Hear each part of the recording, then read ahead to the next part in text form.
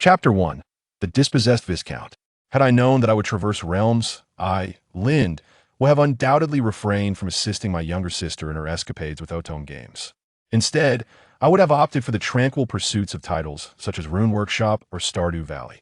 Even a sci-fi themed game would suffice, as it would at least guarantee an engagement with the wonders of future technology rather than my current predicament of fleeing with a throng of refugees that I have indeed crossed over, finding myself within the last game I played before my demise. This game is an immersive single-player Otome title set against a fantastical medieval backdrop, renowned for its intricate battle system that has garnered considerable acclaim. Naturally, as an Otome game, I would typically avoid such a title, but the depth of its combat mechanics led my sister, who adores Otome games, to abandon her progress. She summoned me, her elder brother, to assist her in achieving complete mastery of the game as fate would have it. After conquering this Otome adventure, I stepped outside for a brief moment of sunlight only to sacrifice myself in a valiant act of heroism. Thus, I found myself ensconced within the very realm of the game I had just completed. The silver lining is that I inherited all the attributes of the main character from the completed save file, granting me access to the protagonist's full arsenal of skills. However, the unfortunate reality is that these skills are predominantly supportive in nature, rendering them ineffective without allies. The sole skill of any practical use is the creation of holy water, which not only requires a plethora of materials, but also possesses an unusually lengthy cooldown, usable only once a month. For my current circumstances, this ability is rather superfluous. Furthermore, the protagonist's maximum level is capped at 49, classifying her as a 4th-tier practitioner. This level is rather awkward. Those of a higher caliber, 5th or 6th tier, could be likened to formidable heroes, while the 2nd and 3rd-tier individuals are merely ordinary folk, possessing no significant prowess. Stuck in this 4th-tier limbo, unable to ascend or descend, I find myself in a most precarious position. That on a brighter note, I did not directly inhabit the body of the female protagonist. Instead, I have taken on the identity of a minor lord sharing my name. My younger brother remains safe. The unfortunate twist, however, is that the original occupant of this body has recently lost his territory to marauding fiends from the border, rendering him a disgraced viscount. Now fleeing with his subjects under the cover of the border guards. Truly, life is unpredictable, I mused, seated upon a tree stump amidst the encampment. Stripped of my domain and lacking any acquaintances in this world, I am left with no choice but to lead my people southward in their desperate escape. Care for a bite? A scruffy, middle-aged soldier approached, exuding an air of roguishness, extending a long loaf of bread towards me. He is Officer Lori, tasked with escorting us, yet he embodies the very essence of a soldier who yearns for little more than sustenance and survival, his motivation to protect me, and my subjects rooted in the desire for shared provisions. "Thank you," I replied, accepting the bread, only to find my teeth nearly shattered upon my first bite. Lori erupted into hearty laughter, promptly demonstrating the proper technique for consuming the crusty bread. Lori struck a nearby stone fiercely with the long baguette, causing it to shatter into 2 fragments. He then proceeded to collect and consume the crumbs that had fallen from the bread. Surely this could be considered a weapon now. Lynn stared in astonishment at the bread in his hands. Lori was no ordinary soldier. A mere foot soldier who ascended to the rank of officer must possess some remarkable qualities. Lori was a 2nd-tier professional, and had that strike landed upon an unhelmeted foe, it could have very well resulted in a fatal blow. In his past life, Lind had only heard tales of the formidable hardness of Western bread, but he had not anticipated it to be so resilient. Was it possible that in this fantastical realm, even bread had been fortified? Yet, Lind merely scoffed, for he was acutely aware of their current predicament. He had sold all that could be traded for provisions, but if they did not discover new territories soon, it was likely that their endurance would wane. However, the kingdom had long surpassed the era of expansion. All lands had been divided, and even the wastelands were nominally owned by various dukes. In the northern territory where Lind currently resided, without the duke's permission, any attempt at settlement was considered illegal. This meant that Lind not only lacked the noble beginnings that others enjoyed, but was also unable to engage in any kind of land reclamation. I once witnessed someone wielding bread as a weapon in the royal capital. His Majesty even knighted that individual as the breadstick knight. As he spoke, Laurie gestured with a half-baguette in his hand, seemingly imitating the person he had seen brandishing the bread as a weapon. "You've been to the royal capital?" Lind regarded Laurie with skepticism, for although the man was reliable in action, his words often lacked credibility. "Of course, did I not mention? Until the day an arrow struck my knee, I was a renowned mercenary throughout the kingdom. I even rode a dragon." Though Laurie claimed such exploits, no one took him seriously after all. Renowned mercenaries were typically heightier professionals, and it seemed implausible that a mere second-tier rogue could be among their ranks. However, this time, Lind refrained from jesting or mocking Laurie for his boastfulness. Instead, he asked earnestly, "Did you hear any gossip while in the royal capital? Perhaps the church announced a new saintess or a prince changed his fiancée?" These inquiries were of utmost significance to Lind, as he had yet to ascertain which timeline of the game he had traversed in his since arriving in this world. In this magically altered medieval setting, the flow of information was not merely slow, it was virtually non-existent. The game's narrative primarily unfolded in the royal capital, with border matters scarcely mentioned. Consequently, Lind found himself utterly ignorant of the protagonist's current progression. If the heroine had yet to enroll in the royal capital, he could seize the opportunity to ally himself with this destined maiden. "My visit to the royal capital occurred 2 years ago," Laurie replied, adopting a pretentious air of contemplation. 2 years ago, His Highness Prince Kron Augustine, who was heralded as the future king, indeed had a fierce quarrel with his fiancée, Lady Rhaena Lars, the granddaughter of our northern duke. The uproar was so immense that even I, a mere mercenary newly arrived in the city, was aware of it, though I pondered why the entire city was so invested in a mere altercation. For this is indeed an Otome game. Lind mused internally that it was the kind where the male lead merely makes an appearance, and a swarm of infatuated young maidens inexplicably materialize to swoon and narrate in awe, reminiscent of the classic Otome genre. One could hardly imagine that, aside from quarrels, the details of the male lead's breakfast will be common knowledge by afternoon, and perhaps even lead to the sale of identical breakfast items. The incident Laurie spoke of must refer to the heroine's first year at the academy, culminating in her attending the ball hosted by Prince Kron Augustine, which incited a furious outburst from his original partner, Rhaena Lars at present. The timeline indicates that the heroine has graduated and ascended to the status of a saintess, while the antagonist, Rhaena Lars, faced exile to the outskirts after attacking royalty during the graduation ceremony. Ultimately, due to the vehement opposition from the Lars family, her fate was altered from exile to a forced marriage, though it remains unclear which unfortunate noble would become her spouse. Alas, Lind sighed heavily. The heroine has already attained the esteemed title of saintess. It seems that the prospect of aligning with her is beyond my reach. Chapter 2. A son-in-law?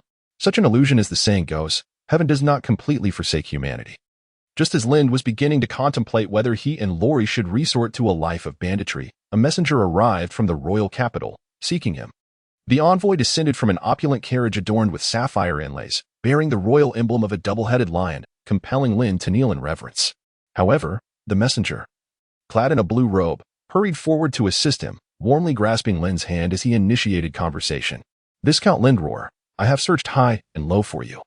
Ever since I learned of the breach in your territory, I have not rested until I found you. Thankfully, the goddess has favored us, and you are unharmed." Lind was perplexed by the envoy's enthusiastic demeanor. Could it be that he was an illegitimate child of royalty? The memories of the original owner of this body did not mention such a thing. Why was this messenger from the capital so exceedingly cordial? "Esteemed envoy, if you have something to convey, please speak plainly. I still need to find a stable place for my people." The royal messenger clapped his hands together and exclaimed, "Ah, how fortuitous! My visit is to bestow upon you a territory." Lind's heart jolted at the prospect. Could it be true that he was indeed a royal bastard? Such a notion seemed implausible. The envoy then produced a scroll from his robes, addressing Lind with a knowing smile. "Viscount, I bring you splendid news. Can you guess what it is? Is it that I have suddenly acquired an unknown father?" The messenger shook his head with a smile. "Is it that I am to inherit a title in the royal capital?" Again, the envoy merely smiled and shook his head. "What, then?" A sense of foreboding enveloped Lind. "Congratulations, Viscount Lindroar. By the unanimous decision of the Holy Maiden and Duke Lars, you are to become the son-in-law of the Lars family." The messenger slowly unfurled the scroll, revealing a marriage contract, with the name of Lind's betrothed boldly inscribed, Lena Lars. "What? I am to marry Lena? Is this for real? Lind nearly choked on his disbelief, realizing that the unfortunate border noble at the end of the game was none other than himself. The royal messenger continued to reassure Lind. Do not be alarmed. Feeling faint is perfectly normal. Just take a deep breath. Lind wanted to retort with a sarcastic remark, but instead managed a smile that was more tragic than sorrowful, inquiring, esteemed envoy, is this marriage truly unavoidable? It was not that Lena Lars was lacking in beauty. Being chosen as a princess consort, her attractiveness was beyond question.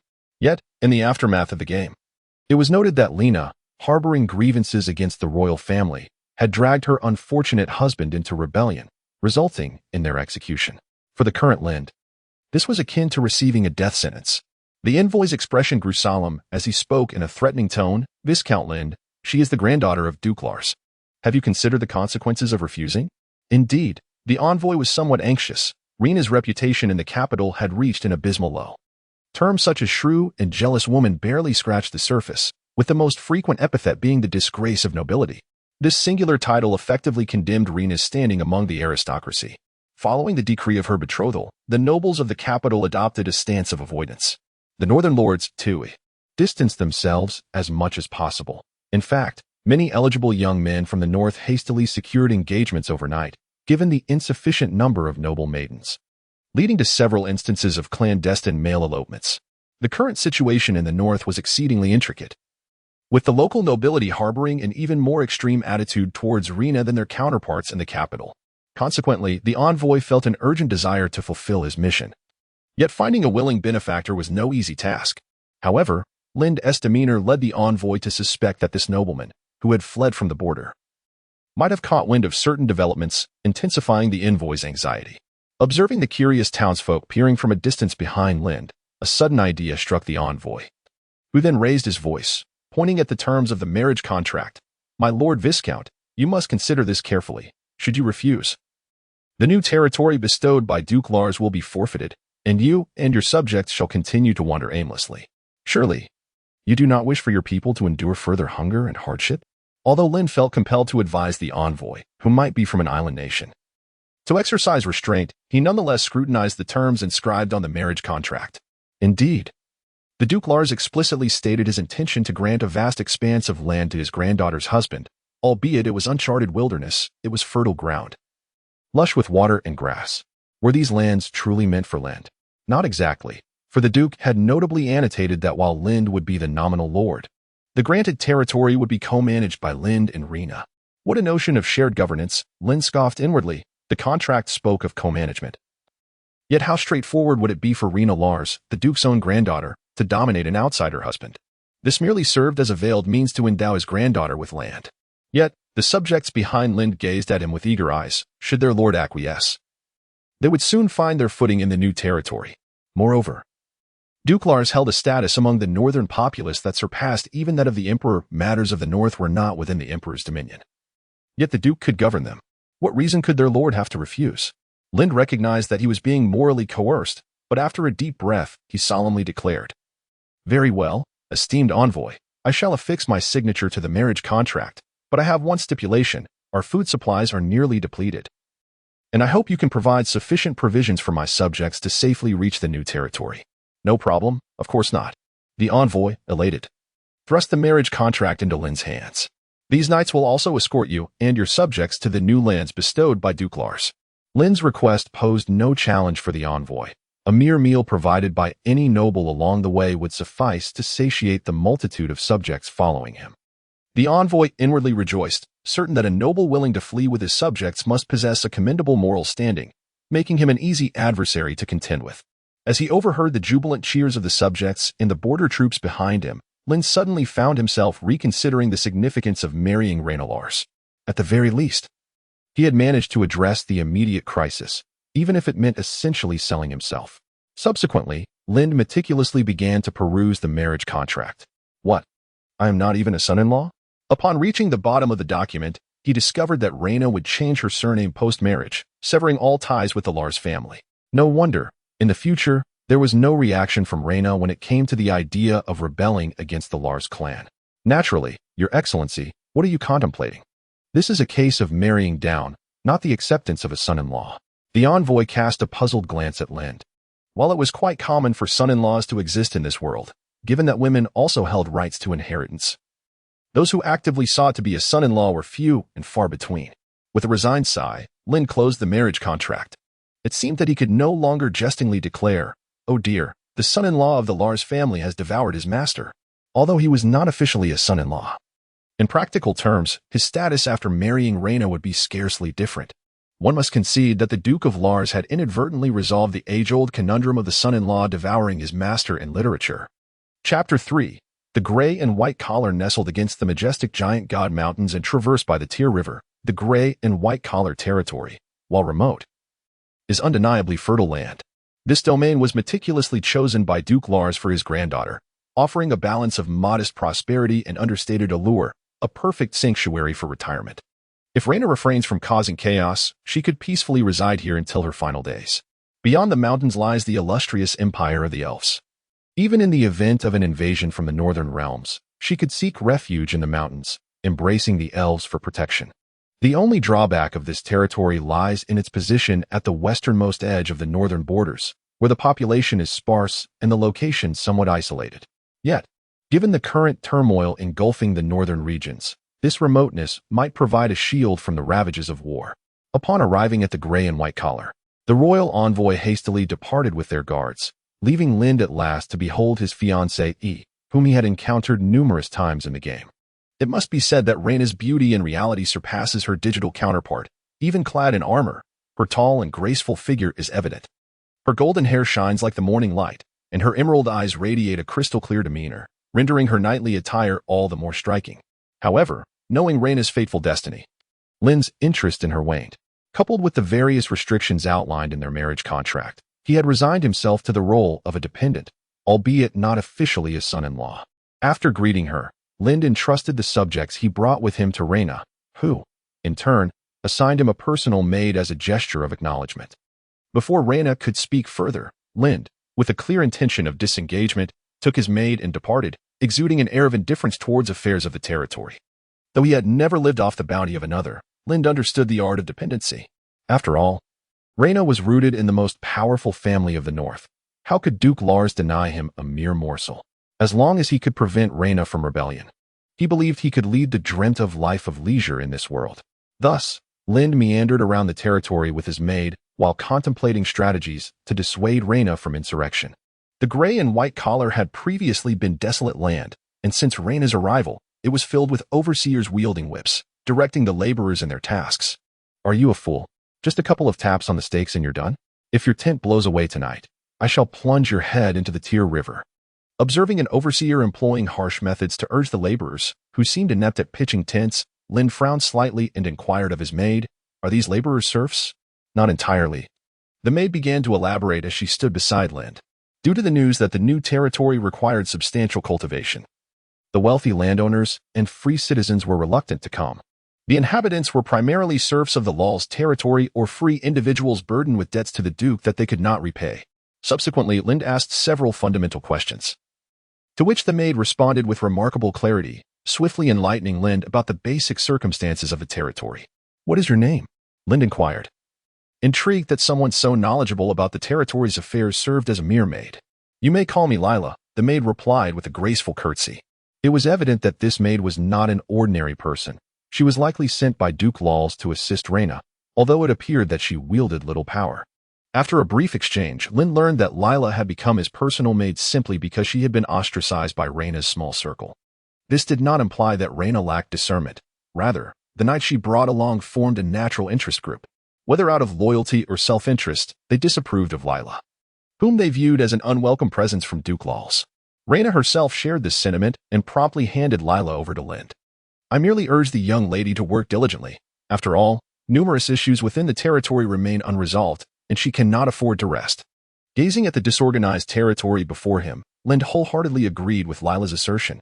After all, even Lind had fled from the northern border to this place, yet Reyna, who had arrived earlier, had managed to set up nothing but a few tents for sleeping.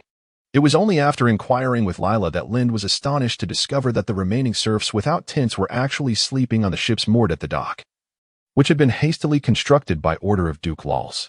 However, upon observing the cargo ships at the dock, Lind couldn't help but marvel at the abundance of supplies. Although the royal family had broken off the engagement, Duke Lals truly dotes on Reyna, as evidenced by the numerous ships laden with goods. Indeed, a few more vessels could potentially clog the river. Yet, due to the painfully slow progress of the territory's construction, a vast amount of supplies had yet to be unloaded from the ships.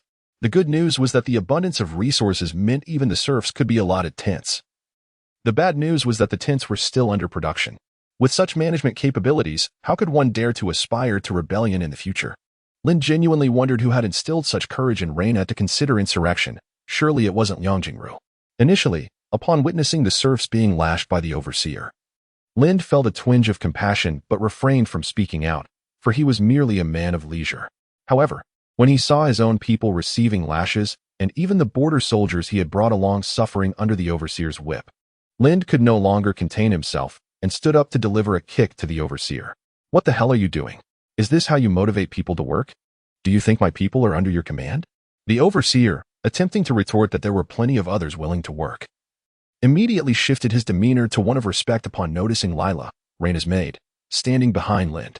At this moment, I refrained from indulging in any distractions, as many of Reyna's knights nearby were drawn by the commotion. Although these knights uttered not a word, their gazes served as a stern warning.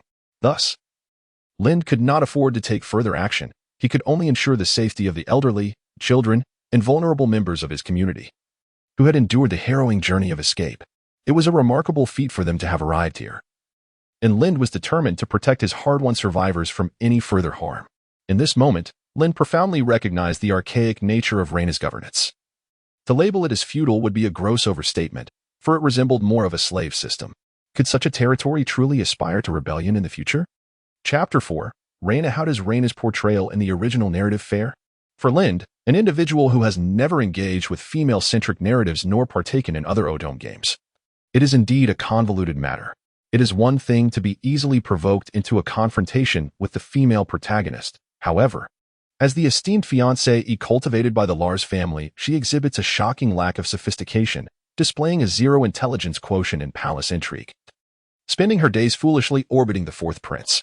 Rather than embodying the role of a villainous noblewoman, she resembles a naive and simple-hearted girl, manipulated by the royal family from behind the scenes, ultimately becoming a casualty of political machinations. The sole commendable aspect of Reyna is her unreasonable combat prowess as the final boss within the battle system. It is noteworthy that the maximum level in the original game is only 49, yet Reyna stands as a formidable level 65 boss. A fourth-tier professional is already considered a prodigy in this realm. However, mere genius merely scratches the surface when it comes to Reyna, who is still remarkably young. Do you envy her? It comes at the cost of intellect. How could the rightful consort of the kingdom's heir be so easily exchanged due to the prince's personal disinterest? Furthermore, Reyna is the granddaughter of the kingdom's most prominent noble family. Based on the clues within the game, it is evident that Reyna's descent into his secondary marriage is a consequence of the royal family's covert suppression. Without the royal family's orchestration, even the protagonist's extraordinary fortune would not permit her to mingle with so many noble figures of the court. Yet, within the story, Reyna remains blissfully unaware of this reality. She naively believes that the protagonist has usurped her fiancé, even going so far as to assist the royal family in their financial dealings while yearning for them to deliver justice on her behalf. It is likely that Duke Lars discerned this folly, which is why he placed Reyna in a remote location, hoping merely for his granddaughter to live a life free from calamity alongside a simple man. The following morning, Linda rose early under the service of Lila, experiencing a taste of the decadence of the aristocracy before seeking out Reyna. After all, the marriage contract stipulated joint management. Even if Lind were to merely observe from the sidelines, he must take his place within the Lord's tent. Moreover, the memories of the yesterday's slave-like conditions were still fresh in his mind. If this persisted, not only would rebellion be a possibility, but the territory itself might face self-destruction. After exchanging simple pleasantries, Lind took a seat beside Reyna. It must be said that although Reyna appeared to be busy, she spent most of her time attending to trivial matters.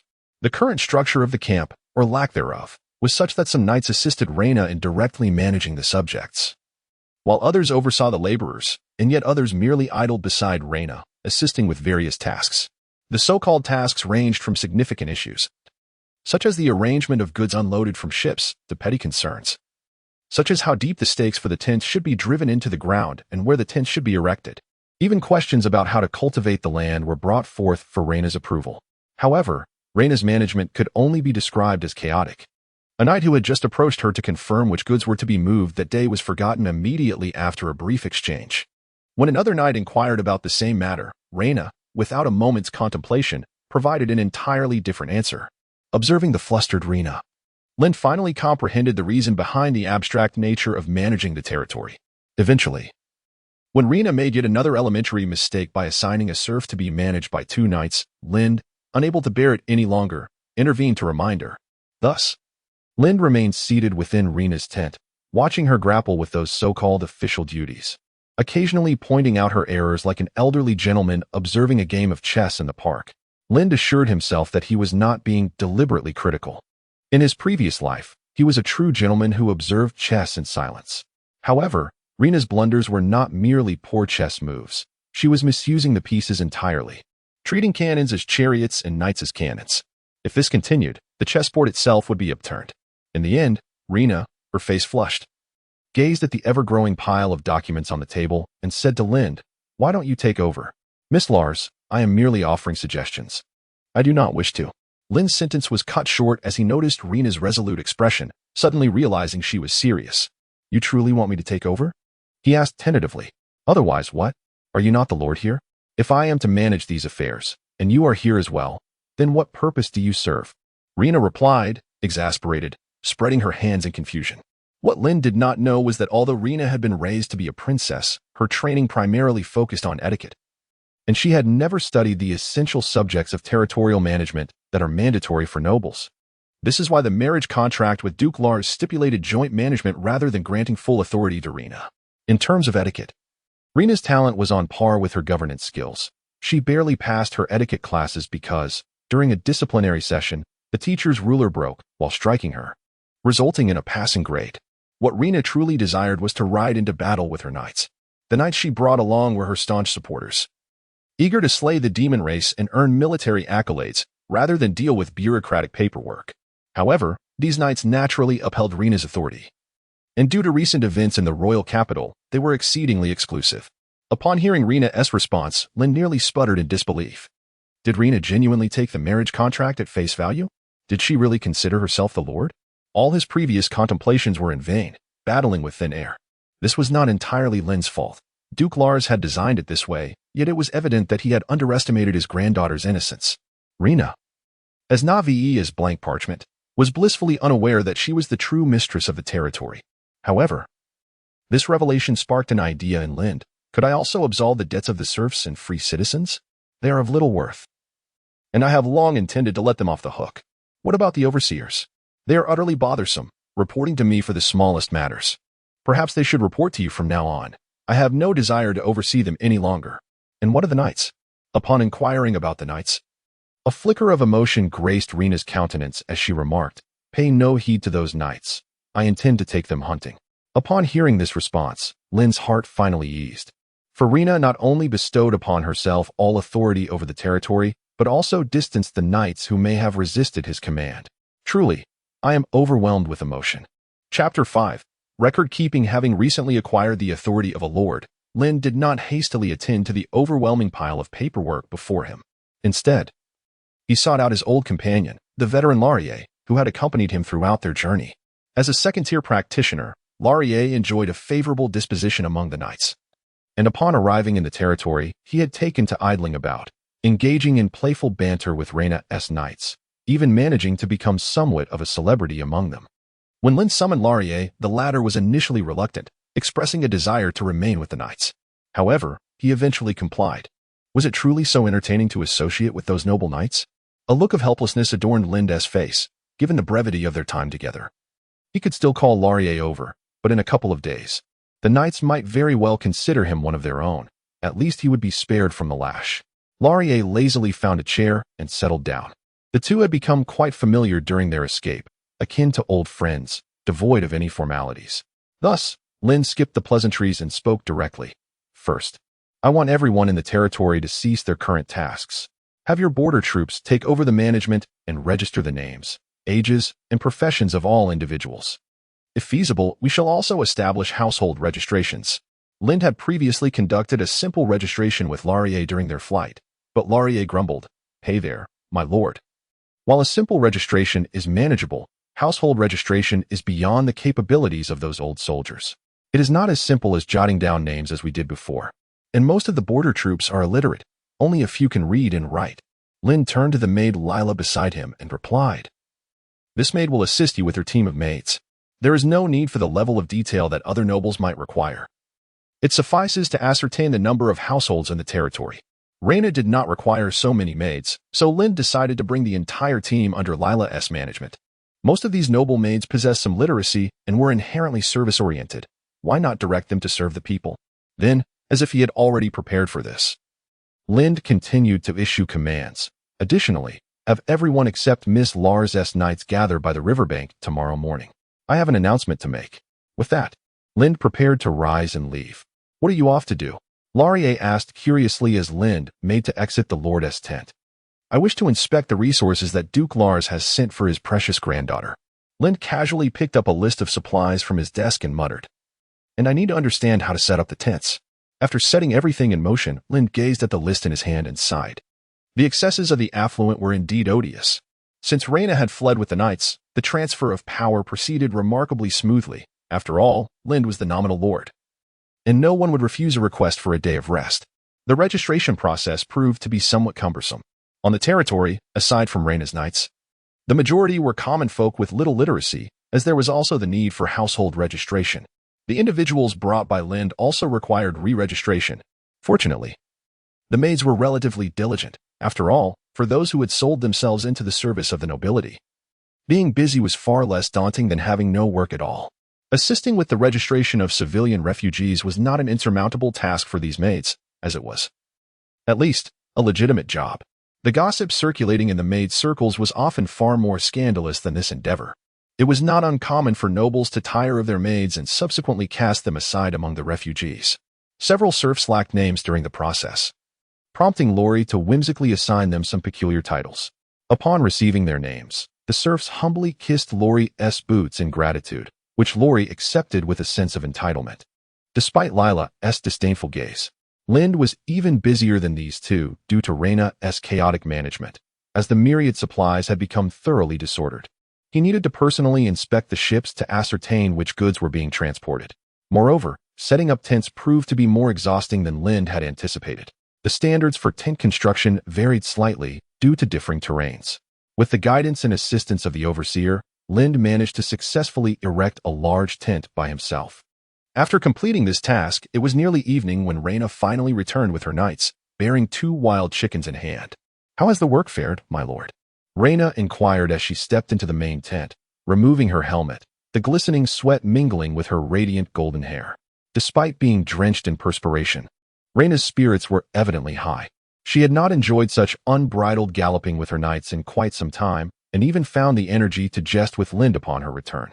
"Utterly disastrous," Lind replied, setting down his quill, his expression stern.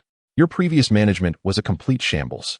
Everyone's meals varied daily, and the tasks were inconsistent.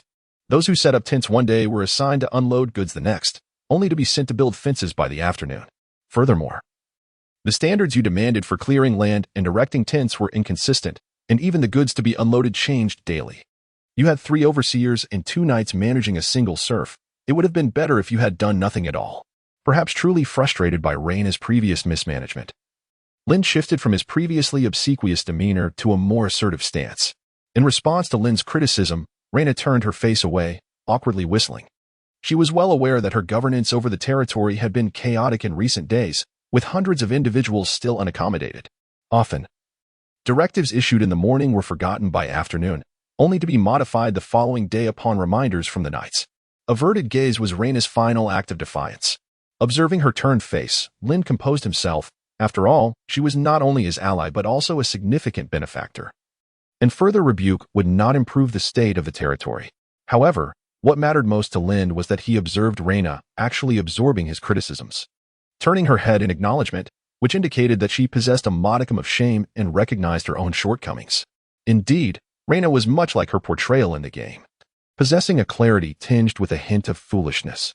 As long as the matter did not pertain to her former fiancé, Prince Clan Augustine, She displayed an understanding of priorities.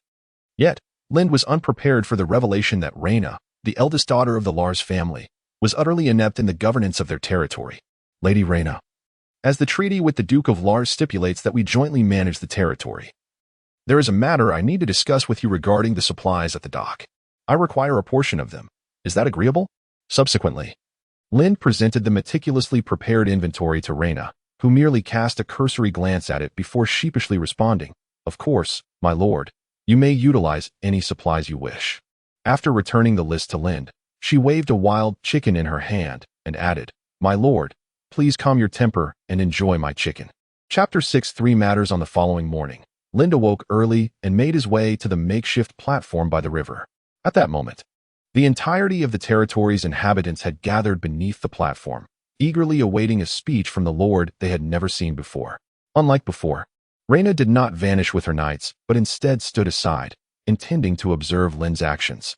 Standing atop the platform, Lind reflected with a hint of nostalgia.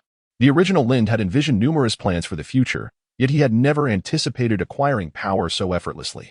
Thus, his forthcoming task seemed straightforward: to develop the territory while simultaneously preventing Reyna from leading a rebellion against him. However, Lind harbored doubts regarding the notion that Reyna would indeed rebel. After spending the last 2 days in her company, she did not strike him as the type inclined to insurrection. "Greetings, my fellow subjects," he began. "Though many of you may not have previously encountered me, I wish to announce that I am your lord. Henceforth, all will abide by my commands." Upon hearing these words, a stir arose among the knights surrounding Reyna. To them, Reyna was the true mistress of the land. While Lind may hold the title of lord, he was merely a dependent son-in-law in reality. If Lind's status on the marriage contract indeed labeled him as a dependent, the knights might have already begun to exclaim, "Alas! The dependent of the Lars family has devoured his master." Reyna raised her hand to quell the restless knights beside her. The previous night, she had engaged in a lengthy discussion with Lind. Although she had fallen asleep shortly after he began speaking, she still vaguely recalled his mention of the importance of centralized governance. If authority were to be dispersed, it would lead to a loss of credibility. If policies could not be uniformly established, contradictions would inevitably arise. While Reyna did not fully grasp the complexities of this, she was simply pleased to have someone assist in governing the territory. "Today, I come to Grey White to address 3 matters. First, in the name of the Lord, I hereby declare that all debts associated with the Lord, including those owed to Duke Lars and Miss Lars, are hereby nullified, regardless of your reasons for being here. Whether as serfs or free men, from this day forth, you shall bear no debts towards the Lord or the Lars family." The anticipated cheers and shouts of joy failed to materialize, for to the indebted serfs and free men, the burden of substantial debt was no different whether it existed or not. Duke Lars had long been aware that they could not repay their debts, and in truth, no one had come to collect. Ironically, what was considered an insurmountable debt for the serfs and free men merely represented a trifling sum to Reyna. Among the subjects Lind had brought with him, many were also indebted to the original owner of Lind's body. However, since both Lind and his predecessor were known for their leniency, the amnesty of their debts did not come as a surprise to Lind's original subjects. In the second point, all serfs on the Grey-White collar will have the opportunity to become free citizens. In the future, I will issue a series of tasks and jobs. As long as you fulfill these requirements, you will earn corresponding labor points. Once these points reach the established standard, you can apply for the status of free citizen. A stir began to spread among the crowd, particularly among the subjects brought from the original territory by Lind. They held a certain trust in Lind, their lord who had led them through adversity. However, the serfs of the Lars family expressed skepticism, many remaining indifferent. The conversion of serfs to free citizens had been attempted by other lords, but such endeavors were often marked by exceedingly stringent conditions, typically tantamount to mere empty promises. Only a select few serfs close to the nobility were able to attain the status of free citizens. At this moment, the significance of Tor became evident. As a veteran embedded among the subjects promptly inquired of Lind, "My lord, what are the specific tasks? How long must I labor before becoming a free citizen?" Lind smiled, striving to appear approachable. It seemed that, along with inheriting the heroine's skills, he had also absorbed a measure of charm. To those present, Lind radiated an inviting demeanor, lending credence to his subsequent words. The primary tasks and jobs included bridge repairs, road construction, and house building. The physically robust could opt for mining or joining the future military, which would yield more labor points. For women, children, and those in poor health, Lighter tasks such as fishing and weaving were available. I swear by the name of the goddess, any diligent serf, through hard work for 1 to 3 years, can become a free citizen. For those who make significant contributions to the territory, I shall personally incinerate their bonds of servitude and grant them the status of free citizens. Upon hearing the specifics of the tasks and the oath made in the goddess's name, the serfs of the Lars family began to whisper among themselves. These were tasks they could undertake, as opposed to the grandiose, unrealistic conditions set forth by other nobles, such as slaying a dragon. At least this seemed genuinely attainable. At that moment, Ter raised another question from the audience. Can we, as free citizens, also undertake these tasks? Certainly, Lind replied. Anyone may engage in these tasks. And upon completion, they will earn corresponding labor points, which can be exchanged for food and goods within the territory or directly for money. Furthermore, if a free citizen's points reach the requisite standard, there will be additional rewards. Lind then added, I have dispatched individuals to post announcements in the central area of the territory regarding the specific systems and terms. Literate individuals will take turns explaining it to you. Those who have questions may inquire during their free time. After Lind concluded, it was not the serfs who hurried to the central area to understand the system, but rather the knights surrounding Reyna. One of the female knights, breathless, returned to Reyna, exclaiming, My lady, this fellow truly intends to transform the serfs into free citizens. I've observed, and if we knights were to participate, we could meet the standard for becoming free citizens in merely 6 months. Reyna, somewhat perplexed, inquired, Isn't this quite splendid? What could possibly be wrong with transforming serfs into free individuals? Perhaps due to her naive innocence. She failed to grasp the implications of serfs for the nobility. She merely empathized with the serfs, imagining that if she were in their position, she would undoubtedly strive to attain freedom. My lady, the anxious knight exclaimed, if all serfs become free, and neither serfs nor free individuals owe any debts, who will labor for the estate? In my view, this Linderrohr appears utterly ignorant of estate governance. For the aristocracy, serfs signify cheap labor, ripe for exploitation until the last drop of their blood is squeezed out. These nobles, who only know to relentlessly raise taxes and extend labor hours to amass wealth, are entirely incapable of understanding the benefits of liberating the serfs. Reyna, though unable to comprehend fully, exhibited remarkable wisdom and an ability for perspective-taking. Susan, are you a serf? Certainly not. My lady, I am a noble knight of the Lars family. The knight named Susan seemed bewildered by Reyna's sudden inquiry. Do you owe our family any money? No, you and your family have always treated me well. I have never been in debt. Then why do you work for me? Upon hearing Reyna's piercing question, Susan hesitated, eventually articulating some perplexing notions about a knight's creed and family honor. Why can't serfs possess beliefs and honor? I believe the Lord is justified.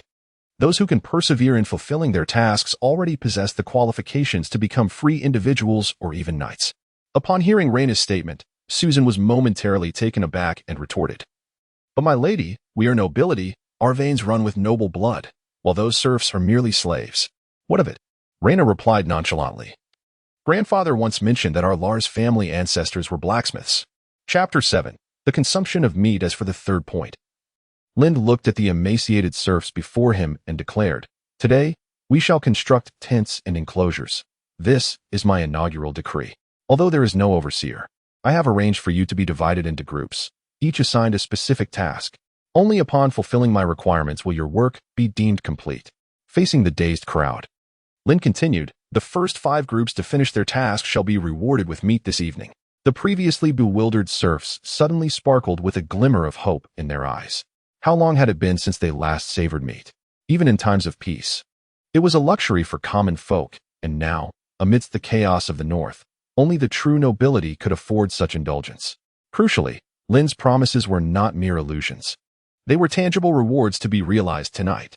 Many unconsciously licked their lips, and a ripple of excitement surged through the crowd as they pondered their group assignments and respective responsibilities. Observing the flicker of hope igniting within the people, Lind exhaled a sigh of relief. He needed to establish his authority, akin to Shan Yang's wooden pillar, and it seemed he had already succeeded in considerable measure. As the crowd grew increasingly restless and discussions intensified, Lind continued, Starting today, those engaged in arduous labor will be entitled to an additional meal each morning at the designated breakfast distribution point. Soldiers will inform you of your group assignments and today's tasks. Remember, no looting of provisions will be tolerated. Any group caught looting will face collective punishment and be barred from participating in subsequent work. Repeat offenders will lose their Group S work eligibility entirely. As a demonstration, everyone will receive an extra breakfast today. Shortly, soldiers will guide you to the distribution point. With that, Lind casually descended from the platform, and after a brief silence, the serfs and common folk erupted into cheers, rushing after the soldiers toward the breakfast distribution site. The border soldiers, led by Lori, had prepared a porridge of wheat and were maintaining order. Meanwhile, several soldiers appointed as group leaders shouted their members' names from their ledgers. Thanks to Lind's final admonition, no one dared to rush forward in a frenzy. They understood that their future hinged on this opportunity. There were even timid serfs who, despite their hunger, dared not raise their voices, closely following their group leaders while awaiting their rations, fearful of violating rules and losing their work eligibility. The orderly behavior of these serfs left Lila feeling somewhat apprehensive. Although she had anticipated Lind's intentions and had even arranged some aspects herself, witnessing the former idlers, who once sought to shirk their duties, voluntarily adhere to order was a revelation. Would these individuals ever return to their old ways of laziness? Lila was unsure. But one thing was clear. No one could deny Lind's authority any longer. As evening approached, the meat was brought forth to simmer in a pot, heralding the promise of a satisfying meal. Linda emphasized the necessity of preparing a stew in a visible location for all to see, ensuring that the quantity of meat was sufficient to serve 5 groups of individuals. Is it truly required to prepare such a substantial amount, my lord? Although I had sensed Linda's intentions, hearing the directive issued personally by him left Lila somewhat incredulous. Of course, I have stated that all commands within the territory must be adhered to as per my decree. No, I do not question your authority, Lila clarified. What I mean is, even if the quantity is meant for 5 groups, you could suffice with merely a portion equivalent to that of wild fruits, and the serfs would still express their gratitude. Should they remain ungrateful, you could simply attribute the decision to me later. Having been chosen by Duke Lars to assist Reyna, Lila was acutely aware that nobles typically find it difficult to articulate such matters directly. Someone must bear the blame. The noble lord cannot err. Any faults lie with those beneath him. If the serfs were to protest, Linda could easily claim ignorance, stating that he had originally requested meat for 5 groups. Lila was, at this moment, willingly shouldering the burden of responsibility. Dear headmaid, please remember not to speculate on my intentions or interpret my directives arbitrarily. The quantity of meat I specify is absolute. Linda continued. Or is it that the supplies brought by Duke Lars cannot even meet the needs of 5 groups? In that instant, Lila felt an unprecedented weight of pressure. The once amicable demeanor of the noble seemed to vanish, replaced by the oppressive force of absolute authority. This was not merely a reflection of Linda himself, but rather the assertion of a ruler's dominion over power. Yet, this sensation swiftly dissipated. As Lila's beads of sweat fell to the ground, and she nodded in agreement, Linda appeared to revert to his gentle nature. Observing Lila as she arranged for the meat, Linda shook his head in resignation. It seemed overly ambitious to expect a swift transformation in the perspectives of these individuals. Many government edicts falter due to misinterpretations, and even those in power often enjoy being cryptic. While such a governing style may be effective in managing people, it clearly hampers the initial development of the territory. In summary, let the Riddlers vacate the gray and white domain. Linda perused the population list and the territorial topographical map in his hands. The subsequent planning of roads and land cultivation still required attention. Yet the population of the territory was evidently lagging behind. The supplies brought by Duke Lars exceeded Linda's expectations, but the majority were allocated to maintain Reyna's genteel noble lifestyle. Linda intended to discuss with Reyna the possibility of having Duke Lars transport more practical tools, ideally enlisting a few seasoned craftsmen to join the territory. The border troops brought by Lori proved entirely insufficient, and the number of literate individuals in the territory remained rather low. However, Linda was reluctant to employ Reyna's noble knights consistently, nor could he rely solely on the maids brought by her. Alas, initially, with the support of the Lars family and his own experiences from a previous life, Linda had anticipated that managing the territory would proceed with remarkable ease. Yet, despite the abundance of resources and the smooth progression of events, he still felt a profound sense of fatigue. The work point system merely drew inspiration from a previous era, hastily conceived in a single evening. Moreover, it operates alongside wages, representing a unique form of labor-based relief. Currently, the territory yields no output, relying entirely on the Duke Lars for sustenance. Lind, lacking practical experience in road construction and building, is bound to face an increasing array of challenges in the future. While Lind was deep in thought, Reyna approached with an animated stride and exclaimed, "This is truly remarkable. I have never witnessed serfs adhering to orders so diligently, nor have I seen them take the initiative to work." Lind turned his gaze in the direction Reyna indicated, and saw several groups of serfs lining up for porridge, urging their team leader to complete their tasks before partaking in their meal, showcasing their proactive spirit. "How on earth did you manage this? You command them without the need for a whip." As Reyna chattered excitedly, Lind produced a booklet, declaring, "This device is far more effective than a whip." The booklet contained records of all inhabitants in the territory, their respective groups, and their work points. Reyna flipped through a couple of pages, unable to comprehend, and simply praised, "Though I cannot understand it at all, it certainly seems impressive. You are indeed the one fit to manage this territory." With that, Reyna puffed out her chest proudly, as if sharing in the accomplishment. However, Lind doused her enthusiasm with a splash of cold reality, holding up the territory's planning map. "Do you have the audacity to say that? When you previously oversaw the territory, you didn't even dig drainage ditches? Even though we currently have only tents, how could you neglect a drainage system for a place housing hundreds?" "Drainage system? What is a drainage system?" Lind, noticing Reyna's innocent expression, realized he was speaking to a wall. "Well, never mind. You may continue with your own affairs." Sensing a hint of disappointment in Lind's tone, Reyna clapped him on the shoulder and said, "Oh, come on. You have me as your ally, right? I trust you to handle things. Focus on building the territory, and remember to come to me if you encounter any difficulties." It is no wonder that Lind perceives Reyna as possessing a certain naive clarity. Her insensitivity to the power she wields mirrors her character in the game. Had she been in a certain tale, Reyna would likely have met her demise within merely 2 chapters, ending up counting coins for others. Such a person would hardly incite rebellion in the future. Lind gazed thoughtfully at Reyna's spirited, yet somewhat foolish visage, lost in contemplation. Chapter 8. Do not underestimate the poverty of young maidens regardless of the circumstances. The gray-white collar has finally found its footing. Under the guidance of the new system, the serfs have exhibited an unimaginable zeal for work. No longer do we witness overseers brandishing whips to compel laborers. Instead, the workers themselves eagerly urge the supervisors to come and inspect their progress. Most of the supplies sent by the Lars family have been meticulously marked with labor credits for the inhabitants to redeem, but due to the nascent stage of territorial development, few have come forward to exchange them, with most merely seeking sustenance. Currently, with no external interactions, labor credits temporarily assume some functions of currency. Yet as the territory begins to prosper, these credits will evolve into mere contributions points. A territory that cannot sustain itself will inevitably rely on wages to procure goods from merchants, which is why Lind has chosen to distribute both labor credits and salaries. As usual, Lind stretched lazily within his tent, and only upon realizing the stiffness in his limbs did he acknowledge that Lila and most of the literate maids had been assigned to their work posts. The brief indulgence in noble life was thus unceremoniously dismantled by Lind himself, just as he reflected on how he, too, had succumbed to a life of luxury. He noticed that Reyna, who typically ventured into the mountains for hunting at dawn, was inexplicably standing at the entrance of his tent. Once Lind had donned his attire, Reyna entered the tent and, employing all her learned manners, performed a deep bow before him. This gesture sent a shiver down Lind's spine, prompting him to hastily assist her to a seat, scrutinizing her expression, searching for signs that she had perhaps consumed some erroneous potion today. Although they were nominally betrothed, Lind and Reyna now shared a rather delicate relationship, both tacitly avoiding the subject of their engagement.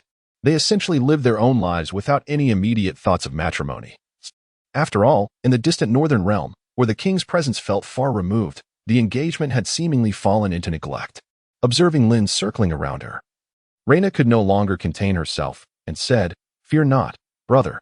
I am well, but there is a most pressing matter we must discuss." The more she spoke, the more apprehensive Lind became. In the narrative of their game, Reyna had concocted numerous questionable schemes, including once masquerading as a man to write love letters to the heroine, thereby diverting her attention. "I am merely a bit anxious, unsure of how to approach you, and uncertain whether you will support me," Reyna confessed, her once proud and spirited demeanor now marred by tension and unease. Lind, however, bluntly replied, "If you are at a loss for words, perhaps it is best to remain silent." He was genuinely fearful that Reyna might suddenly declare, "Brother, I intend to rebel. You wouldn't refuse to support me, would you?" It is crucial to note that while Lind currently holds absolute authority within the territory, the primary armed force resides in the 50-odd professional knights brought by Reyna. Each of these knights possesses the strength to easily overthrow Lind's veteran troops, and should Reyna wish, she could swiftly reclaim power from him. Such a scenario is utterly unacceptable. After speaking, Reyna excitedly slammed her hand on the table and rose to her feet, seemingly spurred on by Lind's words. To be candid with you, my brother, I was once the betrothed of His Highness the Fourth Prince, but was forced to come to the Grey-White District due to the machinations of treacherous individuals.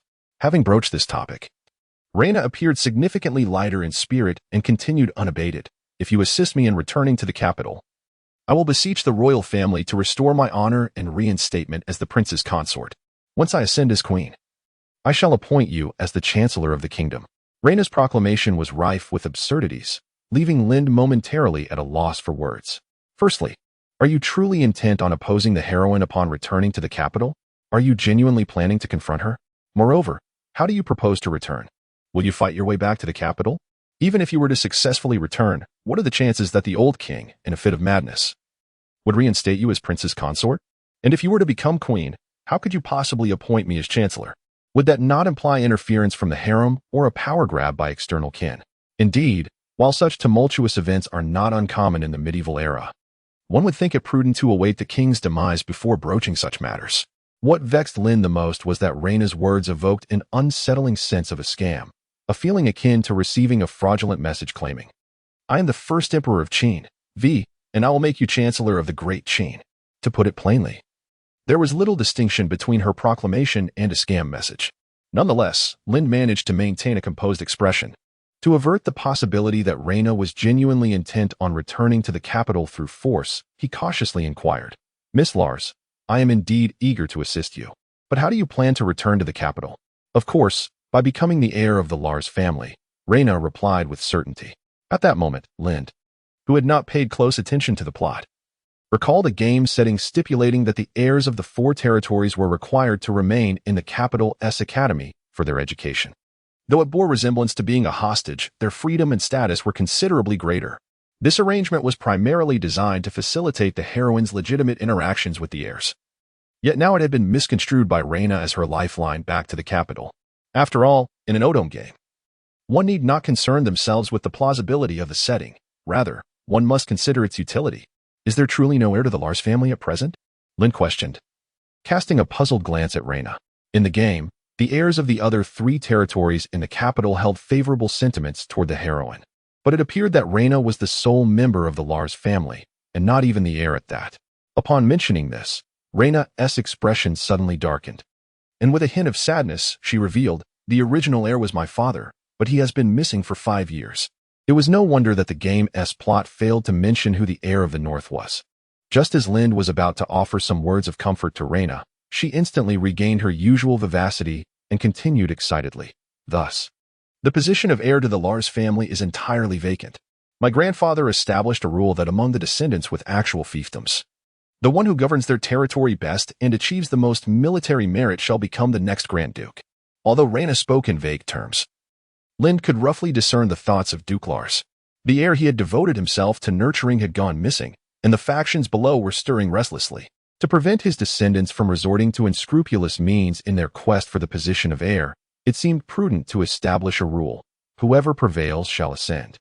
This method bears both advantages and disadvantages. Success could yield a prodigious individual who revitalizes the glory of the North, while failure might plunge them directly into civil strife or even fragmentation. However, Duke Lars likely possessed the confidence that as long as he was alive, none of his descendants would dare to act recklessly. Yet, this also indicated that Duke Lars could no longer fully control the entire family, at the very least. The Lars family was no longer a dictatorship under his sole authority.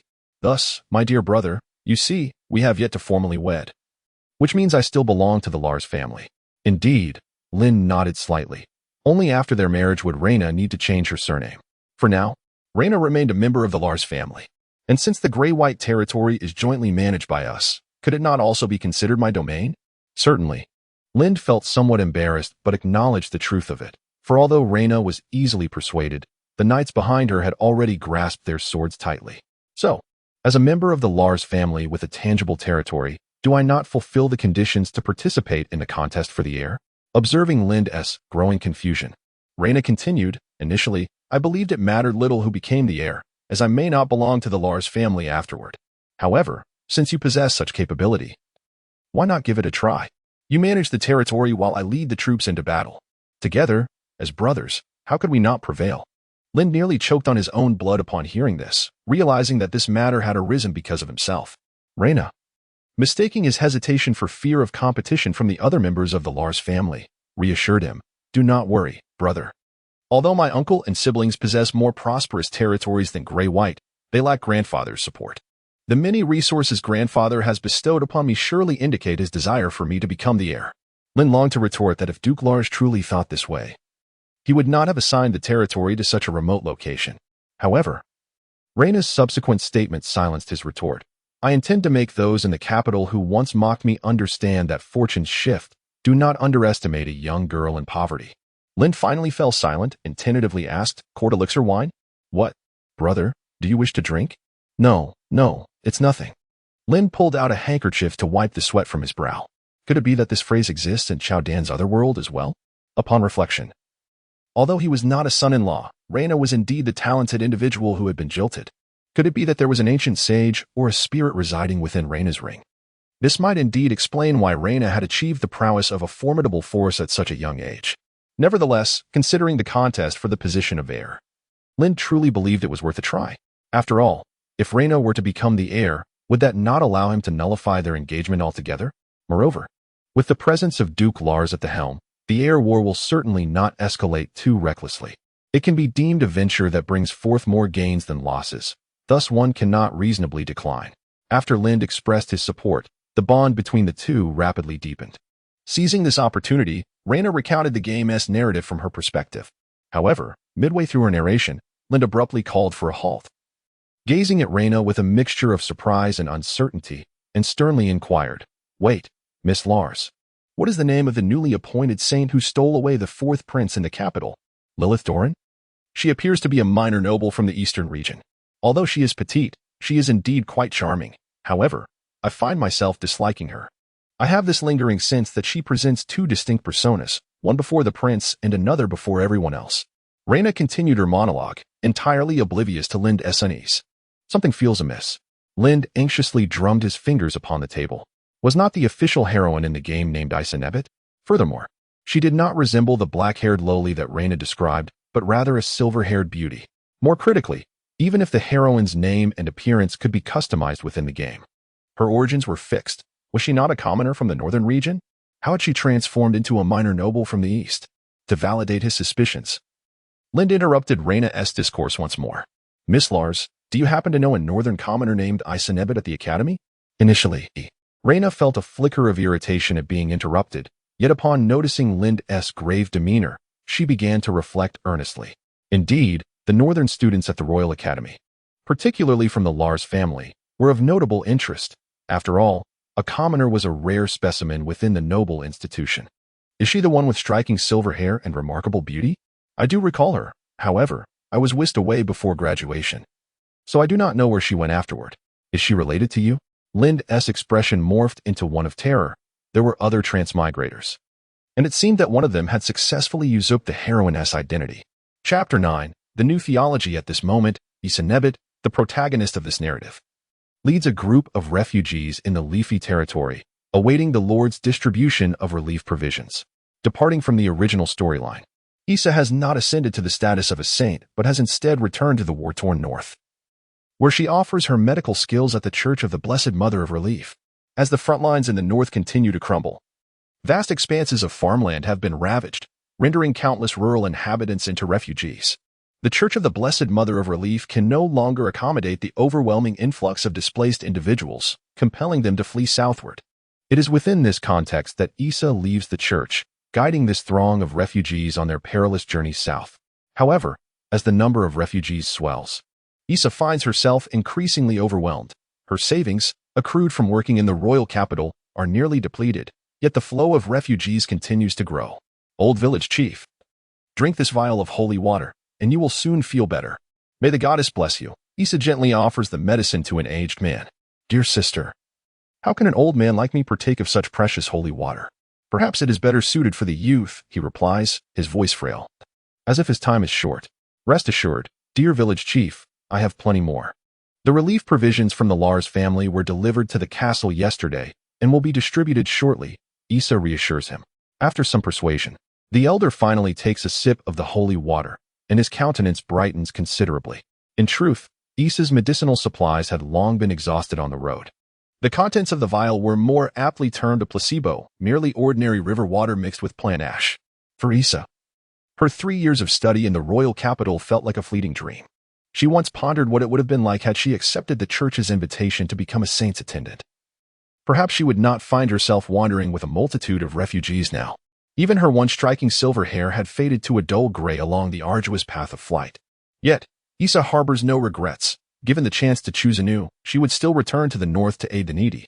After tending to the elderly man, Isa rejoined her group. They had been in the leafy territory for several days, yet the local lord, Count Jag, showed no intention of distributing relief provisions. With the increasing number of refugees in the north, Duke Lars had issued a decree mandating that all vassals of the Lars family provide relief provisions to those who sought refuge within their territories, with the Lars family responsible for compensating these nobles in food or currency. The refugees were aware of this news, but regrettably, no group had yet received the promised relief. Gazing at the dimming holy light in her hands, Isa fell into a state of confusion. The strength of a cleric's holy light does not solely reflect the steadfastness of their faith, as both belief and magical aptitude can influence its brilliance. However, if a cleric's holy light begins to wane, approaching darkness, it may only indicate a faltering faith within the cleric themselves. In her quest to reflect upon the reasons for her wavering faith, Isabella has devoted these past few days to the study of sacred texts. Yet, the more she delves into them, the more she perceives a dissonance between reality and the scripture. The divine teachings proclaim that all are children of the goddess, with equal standing among them. Thus, why then do disparities of wealth and status exist? The edicts declare that sin is unforgivable, demanding severe punishment for transgressions. Yet, why do the affluent escape retribution through indulgences? The power of excommunication resides with the goddess and the pope. So why do certain monks wield it as a threat over ordinary believers, coercing them into donations? The divine oracle calls for unity among the faithful. Yet under the interpretation of the higher clergy, this message morphs into a directive to turn the other cheek when struck. Previously, Isabella had not perceived any flaw in the ecclesiastical annotations of the scripture she held. However, upon returning to the north and witnessing the reality firsthand, she discovered that the idyllic world depicted in the text was but a mirage. The demonkin would not cease their hostilities simply because one offered their other cheek. The church's notion of unity appeared to cater solely to the nobility. The less affluent the believer, the greater the sum they were expected to contribute. Isabella felt the foundation of her faith truly tremble. This was especially evident as the refugees accompanying her began to succumb to starvation. While not a single lord or noble opened their granaries, and even the churches remained firmly shut, if action were not taken soon, the refugees, who had journeyed from the Cathedral of Our Lady of Salvation, would likely perish from hunger in the leafy domain. Among the destitute, a man was sharpening a shovel on a stone, intended to fend off bandits, although the rusty blade would not become any sharper through his efforts. He continued with reddened eyes. Cradled in his arms was the shriveled, already decaying body of a child. Just 2 days prior, Count Jagger had opened his doors to offer a meager bag of grain, but only in exchange for a young, beautiful woman. This was not a gesture of charity, for the Count had proclaimed, "Let us first define what a refugee is. Those who reach the leafy domain are evidently able-bodied and must not be considered as such. Therefore, I am unable to provide you with relief grain." The man's wife had been chosen that day, traded for a bag of grain intended for their child. However, the grain was likely tainted, for after consuming it, the child developed a high fever that persisted due to a lack of medicine and chronic malnutrition, leading to their demise the following day. Isabella's holy water failed to revive the child, and the waning light of her sanctity proved equally ineffective. No one blamed Isabella. The silver-haired nun had sold every possession she could part with along the journey, even relinquishing her identity as a nun, all in the hopes of securing more food to sustain them until the relief grain could be distributed. She had become the spiritual leader of the people. However, every time Isa recalls the man who wept before her, cradling the lifeless body of a child and lamenting that it must have been the goddess who favored the child, taking it to the realm of the divine, her heart feels as though it is ensnared by an unseen force. It is not solely the man who is affected. Many of the refugees gathered outside the castle, awaiting their meager rations, tightened their grips on their farming tools. Some even felled trees, fashioning the wood into sharpened spears, unconsciously gravitating closer to Isa. This comes in the wake of Count Jacob's recent actions, where he exchanged expired grain for women among the refugees and witnessed Isa's inability to produce a church certificate, attempting to forcibly drag her into the castle, only to be rebuffed by her. To Isa's astonishment, Count Jacob did not react with anger. Rather, he seemed invigorated, granting her 2 days to contemplate her decision. Should she refuse again after this period, he threatened to dispatch his guards to slaughter all the beggars obstructing his castle gates. In these 2 days, Isa did not remain idle. Though the holy light waned ever dimmer, she continued her sermons daily, focusing on her own insights from the great cathedral of the Holy Mother of Mercy to the Lui territory. This approach, rooted in scripture yet diverging from traditional exegesis, prioritizes the plight of the impoverished, the oppressed, and the unjust, fervently advocating for social justice and equality. It emphasizes the coexistence of divine authority and human rights. Yet what means shall be employed to achieve these ends? Violence. Isa has come to recognize that medicine alone will not save the North. Only through struggle can liberation be attained. While these notions remain in their nascent stages, one can only imagine the exclamations of disbelief from those in the distant, gray-white corridors of Lind, upon hearing of liberation theology. Chapter 10. The tale of Guangwu. Isabella was perplexed by the affection bestowed upon her by the refugees. In her eyes, the valiant monks of the St. Mary of Rescue Cathedral, who stood resolutely at the front lines of war, were far more deserving of reverence. Just 2 days prior, Isabella had been unprepared for battle, contemplating self-sacrifice instead. However, the former village elder had posed a poignant question. Do you truly believe that by sacrificing yourself, everyone else will survive? The elder, well aware of the harsh realities, nonetheless imbibed the holy water she offered, reassuring Isabella. Now, the sole path before them was one of resistance. The starving refugees, confronted by the fully armed noble guards, faced a near-certain demise. This was a world imbued with magic, where just a couple of sorcerers could easily dominate the powerless. Yet, it mattered little now. Those unwilling to succumb to starvation had only the option of fighting or facing death. Since death was inevitable, why not embrace one last gamble? As previously agreed, the castle gates creaked open, revealing Count Jaeger, his overly rewarded visage once again gracing the assembly. Over the past 2 days, he had lamented the plight of the refugee women, lamenting how swiftly they perished under his whims, 3 in just 2 days. One had even died while murmuring about her child, a sight he found utterly repugnant. As for the multitude of refugees gathered at the castle gates, Jaeger regarded them with disdain, believing that no matter how many of these lowly bloodlines congregated, it was inconsequential. Once he lured the silver-haired nun into the castle, he would rid himself of these wretched souls. Upon glimpsing Isabella amidst the throng, Jaeger maintained his noble decorum, elegantly inquiring, "Have you come to a decision, dear counterfeit nun?" Just as he reveled in his own refinement, he sensed an awkward tension in the air. The number of refugees at the castle entrance exceeded his expectations. He was baffled as to when so many had amassed around his stronghold, initially intending merely to entice a woman into the castle. Jaeger had brought only a few attendants with him. The multitude of desperate eyes fixated upon him ignited an unexpected fear within his heart. After all, they were merely lowly bloodlines, he reassured himself. He was a nobleman, a nobleman. Bolstered by this internal affirmation, he regained his haughty demeanor. Yet, before he could utter another word, a singular cry of "kill" resonated through the air, filling Jaeger's mind with dread. The refugees outside, armed with scythes, hoes, and wooden sticks, surged towards the castle gates. Jaeger's first instinct was not to command the closure of the gates nor to retreat behind his guards, but rather to bellow, "I am a count bestowed by his majesty. How dare you, wretches? How dare you?" Had he not been pulled back by his attendants, he might have met his end at the hands of the foremost man charging forward. Yet, precisely because Jaeger hesitated to issue a command, Isabella, leading the refugees, surged into the castle. In that fleeting moment, the holy light in her grasp had nearly dimmed to naught, yet she felt an immense sense of relief wash over her. Countless refugees surged toward the castle, fervently expressing their emotions. Alone, one could not fell the soldiers who came to support Yak, but together, 5 or 10 would. In that moment, it seemed as though Isha glimpsed the true oracle of unity depicted in the scriptures. At that instant, a hurried second-tier mage entered the scene, disheveled and clutching a staff, with remnants of sauce still clinging to his lips. The mage waved his staff to conjure a spell model.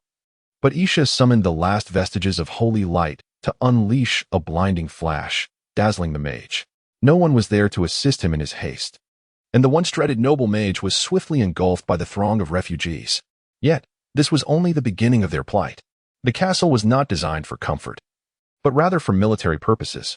Like Yag's fortress, although the outer layer was breached, the guards quickly ushered Yag into the inner sanctum. Where the gates to the inner layer were securely shut, the refugees alone could never breach it. Soldiers continued to pour forth from designated gates within. After the initial wave of assault, the refugees quickly lost their will to fight. Some lay exhausted on the ground, while others rushed to scavenge for scraps of food. Yet, Yag's soldiers seemed to be inexhaustible. The sheer number of refugees made the confrontation appear somewhat evenly matched. Fortunately, those refugees surrounding Isha remained steadfast, unaffected by the chaos. Resolutely guarding her side, Isha even refrained from relying on holy light, personally stunning several soldiers with a shovel. However, at that moment, some refugees halted their attacks. Countless shadows hung upon the walls of the inner sanctum, where Count Yag, amplifying his voice with the mage's magic, addressed the refugees. "You lowly bloodlines, listen closely. If you continue to desecrate my castle with your filth-stained feet, I shall execute one woman every 10 minutes. At that moment, the refugees recognized the figures hanging upon the castle walls as the women purchased by Count Yag just 2 days prior, even before the Count made his move. Some of those women had already met their demise, their bodies marred with wounds. To Count Yag, the greatest affront was that these barefoot refugees dared to tread upon the meticulously maintained floors of his castle, rather than deploy the professionals of the inner city. He opted to threaten the refugees to leave. Simultaneously, a third-tier mage hurled a fireball into the sky, instilling fear in all the refugees. The man with the shovel gazed tearfully at the corpses on the wall, yet the refugees remained silent, seemingly intimidated by the mage's power, a force they dared not confront. However, at that moment, as Isa gazed upon the lifeless bodies strewn across the castle walls, she could no longer contain herself. All notions of faith and divine beings were cast aside. Her sole desire was to capture Yage and personally interrogate him with the sacred scripture. The question of her eligibility, as dictated by the scripture, was of no concern to her. "Liberate the castle, capture Yage," Isa cried out, raising the tome that symbolized the goddess's oracle high above her head. "Kill her. Someone kill her." Yage, now devoid of any mercy for Isa, frantically commanded the mages among the professionals. The mages quickly responded, beginning to construct spell models to apprehend the leader before the followers.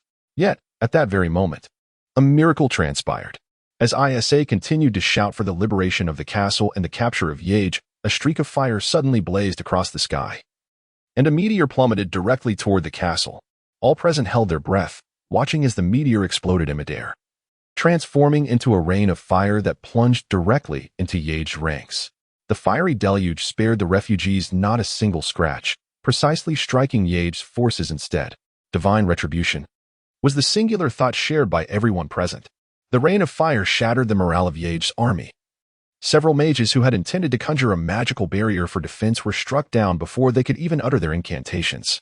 The displaced people stood agape, witnessing the spectacle as if a deity were deliberately aiding them. Although Isa found the occurrence utterly astonishing, pondering whether the goddess was indeed watching over her, she quickly regained her composure and rallied the refugees, shouting, "Liberate the castle, capture Yage. Liberate the castle, capture Yage." A miracle had manifested, and Yage bore witness to this divine sign. The once disparate refugees united under the sudden occurrence, finally organizing an effective assault, while Yage soldiers, paralyzed by fear from the celestial firestorm, found themselves overwhelmed as the refugees stormed the castle with unstoppable momentum. Chapter 11. The failure to boil water. The proposal to construct public restrooms within the territory was swiftly endorsed by Reyna upon its introduction by Lind.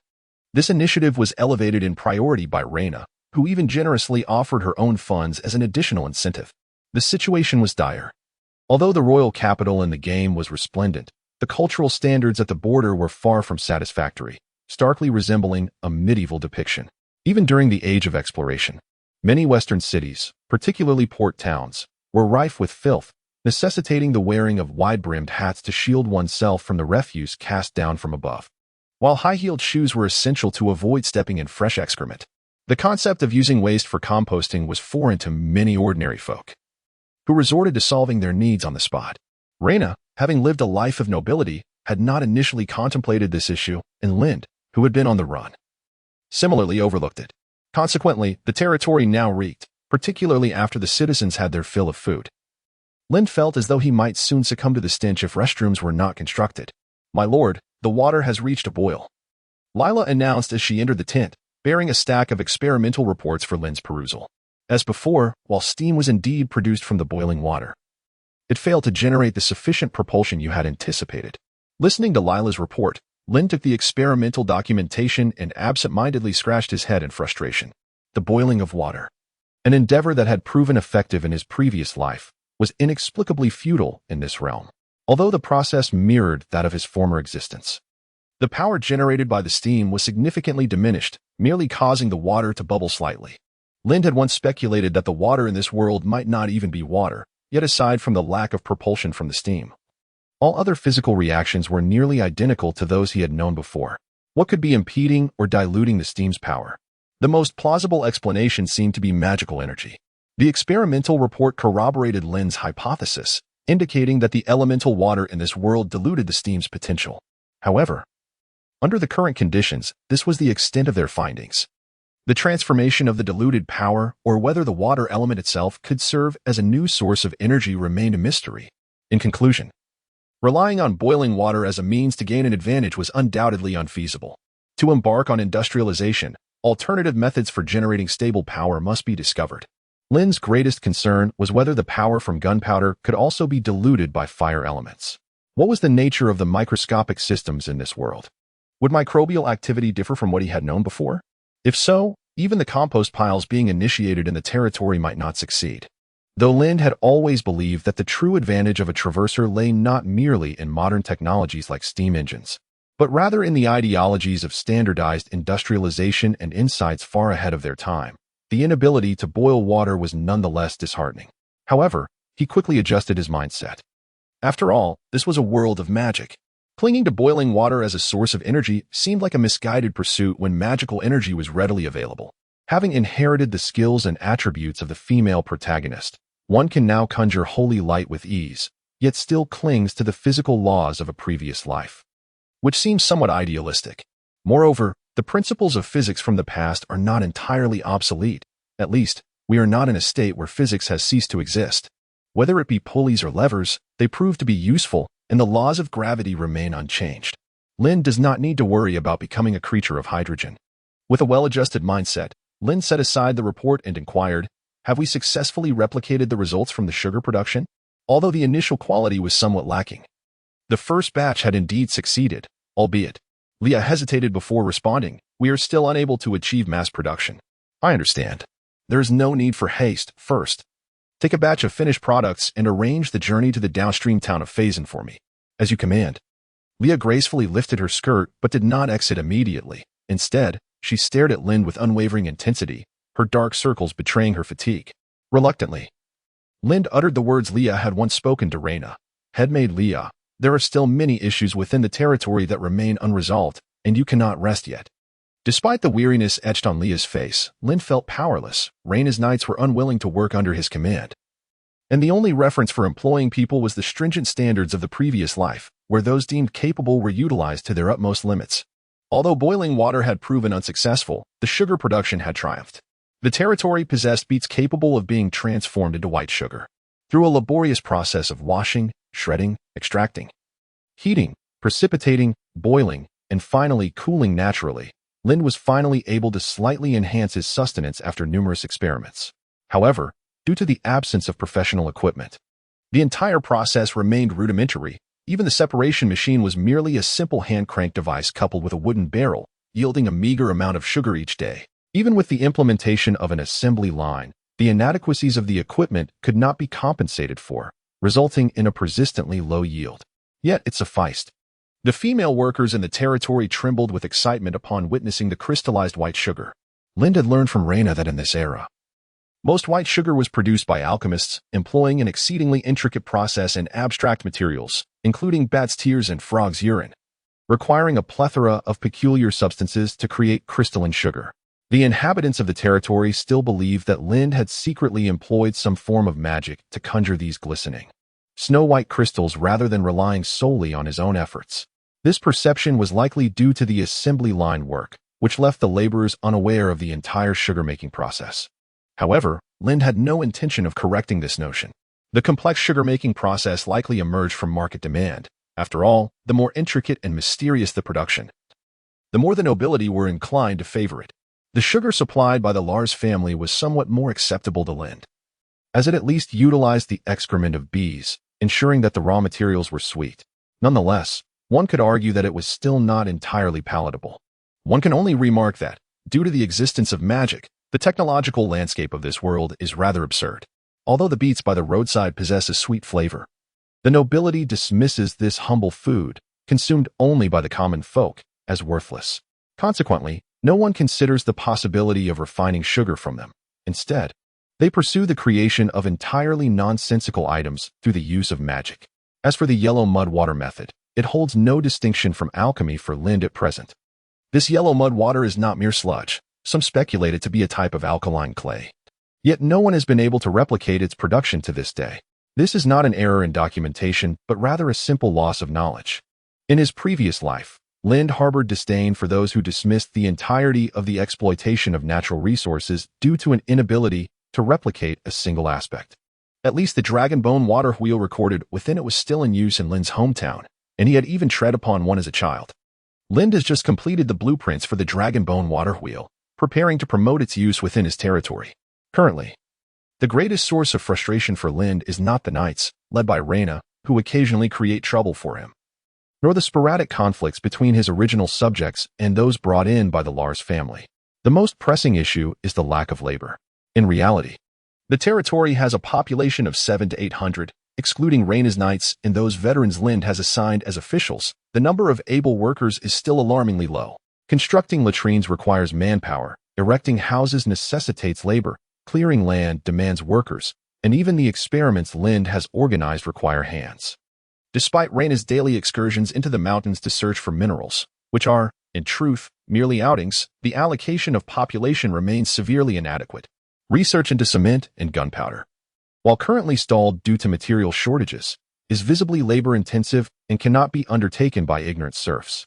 Reyna has already dispatched a letter to Duke Lars, and Lind can only pray that the Duke will send more craftsmen to the territory, rather than further shipments of luxuries, especially those confections made from bee excrement. Regarding the matter of someone usurping the protagonist role, Lind has entrusted Reyna to seek out an individual. Although it seems rather peculiar for the game's villainess to search for the original heroine within the narrative, naturally, due to the lag in information during this era, Lind remains unaware that while Reyna has yet to rebel, the original heroine has already taken the initiative to do so. Chapter 12. What a world. Why is the technological landscape of this world so abstract? Even in the medieval era of my previous life, there existed grand water wheels, which later evolved into hydraulic hammers that significantly reduced the cost of plate armor for knights. Yet, in this world, there are no such advances. Not even a large water wheel can be found. The reason is rather straightforward. It is magic. In a realm where second and third tier magic practitioners can effortlessly summon rain or divert water for irrigation through the power of magic circles and scrolls, who would bother to invent irrigation tools? It is akin to the absurdity of inventing refrigerators and air conditioners in the presence of freezing spells. Nobles, in particular, would not entertain such notions, for even if they lacked the funds to hire professional mages or druids to irrigate their fields, spending a bit on serfs to fetch water would be far cheaper than devising a water wheel. Even if some astute farmers could conceive of similar devices, their poverty would render such inventions unfeasible or, if realized, lost to the annals of history. This world, dominated by feudal ignorance, sees civilization's progress stagnate over centuries. The abstract technological landscape is a direct reflection of the state. Amidst the astonishment of the vassals, Lind stepped onto the dragonbone water wheel to channel water into the farmland. Unlike the earlier exclamations of magic during the sugar production, no one shouted, "This must be magic," as the principle behind the dragonbone water wheel was not overly complex.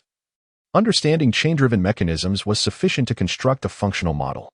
Many children, upon witnessing the pedal mechanism, displayed eager anticipation. However, before the children could take their turn, Reyna had already shed her boots and climbed onto the turning wheel. "Wow, look at how fast this wheel spins," Reyna exclaimed, her delight akin to that of a child with a new toy, pedaling furiously. Yet, as this water wheel was merely a prototype and Reyna's strength was considerable, it soon collapsed, sending her tumbling into the field. The knights quickly surrounded Reyna, who wore a silly grin, while most of the onlookers attempted to suppress their laughter. their lips twitching in amusement. Only Lind, exasperated, slapped his forehead.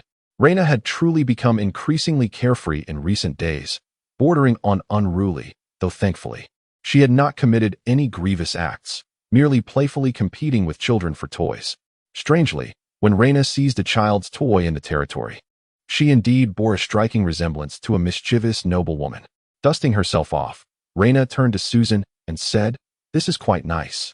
Please make me a sturdier one out of black iron, so I can play on it every day." "Yes." Seeing Susan's earnest expression, Lind found it hard to comprehend why Reyna's knights managed to maintain their composure. Was it simply a matter of habit? "Brother, do you have such toys as well?" Observing the eager expression on Reyna's face, Lind did not correct her mistakes but pondered whether it would be feasible to create a bicycle in advance. Though mass production was out of the question and the bicycle held little practical significance without roads, crafting one for Reyna's amusement seemed entirely manageable. After all, she was a patron of considerable importance, deserving of some pampering. Subsequently, as Reyna circled the water wheel, she posed another question. "Brother, do you think we could add a rod that rotates with the chain wheel, with the other end placed in the river of tears, allowing the water flow to drive the chain wheel? The transmission rod?" Lind instinctively articulated the device Reyna described. "Indeed, that was precisely the notion, brother. You truly are a mind reader." That would be a roundworm. Having just been taken aback by Reyna's unexpected cleverness, Lind reverted to regarding her with a befuddled gaze. However, it seemed that the water wheel she suggested would require some modifications. Reyna casually picked up a twig and began sketching on the ground. As she drew, Lind's expression shifted to one of sheer astonishment. Yes, sheer astonishment. From her casual sketches, Reyna had already deduced the fundamental model of the water wheel transmission system. This was akin to a fool inadvertently deriving a mathematical theorem. Could it be that this simpleton was indeed a genius? It is worth noting that Lind had previously inquired in detail about the absence of any water wheel-like contraptions in this world. Yet he had merely provided a theoretical foundation and model, and here Reyna was designing a tool she had never encountered before. If what I've drawn is feasible, could we then adapt it to use water flow for forging steel and armor? Goodness, while Lind momentarily lost focus, Reyna's thoughts had already leaped to the hydraulic hammer, and she had even begun drafting design plans. "Miss Lars, how did you conceive of using water power to forge steel?" Lind's expression had grown exceedingly earnest, yet Reyna simply smiled shyly in response. "After all, our Lars family used to be blacksmiths.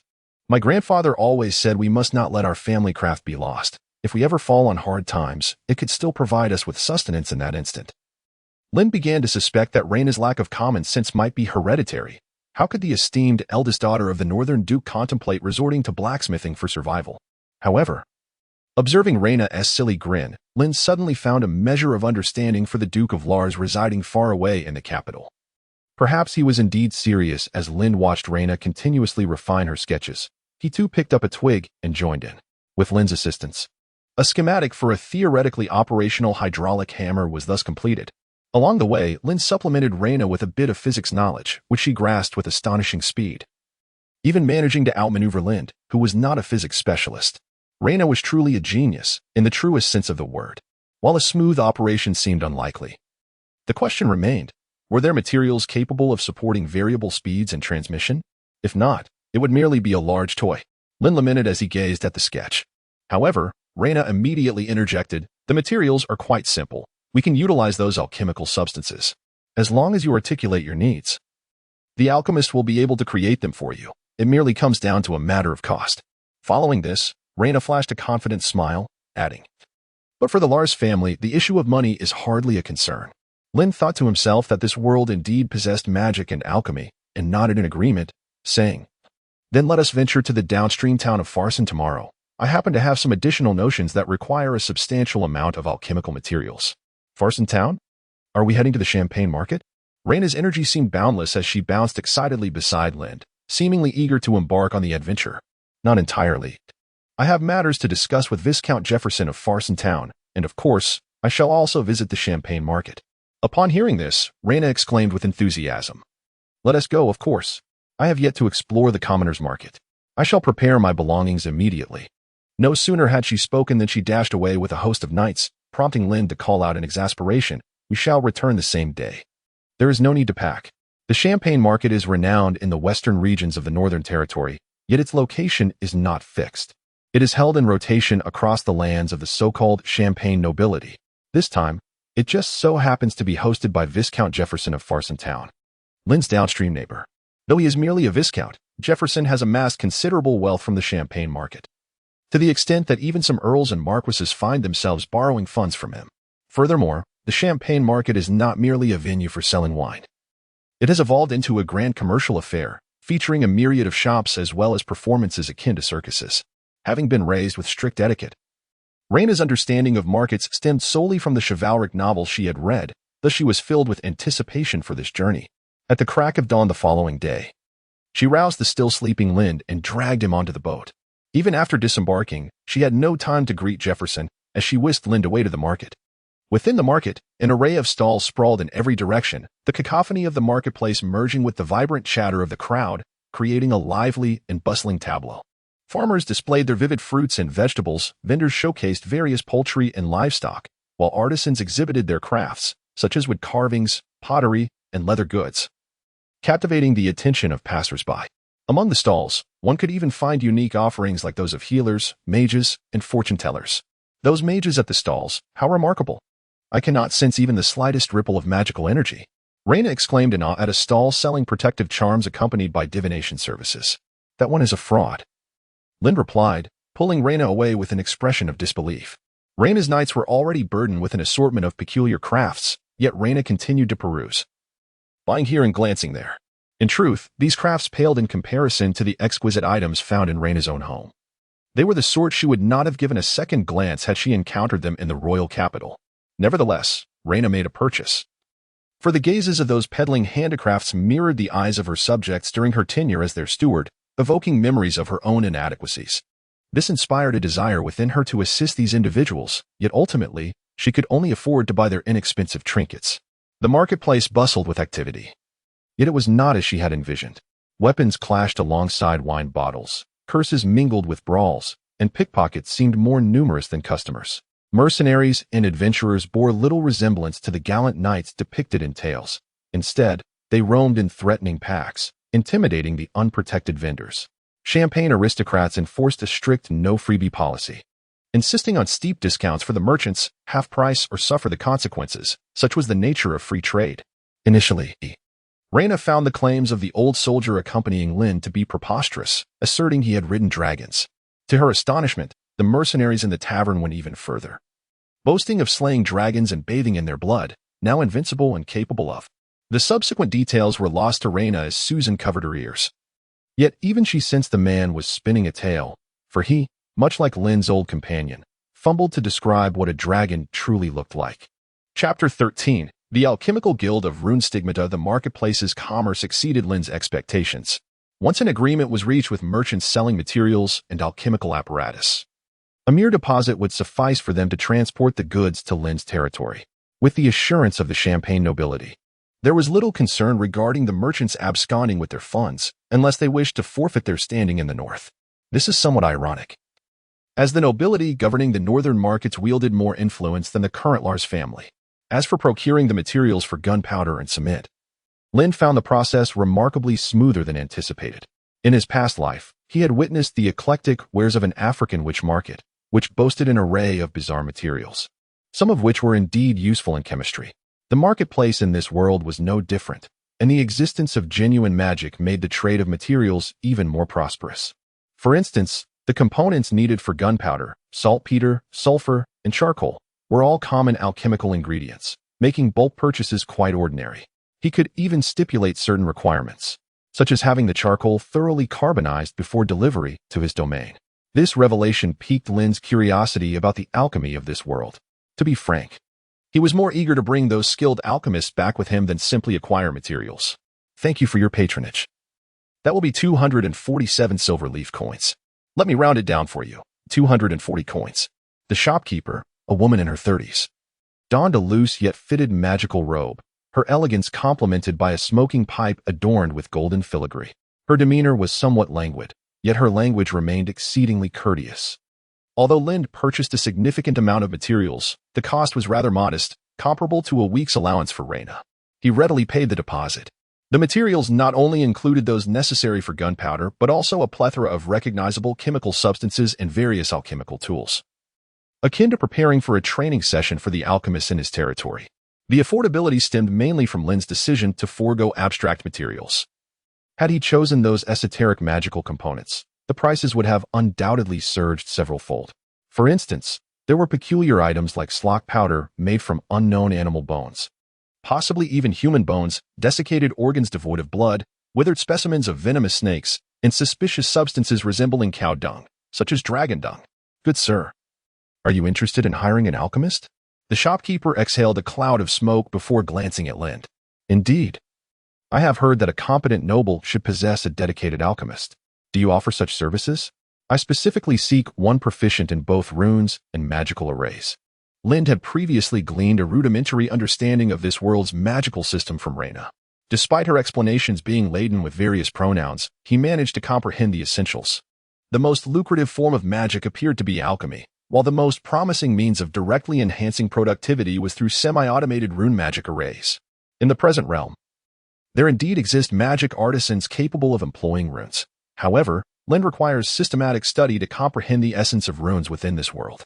Observing Lind dispersing the smoke before him with a wave of his hand, the proprietress, with an understanding demeanor, gently tapped her pipe to extinguish the lingering embers. Certainly. Our Shuajin Merchants Alliance offers a plethora of goods, including individuals. With that, she extracted a document from her bosom, its warmth still palpable, and extended it towards Lind. Disregarding the enigmatic nature of the proprietress's attire, Lind accepted the document and began to scrutinize its contents meticulously. The academic framework of this world is rather chaotic. The discipline of alchemy alone encompasses dozens of schools, not to mention the clandestine sects operating in the shadows. These alchemists are classified as professionals, with anyone capable of wielding and manipulating magical energy being recognized as such, albeit with varied professions. Unlike the alchemists of the Renaissance era in his previous life, these practitioners cannot merely stir a cauldron of materials to yield results. They must employ a unique alchemical magic to harmonize the ingredients. It is noteworthy that knights, who primarily engage in melee combat, also belong to this category of professionals and possess the ability to manipulate magical energy. Centuries ago, this energy was referred to as fighting spirit by the knights. However, scholarly investigation revealed that this so-called fighting spirit is merely another manifestation of magical energy. This revelation resolved the age-old debate regarding the supremacy of knights versus mages, unveiling that knights are simply a different form of melee mages. While this world is imbued with magic, it possesses an unexpectedly materialistic view in certain respects. For instance, the human body comprises water, proteins, fats, carbohydrates, minerals, and vitamins. Thus, the limits of physical strength are inherently constrained. One cannot merely train their body to the point of withstanding temperatures in the thousands of degrees or transcending the sound barrier. Mages project condensed magical energy outward, constructing various spell models to cast spells, while knights essentially don a permanent layer of power armor bestowed by magic, enabling them to accomplish feats unattainable by mere human flesh. As for those knights who solely focus on physical prowess without intellectual cultivation, they have long been rendered obsolete by history.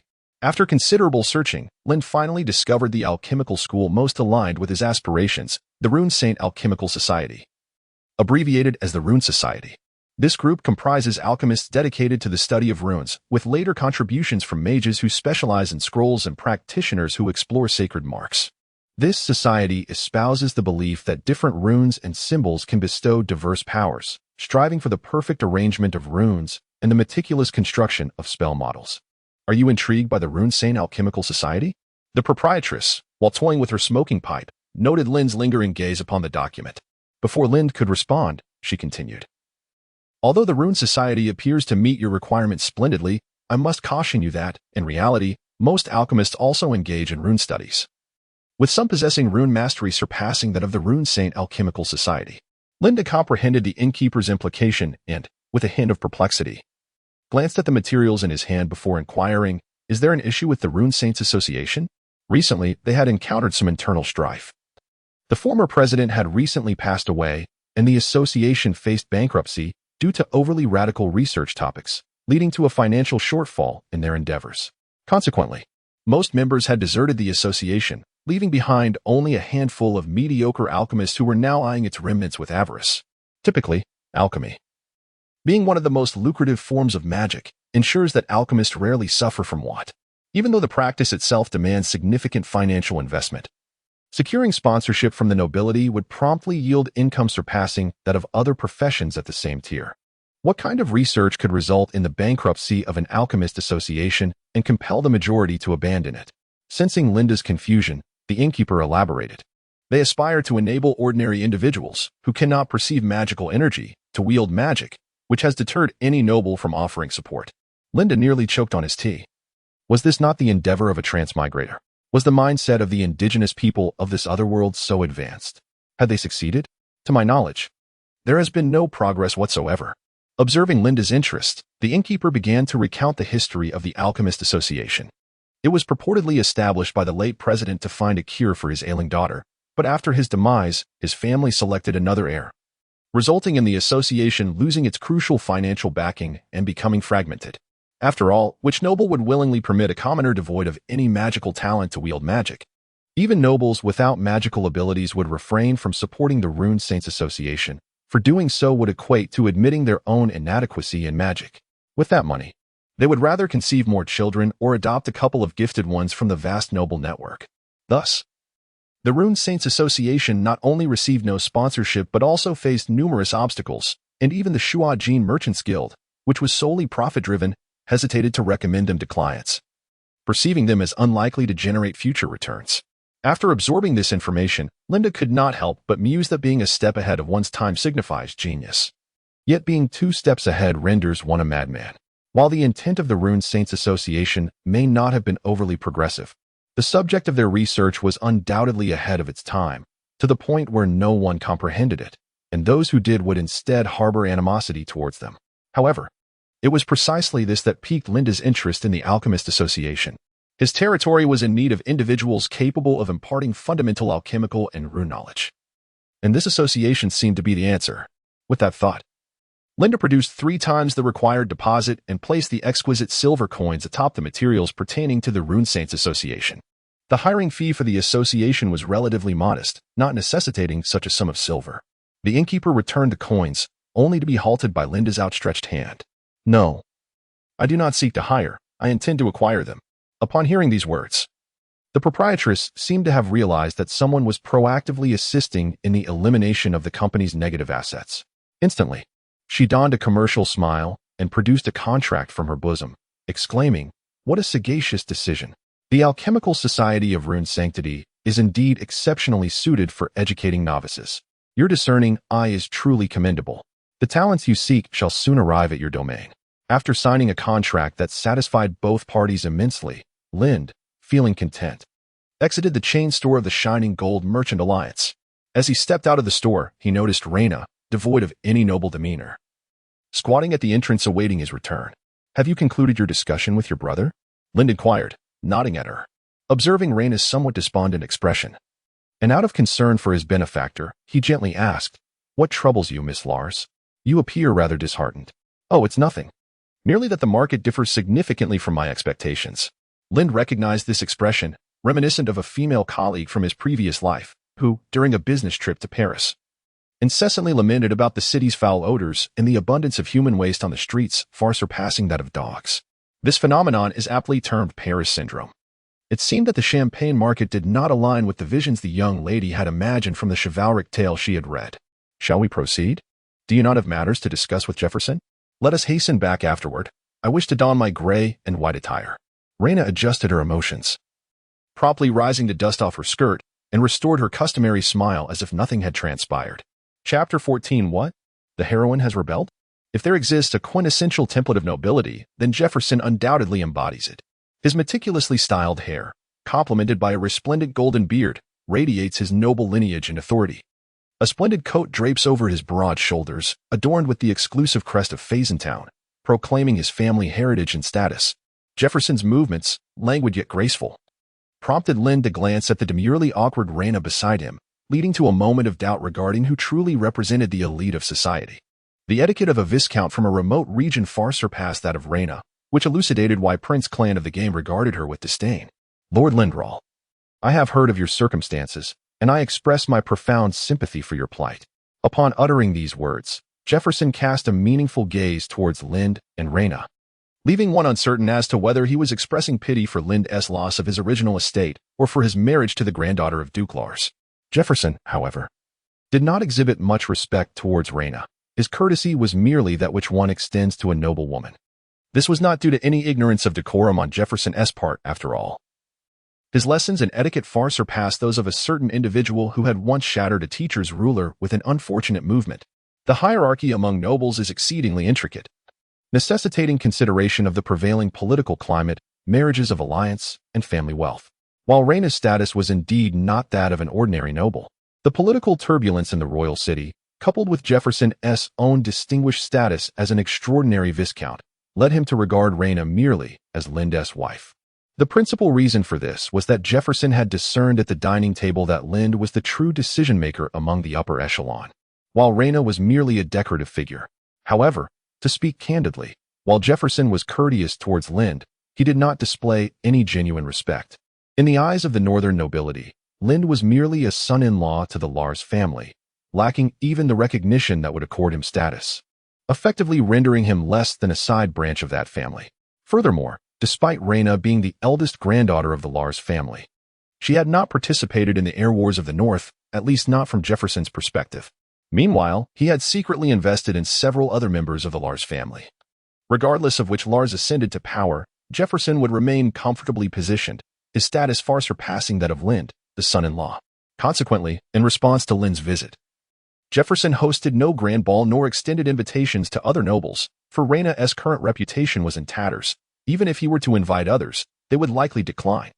"Mr. Jefferson, I did not come here to lament my circumstances. Moreover, I am currently thriving among the upper echelon, and I rather enjoy my present life." Having inherited the charming attributes of the heroine, Lind spoke with a gentle, approachable allure that elicited a modicum of goodwill from Jefferson, albeit limited to that. Jefferson even found himself internally critiquing that. With the material support from Duke Lars, it was hardly surprising that Lind was faring well. "My purpose for visiting this time is to discuss a business matter with you." With that, Lind pulled out a box that could hardly be deemed exquisite.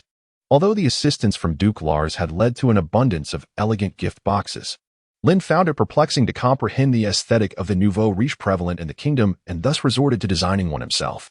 Upon seeing the rustic wooden box, Jefferson couldn't help but chuckle inwardly, thinking, what a piece of junk. This must be a result of mismanagement of the territory. This son-in-law is trying to sell off the fashionable trinkets given by Duke Lars. He had even devised a polite way to decline Lind's offer. However, the moment the wooden box was opened, Jefferson leapt to his feet, instantly adopting a formal posture, his mind racing with the thought, goodness, I must sit up and converse with him. Inside the box lay a handful of crystal-clear white sugar. Unlike the bizarrely concocted sugars made from unusual materials, the white sugar within the box was nearly devoid of impurities, showcasing exceptional quality. Jefferson realized that Lind was certainly not reselling the sugar transported by Duke Lars, for even the sugary concoction made from the Duke's expensive ingredients could not compare in appearance. Coupled with the reports from his attendant regarding Lind's substantial purchases of alchemical supplies at the champagne market, Jefferson was nearly convinced that Lind had mastered a new sugar-making formula and was preparing for large-scale production. "My dear Lord Lind, may I sample it?" The allure of sugar was irresistible to the nobility, and even Jefferson could not conceal the glint of greed in his eyes. "Of course. This box is a gift for you, Mr. Jefferson," Lind replied. Upon hearing Lind's response, Jefferson perceived the somewhat simple wooden box as transformed into an object of antiquity, simplicity, and grandeur, an aesthetic that stood in stark contrast to the current noble trend of complexity, exuding an air of sophistication. Carefully, Jefferson wiped his silver soup spoon with a napkin, delicately scooping a spoonful of the white sugar into his mouth. The taste of the sugar was akin to the sweet, gentle breeze of a warm spring day, caressing his tongue and evoking boundless joy and satisfaction. This sweetness was distinct from the sugars that bore the lingering flavors of other alchemical materials. It was a pure sweetness. The sugar stimulated Jefferson's mind, causing him to abandon the restraint expected of nobility, and somewhat impolitely, he placed the wooden box beside him, solemnly closing the lid. "How much silver leaf will you ask for it? How much stock do you have? Can all this snowflake-like sugar be sold to Fazentown?" After bombarding Lind with a flurry of questions, Jefferson realized his rudeness and, blushing, wiped his mouth with a napkin to mask his embarrassment. Lind pretended not to notice and answered Jefferson's inquiries one by one. Currently, our stock is quite limited, as there are simply too few people in our territory. Producing this snowflake sugar has already utilized a quarter of our population. The term quarter referred to those excluding the Knights of Reyna and the veteran management. Among the remaining laborers, a quarter consisted of the elderly, women, and children. As for the name snowflake sugar, Lind found Jefferson's description quite apt. At least more melodious than white sugar, and thus continued to use it. As for whom to sell to, Mr. Jefferson, you have observed that our territory is merely beginning to develop, with few merchants available. Moreover, transportation beyond waterways is rather inconvenient. Thus, we plan for you, Lord Jefferson, to temporarily assume the role of our sales representative. Very well, I shall purchase as much as you have, Jefferson interrupted Lind without regard for decorum, immediately expressing his intent to acquire everything.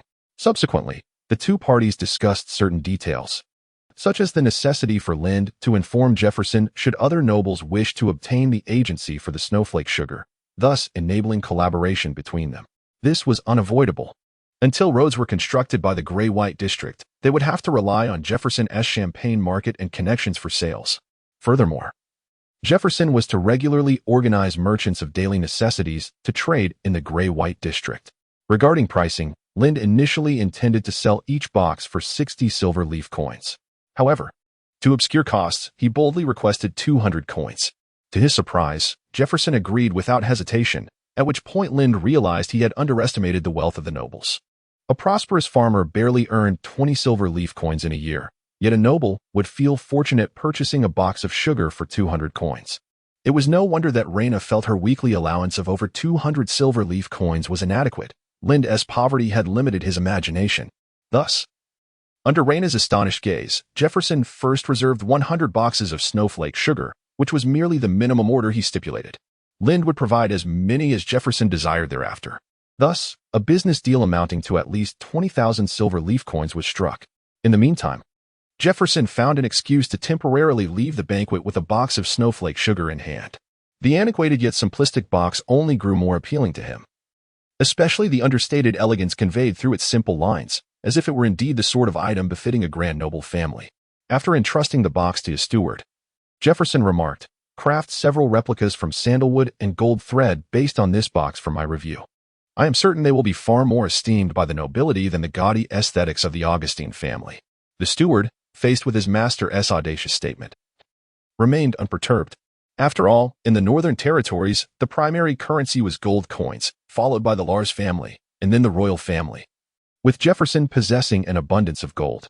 Additionally, he instructed his subordinates to procure all the alchemical materials and equipment purchased by Lord Lind at the champagne market that day, and have the family's alchemist experiment with these materials to see if they could replicate the snowflake sugar. Once everything was arranged, Jefferson donned a warm smile and returned to the dining table. "Ah, dear brother, the matter you entrusted me with in your previous letter has yielded results." Jefferson elevated his address to Lind, now referring to him as dear brother, while holding a scroll of parchment. In his earlier correspondence, Lind had specifically requested Jefferson to assist in locating information about Isa Nebbit, the protagonist of the original game. At the time, Jefferson had taken little note of it, but now, in an effort to foster camaraderie, he made arrangements to gather any relevant information, regardless of its veracity. The nefarious heretic, the White Witch Isa Nebbit, has amassed an army of 100,000 in the north, seeking to overthrow the dominion of the Cape Tian kingdom. From the very first line, Lind could hardly contain himself, nearly spitting out his tea. It was the first time he grasped the nature of information transmission in this world. Or rather, how utterly unreliable those bards could be. The parchment bore accounts from the bards of the north regarding the protagonist, Isa. Furthermore, several versions had emerged, each differing from the last. Among them was the tale of Isa becoming the chosen of the goddess of the undead, leading an army of 10,000 revenants to plunder and conquer. Another claimed that Isa had transformed into Yuri, now commanding nearly 1 million brainwashed followers. Isa was said to have amassed 500,000 gold shields from the demon clan and was wreaking havoc throughout the north. Most absurdly, Lind even spotted his own name on the list of victimized nobles. Moreover, there were rumors that during Isua's clash with Count Yagber, a sudden tempest arose, shrouding the world in darkness, followed by a meteor shower that obliterated Count Yagber in an instant. What on earth was happening? Had they summoned Lucio or Judy? The most plausible account suggested that Isa had incited a rebellion alongside refugees and serfs, yet it emphasized her ruthlessness towards the nobility, detailing her methods to such an extent that Lynn suspected the author of this narrative was, in fact, an R18G writer. The only certainty was that the original heroine had taken the lead in rebellion, even preceding Rena, the future insurgent. This world had gone mad. That was Lynn's sole reflection upon finishing the information inscribed on the parchment. Chapter 15. The Call to Arms. Lynn declined Jefferson's invitation to stay overnight and returned to Grey White Keep with Lena the same day. The intelligence provided by Jefferson regarding the protagonist, Isa, was not entirely without merit. Amidst the outlandish claims, 2 points could be verified. Firstly, Isa Nebet had slain the Lord of Luyilian and declared herself the Holy Maiden of Light, raising a banner of rebellion. Secondly, Isa Nebet was currently advancing towards the western expanse of the north, specifically towards Grey White Keep. At this juncture, delving into the reasons behind Isa's insurrection seemed futile. Lynn's primary concern was when the protagonist would arrive at Grey White Keep and with how many followers. Although the information inscribed by the bard on the parchment was exaggerated, Lynn estimated that Isa's retinue consisted of no more than a few thousand, certainly not the tens of thousands suggested. The entire north did not boast such a population. While it was said to be a rebellion, Isa had no stronghold, having failed even to secure the initially captured Luyilian. Lynn surmised that Isa's rebellion lacked substantial backing. With few professionals to aid her, a mere assemblage of common folk could hardly sustain a territorial claim. The chasm between ordinary citizens and seasoned warriors remained insurmountable. The choice to head westward into the north was likely due to the prevalence of minor nobility, whose influence was generally weak, even in the sparsely populated north. The western regions boasted a notably low population density, suggesting that seizing a hilltop there might indeed attract little attention. Upon returning to his territory, more accurately, to the encampment at Grey White Keep, Lynn ignored Lena, who chattered incessantly beside him, eager to learn how white sugar was produced. Instead, he contemplated the feasibility of persuading the protagonist, Isa, to join forces. Presently, the north faced an invasion from demonic forces, while internal noble factions were in disarray. The largest lord was embroiled in a succession war, rendering the actions of a couple of rebels largely inconsequential. The singular concern was that Isa had already killed an earl. Thus, the question arose, which was of greater significance, harboring a noble's murderer or courting a chosen one? After a moment's hesitation, Lynn recognized it as a slight against the protagonist. According to the lore, Isa was not merely a goddess-designated heroine, but a true saint in every sense. She was capable of manifesting divine miracles in the latter stages of the game, when the situation in the north descended into complete chaos. A mere gesture from her could establish a new religion through miraculous displays. Moreover, her extraordinary fortune was noteworthy. The parchment noted that during her siege of the castle, a meteor had struck, killing early age. Lynn found such occurrences entirely plausible. As for the rebellious forces accompanying her, they were more accurately described as a horde of displaced persons. Were they mere refugees? They were a labor force. With the recent profits earned from Jefferson, Lynn was at a loss for how to allocate the funds. If he could accommodate the influx of refugees brought by Isa, the development of his lands could commence at an accelerated pace.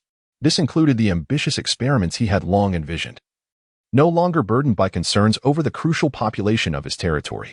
Moreover, whether one considers the protagonist's rebellion with the refugees in the game or the present circumstances, she undoubtedly possesses exceptional managerial talents that merit significant exploitation. Upon reflecting on this, a sardonic smile crept upon Lynn's lips, more difficult to suppress than an AK. Brother? Brother. Observing Lynn, who seemed momentarily lost in thought, and then erupted into an unexpected grin, Rena, filled with concern, gently shook Lynn's shoulder, worried that his relentless management of the territory had rendered him somewhat daft. However, Lynn abruptly returned to reality, adopting a serious demeanor as he addressed Rena. Miss Lars, what is your perspective on the rebellious Isa? Seeing Lynn revert to his usual self, Rena's anxious heart found solace.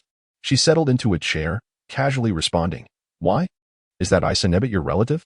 More or less, Lynn deflected, as he had inherited the protagonist's attributes. Claiming kinship was not entirely unfounded. I wish to bring her to the territory.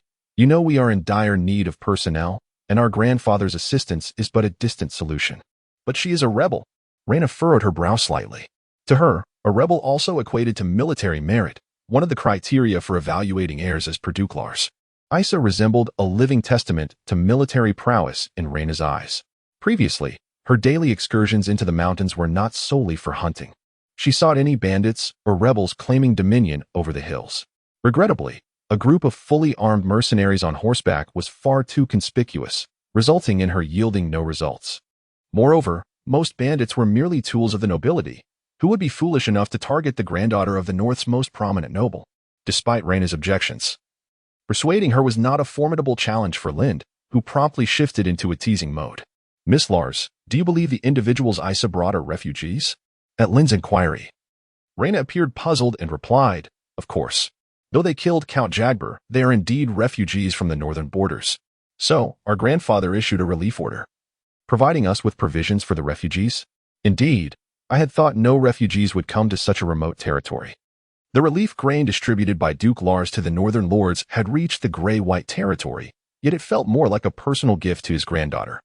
Given the improbability of refugees arriving in such an isolated locale, then let me ask you, since the people Isa brought are refugees, and our grandfather decreed that Lars's people must assist the refugees, should we not extend our aid to these refugees? Huh? Reyna's mind seemed to be momentarily overwhelmed. The logic appeared sound, yet something felt amiss. But they are rebels.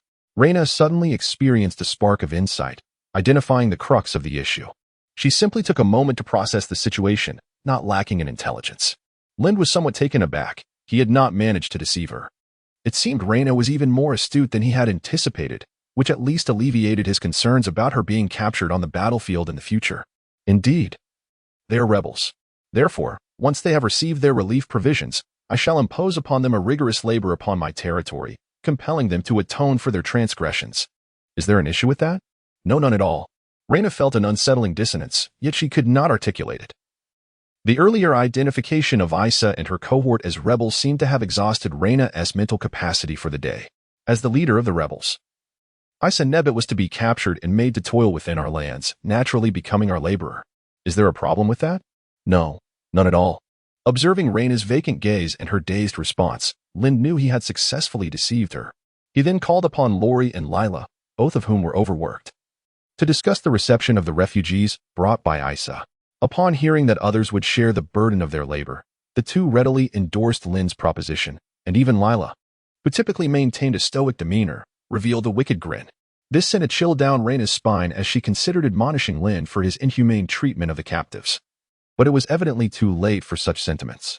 Chapter 16. The current state of the protagonist at this moment, Isa Nebbert, the leading lady of this game, or rather, this world, was advancing toward the gray and white domain alongside a throng of refugees.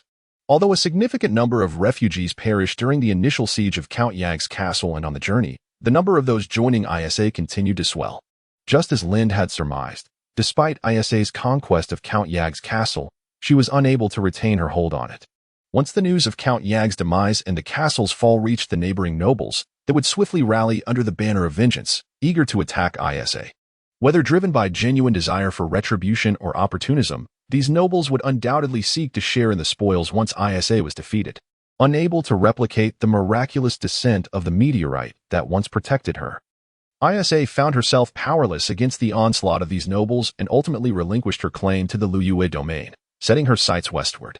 Indeed, upon her decision to abandon her post, the nobles hesitated to pursue her, choosing instead to dismantle the Liyue domain and divide its resources within the confines of Count Yag's castle.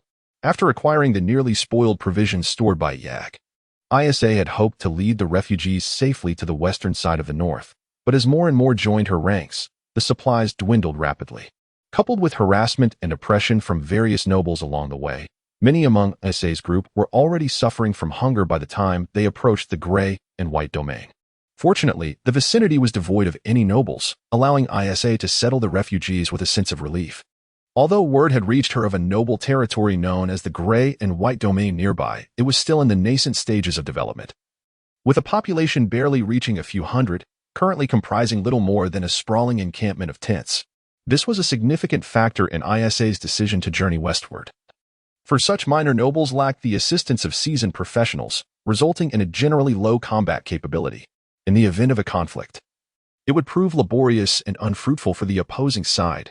Any sensible noble would likely turn a blind eye to Isa's contingent of over 1,000 individuals. Managing this large group left Isa feeling utterly exhausted, yet she found solace in the support of the refugees who had witnessed the celestial meteor shower, believing it to be a divine sign bestowed upon Isa by the goddess. Their loyalty to her was unwavering and absolute. Moreover, the elderly village chief, who had previously consumed Isa's holy water, had miraculously recovered and was now able to alleviate some of Isa's burdens. Holy Maiden, do not forget to send scouts to assess the situation in the gray and white domain, advised the village chief, named Jack. The notion of referring to Isa as the Holy Maiden was his suggestion, given that the north was rife with rebels and the church's control was tenuous at best. The presence of multiple rebel holy maidens posed little concern for the church, yet it significantly aided Isa in rallying support. Rest assured, dear village chief, I have already dispatched Bruno for this task. According to the timeline, he should be returning shortly. Isha adeptly managed these trivial matters. Yet the current situation was far from optimistic. Most people were still suffering from hunger, and at night, they huddled together for warmth. If the neighboring territory had only tents, Isha could only yearn for such a luxury now. As soon as Isha finished speaking, a man named Bruno, carrying a shovel, returned with two robust-looking refugees. Ever since burying his wife and child, Bruno had shaken off his previous lethargy. However, the typically efficient and taciturn Bruno now wore a troubled expression. Unsure of how to begin before Isha. What troubles you, Bruno? Did you encounter difficulties while scouting the gray-white territory? Isha inquired with concern, observing that Bruno did not appear to have faced any danger, but rather something peculiar. Saint Lady, do you think all nobles are truly evil? Bruno's abrupt question left Isha perplexed. She did not believe that all nobles were malevolent. During her studies in the capital, she had witnessed many nobles who, despite their pursuit of superficial respectability, genuinely cared for the common folk. Although rare, there were indeed some nobles who fought for the interests of the people. At this moment, Isha had begun to grasp the notion of individuals capable of betrayal within a class, even if she could not articulate it yet. What struck Isha as odd was that it was Bruno, whose wife had been killed by a noble and whose child had perished from tainted food, who posed such a question. Perhaps there are some, but at least we have not encountered any along our journey, have we? Upon hearing Isha's response, Bruno and the two scouts seemed to glimpse a flicker of hope, finally articulating what they had witnessed in the gray-white territory. Saint Lady, I saw the Lord of the gray-white territory boiling porridge in our direction and directing a sign. I am not well versed in reading, but the literate scout I brought along said it indicated a place to receive rations from the Lars family.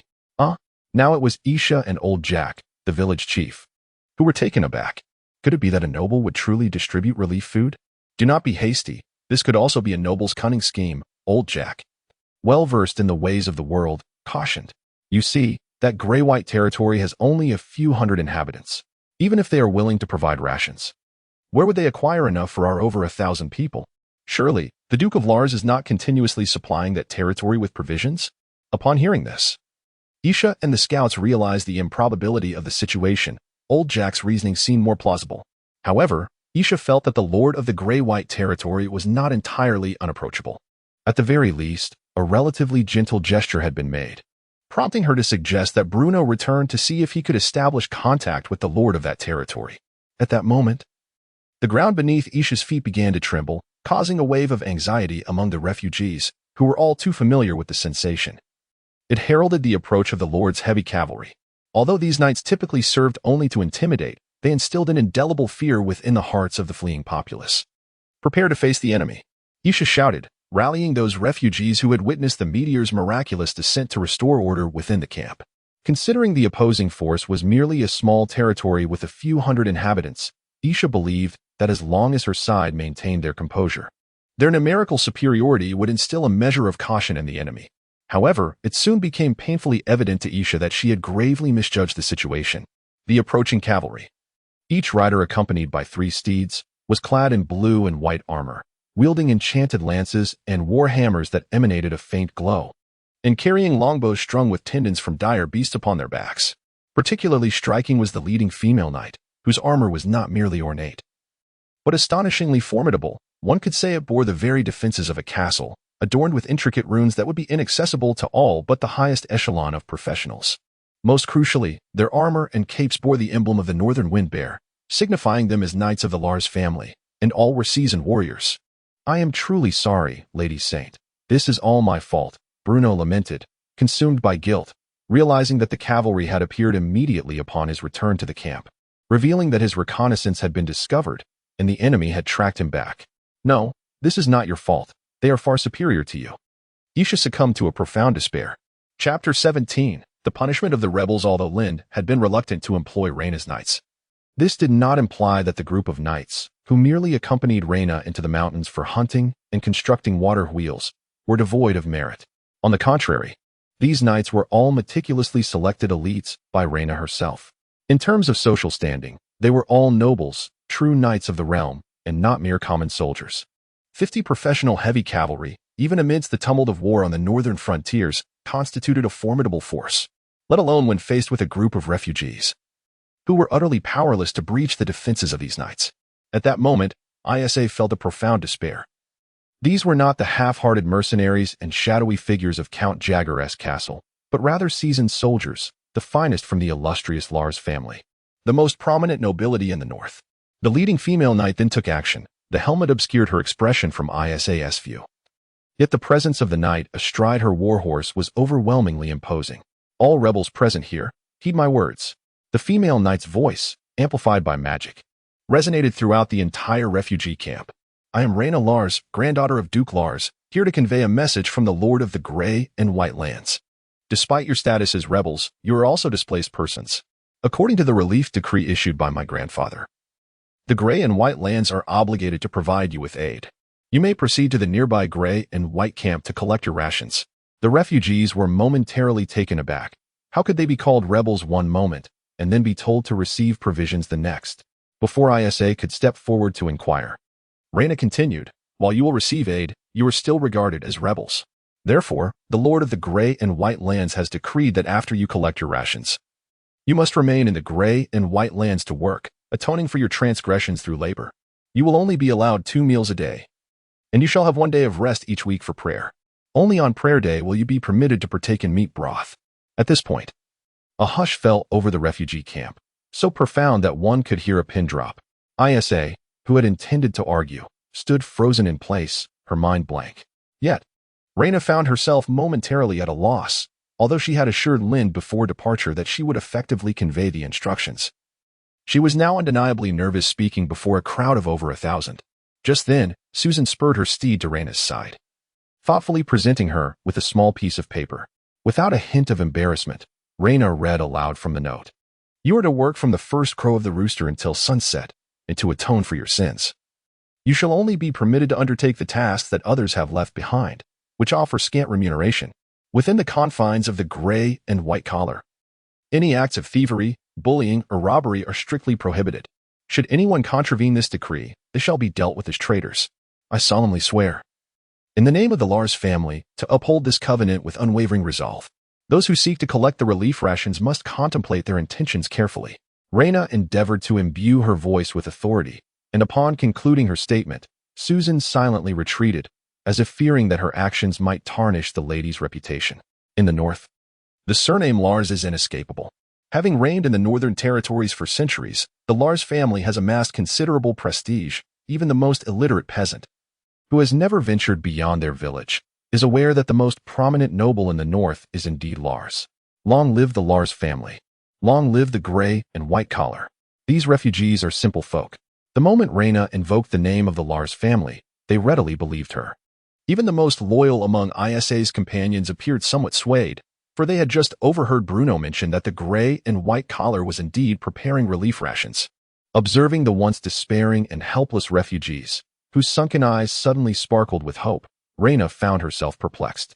To her, Lind's conditions seemed exceedingly harsh. What sort of life did those residing in the Grey and White collar endure? Laborers could expect 3 meals a day, provided they fulfilled their daily tasks, and additional work would earn them extra rewards and credits. On the day of prayer, not only was there meat to be had, but exemplary workers were also celebrated weekly. Yet, these soon-to-arrive refugees were denied such privileges. It was undeniably severe. However, the refugees were unconcerned with these details. As Reyna spoke in simple terms, they quickly grasped the message. Not only could they receive relief rations at the Grey and White collar, but they would also be provided with 2 meals a day through work. This was no punishment, it was a reward. Moreover, The lady knight before them was the granddaughter of Duke Lars, and who could possibly deceive them under such esteemed auspices? As the crowd grew increasingly fervent, even bordering on chaotic, Isa cast a pleading glance towards old Jack, who nodded in resignation. With food comes hope. At this juncture, they could only proceed step by step. Isa hastened forward to address Reyna. Miss Lars, I am the leader of this group of refugees. I shall assist in maintaining order. And I kindly request that you guide us to the relief station at the gray and white collar. Then, pointing towards a section of the refugee camp, Isa continued earnestly. I must also ask for your forgiveness. There are some injured individuals and frail elderly who cannot move. Might you permit us to send a portion of the food to them first? I will keep a group behind, while the remainder will accompany you to the gray and white collar. Reyna nodded, her gaze filled with sympathy as she looked towards the direction Isa indicated, where emaciated elders, women, and children awaited. I shall have some bread baked for them. There is no need for haste. The Lord of the gray and white collar has declared that people are of utmost importance. You are the kindest and most generous noble I have ever encountered, Isa expressed, bowing respectfully as she had learned in the royal capital. There is no need for such formality. Reyna removed her helmet and, with a hint of joy, remarked, In the royal capital, I was scorned as the shame of the nobility. You are the first to commend my kindness. Isa paused momentarily, her unfamiliarity with the aristocracy leaving her unaware of how many granddaughters Duke Lars had. However, she certainly recognized the most infamous one, Reyna, who had been abandoned by the fourth prince, even in her dreams of learning.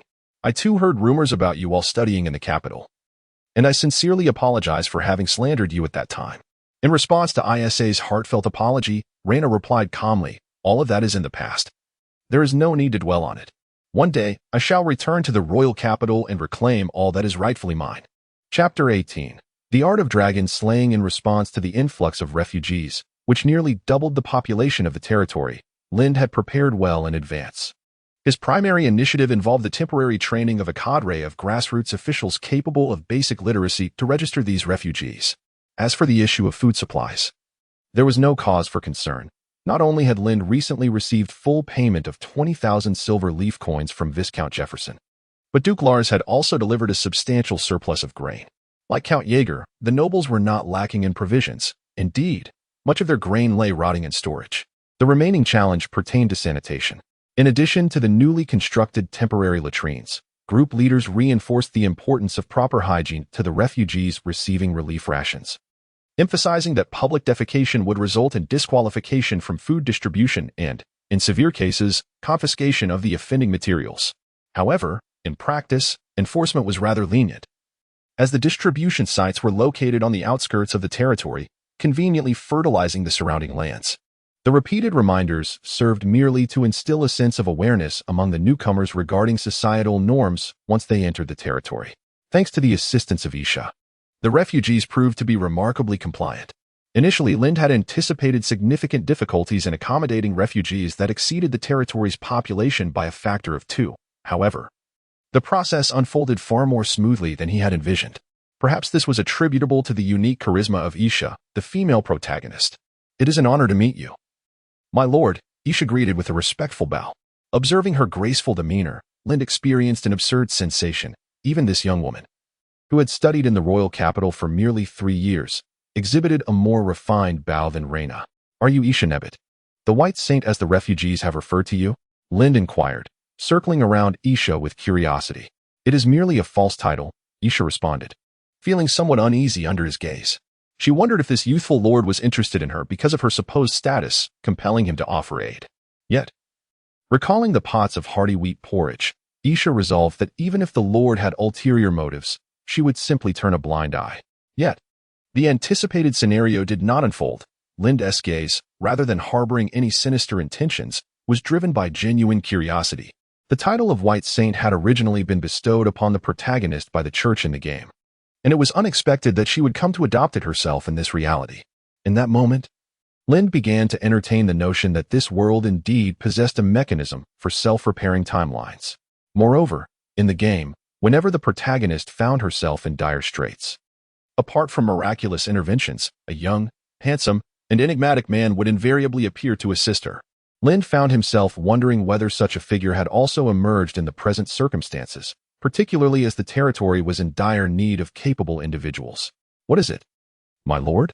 Isha asked, feeling increasingly uncomfortable under Lin's scrutinizing gaze, which felt akin to that of a rare animal. Forgive me.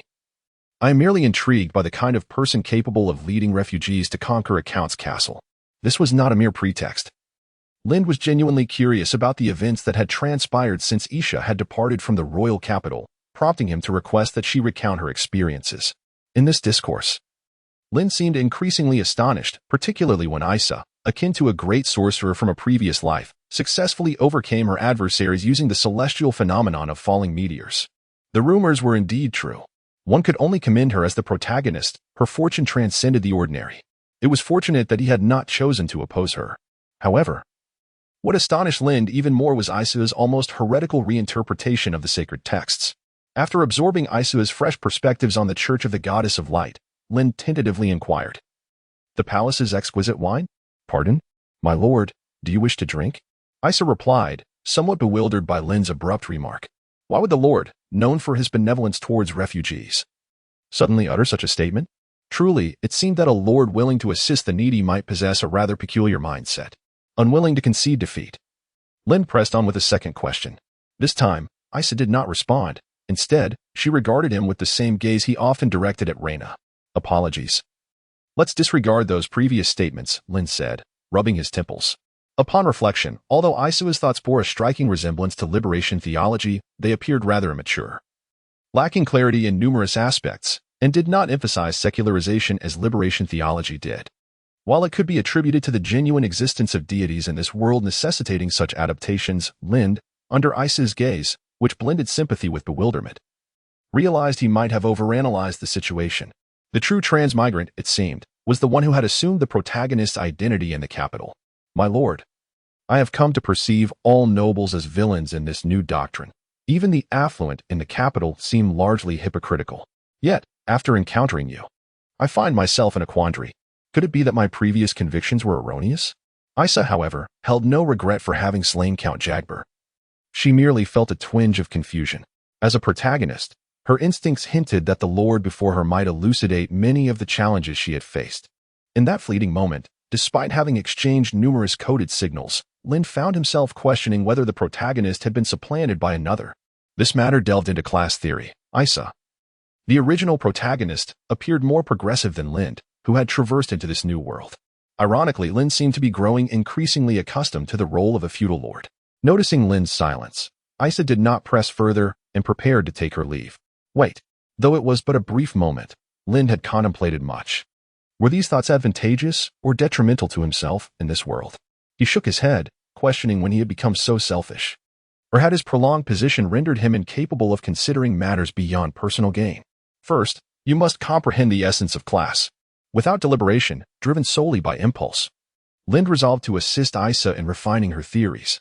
He feared that in the future, he might lack the courage to voice his thoughts. While he still possessed the audacity, certain actions were imperative, regardless of how the future may unfold, or whether the slayer of dragons might transform into a malevolent dragon. These ideas must be disseminated. The original liberation theology did not possess a clearly defined stance on class theory, however. It did analyze the class contradictions inherent within social structures and advocated for class struggle as a means to achieve social liberation. Lin combined these perspectives with certain phenomena that inherently exist in the world, introducing Isa to the concept of class theory. When discussing how the aristocracy inevitably engages in both active and passive exploitation of serfs, Isa voiced her opposition. But my lord, are you not the exception? Lin found himself unable to elucidate to Isa that he was essentially no different from those in the aristocracy. Instead, he sheepishly remarked, "This is precisely the question you posed at the outset.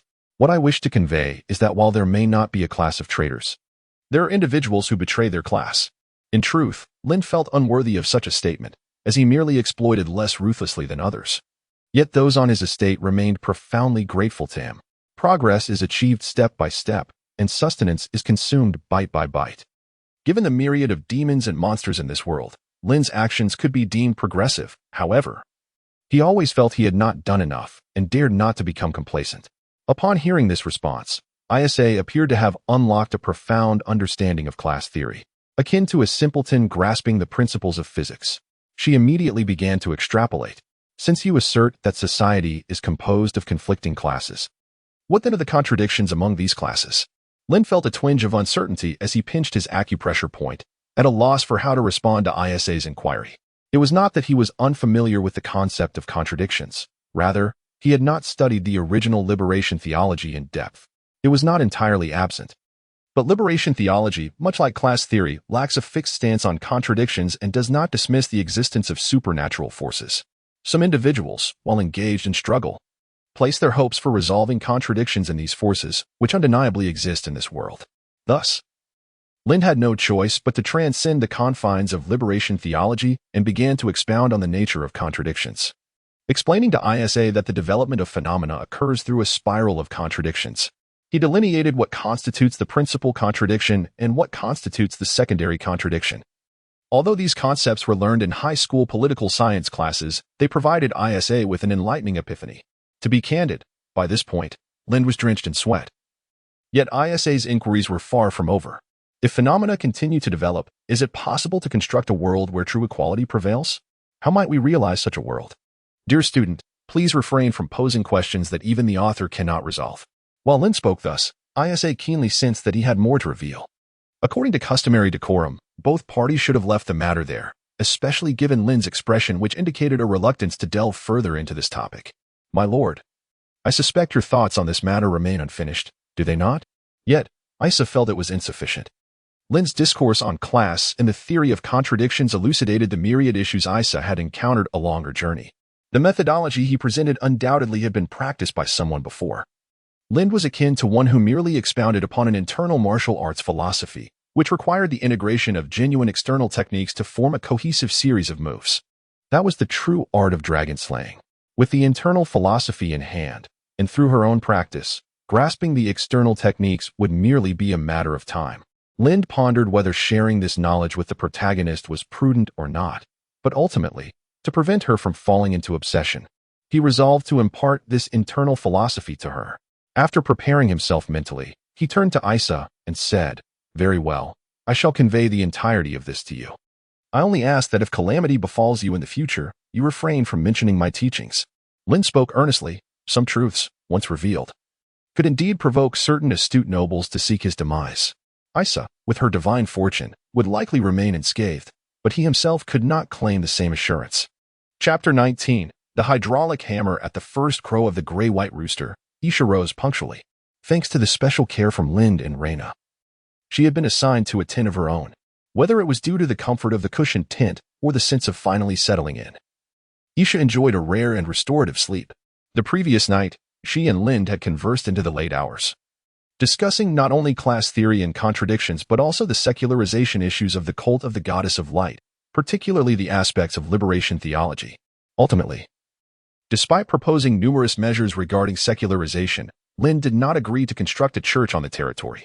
It was not a matter of feasibility, but rather one of timing. Furthermore, he had assigned Isha a more significant role. "Good morning. Are you having breakfast? Let us go. I still have some brick-moving tasks from yesterday to complete, and I can enjoy another breakfast today." On their way, two robust young men were jovially making their way to the breakfast distribution point. Isha noticed the refugees she had brought the previous day were up as well, gazing enviously at the two men heading for their meal. Having just arrived at the territory, they could only select from the last available jobs. Although they received 2 meals a day, it was still not comparable to the sustenance enjoyed by those engaged in labor. To these refugees, jobs that did not involve hard labor but rather offered a chance to earn more food were highly coveted, with everyone eager to seize such opportunities.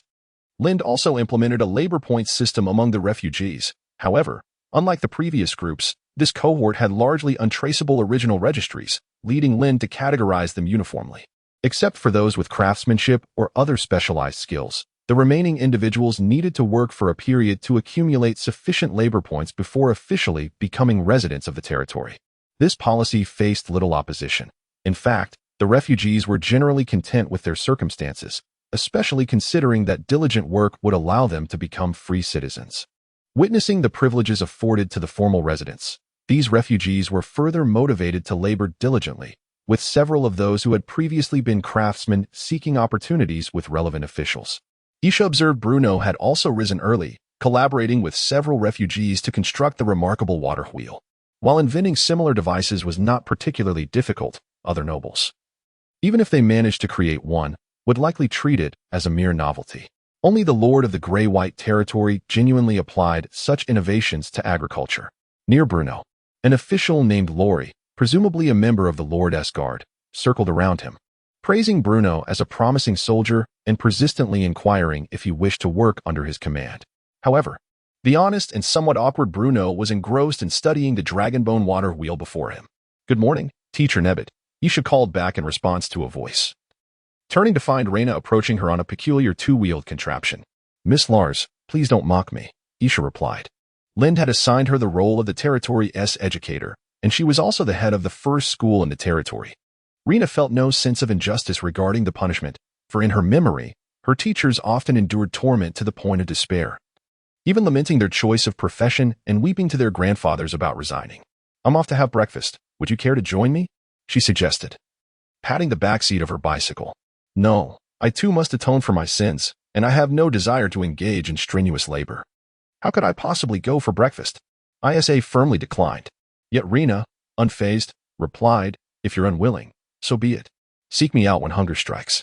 Just moments before, she had overheard Lind say that scoundrel Yag deserved his fate for disobeying grandfather's orders. "After all, you did slay a noble."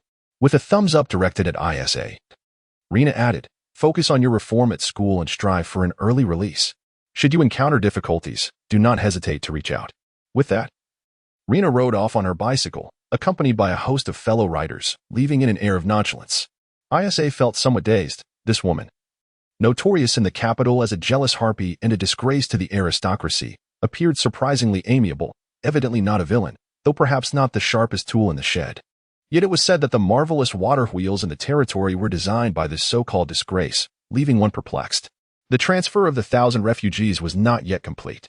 At the relief grain distribution point, many refugees awaited registration, but most, having already eaten, were not as anxious as they had been upon their arrival the previous day. Numerous local officials, wielding makeshift megaphones fashioned from rolled paper and wooden signs, explained the territorial regulations to the refugees. Isa, among the crowd, squatted down to listen intently. It was no wonder she had heard from old Jack, the village chief, that the regulations in this territory were particularly numerous. Even matters as mundane as using the restroom fell under the Lord's purview. Nobles often harbored peculiar obsessions, frequently making abstract demands. Isa recalled witnessing a viscountess instructing her gardener to ensure that every flower petal in the estate was trimmed to an identical count. However, the regulations of Grey-White territory did not emanate from the Lord's whims or eccentricities. Rather, they were genuinely beneficial to the subjects. Shortly thereafter, Reyna's hydraulic hammer was finally completed. Thanks to the diligent efforts of the knights, Isa arrived at the riverbank to behold this wondrous device, personally designed by the Lord and Lady. As she observed the transmission mechanism and hammer coming to life with the rotation of the water wheel, Isa's eyes sparkled with wonder. This was a machine driven without any magical power, akin to the water wheels throughout the territory. Could it truly be that humanity could achieve such seemingly impossible feats without reliance on magic? The exposed transmission components interconnected in a mesmerizing display, resembling a dynamic work of art that captivated all onlookers, including even those knights who had been toiling under Reyna's commands. Now taken aback by the fruits of their labor. Linda was indeed taken aback, but not solely due to the successful activation of the hydraulic hammer. While the sight of the hammer coming to life stirred a sense of excitement within him, he was far more astonished by the realization that the alchemical materials were genuinely effective. Although costly, they perfectly met the standards Linda had set forth, with the hammer exhibiting consistent and stable force, smooth speed variations, and seamless transmission, provided that subsequent maintenance was properly executed. It seemed plausible that this hydraulic hammer could endure for a century or more. These materials had even reached the standards of modern materials science. Linda recalled hearing a phrase before his journey: "All problems encountered by modern science are fundamentally issues of materials science." Now, it appeared that material challenges had been resolved in a remarkably straightforward manner. Could it be that, with enough magical energy, those sorcerers could even conjure superconductors from thin air? Such a suggestion may border on hyperbole, yet it was evident that the materials created by the alchemists in this era were already far beyond the demands of their time. Beside him, Reyna, thrilled by the successful activation of the hydraulic hammer that she and the knights had labored over for so long, joyfully embraced Linda, exclaiming, "Brother, I did it. We did it." Clad in armor, Reyna's exuberance nearly caused Linda to stumble, After regaining his balance, he affectionately ruffled her hair and replied, "Indeed, Miss Lars. You are nothing short of a genius. With this, we can contemplate large-scale production of armor. The ability to conceptualize the general idea of a hydraulic hammer without ever having seen one, and then to bring that vision to fruition, positioned Reyna as an exceptional engineering prodigy." Upon receiving genuine praise, tears of joy welled in Reyna's eyes. Since childhood, she had harbored numerous imaginative ideas. Yet due to her status, most of her education had revolved around etiquette, a domain in which she lacked aptitude. Coupled with her struggles in reading social cues and her limited political acumen, Reyna had often been met with disdain from royal family members, including the fourth prince. Linda was the first person to support Reyna's whimsical thoughts, aside from Duke Lars, which made her feel understood. Excitedly, she turned to Linda and declared, "When I return to the capital, I must make you chancellor, so that you can support me in pursuing these unconventional endeavors." Linda could only respond with a polite yet awkward smile, taken aback that Reyna still harbored thoughts of this matter. Watching her animatedly discuss her plans for when they returned to the capital, Linda found himself wishing to retract his earlier statement. Chapter 20. Cement. In the Great Ivan, thanks to the influx of new settlers, many arduous tasks gradually became manageable. Amidst the reclamation efforts, there was finally sufficient manpower to support Lind in implementing some production plants. Although Lind had contemplated abandoning the reclamation to focus on establishing numerous handcraft workshops and embarking on a capitalist model, this notion, while potentially lucrative, was fundamentally illusory unless he intended to perpetually rely on the assistance of the Lars family. However, it must be noted that the production line for making snowflake candy was now ready to be set up. The advantages of the assembly line over traditional workshops are self-evident. Most significantly, there is little concern for confidentiality. Even if one or two workers were compromised, it would be of little consequence. Of course, Lind did not expect the recipe and production methods for snowflake candy to remain a secret in this world rife with alchemy, as this was merely the initial foray into profit. In the long run, it was unrealistic to rely solely on this venture for income, especially considering that sugar is a vital strategic resource that would undoubtedly be prioritized for the territory's development. At present, Lind was far more concerned with the production of cement, for it was impractical to have over 1,000 inhabitants of the territory sleeping in tents.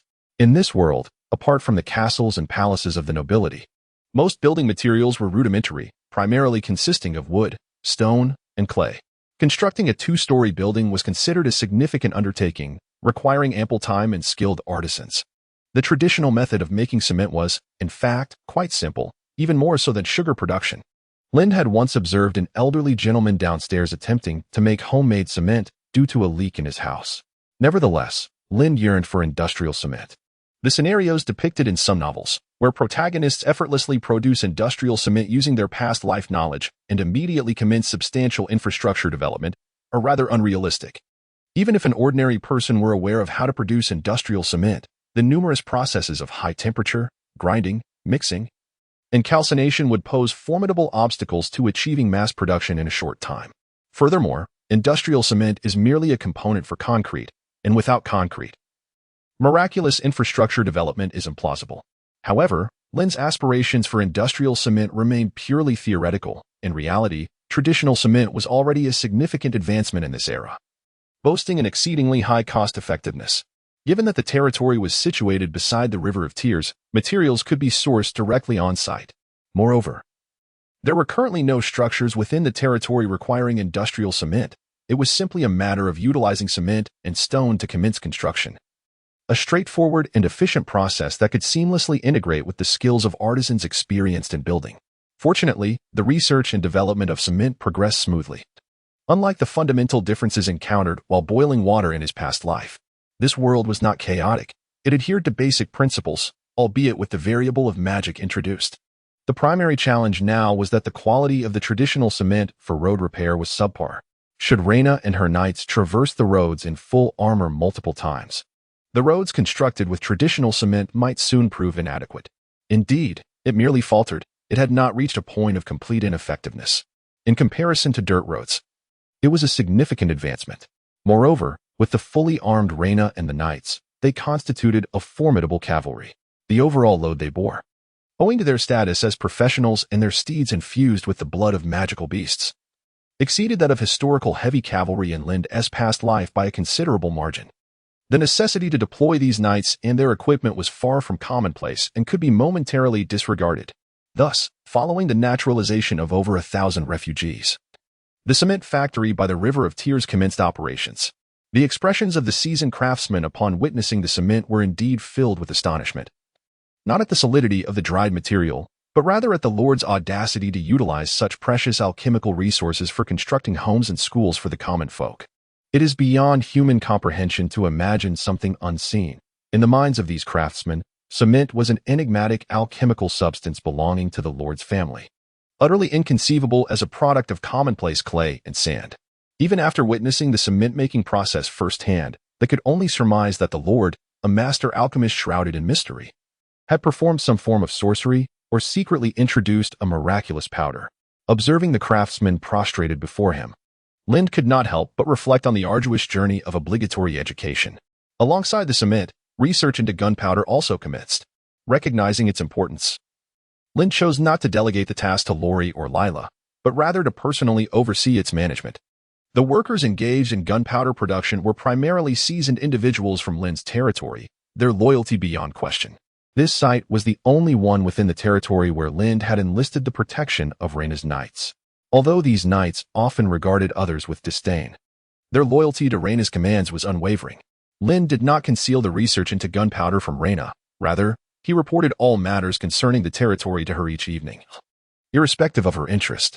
Even if Reyna fell asleep after the very first syllable he uttered, it was a matter of respect, despite her whimsical nature. Reyna was invariably surrounded by spies from Duke Lars, and even for appearances' sake, she could not be entirely excluded from the governance of the territory. Lind had initially prepared for the worst-case scenario, fearing that gunpowder, much like steam, would prove unfeasible in this world due to elemental interference. After all, unlike cement, gunpowder truly produced flames, and should it be harmonized with water elements as steam had been, everything would need to be rebuilt from scratch. However, the process unfolded unexpectedly smoothly. In fact, the purity of the materials purchased, refined through alchemy, was even higher. At the outset of the research, Lind managed to create something akin to firecrackers. Even though the workers had grown accustomed to their lord's wondrous alchemical creations, witnessing their own handiwork propel a steel basin into the air elicited both reverence and fear in their gazes directed at Lind. Whether magic was involved remained uncertain. Yet the Lord had undeniably produced effects comparable to magic using these utterly mundane materials. It is no wonder that the regulations governing this gunpowder facility are more stringent than those in any other part of the territory. Even surpassing the strictures within Lind's grand tent, a single misstep could result in the loss of an arm. However, Susan, observing from the side, stifled yawns. Such explosions, though loud, lacked true power and could merely serve to intimidate. In practical terms, they might prove less effective than a low-tier magical scroll. As a fourth-tier practitioner, Susan, when fully equipped, could easily withstand such explosions. Moreover, the utilization of gunpowder is quite cumbersome. Susan could not fathom Lind's fascination with this substance. It is natural to harbor such thoughts, for until Susan witnesses the mass production of explosives and their application in industrial endeavors such as mining, the scenes remain beyond her imagination, even though she has encountered magic far more extravagant. How long would it take to cultivate a mage capable of mining with magic? What would be the cost of hiring one? Mages require rest to replenish their magical energies, whereas gunpowder is inexhaustible. Your mana may soon be depleted. But my supply of explosives is boundless. Furthermore, this is merely rudimentary gunpowder. As the adage goes, 1 part nitrate, 2 parts sulfur, 3 parts charcoal, with a touch of sugar. If granulation can be successfully achieved, Lind could elevate the technological level of gunpowder to modern standards in a short span. The remaining challenge lies in the development of firearms. Lind was not an enthusiast of firearms in his previous life, and his understanding of gunpowder was merely due to its formula being as well known as a signpost at a crossroads. Firearms, however, present a different matter entirely. To produce weaponry akin to modern firearms, the foremost issue to resolve is that of smokeless powder. Black powder represents the limits of Lind's understanding, beyond which lies a realm of ignorance. At this juncture, Lind's gaze shifted to Reyna, who was dozing off to the lullaby of his report. He wondered if, like the creation of water wheels, his mere suggestion would lead her to design a finished firearm. It seemed implausible, absolutely impossible. Firearms are not as simplistic as hydraulic hammers. Even if Reyna had an inkling of an idea, it would undoubtedly require considerable time for experimentation. With a self-deprecating chuckle at his unreliable thoughts, Lind resolved to methodically embark on the study of firearms. The research would primarily focus on two types, flintlock and percussion firearms. Aside from differing ignition methods, percussion firearms demand higher quality gunpowder. Thus, it would be prudent to begin with flintlocks, laying a foundation before gradually upgrading the ignition mechanism and gunpowder to that of percussion firearms, as historically, percussion firearms evolved from flintlocks. This approach is certainly sound. Of course, one could experiment with custom alchemical materials to achieve immediate results, but such methods would not lend themselves to mass production, for now. It would suffice to create a prototype for Lind's personal use. However, these considerations are for another time. The primary concern at present is to produce a viable supply of gunpowder. Chapter 21. Explosives. The research on cement and explosives by the Grey-White faction has gradually gained momentum, particularly with cement, which has pressed the accelerator for the faction's development. Many of the original tents have been dismantled, giving way to the construction of new homes. Next, Lind intends to delve into the study of steelmaking. This is a considerable undertaking. However, due to the Grey-White faction's temporary inability to locate iron ore, Lind had previously refrained from prioritizing this endeavor. Now, he is determined to explore how steel is produced in this world. Should the territory yield iron combined with hydraulic hammers, future military needs would undoubtedly be met. The craftsmen in the territory are primarily those who initially accompanied Reyna to the Grey-White faction, belonging to the Lars family. Among them are several low-tier professionals. The current site for steelmaking resembles more of a blacksmith's forge than an actual steel mill. Initially, there wasn't even a blacksmith shop. It was Lind who organized work for these craftsmen, whose tasks were limited to repairing tools for the residents daily. Today, upon hearing that the Lord would be inspecting their work, the craftsmen exerted themselves to perform admirably, especially since this Lord is known to reward generously, even if the funds come from the Lars family's coffers. However, after the craftsmen showcased their steelmaking methods, it became apparent that the Lord seemed somewhat distracted, completing a cursory inspection before departing the forge. Initially, one might have expected the Lord to engage with the other craftsmen, proposing various imaginative mechanical improvements as an old craftsman stroked his beard, reflecting on whether he had inadvertently displeased the Lord. Otherwise, why did it feel as though the Lord treated them differently?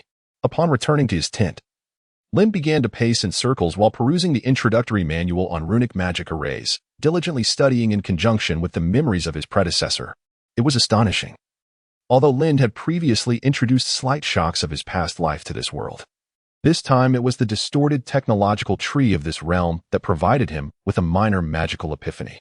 Lind had anticipated numerous potential improvements to the steelmaking techniques, such as blast furnace methods. Having read countless transmigration novels, he thought he could at least suggest ideas to inspire these craftsmen. Yet, he was taken aback by the simplicity with which this world seemingly overrides all complexities. Is the temperature insufficient? Is the heating process too slow? Is there a risk of impurities? A combustion array can be employed, allowing several first- and second-tier runesmiths to utilize runic magic arrays to elevate the temperature, thus brutally solving all issues. Of course, while this sounds straightforward, the execution is challenging. Only those trained in runes can control the arrays, and runesmiths themselves are not as common as cabbages. Furthermore, the runic magic arrays require constant fine-tuning and maintenance, which incurs significant costs. They are essentially limited to steelmaking, lacking any practical combat applications. Nevertheless, this still afforded Lind a momentary glimpse of wonder at the marvels of this other world. For a fleeting instant, Lind even questioned the significance of his endeavors, pondering whether there existed magical alternatives in this world that could perfectly replace his efforts. For instance, had cement and explosives already been perfected long ago? From Reyna's reaction, it appeared that there was nothing amiss. However, Lind, feeling uneasy, sought out Isla for further reassurance. After a thorough inquiry, he felt a slight sense of relief. Subsequently, Lind escorted Reyna into the Titan mountain range, as today marked the commencement of their explosive mining endeavor. Although Reyna had spent her time frolicking and hunting in the mountains prior to the construction of the hydraulic hammer, she had also engaged in some productive activities. The Titan mountain range harbored a wealth of mineral resources, and Lind had arrived at a recently discovered jadeite vein by Reyna. While the scale of the deposit was modest, Lind's primary objective in mining was merely to refine his skills in explosive extraction. The Titan mountain range was rich in resources, yet its remoteness and high transportation costs had hindered effective development. Moreover, the Sword region, located north of the Snowbreak territory, boasted superior or quality and more accessible transportation routes, making it unappealing for anyone to venture into the Titan mountain range at a higher cost for mining. This was particularly true given that the elves on the opposite side of the mountains occasionally emerged to stake their claims. As the kingdom of Capet continued to weaken and the upper nobility indulged in increasingly extravagant lifestyles, fewer professionals were willing to toil tirelessly in this secluded corner to assist the nobles in mining with their magical prowess. After directing a craftsman to chisel a large hole at a designated spot, Lind ordered the placement of explosives inside before retreating to a command point several dozen meters away to ignite the fuse. Initially, no craftsman dared to take on this task, leading the impatient Susan, who stood by Reyna, to approach the fuse. Susan's understanding of the explosive's power was limited to its initial capacity to launch a pod into the air, and she found nothing frightening about it. With a snap of her fingers, the fuse ignited, and she struck a pose, swirling her cloak as she made her way toward Reyna's shelter. Boom! A powerful shockwave surged forth, akin to an enraged dragon roaring past, shaking the mountains and sending debris flying. The deafening sound of the explosion echoed through the valleys. Caught off guard, Susan was propelled forward by the force of the blast, her armor's protective runes activating in response to the perceived attack. Protect the young lady. The knights beside Reyna quickly raised their shields and formed a defensive formation. As the explosion exceeded their comprehension, they feared an assault from the enemies of the Lars family. As the flickering flames within the smoke dissipated, a chaotic scene unfolded before their eyes. The rocks were shattered into fragments, and enormous boulders collapsed like fortresses. Lind observed with satisfaction the astonished expressions of Susan and the knights, realizing that his earlier concerns were unfounded. Although this world held many phenomena beyond his understanding, it seemed that explosives remained a remarkable invention, far surpassing the realm's usual capabilities. He recorded the amount of explosives used and the effectiveness of the mining operation, then reminded the astonished craftsman behind him before beginning to survey the explosion site. The collected rubble can indeed be utilized in conjunction with cement as building materials. However, it is imperative to remind the workers to first conduct a thorough sorting. Observing the knights still on high alert, Lind appeared with a subtle smile, prompting the knights to awkwardly lower their shields after glancing around. Yet, the inquisitive Reyna, who would typically be chattering away, was now lost in thought, stroking her chin amidst the knight's protective presence. "Brother," Reyna exclaimed as she approached Lind with excitement, though her expression lacked the astonishment he had anticipated. Her mind was already racing. "Do you think this so-called explosive could be launched using magic? Perhaps with a second-tier wind spell. We could send the explosives to the enemy and ignite them. Wouldn't that be akin to employing second-tier magic to achieve fourth-tier, or even greater, magical potency?" Lind blinked, confirming that the person before him was indeed Reyna. How had this child become so astute today? She was already contemplating the fusion of gunpowder and magic to create a fantastical cannon. Before Lind could respond, Reyna continued, "Using the wind spell alone may not suffice. We should seek a more powerful and precise magic for delivery." Has she already conceived the rudimentary form of a missile? No, this approach is impractical. If we are employing high-tier magic for long-range delivery, why not utilize high-tier magic for direct strikes instead? Reyna dismissed her own proposal, subsequently directing her gaze toward the craftsman beside Lind. "Is there a possibility, brother, to reduce the quantity of the gunpowder you've created and embed it within stones? If these stones were hurled, they could explode similarly to magic, inflicting damage with their shards upon the enemy." Lind was taken aback. Had she swiftly conceived the idea of fragmentation grenades? Remarkably, this time, Reyna did not fixate on the integration of magic. At that moment, Susan, who had awkwardly risen from the ground, interjected, "But, my lady, reducing the quantity would render it ineffective against high-tier professionals. How many high-tier practitioners could a noble truly command?" Reyna surveyed her knights, most of whom were third-tier professionals, only slightly inferior to Lind, yet among their peers, they were considered prodigies. Coupled with their formidable equipment, they became fearsome engines of destruction in the chaos of battle. Susan, regarding the previous explosion, which was diminished to 1/5 of its original power, "Do you believe you could withstand it head-on?" Reyna inquired. Susan confidently tapped her wrist shield, asserting, "If it were a direct confrontation, I am confident I could endure 5 or 6 strikes without injury." Reyna then turned her attention back to Lind. "Then, brother, how much gunpowder can our territory produce in a single day? If all the alchemical equipment and workers in the domain were dedicated to manufacturing gunpowder, it could potentially provide an unending supply for those ordinary soldiers, correct?"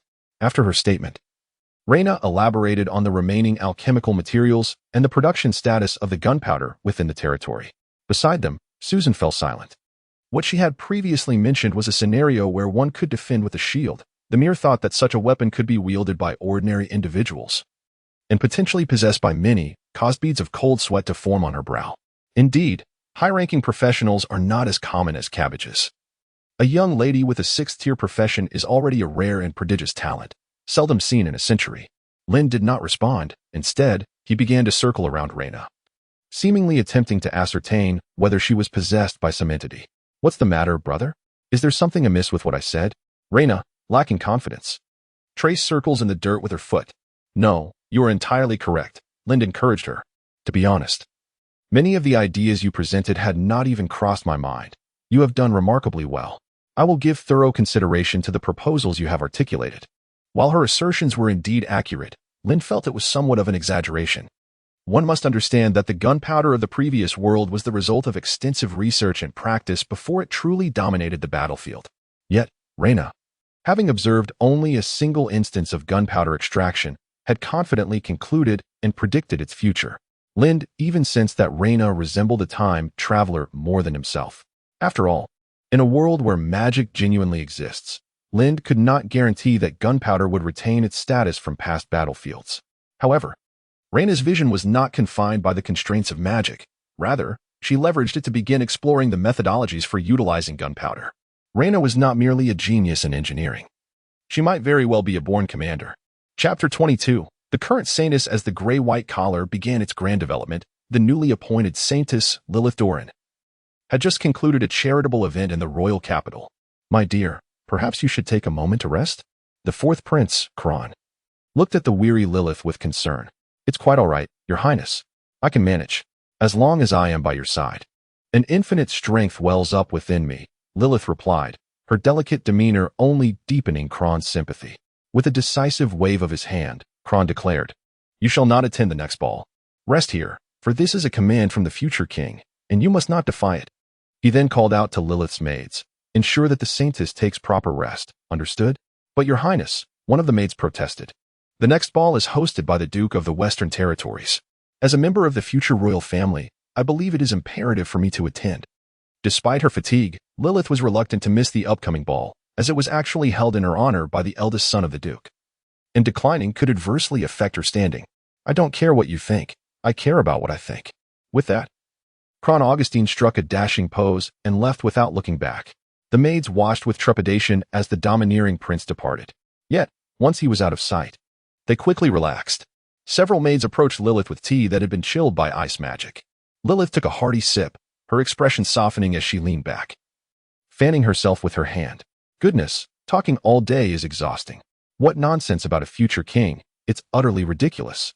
As she savored the maid's gentle massages, she grumbled, "If it weren't for the ambition of becoming the future queen, I wouldn't bother with you at all." The maids quickly chimed in, "Indeed. How could a mere prince with no power be worthy of our saintess? The fourth prince should at least wait until his rightful accession." As Lilith enjoyed the exquisite massage and the luxurious iced tea, her thoughts drifted back to 3 years ago, when she first traversed into this world. Initially, she had felt quite nervous, yet also a thrill to find herself within the very Otome game she had played in her past life. Though she had not become the heroine, but merely a minor noble, she nonetheless found herself in the same academy as the protagonists, and even before their fateful meeting. When Lilith deliberately delayed the heroine, preventing her from encountering one of the male leads, she realized that the narrative could indeed be altered at will. However, the more she changed, the more unpredictable the outcomes became. After all, Lilith's greatest advantage lay in her familiarity with the subsequent plot. If her own butterfly effect distorted the story beyond recognition, she would lose the edge of her foreknowledge. Thus, Lilith conceived a bold idea to replace the protagonist in the narrative. In doing so, the original plot would remain unaltered, allowing Lilith to exploit her advantages to perfection. The developments unfolded seamlessly. Lilith consistently encountered various male leads before the original protagonist, Isha, thus rapidly cultivating their affections in accordance with the game's choices. Ultimately, Lilith not only achieved maximum favorability with all the male leads, including the fourth prince, culminating in a reverse harem ending, but also circumvented the original protagonist's influence, relegating her back to her rural life. In a rather wicked twist of fate, Lilith arranged for the final boss, Lena Larks, to marry a minor nobleman who bore the same name as her brother from her previous life. However, the life that awaited her post-ending was far from the idyllic existence she had envisioned. The narrative did not unfold like a fairy tale, where the prince and princess lived happily ever after. As the fourth prince's fiancée, Lilith found herself attending numerous balls and social gatherings daily. Furthermore, due to her identity as a saintess, she was compelled to participate in many decision-making meetings convened by the church. The incessant meetings and engagements shattered her dreams of a blissful life. To maintain her faade, Lilith had to speak in a constrained voice each day, revealing her true self only in the company of her personal maid. Although Prince Clan allowed her to skip the upcoming ball, she was confronted with a schedule that included a joint meeting between the Cap Kingdom and the church following the event. This world lacked even a simple mobile phone, rendering it impossible for her to idle during meetings, which left Lilith clutching her head in agony, only to soon regain her composure. Time to prepare. The next meeting is upon us, Lilith declared, prompting her maids to spring into action. The garments for a princess attending various occasions differed significantly from those for a saintess at meetings, both being intricate and time-consuming. Lilith felt as though her days were squandered on the triviality of dressing. This Odom world was even more grueling than a corporate job, and the male leads, with their overly polished appearances, had long since lost their charm. They now seemed more insipid than even the most notorious of figures. As these thoughts crossed her mind, Lilith found herself nostalgically reminiscing about her previous life, where she and her brother would don simple vests and play video games at home. Despite their daily exchanges of disdainful glances and her brother's constant jests about her prospects of marriage, those days were marked by an unparalleled ease. Moreover, her brother had genuinely supported her in overcoming the challenges within the game. Regrettably, her brother had departed this world prematurely, having acted heroically.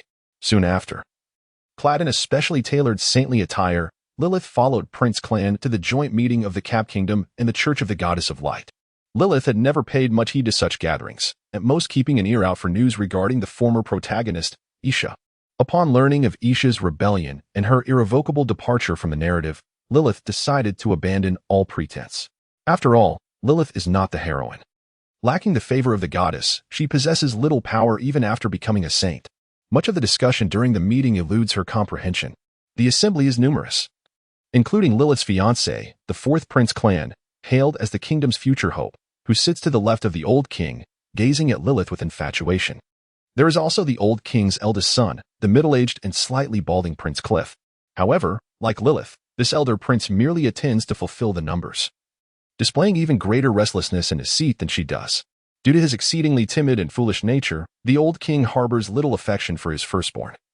After Clan exhibited remarkable talent and courage, Cliff swiftly lost his status as heir apparent. Nevertheless, the elder prince bears no grievances, even sighing in relief, for there is scant noble support for him within the kingdom, and the transition of the crown prince has proceeded quite smoothly. Next on the agenda are matters concerning the war with the northern territories and the demon race. The kingdom's chancellor, Cordic, waved his hand, distributing various documents to all participants of the meeting.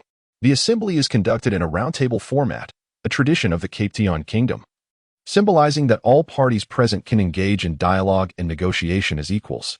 The border conflict in the north has persisted for 5 years, and continuing the struggle would yield no results, instead jeopardizing the kingdom's finances. As the chancellor of the realm, I humbly advise our esteemed sovereign to withdraw support from the northern territories and to mandate an armistice between them and the demon race. Both sides should earnestly engage in dialogue for the sake of peace and their respective peoples. After articulating his proposal, Cordic bowed to King Augustine III at the head of the table, signifying the formal commencement of this agenda item. Chapter 23, The Imperial Council. Cordic: I vehemently disagree with your perspective. The first to voice opposition was none other than the Lord of the North, Duke Lars, the grandfather of Rena. The venerable Duke, with his white hair and beard, reclined against the back of his chair, his hands resting naturally upon the table. His towering figure occupied a substantial portion of the round table, reminiscent of a colossal bear poised for its prey, exuding an aura of danger. Though he had surpassed 70 years, for a high-ranking practitioner, this merely indicated a degree of aging and not advanced years. Typically, such individuals could live well beyond a century, even without the aid of various potions and magic. Firstly, the kingdom has extended no assistance to us in the north. As Duke Lars's gaze swept across the assembly, several noblemen, stricken with guilt, lowered their heads. Not only had the kingdom failed to provide any aid to the north, but it had also covertly sought to entice the northern nobility. Additionally, merchants openly and secretly traded weapons and salt with the demonic forces. A significant factor contributing to the North's plight, which, despite its vast territory nearly the size of half the kingdom, remained beleaguered by the relentless assaults of the demons.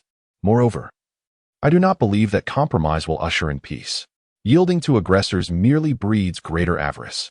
The Duke's voice resonated like thunder, yet he received little response. Almost all the nobles sided with the royal family, or, at the very least, adopted a neutral stance. The North was not only under siege from external foes, but was also embroiled in a succession war.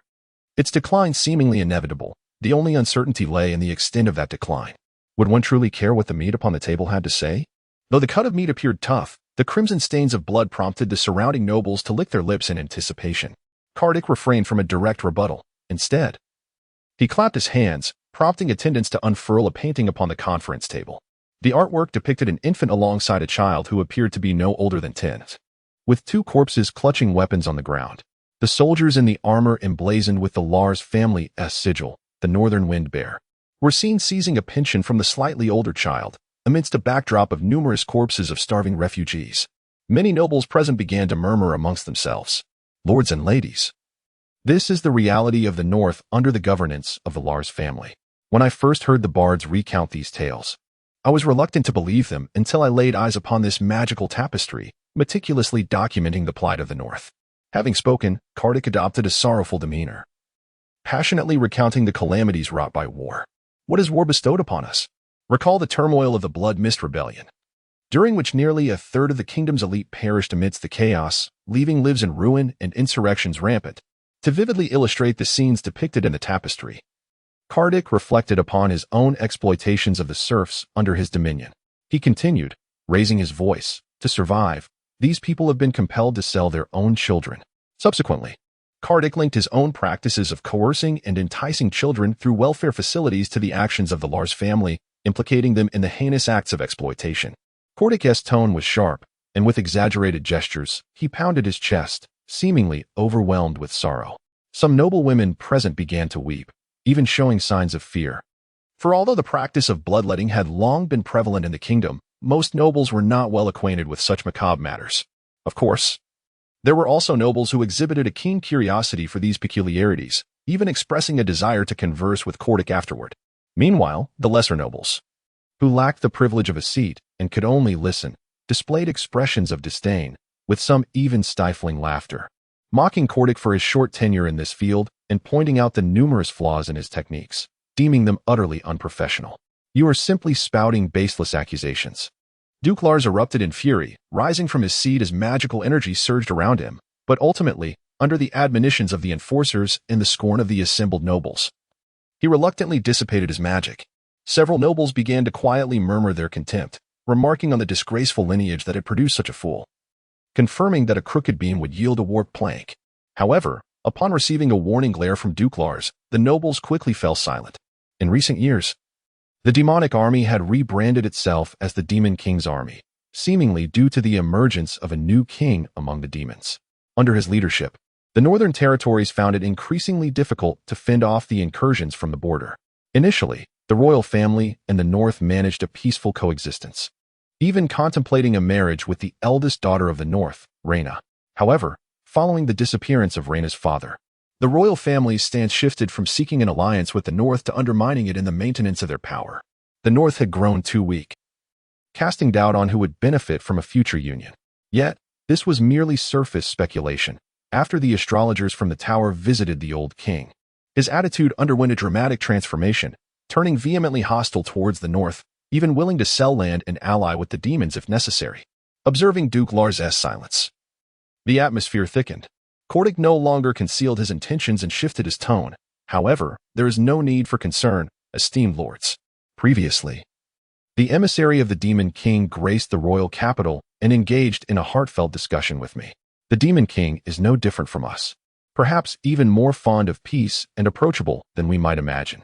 The Demon King also despises war. Upon uttering this, Kardik directed a glance at Duke Lars, seemingly ridiculing him as a warmonger. Thus, the Demon King hopes both parties will take a step back to facilitate peace. As a humble representative of His Majesty the King, I have signed a new agreement with the Demon King. While the details remain to be negotiated, I firmly believe this agreement will usher an enduring peace for the North, the kingdom of Capet, and the demons. Despite Cordic's assertions, when copies of the agreement were distributed among the nobles and representatives of the church at the Round Table, nearly all of them wore expressions of bewilderment and shock. The proposal to cede lands north of the Snowy Territory to the demons, to fully open trade between the North and the demons, and to require the North to pay 300,000 silver leaves annually to the demons, while the demons would provide a certain quantity of monster pelts and ores in return, was utterly outrageous. Was this not tantamount to land concessions and reparations? What manner of passion for peace does the Demon King profess? Is it not apparent that he harbors a desire for further chaos in the North? This is nothing short of a capitulation clause. Many gazed in astonishment at the imposing figure radiating an aura of menace, instinctively retreating as if fearing that Duke Lars would launch an assault at any moment. Even the clergy began to prepare for immediate rescue efforts. The Sword region, situated north of the Snowbreak territory, is renowned for its mineral wealth. We have ceded these lands, yet we are expected to purchase their resources from the demon race. Duke Lars vociferously questioned, a hint of incredulous laughter escaping him at the absurdity of the agreement. This is merely a preliminary accord. Further discussions may ensue. But the demon lord insists on acquiring these mineral-rich territories. Surely, the vast expanse of the North can withstand the loss of such land without grave consequence, no? Cordic harbored no fear of Lars, his tone laced with unrelenting mockery. Humph, let us hope you do not become prey to the wolves you've nurtured. Upon uttering this remark, Duke Lars rose abruptly and departed from the assembly. The current roundtable discussion rendered the presence of the Lars family inconsequential. Cordic had not come to negotiate, but rather to inform. In the power struggle between the monarchy and the North, the crown had promised numerous benefits and paid a significant price, resulting in a comprehensive encirclement of the weakened Lars family, and the time to ensnare them had nearly arrived. Your Excellency, regarding our sanctuary of the Blessed Virgin in the North, a member of the Church of Light finally spoke. Not to oppose the terms of the treaty, but to inquire about the fate of Cordic's church in the North. Rest assured, the Demon King's army is a force of civilization. I have already communicated with them, and they will ensure the safe evacuation of the sanctuary's personnel. Cordic, brimming with confidence, turned his gaze towards the silent Augustine III, whose face, marked by age spots, betrayed no emotion, merely nodding in acknowledgement. Cordic then resumed his role as chair of the meeting. With Duke Lars having just exited, he began discussions with the various nobles on how to partition the North. Chapter 24. Rena's letter upon returning to his estate.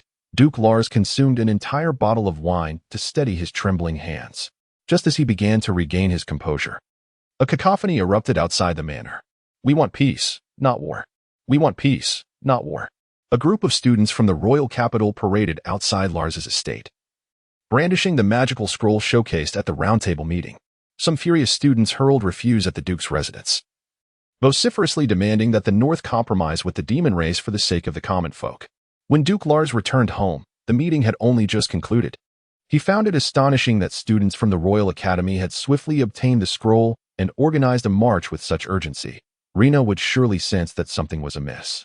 My lord, shall we disperse them?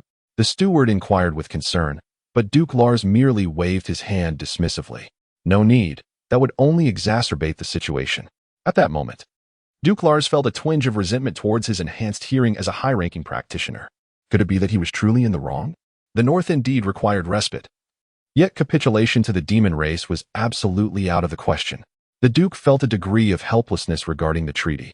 The North had already struggled to withstand the demon attacks. Retreating to the Snowbreak territory was merely a more conservative version of their original withdrawal plan. The annual silver leaf coins were not beyond the means of the Lars family. If the heir wars could proceed without incident over the next 2 years, swiftly selecting an heir to stabilize the populace, perhaps the lost lands could be reclaimed, though the nominal heirs would contend based on their comprehensive abilities and military merits. Duke Lars harbored personal ambitions. Rena's brother, Sean Lars, stood as his ideal candidate. Despite his youth, he had inherited his father's steadiness and decisiveness. The territory was among the North's most prosperous river valleys, housing the largest slave market in the region, and he was surrounded by numerous capable subordinates, making him a strong contender in the air wars. Of course, a significant factor was that Sean seemed far more relatable compared to his two uncles, who conspired with demons in the royal family, and his oppressive younger brother, as well as a much younger sister. Duke Lars felt a pang of guilt regarding Rena, initially. He had viewed her merely as a tool for alliance, and in the covert struggles with the royal family, he had failed to protect her. Ultimately, it was the church's saint who refrained from pursuing her further, allowing Rena to be safely extricated and wed to an obscure minor noble.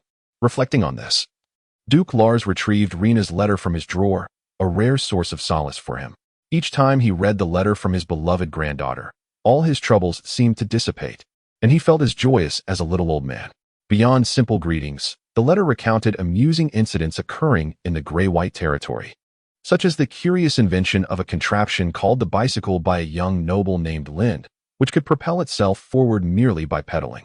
Prince Lars found it somewhat absurd. According to the blueprints drawn by Rena, how could such a contraption possibly remain upright? Furthermore, this bicycle necessitated a smooth surface, rendering it unsuitable for traversing rugged terrain. Nevertheless, as a mere toy, it was indeed rather amusing. In addition to the bicycle, there was Rena's own invention, the hydraulic hammer. But at the time this letter was dispatched, the hydraulic hammer was yet to be officially completed, thus the letter contained only a rough sketch. Prince Lars examined it closely, yet did not dwell on it too much. After all, while this hydraulic hammer could indeed enhance the quality of equipment, he still believed that the true determinants of victory on the battlefield were the numbers of professionals on either side. This hydraulic hammer was merely a large toy in his eyes. Originally, Prince Lars envisioned Rena leading a life devoid of hardship, and seeing his granddaughter's husband daily crafting toys for her did not strike him as a sign of frivolity. Rather, it affirmed Lind's achievements. As long as he could keep Rena content, that was of utmost importance. Although the spies near Rena reported that the young noble named Lind had virtually seized control of the territory, managing all matters alongside his subordinates, even causing the head maid, Lila, to betray them. Prince Lars felt reassured upon learning that Lind would take Rena into the tent each night to recount the events of the day and the policies being enacted in the territory. From the reports, it was clear that his granddaughter, who still harbored thoughts of returning to the royal capital to seek justice from the monarchy, could not possibly match the cunning of the young noble Lind. However, regardless of the circumstances, that young noble maintained a respectful demeanor towards Rena and was able to keep her happy, which sufficed and even exceeded Prince Lars' expectations. He was not troubled by Lind's complete takeover of the territory's power. Rather, he feared that Lind's abilities were insufficient, leading Rena astray and potentially encouraging her to make irrational decisions. Had he truly wished for Rena to manage the territory, Prince Lars would have explicitly stated so in the marriage contract. As for the governance and policies of the gray-white territory, Prince Lars held little concern. It was merely a small place, and he believed Lind could manage it without issue. The Lars family could easily sustain this territory indefinitely. Upon reaching the end of the letter, where Rena requested that he send more craftsmen and magical apprentices to create toys, even suggesting a reduction in luxury goods in exchange, Prince Lars gently tapped his finger against the desk. It was evident that this request was instigated by the young noble Lind. The fledgling territory indeed required more craftsmen and magical apprentices.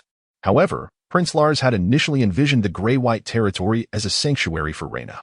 Did it truly necessitate so many craftsmen and apprentices? Nevertheless, seeing Rena boast about the new toys Lind had made for her brought a light-hearted smile to Prince Lars' face. At the very least, his granddaughter genuinely desired more craftsmen and magical apprentices, which was sufficient for him. He resolved to select a number of idle craftsmen apprentices and recruit some unwanted magical apprentices from the royal capital to send to the gray-white territory. Upon the completion of Duke Lars' statement, the steward stationed nearby promptly departed. This action was not indicative of Duke Lars' stinginess or reluctance to support the gray-haired artisan, but rather a reflection of the fact that the creation of toys does not necessitate highly skilled craftsmen or adept magic apprentices. It also served as a subtle reprimand to his cunning son-in-law, a warning not to presume that his ability to amuse Rena would grant him the liberty to make demands of the Lars family. At the very least, this was the perspective held by Duke Lars at that moment. Chapter 25. Prophecies of the Future. Meanwhile, Lilith, lost in her thoughts, finally regained her composure at the gentle prompting of Prince Kron. My apologies, Your Highness. I was merely distracted. These recent meetings have been rather dull. The only source of amusement has been the sight of Lord Lars's sullen visage. Kron brusquely interrupted Lilith, his intentions benign. Yet she could not shake off a tinge of irritation. If Kordic can successfully negotiate this treaty, peace between the North and the kingdom will be within reach. How about we celebrate with a ball tonight? Upon hearing Kron's proposal for yet another ball, Lilith hastily waved her hand. Your Highness. Your sister Claire has already made arrangements with me for this evening. I regret to inform you that I cannot attend the ball. With that, Lilith departed hurriedly, accompanied by her maids. Watching her retreating figure, Kron muttered softly, "Women, you remain ever so intriguing." Lilith's mention of Claire was not merely an excuse, after all. Her rise to prominence was significantly aided by Claire, the beloved little princess of Kron and Augustine III. Do not take it to heart. My brother is like this. 6 out of 7 days a week are spent hosting balls. One gets used to it, Claire consoled Lilith, delicately sipping her red tea. And if there weren't balls so frequently, how could you have met my brother? But this is excessive 6 times a week? Who can withstand that? Lilith slumped into her chair. Grateful for this women's gathering organized by Claire, one of the few social events where she could relax. By the way, what are your thoughts on the treaty discussed with the Chancellor and the Demon King? Claire inquired, setting her teacup down. Are we delving into serious matters now? Lilith glanced at Claire with exasperation. She had come to Claire to escape such discussions, yet here was Claire, intent on conversing about weighty topics. In truth, Lilith held a certain disdain for the treaty, perceiving it as a mere act of appeasement. Would ceding parts of the North truly bring about peace?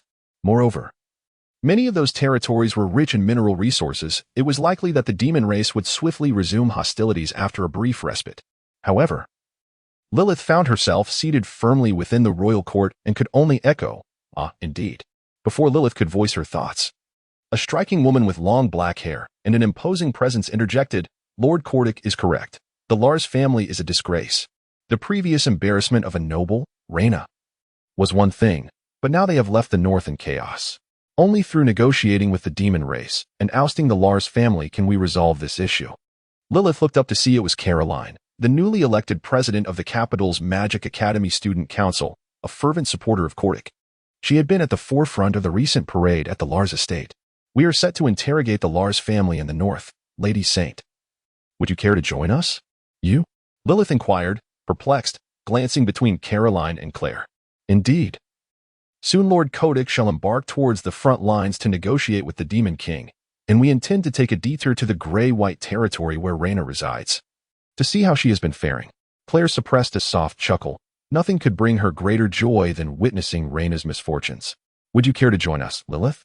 Facing Claire's invitation, Lilith hesitated momentarily before declining. "Never mind. I would rather remain here and partake in the ball." Lilith, who had been a recluse in her past life, found it pointless to wander about in another world after completing the game. It seemed a futile endeavor to traverse and conquer anew. Meanwhile, having concluded the audience, Prince Cliff Augustine, the former crown prince, sat stiffly in a corner of the ball. This gathering was hosted by his younger brother, Prince Cran Augustine, to which Cliff had graciously agreed to attend. Initially anticipating a pleasant and relaxed evening, none foresaw the presence of King Augustine III at the ball. After exchanging a few words with his heir, the king seated himself beside Cliff, rendering the usually timid Cliff utterly speechless, with a wave of the king's hand. The surrounding revelers were dismissed, creating ample space for this father-son duo. "I noticed during the day's meeting that you seemed to have something on your mind." Though aged, Augustine III's keen perception missed no detail from the conference. "And no, I couldn't possibly have anything to say, father. You know I have long relinquished any other thoughts." Cliff stammered, fidgeting with his hands, beads of perspiration trickling down his face. "Do you also believe we have been too relentless in our pressures upon the northern territories?" The king's voice retained the same commanding authority Cliff remembered. He knew that when his father spoke in such a tone, deception was no longer an option. "Why, yes. Perhaps just a little, father. The northern lands already constitute more than a third of the kingdom, nearly half. What if we provoke them too far?" Augustine III nodded, responding, "Many share your sentiment here in the capital. They believe that since the demon race has invaded us, we ought to support the North in retaliating. However, Cliff, do you recall what I saw in the Holy Grail during my time at the Tower?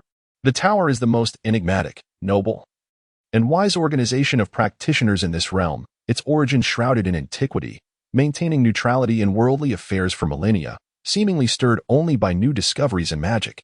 The Holy Grail serves as an artifact for the Tower's astrologers to foresee the future and unveil celestial secrets. Thus far, its prophecies have unfailingly manifested, not mere legend, but historical truth. I foresaw the kingdom's demise under your stewardship." Upon hearing these words, cold sweat drenched Cliff's attire, realizing that his father had gazed into the future following his ascension to the throne. It is no wonder that after the arrival of the astrologers from the Tower, The king swiftly removed himself from the position of heir apparent, replacing it with the more esteemed and sagacious fourth brother.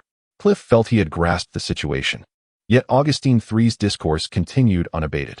I witnessed a legion brandishing the banner of the northern wind enter the royal capital, and shortly thereafter, you, who were already king, voluntarily relinquished the crown to a member of the Lars family, although I could not discern the individual's visage. He was surrounded by the upper echelons of the Lars family. Upon reaching this point, Augustine III coughed in indignation but quickly regained his composure, inquiring, "So, Cliff, my child, do you harbor any grievances about losing your status as heir?" "None whatsoever, father. I shall always support my fourth brother, even if you were to banish me now. I would voice no objections." Cliff was nearly brought to his knees in fear, astonished that the Lars family might one day rebel against him, and that he had indeed abdicated his position. It is no wonder that after receiving the astrologers from the tower, his father directly appointed the more astute fourth brother and relentlessly suppressed the Lars family, resorting even to unsavory tactics. You know well," Augustine III remarked before rising to depart. In truth, Augustine III had initially intended for his timid eldest son to ascend the throne. To speak unkindly, he was weak. But to frame it positively, he possessed an understanding of compromise and balance. During a period of stable development for the kingdom, such a temperament could indeed be seen as the most suitable, capable of maintaining the status quo. In fact, when it came to balancing various interests, the fourth prince, Cland, was inferior to his elder brother, which is why the fourth prince occupied himself with grand balls to enhance his social skills and comprehend the needs of the nobility. Moreover, while Cliff was somewhat timid, he was by no means foolish. Regrettably, Augustine III foresaw the impending doom of the kingdom, and in his determination to alter this fate, he was even willing to cede territory to the demon race, provided that his rule endured. Everything else was of little consequence. Augustine III turned a blind eye to the heinous acts perpetrated by Cordic, dismissing the cries of the downtrodden as mere background noise, responding with a puzzled glance. "Commoners?" With indifference. Chapter 26. Arrival at the Grey-White territory. The Chancellor of the Capet Kingdom, Cordic, journeyed as promised to the northern border to negotiate with the Demon King's army. Yet, rather than a negotiation, it resembled an act of surrender. Meanwhile, in the royal capital, the atmosphere was one of exuberant celebration, as the populace harbored hopes that Cordic would usher in an unprecedented peace between humans and demons, an achievement that had eluded them for millennia. The citizens took pride in this endeavor, particularly as the bardic tales, influenced by Cordic's generous patronage, portrayed him as a paragon of virtue akin to the legendary heroes of old, despite his apparent willingness to compromise territory for peace. Accompanying Cordic were the young Princess Claire and the current president of the Royal Academy's Student Council, Caroline. Perhaps driven by a morbid curiosity to witness the disappointment etched across Raina's face, Claire detached herself from Cordic's entourage midway and hastened towards the Grey-White territory. A grand vessel emblazoned with the royal two-headed lion crest glided along the Tears River, as Claire rose early and gazed longingly towards the Grey-White territory. She had steeled herself for the mockery of Raina's dominion, yet upon witnessing the dock, vast and meticulously constructed, far exceeding the expectations of a mere viscountcy, she momentarily questioned the reality of her awakening, contemplating if perhaps she ought to retreat to slumber once more. Beside her, Caroline furrowed her brow in indignation, exclaiming, "Is it truly necessary for a dock to be so grand? It must surely be a testament to the disgrace of that noble Raina, who has exploited the labor of the people to erect such an edifice. It appears designed solely to facilitate the swift transportation of the spoils amassed by the Lars family." Though Claire sensed an incongruity in Caroline's assertion, she nodded in agreement. "I have heard that this dock was constructed with the assistance of Duke Lars, which elucidates its scale. Considering the timeline, the Grey-White territory was, at best, akin to a rudimentary campsite, unworthy of such an expansive dock. In truth, the dock on the Tears River had previously received funding from the downstream Viscount Jefferson, who recognized the burgeoning needs of the Grey-White territory as it flourished. The demand for daily necessities surged alongside the increasing volume of trade with Farson Town. Furthermore, Lind, ever the innovator, had been experimenting with gunpowder and cement, leading to a steady influx of small vessels transporting alchemical materials between Grey-White and Farson, thus straining the capacity of the original dock. Although Lind adhered to the principle of utilizing existing structures, the prosperous merchants of Farson Town and Viscount Jefferson could no longer overlook the inadequacies and generously contributed to the expansion of the dock. Ordinarily, The Tears River would witness a multitude of trading vessels. Yet today, in honor of the princess's visit, Viscount Jefferson had thoughtfully suspended all shipping operations, inadvertently leading Claire to misinterpret the Grey-White territory's desolate appearance. As the fleet approached Grey-White, Claire and Caroline finally discerned something amiss. Was it not true that Grey-White was still a mere encampment, with tents strewn about? How was it possible that, in such a short span, numerous gray and white two-story dwellings had sprung up along the shore? Cursed noble disgrace! Claire exclaimed. Such superficial endeavors are truly perplexing. Does she not comprehend that erecting such a structure in a short span can lead to the disintegration of countless families? Caroline clenched her teeth. It was evident that constructing this building without alchemical materials would be impossible within such a brief time frame. It could only be the result of Raina's frenzied conscription of the populace, or perhaps it involved the use of costly alchemical resources, which Caroline believed were also obtained at the expense of the common folk. The outcome remained the same. Of course, such two-story houses were not particularly numerous in the territory. It was only when Claire and Caroline neared the shore that they observed that, apart from these two-story edifices, there were predominantly simple, hastily constructed huts. Yet, even these humble abodes were primarily stone-built and bore a uniform design. Coupled with the grayish-white hue and orderly arrangement, Claire experienced an inexplicable sense of oppression. As the fleet gradually approached, Claire and Caroline caught sight of the enormous water wheels. From their distant vantage point, they could not discern their purpose, prompting Caroline to exclaim in critique, a distraction from noble pursuits. Claire nodded in agreement, yet the colossal water wheels instilled a sense of unease within her, for reasons unknown. She felt a disquieting sensation while gazing at the turning wheels. These contraptions, which required no trace of magic, elicited an inexplicable fear within her, though she could not articulate the source of her trepidation. At that moment, Lind had been waiting at the dock with Raina for quite some time. While Raina appeared excessively excited, Lind maintained a vigilant demeanor. Claire Augustine, a hidden boss within the game, merely stood alongside the protagonist. It could be asserted that without Claire, the protagonist would never have had the opportunity to meet the fourth prince, and Raina would not have found herself in such dire circumstances. However, as the most immediate victim of Claire's schemes, Raina remained blissfully unaware of this truth, unwittingly aiding Claire while believing her to be a sisterly figure. Even Raina's envisioned return to the capital to seek justice from the royal family primarily referred to Claire. Observing Claire gracefully descending from the ship, Raina, who had barely passed her etiquette lessons, longed to rush forward and embrace her. Yet, Lind, having anticipated this, swiftly restrained Raina. It has been a long time. Your Highness, Claire, Raina greeted with unrestrained enthusiasm. Claire responded with a perfectly executed formal reply, but upon witnessing the unmasked joy radiating from Raina's face, she felt as though she had swallowed something distasteful. The most disconcerting aspect was that this smile did not stem from her arrival. It was genuine happiness, which irked Claire. This was not how she had envisioned the script unfolding. Wasn't Raina supposed to cling to her like a beacon of hope, pleading to be taken back to the capital once she arrived? Then, Claire would resolutely refuse, extinguishing Raina's last flicker of hope. Why then? Did Raina seem content remaining at the border? Meanwhile, Caroline observed her surroundings, intent on uncovering evidence of Raina's disgraceful exploitation of the common folk. It would be most advantageous to uncover the scenes depicted on the magical scroll, thereby fulfilling the task entrusted by Prime Minister Caddick, and revealing the disgraceful truths of the North before the assembly at the Academy. Claire, while performing the role of a devoted sister alongside Raina, discreetly observed Lind, pondering the enigmatic allure that kept Raina so captivated in the North. Lind, having sensed Claire's scrutiny, began to exercise caution. She was no mere innocent flower. Although the reasons behind Claire's palpable animosity towards Raina remained a mystery, it was imperative that Raina, the paramount benefactor and military force of the Grey-White domain, encountered no misfortune. Despite Raina's enthusiastic introductions between the two parties, Lind and Claire exchanged only perfunctory greetings before proceeding towards the embassy designated for receiving guests. The journey was brief, yet Claire grew increasingly apprehensive with each passing moment. Had Duke Lars's affection for Raina truly reached such extraordinary heights?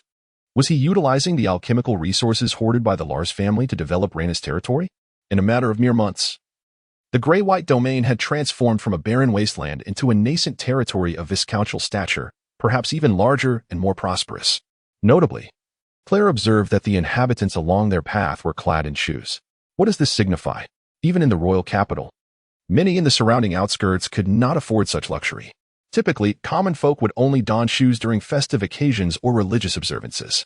Admittedly, the footwear seen in the gray-white domain was unlikely to be extravagant beast-hide boots, which were beyond the reach of the average individual. Rather, they were likely simple straw sandals or cloth shoes. Yet, this alone was sufficient to evoke Claire's unease. After all, one only considers covering their feet when their purchasing power is adequate. Moreover, due to the relatively high cost of shoes in some noble territories, it was deemed unlawful for the impoverished and serfs to possess even a single pair. For the nobility, under their oppressive exploitation, it was inconceivable for the common populace to afford such luxuries. If a commoner were found with a pair of shoes, it could only indicate either concealed wealth untaxed or earnings derived from illicit activities, making arrest a certainty. Though abstract, this indeed served as a practical criterion for the nobility in the Kingdom of Capet. Chapter 27. Observations, my lord. May I wander freely within the territory? Caroline elegantly lifted her skirts beside Claire and added, I am not particularly fond of socializing. I desire some personal space, and there is no need for guards, as most would struggle to match my prowess. Although her gestures adhered to the standards of etiquette, there was an underlying assertiveness in Caroline's tone, rendering her statement less a request and more a command. Lind, who had refrained from questioning why someone averse to social interaction had accompanied Claire to the north, nodded in acknowledgement of this unfamiliar NPC within the game, saying, My lady, feel free to explore, but do take care not to stray beyond the territory, as you know. The north is not particularly safe. Caroline smiled and promptly detached herself from the group. Lind harbored no worries about confidential matters being disclosed within the territory. Aside from the gunpowder, which was secured by the highest level of protection, guarded by Rena's knights in full armor. Even so, some things were simply beyond control.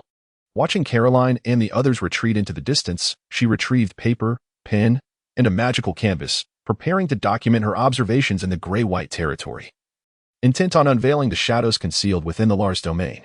For this moment, she was even prepared to make sacrifices. Her first destination was the houses near the dock, which she approached without a glance, heading straight towards the edge of the territory. These must surely be mere facades erected by Rena to deceive her. The north must be akin to the hell described by Chancellor Koddik. Perhaps the inhabitants had already begun selling their children to survive, and she might have the chance to rescue some innocent souls here. Yet, as Caroline ventured further, an unsettling feeling grew. Why did the surroundings consist solely of such houses? Moreover, the gray-white territory lacked the repugnant stench of refuse found at the outskirts of the royal city. Not only that, but contrary to Koddick's depiction of brutal exploitation, not a single beggar could be found.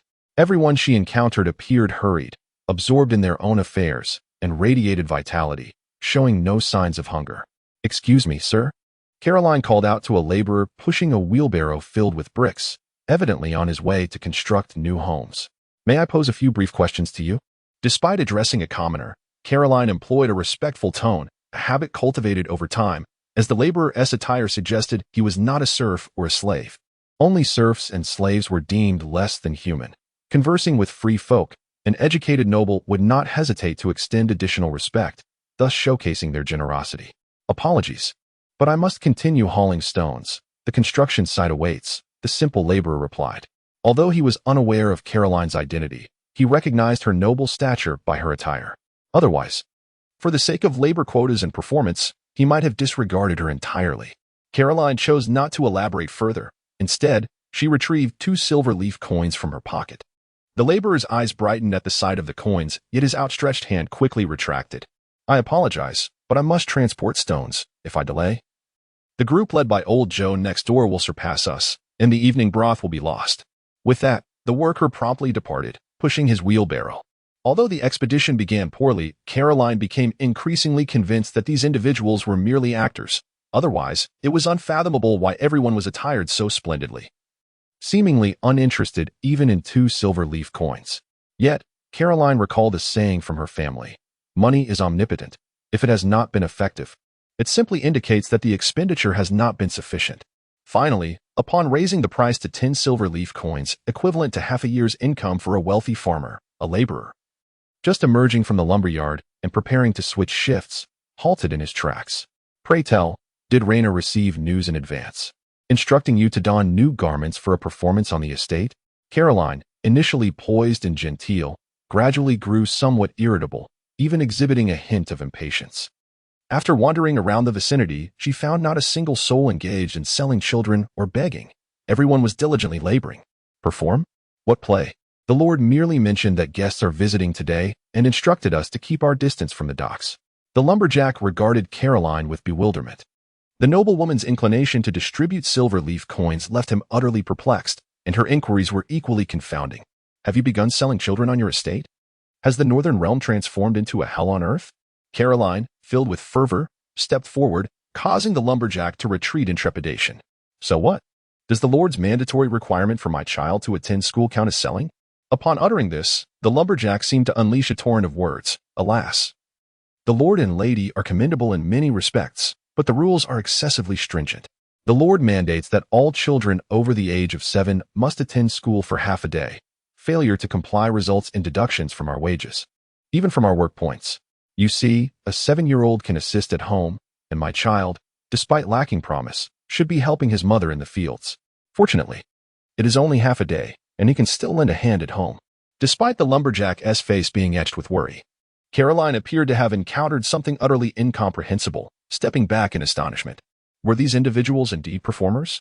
Otherwise, how could they afford to send their children to school? Families capable of such generosity could not possibly have one member laboring in the lumberyard while another toiled in the fields. It is crucial to understand that in this era, education is elitist, with only 2 choices available: to study or not to study. Even though the church has recently initiated some schools teaching fundamental knowledge, they primarily focus on theological content. Caroline found it utterly inconceivable to imagine all the children in a territory being compelled to attend school.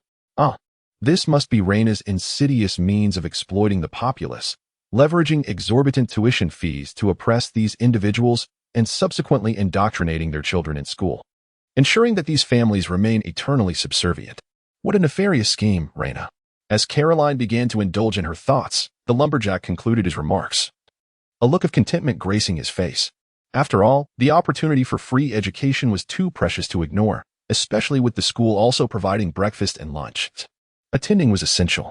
Mr. Nebbit was an excellent teacher, and my child had even discreetly brought home his lunch egg for my wife, demonstrating a newfound sense of responsibility. Yet, I could not help but chastise him. That egg was a gift from the Lord, and our household could certainly afford it, but he dared to defy the Lord's command. Observing the happiness on the lumberjack's face, Caroline experienced a disconcerting shift in her worldview. How did these individuals seem so different from what Lord Cowdick had described? These common folk were even boasting about their children becoming more responsible at the school within the territory. Truth be told, Caroline did not find this sentiment disagreeable. Deep down, she genuinely hoped the lumberjack's words held truth. However, the ingrained notions of her upbringing were not easily dismantled. Moreover, her confusion deepened. This territory not only mandated children's enrollment in school but also charged no tuition fees? And that surname, Nebbit, wasn't it associated with the rebellious senior who had previously been reported by the church under the banner of the White Saintess? Contemplating this, Caroline retrieved 2 silver leaf coins and inquired of the lumberjack, "Would you be willing to take me to your school?" Chapter 28. The school Linda still resides in a tent, yet the school has emerged as one of the most sophisticated structures within the territory. Although it consists merely of a row of single-story buildings and a handful of teachers, it boasts both a playground and a cafeteria. Linda holds the nominal title of principal, but the actual governance of the school has predominantly been entrusted to Isha. To be candid, Isha finds it perplexing that Linda would entrust the future hopes of their territory to a rebel like herself for education. The curriculum diverges significantly from Isha's initial expectations. She had presumed that Linda deemed it inappropriate to construct a church at this juncture and intended to establish a church school as a temporary measure. However, the primary subject of theology in the church school has been transformed into a course akin to moral education, with a lamentably sparse weekly schedule and no stringent examination standards. Isha has come to understand that this reflects Linda's earlier discourse on secularization. In stark contrast, the emphasis on literacy and mathematics has seen a substantial increase, particularly in language classes. Isha even suspects Linda has developed an almost obsessive stance, mandating that every child in the territory must be literate and capable of basic reading and writing. Furthermore, once these children return home, their parents are required to learn alongside them, with the children teaching their parents to read. Good performance is rewarded, while poor performance, though not met with punishment, may result in a loss of faith within the community. Consequently, parents no longer hold the previous belief that their children would ultimately toil in the fields, rendering literacy unnecessary.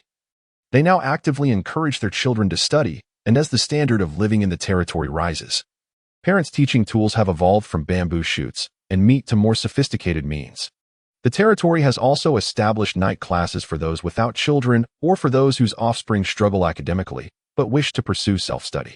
Though these classes are free, attendance is limited due to the impact on the following day's labor. Nevertheless, many forward-thinking individuals, even at the cost of increased fatigue, are eager to acquire literacy skills. In truth, it wasn't until he began managing a large territory of over 1,000 inhabitants that Linda grasped the paramount importance of literacy rates. Only by elevating literacy can he ensure the smooth transmission of governmental orders and maximize the likelihood that his commands will not be misinterpreted. The territory has also introduced an accelerated training program. Individuals who pass this program's assessment are eligible to apply for administrative positions. This assessment is challenging and primarily provides opportunities for those who are already literate.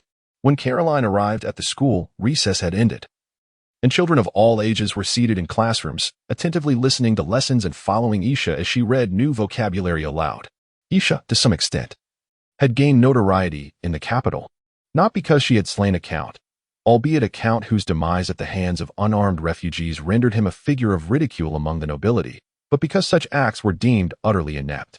In the capital, she had become a source of shame for the nobility, second only to Lena. What truly catapulted Isha to fame was the relentless promotional campaign orchestrated by Kordic. The students in the royal capital did not perceive Isha as a rebel. Rather, they viewed her as a champion of the resistance against the tyrannical rule of the Lars family from the north.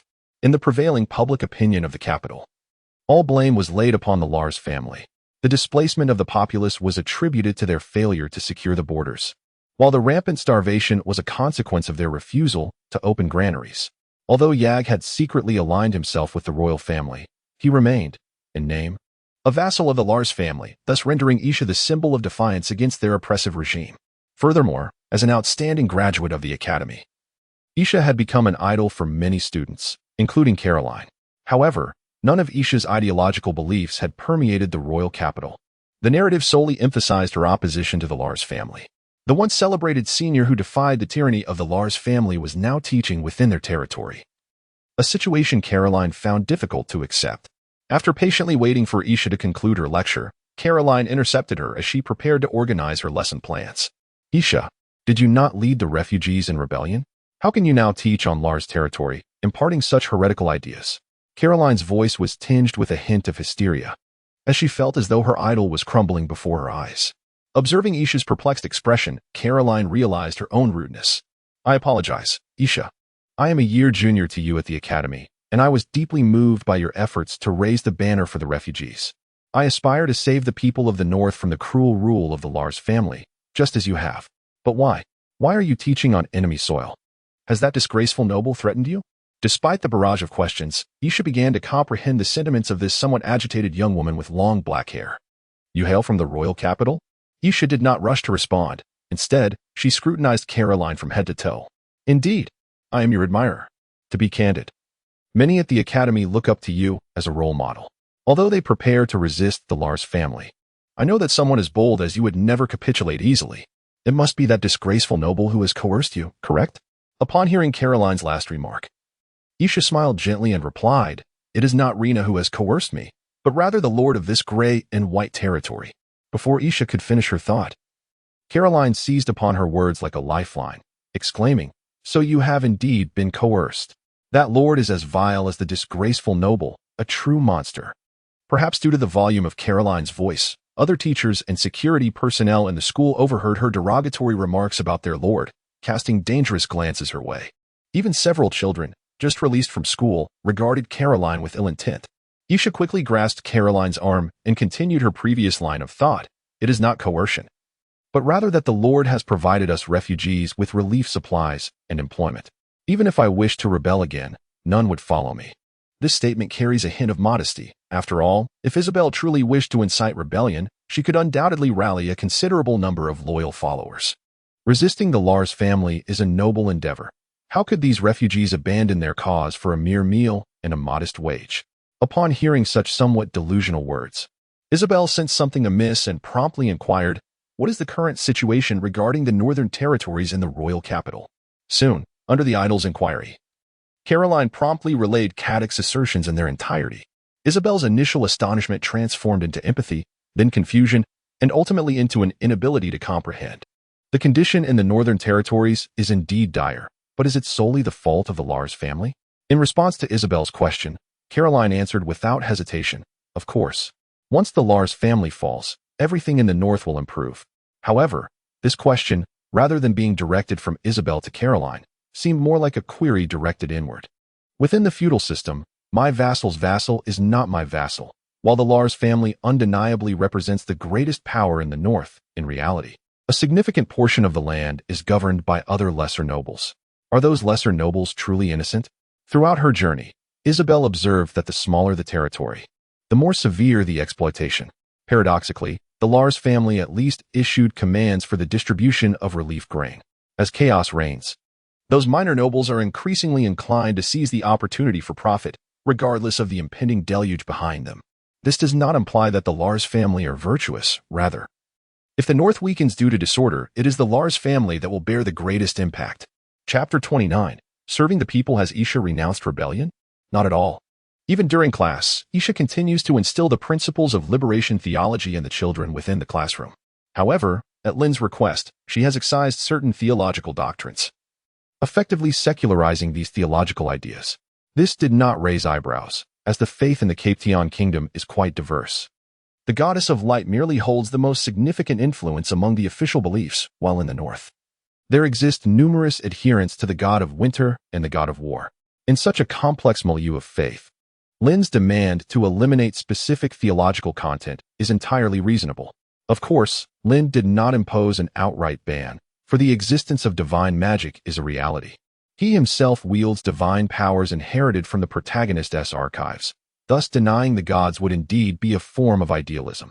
Moreover, with the theological elements removed, Isha's teachings predominantly revolve around the concepts of equality and the struggle against injustice, urging priests and nobles alike to diligently serve the people, hinting at a mild form of reformism. Yet, in extreme circumstances, Isha instructs these children to learn to resist authority, particularly opposing the nobility. Overall, it embodies a more radical form of reformism. Nevertheless, such content is considered profoundly subversive in any noble territory, yet Isha boldly articulates it in the gray-white territory.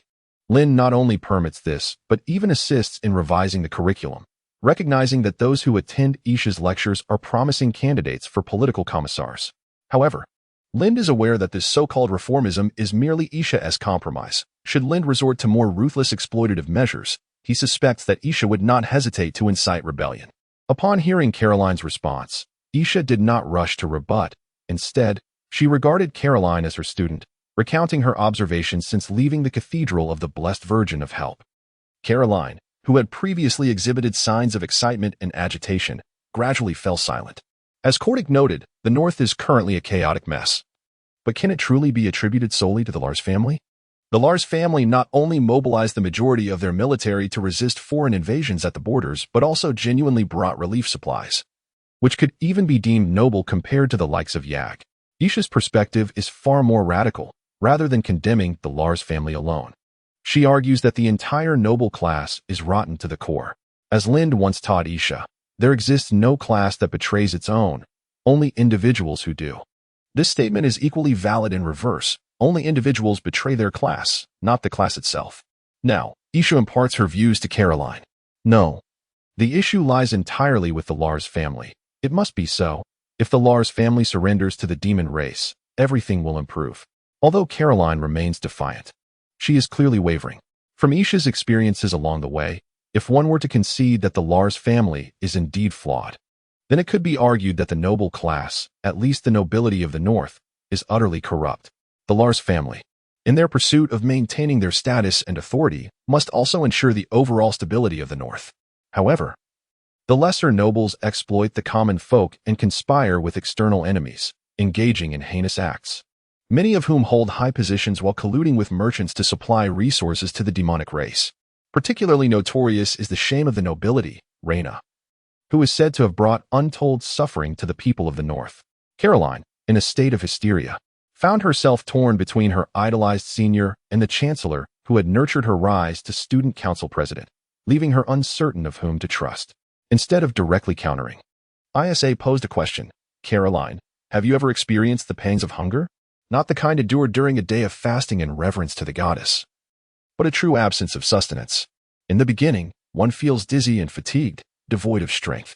Soon, the body begins to urge for food, to the extent that one might resort to gnawing on stale black bread that has sat for weeks. As the black bread dwindles, one is left scavenging for edible weeds and tree bark. Eventually, a certain type of soil was discovered, edible and filling, yet difficult to digest. Many who consumed it met a grim fate, succumbing to bloated bellies while perishing by the roadside. Yet, the urgency of survival overrides all morality and ethics. The divine message cannot reach these ears. It becomes commonplace for beloved pets, nurtured for years, to find their way to the dinner table. What do you suppose follows? Although Caroline had braced herself for ISA's narrative, she could not suppress her revulsion when the truth was unveiled. ISA's vivid description was so detailed. It felt as though she had witnessed it firsthand, even elaborating on the color of the flesh post-cooking. At that moment, Caroline grasped how utterly ignorant she and the aristocrats of the capital were regarding the plight of the North. There was no need for sacrifices. The current state of the North was already rife with grotesque deformities and disabilities. Moreover, it was not just a lack of sacrifices. The North was so impoverished that even professional beggars were a rarity. If the gray and white collars thrived due to Lynn's stringent regulations and the Lars family's substantial aid, the other regions of the North were so destitute that not even beggars could be found. Noticing that Caroline had barely managed to stifle her retching, ISA refrained from continuing her grim tale. Instead, she produced an application form for a position within the territory. Upon passing an assessment, one could assume the role immediately. I once heard a lord of the gray and white collars remark, "No voice without investigation." In the early days of territorial development, he even spent an entire day erecting a tent to establish standards. What about you? Have you considered remaining in the North to conduct your own inquiries? Caroline, in a daze, accepted the application form, her mind swirling with thoughts of class and nobility. The vivid imagery of the scenes described by Isha, depicting the cooking of living beings, lingered in her thoughts, intertwined with Kodak's seemingly self-indulgent speech and the grim reality of the North. Ultimately, under Isha's concerned gaze, Caroline vacantly left the school with the application form in hand. As soon as she stepped outside, she noticed a group of children seemingly waiting for her arrival. "It's her." She spoke ill of the lord and lady. The moment the words escaped their lips, several eggshells were hurled in her direction. Having undergone nightly training, Caroline instinctively caught the shells with her hands, but soon found herself bombarded by stones and mud. One child shouted, "The lady merely wants to steal my toys. You nobles once attempted to take my mother. Get out of Grey White. Out. Out." The surrounding children joined in the uproar, evidently influenced by Isha's teachings, showing no respect for the nobility and exhibiting palpable disdain for Caroline's lavish attire. Their hostility towards nobles, save for Lind and Reyna, was unmistakable. Feeling insulted, Caroline contemplated casting a spell to retaliate against these lower-class individuals. Yet, confronted by the children's scornful gazes, she found herself unable to summon her magical powers, which she usually wielded with precision. Hadn't she come to the North to save these suffering souls? How had she seemingly transformed into a villain, disrupting their lives? Lost in thought, Caroline gazed at the eggshell in her hand, beginning to grasp the meaning of Isha's words about the necessity of investigation before voicing opinions. These children attending school in Grey White were, in fact, able to eat eggs. Fleeing in disarray, Caroline glanced at the eggshell and the application form in her grasp, as if she had resolved something within herself. During her subsequent wanderings, she ceased to brandish silver leaf coins, interrogating people about whether the North had truly become a hell on earth as Kodak claimed.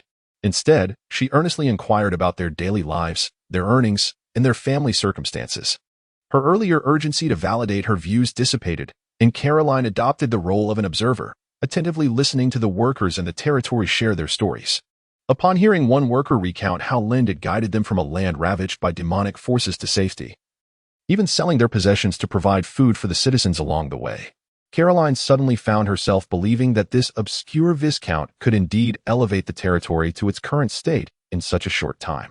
Furthermore, after listening to another individual describe their escape from the Cathedral of the Blessed Mother alongside Isha, Caroline gained fresh insights into the situation in the north, particularly realizing, when they described the demons, that these beings were far from a peace-loving race.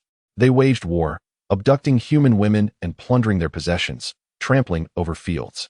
Not only did they ravage and seize infants, causing them to wail in distress, but they also attacked the humans drawn by the cries. During the conflict, they would even use human captives as shields, slaughtering children before the defenders, enticing those within the city walls to emerge and engage in battle. Numerous rumors circulated regarding the cruel human experiments conducted by the demonic race. This was a stark contrast to the noble wars that Caroline had been accustomed to since childhood, where defeat merely warranted the payment of a ransom. These demons claimed that, due to their innate ability to wield magic, they were a superior race like the elves, and thus felt entitled to indiscriminately slaughter the inferior human race. This notion had been mentioned by Chancellor Cordic, who, however, refrained from discussing the atrocities committed by the demons at the borders. He merely stated that, like the elves, the demons possessed an inherent affinity for magic and a love for peace and civilization, asserting that it was the malevolent North that had encroached upon their territory, prompting their retaliatory actions. After listening to the accounts, Caroline felt a chill run down her spine. What exactly had the North been fighting against all this time? How could these demons present themselves in the capital as peace-loving victims? Once she stepped outside the perspective of the nobles in the capital, Caroline finally recognized the absurdity of her previous views. In the eyes of the northern populace, these demons had initially lived in the farthest reaches of the perpetual frost, seeking a parcel of land from the Capet Kingdom during the turmoil of the Blood Mist Rebellion, which had threatened the stability of the borders. Consequently, the kingdom had granted them a small territory for survival. Yet now, this group of demons was continuously encroaching upon the originally designated borders, claiming that the North had always belonged to them, ordained by their gods a millennium ago, and that they intended to expel the inferior humans from their lands. However, the narrative that circulated within the capital was entirely different. It portrayed the demons as the victims, asserting that their retaliation was a response to the North's invasion of their lands. The divine claims of the demons and the fact that their current territory had been bestowed upon them by the North were conveniently omitted, emphasizing instead that the North's counterattack was an act of aggression, while they were the ones merely responding. After hearing the workers' accounts, Caroline felt increasingly foolish for her past beliefs. The most tragic fate she could envision for the impoverished was merely selling their children to lords or wealthy individuals. And she had even considered the demons to be the just side in this conflict. Some in the capital believed that the demons were there to liberate the oppressed citizens of the North from the tyranny of wicked nobles. Yet, if the subjects under noble rule lived in a hellish existence, what could be said of those who fled to that very hell simply to escape the dominion of the demons? After inquiring with the local inhabitants, Caroline finally arrived at the office to submit her application. Strangely, the staff within the office were predominantly maids and stewards, or individuals dressed in maid and steward attire. However, those coming to register their work displayed immense respect towards the maids attending to them, showing no disdain for their attire as servants. People not only refer to those clad in servant attire as comrades, but many also take it upon themselves to present these scribes with offerings of egg bread or wild fruits. This has prompted a maid to step forward and erect a sign prohibiting such feeding. However, the sign proves futile, as the majority remain illiterate and continue to joyfully bestow various gifts upon the scribes. After inquiring, Caroline learns that comrade signifies a like-minded companion, a term coined by Isha, applicable not only among peers, but also between superiors and subordinates. It is said that the expression on the Lord of the Grey-White Collar was quite complex upon hearing this term. Yet he ultimately refrained from comment and encouraged people to address one another in this manner. However, no one dares to call the Lord by this title. Only the maids occasionally overhear him modestly remarking that he is unworthy of being called a comrade. It seems that this term carries an unimaginable weight for him. Comrade, comrade. Caroline continually savors the essence of this word. What does it mean to be of like mind in this territory, and what path do they share? Excuse me. Comrade, are you here to submit an application? A sweet yet slightly weary voice from the maid brought Caroline back to reality. Following the sound, she beheld several large characters etched into the wall behind the maid. In that instant, Caroline comprehended everything and discovered a purpose worthy of her lifelong dedication. The wall bore the powerful inscription, "Serve the people." Chapter 30. The banquet was held in a gray-white palace. Although referred to as a palace, it was essentially a small villa still under construction, with shovels, spades, and wheelbarrows left behind by the workers. Nevertheless, for Claire, it was sufficiently impressive, as she had prepared for a rustic bonfire gathering. When Lena departed for the gray-white estate, Claire personally saw her off. The artisans and knights numbered a mere 200. Yet within just a few months, the place had burgeoned into the scale of a viscountcy. At this modest banquet, Claire persistently probed Lena for insights into how the territory had thrived to its current state. Lena, ever compliant, shared her thoughts with a naivety reminiscent of their time in the capital. However, whenever Lena was on the verge of revealing crucial information, her fiancé would deftly intercept all inquiries. Although Claire gleaned little substantial information, it was evident to even the dullest observer that the territory's advancement was primarily managed by Lena's new fiancé, Lind. Moreover, Lind appeared to harbor a considerable wariness towards Claire. While it was not outright hostility, a sense of caution was unmistakable, which irked Claire greatly. Having only recently dissolved Lena's engagement to her brother, Claire was further dismayed to find Lena arranged with another fiancé, who not only appeared to share a good rapport with Lena but was also a clever individual not easily deceived. However, Lena, being the granddaughter of a duke, was not someone easily won over, and from the outset of her plans, Claire had prepared herself for this reality. When she first encountered Lena in the capital, the latter's taut skin, clear gaze, and perfect figure, combined with the innate charisma of the Lars family, captivated Claire.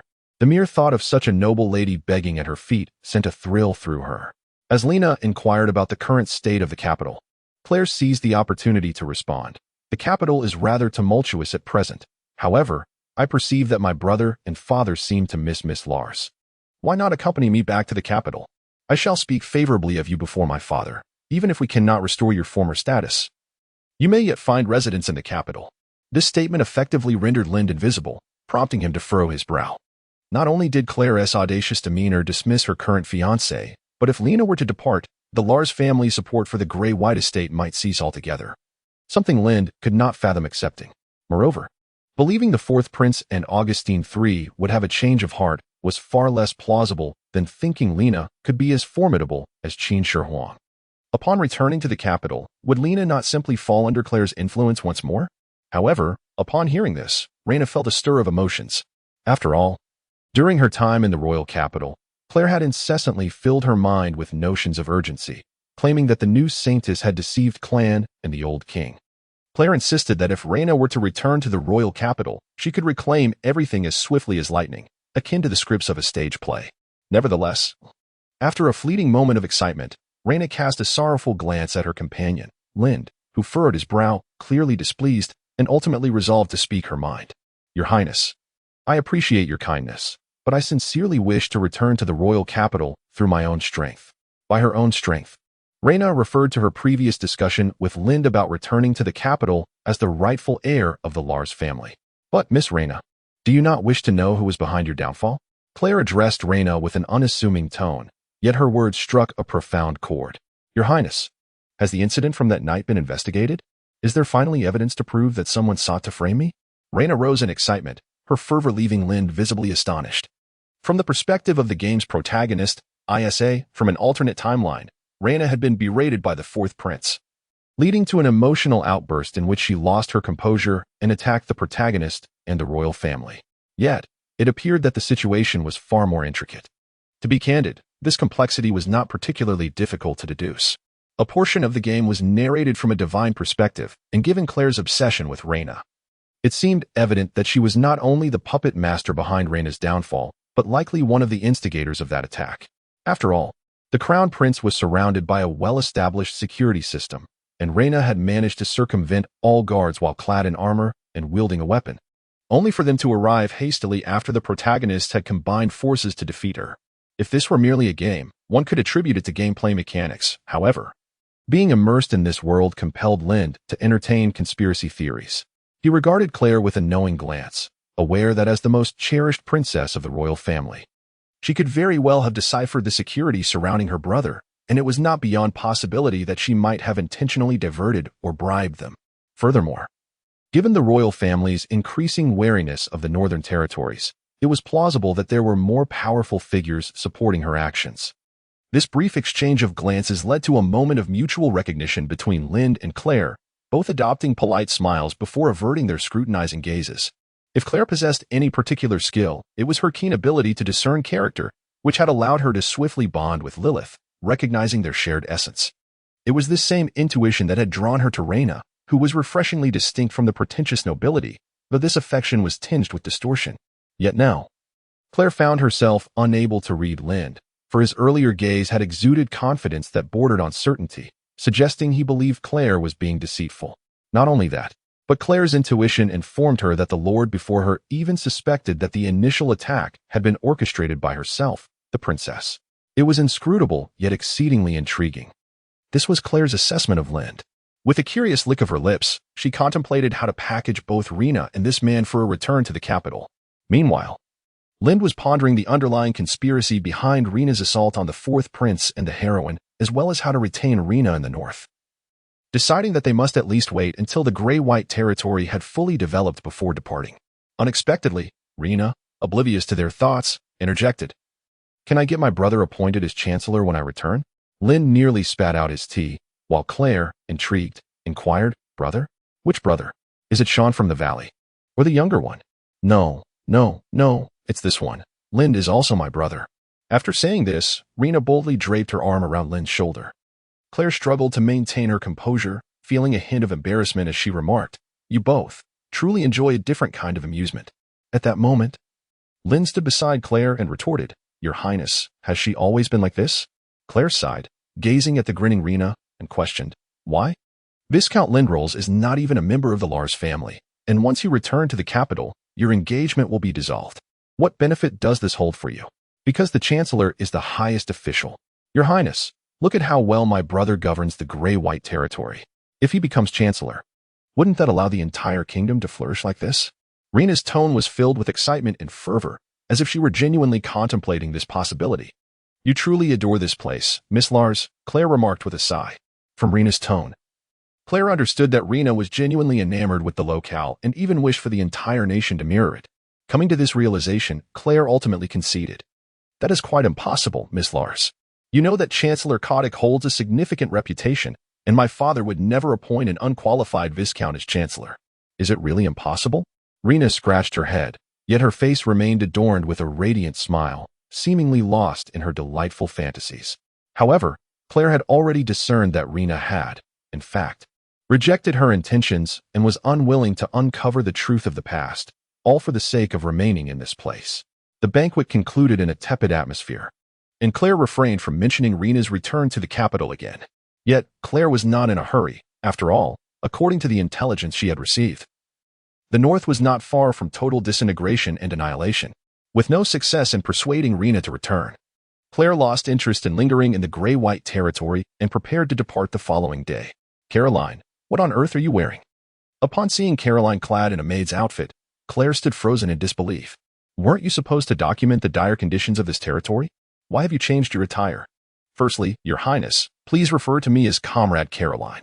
I have successfully passed the assessment and am now a proud secretary in the Gray and White District." "What? May I ask, does your maid outfit signify? Is this a peculiar whim of the Lord?" "This attire represents service to the people, signifying that we shall forever remain their humble servants." With that, Caroline gracefully lifted her skirt. In truth, there is no standardized uniform for secretaries. Rather, it is due to the fact that most of the current secretaries in the territory are maids brought by Rena, and since the administrative head, Lila, consistently dons the attire of a head maid, the maid outfit has thus persisted without any particular significance. Claire paused for a moment, then suddenly realized something, speaking mysteriously. "I see. You intend to infiltrate the enemy S ranks, do you?" However, Caroline promptly refuted. "I am here for the people, no longer serving you nobles." Claire couldn't help but marvel at Caroline's conviction, then patted her shoulder and said, "Rest assured, I will clarify matters with your family. Just focus on your duties in the Gray and White District." "Thank you very much, Your Highness. I shall observe what the true North is like." "Excellent. Once you have seen it, do remember to write to me." Despite being on different wavelengths, Claire nodded in satisfaction, offering encouragement to Caroline before returning to the ship to prepare for departure.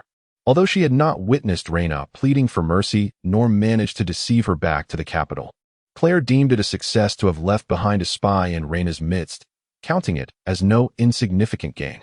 As for the accounts of the North that Kotick had requested from Claire, She thought it trivial to simply write something. The narrow-minded folks in the capital would believe anything, as long as it ultimately aligned with the interests of the royal family.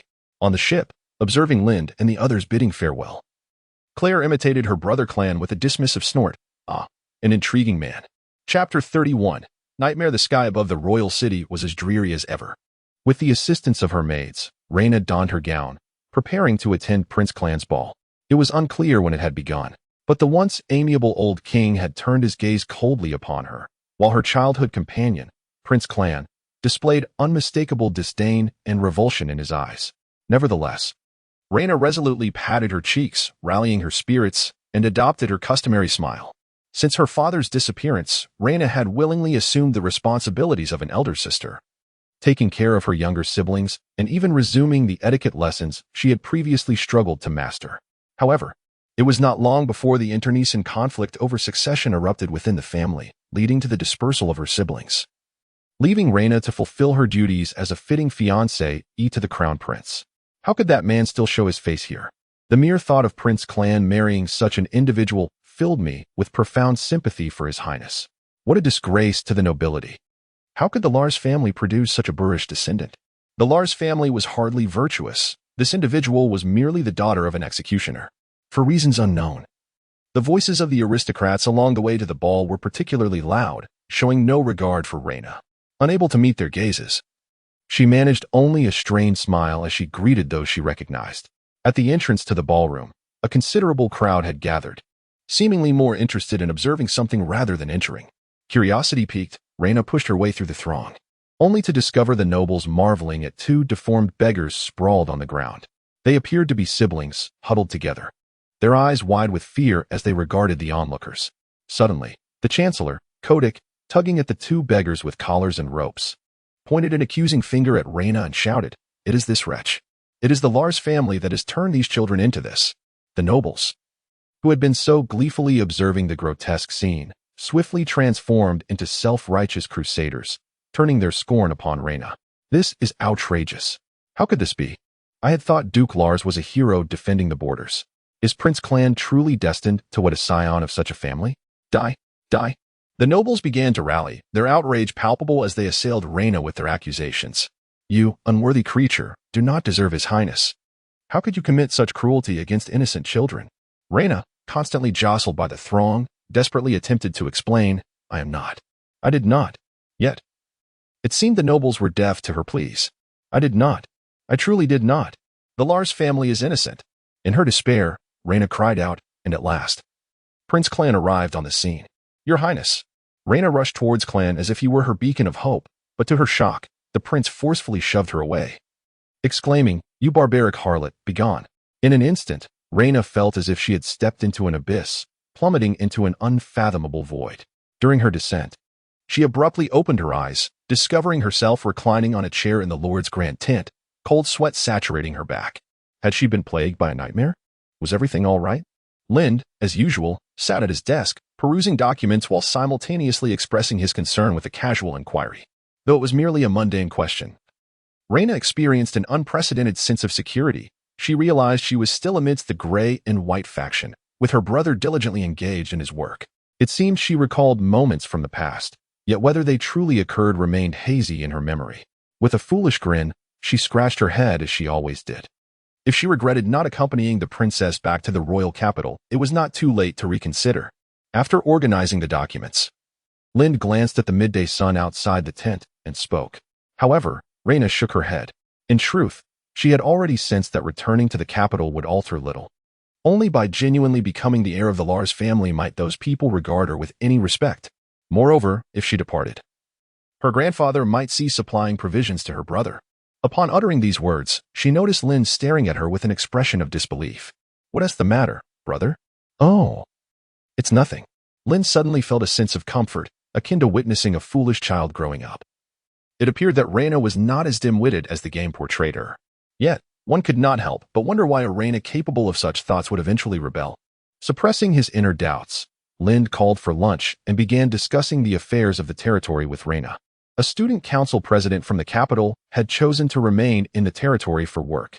This student council president was none other than Caroline. Lind had learned of this during the banquet. After all, Caroline did not possess residency in the gray and white faction, and she would surely need to report to Lind if she wished to apply for a position within it. However, upon seeing that the application had been obtained from ISA, Lind granted her the green light, eager to understand the perspective of the nobility regarding his current vertical management system. Yet, after meeting Caroline, Lind perceived a hint of fervent zeal in her demeanor as she immediately requested to work overtime that very day. "Why are you staying here? This place is utterly destitute with nothing to offer," Reyna remarked, squatting down and preparing to heat the leftover food from the previous evening's banquet in a manner that would have sent her etiquette instructor's blood pressure soaring. Although Reyna spoke in such a manner, her tone was infused with pride. It was unimaginable that within just a few months, the gray and white faction could attract high-caliber talent from the capital. Indeed, there was a lack of resources, and it was imperative to devise strategies for generating income. Lind sighed in contemplation and joined Reyna on the ground. The two leaders of the gray and white faction, rather unceremoniously, began to warm the leftover cuisine. Although white sugar is highly lucrative, even the gray-collar workers who merely serve as suppliers have amassed considerable wealth. Relying solely on white sugar exports is undoubtedly unsustainable.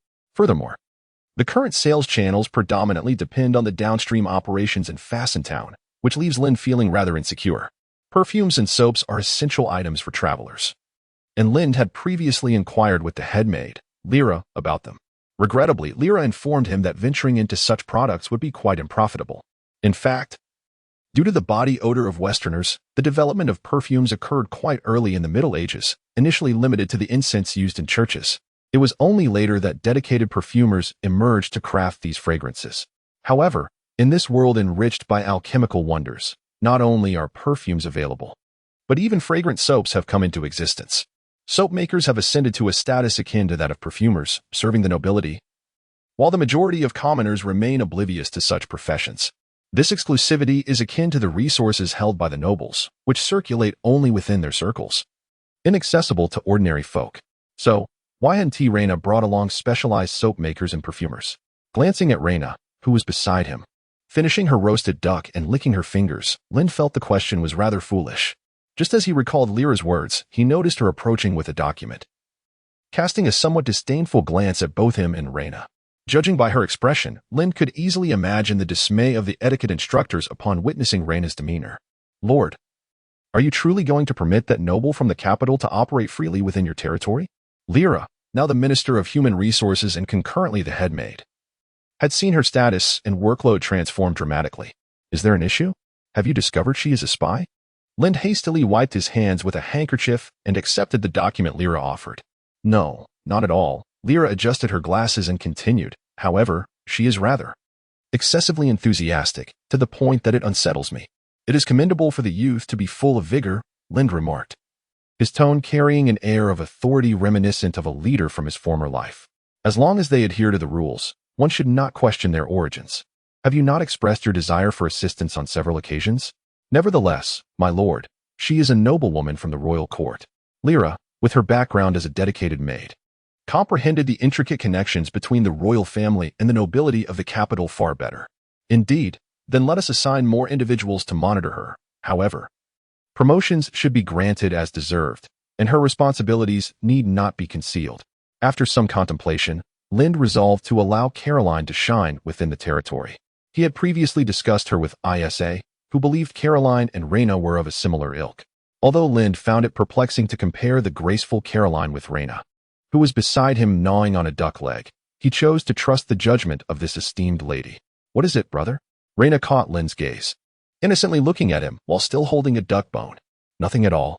"Well, it seems that even the protagonist occasionally misjudges the character of those around her." "My lord, there is another matter. The list of individuals who have been covertly monitoring the young lady has been compiled as you requested." With that, Lila retrieved a document from a pile of files and handed it to Lind. Upon hearing that it pertained to her, Reyna, having finished her duck leg, eagerly approached. "Let me see," she exclaimed, snatching the list and examining it with an increasingly astonished expression. "How is this possible? This knight has been by my side since childhood. How could he be one of grandfather's people? And this maid as well, was she someone I picked up on the road? How could she also belong to grandfather? What, even Susan? Lila, you too?" Reyna looked at Lind in disbelief and asked, "Could it be that you were involved as well?" Does grandfather know about my daily laziness? With that, Reyna anxiously positioned herself in front of Lind, obstructing his view of the remaining roast duck. Though he was tempted to question Reyna's sanity, Lind chose instead to clarify, if that were the case, what need would I have for this list? Oh, indeed, Reyna replied, returning to her seat to relish the leftover meal. Wait a moment, brother, grandfather would never harm me. What is the purpose of your investigation? Have you only now realized something is amiss? Lind found himself at a loss for words. Rest assured, it is merely a matter of some affairs within the territory that the Duke ought not to be aware of. Recall the last time you wrote a letter and spoke too freely about the territory situation. The quality of the craftsmen sent to us deteriorated. If the Duke were to learn that our territory is capable of generating its own revenue, how could we expect Duke Lars to continue supplying us with resources? Upon hearing this explanation, Reyna unhesitatingly accepted it, declaring, then ensure that those monitoring me speak favorably of my efforts, insisting that I am diligently studying and not being lazy at all. Such a claim would undoubtedly reveal inconsistencies.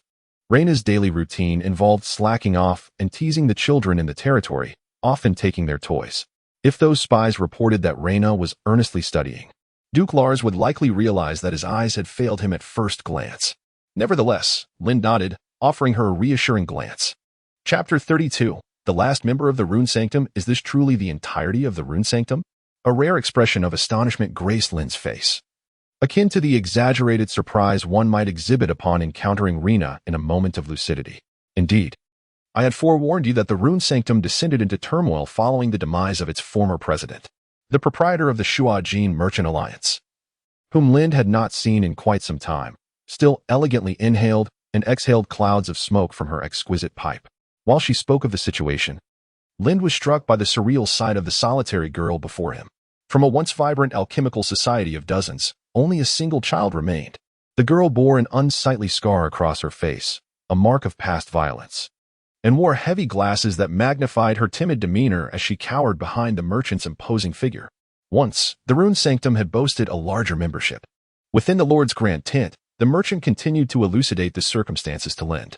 However, after the passing of the former president, the society faced financial ruin, prompting some members to liquidate its assets and flee with the nobility, leaving only the former president's daughter behind. It was evident that the merchant had a significant addiction to tobacco, yet this time it appeared she had used some herbs to mitigate the pungency of the second-hand smoke that lingered in the air, rendering it less irritating. Were it not for your generous deposit of 3 times the required amount, I must admit we would have likely issued you a refund.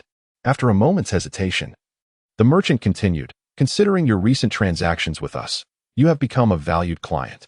I feel it is my duty to introduce you to the last remnant of the Rune Sanctum, Leisha Derrick.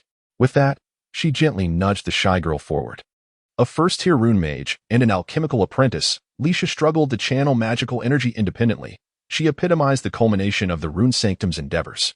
The culmination of these endeavors? Lind regarded Leisha with a puzzled expression, succumbing to his habitual curiosity as he rose to circle her, seemingly searching for any distinguishing trait. I cannot provide specific details, yet it is known that old Derrick, the former president of the Rune Sanctum, expended the entire savings of the earldom in a desperate attempt to enable his ordinary daughter, Leisha, to wield magic. From the outcome, it appears this endeavor failed miserably, as even Leisha's magical ailment remained unresolved. From the perspective of traditional mages, the Rune Sanctum was indeed a failure, in an era where the nobility could exploit the common folk without restraint. The financial resources of an entire earldom yielded merely a first-tier rune mage and a half-hearted alchemical apprentice. To those mages, this was of no significance, as even a single staff could purchase vast tracts of land, rendering this endeavor an egregious waste. From old Derrick's standpoint, the Rune Sanctum had also faltered. The society was founded with the noble intent of curing Leisha's magical affliction, yet it ultimately failed to provide a remedy. The full name of the magic affliction is the imbalance of magical manipulation disorder. It refers to an individual who, despite being inherently capable of absorbing and storing magical energy like a sorcerer, is unable to perceive or manipulate that energy.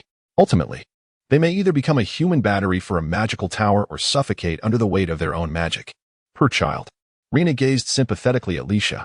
In truth, she had not fully grasped what the proprietress had said earlier, but she understood that Leisha, like herself, had lost her father.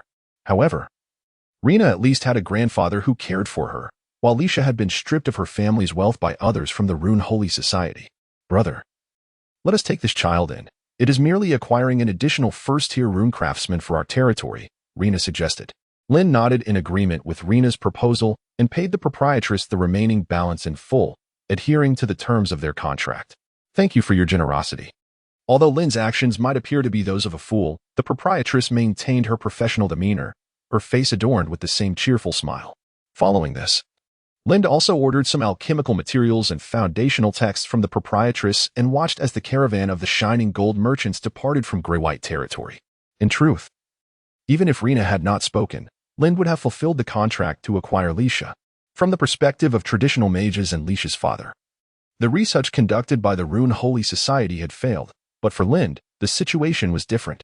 Transforming a person who cannot perceive or manipulate magic into a first-tier rune craftsman and alchemical apprentice transcends mere occupational grading. It is a process of creation, enabling ordinary individuals to wield magic. Lind believed that any progress in this research, no matter how slight, was worth the investment, especially considering that a living embodiment of this research was standing right before him. After the proprietress of the Shining Gold Merchants departed, Lisha appeared quite anxious. Just as Rena had suggested, Lisha thought she would merely be an ordinary first-tier rune craftsman in the territory from now on. At most, due to the Lord's wife's kindness, her life would be marginally better than that of an ordinary craftsman, but even that was a source of great satisfaction for Lisha. Observing Lisha's flustered demeanor, Lind was reminded of the introverted students who sat in the back of his class in a previous life.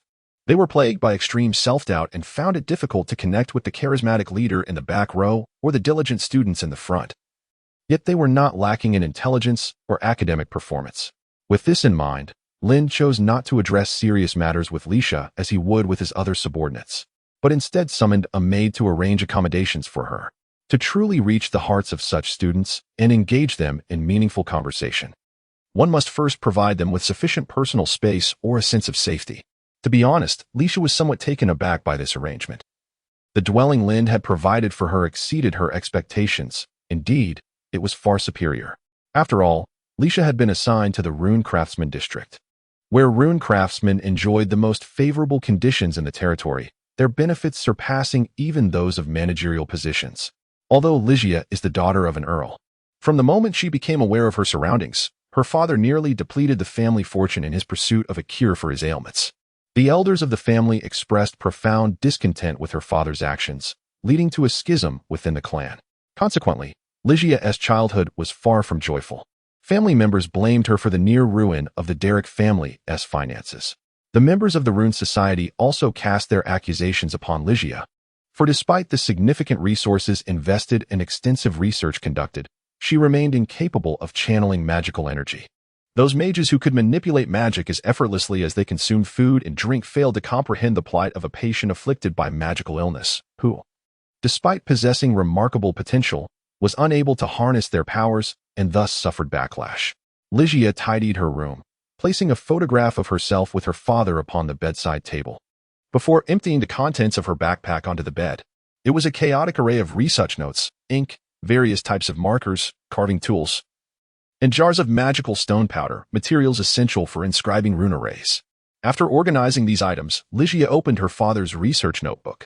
This was a tome she reviewed daily, for without it, devoid of its densely packed formulas, she might struggle to even become a first-tier runesmith.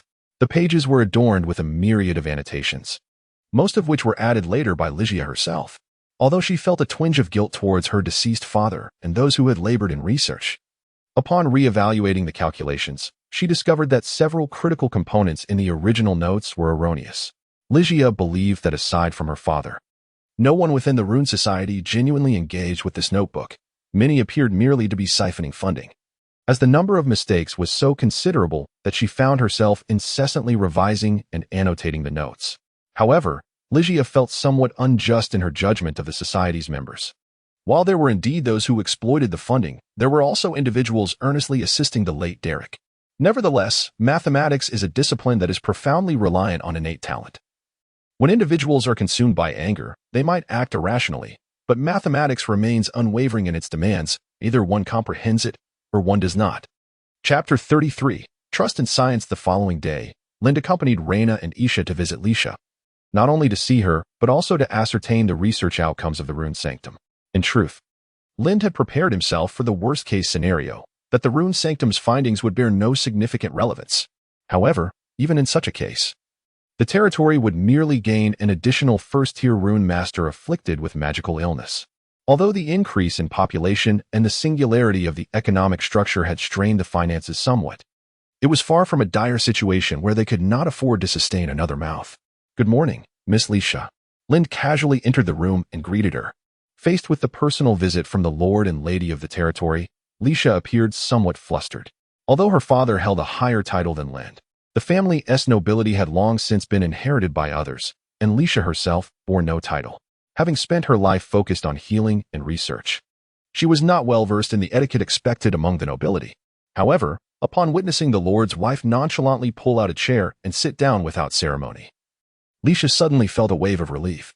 This territory seemed quite different. The lord and lady appeared to disregard formalities, particularly the lady, who seemed to have never even learned the basics of etiquette, emphasizing a more straightforward approach. "Good morning, my lord." Lisha respectfully greeted Lind while clutching her research notes. Lind responded with a slight nod, and after stealing a couple of glances at Reyna, Lisha visibly relaxed. This made Lind reflect that bringing Reyna along was indeed a wise decision. She was a source of confidence for those who felt insecure. "Reyna, you are truly remarkable." Of course, bringing Reyna along was not solely for alleviating Lisha's anxiety. Both Reyna and Isha were among the highest-ranked professionals in the territory. Although Lind could wield magic and divine arts, these abilities were inherited from the protagonist's skills in the archives, and he himself was unaware of the reasons behind his capacity to use such powers. The divine arts Lind possessed were akin to a black box technology, like riding a bicycle. Everyone knew that pedaling would enable the two wheels to maintain balance and move forward, yet the underlying principles remained elusive, with no definitive conclusions reached by the scientific community prior to Lind's arrival. "Are you comfortable here? I am not well acquainted with magical illness. Is there anything you require assistance with?" In response to the lord's concern, Lisha lowered her head, concealing her expression behind the thick lenses of her glasses. "It is already better than my accommodations at the rune sanctum. I will manage my magical illness on my own. Thank you for your concern, my lord." Her words sounded like an assertion of strength, yet Lind chose not to delve deeper. He took out the documents provided by the innkeeper the previous night and remarked, "I reviewed your detailed information last night. Although you are a first-tier rune master, you do not actually rely on perceiving magical energy to inscribe runes and magical arrays, correct?" Lind believed his tone had been exceedingly gentle. Nevertheless, Lisha immediately tensed up, responding in an anxious tone, "Rest assured, my lord. Although I cannot perceive or manipulate magical energy, I assure you that my rune inscribing will never go awry." Linda quickly discerned the key phrase in Lisha's words. "Absolutely? How can you ensure that the drawn runes will never err?" The creation of runes and magic circles lacks a standardized template, as each practitioner incorporates their unique idiosyncrasies into their designs. These highly personal runes seldom falter because practitioners capable of sensing and manipulating magical energy can continuously verify whether a rune operates correctly, ensuring the smooth flow of magic and identifying areas that require adjustment. If one were to liken the drawing of a rune to coding, practitioners can debug in real time as they write. However, Lisha lacks this ability. Her experience resembles that of inscribing code in a text editor, only discovering its viability upon completion and execution. Even after an error occurs, she cannot pinpoint the source of the problem. "I sincerely apologize, my lord. I am uncertain if the rune may fail. I merely spoke out of fear of dismissal." Lisha's head shrank into her shoulders, prompting Linda to realize that his previous tone had been overly grave. If she truly feared expulsion, she would not have voiced such concerns. It was evident that she possessed alternative methods to ensure the rune's accuracy. Just as Linda contemplated how to comfort Lisha, unsure of how to proceed, Isha gently reassured her, "Do not be anxious. My lord merely wishes to understand how you ensure the rune's correctness, not to dismiss you. This is not a rigidly governed magical association, devoid of excessive formalities. Simply share what you know, and feel free to express any difficulties you encounter." Beside them, Reyna chimed in, "Exactly. Isha was once a rebel herself. Our Lars family can certainly afford a rune master, right, brother?" Linda cast a speechless glance at Reyna, wishing she would refrain from speaking. Perhaps it was Isha's unique charm as the heroine that inspired Lisha to glance at the notebook she held and declare, "It is about patterns." "Patterns?" This time, it was Isha who was taken aback. As the only one among the three to have received formal magical education in the royal capital and to have studied diligently, she understood the absurdity of Leisha's assertion. The magic circles currently available, even those in textbooks, are imbued with the strong personal styles of their rune masters, lacking any unified patterns or styles. Are there patterns in the arrangement of runes? Indeed, but unless one comprehends all the runes and arrangements in this world, it is impossible to combine the ever-changing runes solely based on patterns. Yes, there are patterns, and they can be derived through logic and calculation. Perhaps due to discussing her area of expertise, the young girl suddenly radiated vitality, her confidence surging. To be more precise, it is a formula. Once the position of a single rune is determined, considering the ultimate purpose of this rune, its output power, and the potential linking methods, one can deduce the position of the next rune through calculated formulas. Furthermore, by confirming the positions of 3 runes, it is theoretically possible to decipher the locations of the remaining runes within a magical array. With this explanation, in order to facilitate understanding, Leisha took out her rune-drawing tools and began crafting a magical array right there in the room. For instance, if we aim to create a vapor magic array, we would require the source water, spraying grass powder, and moonflower to produce the condensation rune. This allows us to ascertain the output power and linking methods of the condensation rune made with these materials. Leisha focused intently on crushing and mixing the mentioned ingredients, applying the mixture to her carving tool, and began to inscribe the runes upon the floor. She then identified the positions of 2 additional runes that were not aligned with the condensation rune. As the carving tool danced gracefully across the floor, Leisha quickly completed the other 2 runes. With 3 non-collinear runes established, the general shape of the magical array could then be confirmed, enabling the deduction of the remaining runes' positions based on this shape. As Isa and Reyna looked on in astonishment, Leisha resembled a composed artist, calculating on her draft paper while simultaneously etching the magical array with her carving tool. Lynn found the draft paper increasingly familiar. While Leisha inscribed the magical array, she was also sketching a coordinate axis on the floor as a guide. Following this, she annotated the axis with a series of numbers and incomprehensible formulas, mathematics, to be precise, specifically geometry, equations, and linear algebra. There were many symbols and formulas that Lind could not decipher, and the chaotic array of numbers and symbols on the draft paper reminded him of a mathematics professor from his past life, whose intellect shone brighter than a light bulb, often leaving students baffled and reluctant to approach him in his office. Just as Lind was still grappling with confusion, Leisha completed the magical array, removed a necklace from her neck, and placed it at a specific position within the array. Instantly, the magical array was successfully activated, and numerous droplets of condensed water appeared along the table's edge, rendering the air in the room somewhat humid. And that was essentially how it unfolded. Once the magical array was complete, Leisha reverted to her anxious and uncertain demeanor. "May I take a look?" Linda asked, snapping back to reality and pointing to the draft paper on the floor. "Of course, you are the Lord, and having acquired me, naturally, you may." Leisha respectfully handed the draft paper to Lind. Lind stared in dismay at the incomprehensible scrawl on the draft paper, inwardly cursing, "Damn it. I thought this world was about mysticism, but now you tell me to believe in science?" Chapter 34. The villagers share a mysterious technological secret. "Is this the research result of your sacred rune society?" Lind asked, flicking the draft paper in his hand. "No, my lord, this is," Leisha replied, presenting a thick research notebook. It was only upon opening the notebook that Lind realized Leisha's single-person painting array was merely the tip of the iceberg of the society's accomplishments. The derivation of the formulas inscribed within the notebook was exceedingly comprehensive. Even Lind, not being a specialist in this field, could grasp a few concepts thanks to his retained foundational knowledge. As time wore on, while Isha remained patiently waiting, Lena gazed curiously at Lind, who was engrossed in the notebook, while Leisha beside him held her breath in nervous anticipation. As he progressed through the latter sections, Lind's page-turning accelerated, for he found himself increasingly bewildered by the contents. Initially, his breath had quickened, but soon he found himself scarcely daring to breathe, as if fearful that even a sneeze might ruin this precious research notebook. This was an entirely new rune system, distinct from those reliant solely on intuition and magical adjustments. The research notebook confirmed that the runes operated on a ternary system. 3 subordinate runes could be regarded as a singular, more advanced rune. In a previous life, Lind had once heard a mathematics professor, whose intellect shone brighter than a light bulb, mention that ternary systems were more efficient than decimal and binary systems. A certain superpower had once explored the concept of ternary computers, but had abandoned the endeavor for various reasons. The professor had brought it up amidst idle chatter, noting that some nations were revisiting the study of ternary computing. Now, in this alternate world, Lind was astonished to witness that divine beings had commenced their exploration of runes through a ternary framework.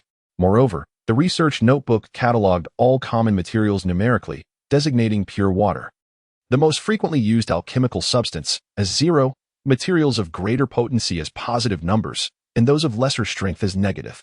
This meticulous classification of positive, negative, and 0 allowed for the application of formulas through the linkage and positioning of runes, enabling the direct derivation of the final magical array's numerical properties.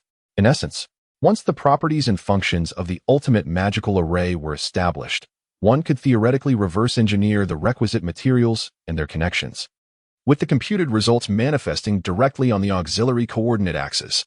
How could one determine the properties and functions of the final magical array?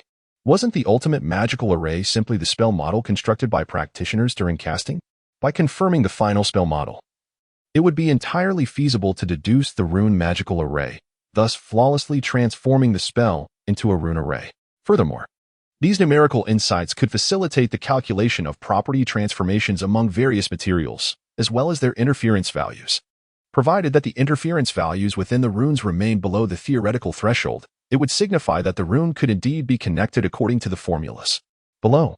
The notebook also contained formulas and inferences for calculating theoretical interference values, the maximum connection count for runes of the same or differing properties, and the experimental processes involved. The arrangement of composite magical arrays should adhere to specific configurations and derivations. The divergence and unification theories regarding the transformation of spell models into runic arrays are pivotal. Enhancing the stability of magical arrays through verification calculations is crucial. Additionally, the partially completed model of three-dimensional runic magical arrays and the flow of magical energy, which confounded Lind completely from the outset, constitutes the most significant content of this research notebook. This is chiefly because it pertains to the treatment of Leisha's magical ailment, and it remains the only aspect of the notebook that was pursued experimentally without comprehensive theoretical validation. The sole research direction concerning three-dimensional runic magical arrays focuses on utilizing these arrays to facilitate the extraction and modulation of magical energy. In the notebook, it is referred to more directly as the magical trigger. However, the term trigger does not exist in this world, where it connotes an activation mechanism. Theoretically, all magical energy can only be manipulated through the powers of practitioners. Although there are means to extract magical energy from nature without a practitioner to control and utilize it, the energy would swiftly dissipate back into the natural world. The magical trigger enables non-practitioners to exert control and manipulation over magical energy through runes. The necklace that Leisha uses to activate the humidity magical array is the first and currently the only magical trigger crafted by the Rune Sanctum. Typically, magical arrays are constructed from individual runes within a planar circular array framework. However, the magical trigger transcends this framework, evolving the magical array from a flat plane into a three-dimensional web, augmenting the original coordinate system with an additional z-axis. Leisha harnesses this device to absorb the excess and chaotic magical energy within her body, yet due to its inability to precisely regulate the flow of magic, it inflicts irreversible harm on the user's body. Nevertheless, the significance of this magical trigger necklace is akin to Prometheus's spark. Once this technology matures, magical energy could become as prevalent and commonplace as electricity, tamed by humanity as a source of power.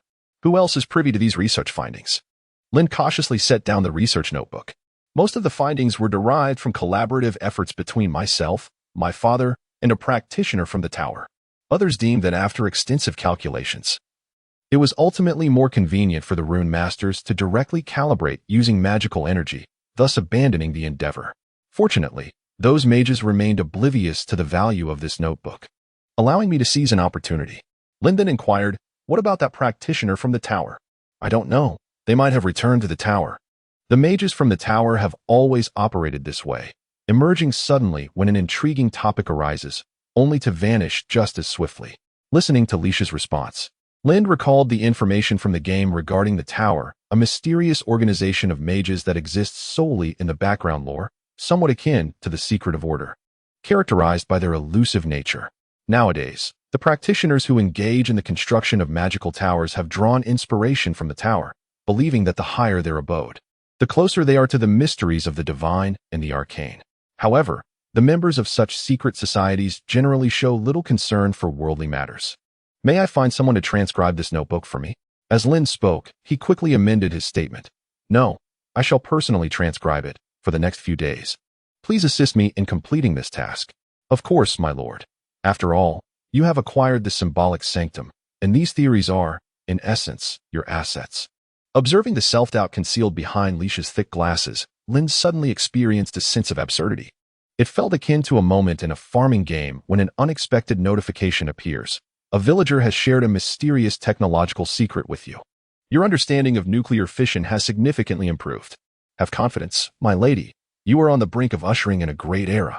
Lin solemnly patted Leisha on the shoulder, hoping to instill a bit more self-assurance in the future chief runsmith of his territory. Really? In truth, during the association's financial struggles, my father had attempted to sell this notebook to other lords, but most could neither comprehend it nor deemed it of any value. As she spoke, Leisha suddenly choked back tears. You are the first lord to voice such sentiments. Alas, my father will never hear them again. Beside her, Isha quickly sought to comfort Leisha.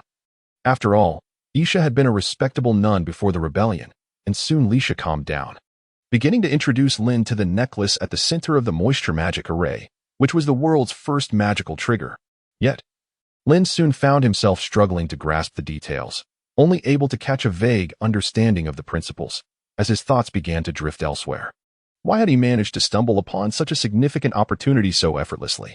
According to Leisha, this notebook had nearly fallen into the hands of some minor nobles or rogue mages, yet it had ultimately found its way to him without incident.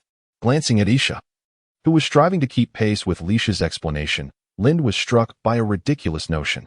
Perhaps this notebook had not come into his possession at all, but rather had gravitated towards Isha, the true protagonist, and he himself was merely a periodically refreshing handsome tool at her side within this game. That seemed rather implausible, did it not? Chapter 35, The Magic Stone, Activate. The advancement of industry has never been an instantaneous phenomenon. Even a humble stainless steel cup or an ordinary polyethylene pipe embodies the culmination of modern industrial development. Reality does not unfold like a scene from an anime, where unearthing a magic stone territory leads to immediate industrialization, with running water flowing forth at once. Not in this world, at least. Even if divine machinery were to grant such water technology, Lin would prioritize its application for drainage in the mines. Thus, the foremost challenge Lin faced was how to transform this research notebook into the lifeblood of industrial progression, applying the theoretical knowledge contained within to practical endeavors. In the ensuing days, with the assistance of Leisha, Lin diligently transcribed the research notes, while also engaging in discussions with Isa and Reyna regarding the issues encountered in the notebook. To Lin's surprise, aside from Leisha, it was Reyna who demonstrated the deepest understanding of the notes. If we connect this note in this manner, wouldn't we derive the connection constant? Reyna exclaimed, gesticulating animatedly. Lind and Isa exchanged glances, their expressions tinged with embarrassment, as they failed to grasp a single word. Reyna's explanations were excessively abstract, although the conclusions drawn were accurate. The reasoning was riddled with pronouns that rendered comprehension elusive.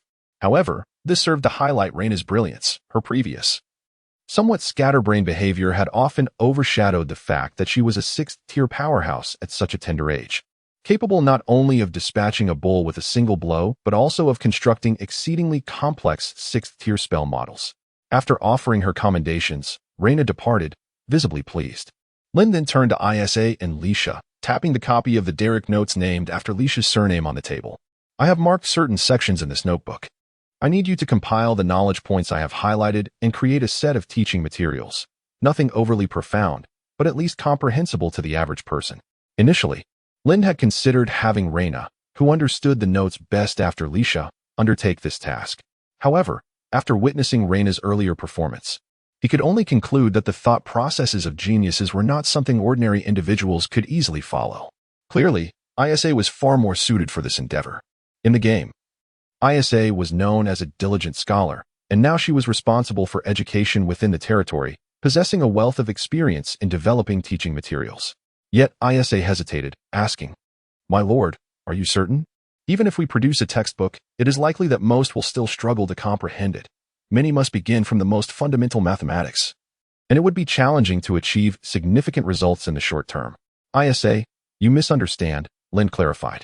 While I do intend to simplify the content of this notebook in the future to serve as essential learning material for the gray-white ranks, I currently wish for you and Lisha to summarize the theorems and formulas within this notebook and create a textbook to teach the rudimentary rune craftsmen in our territory.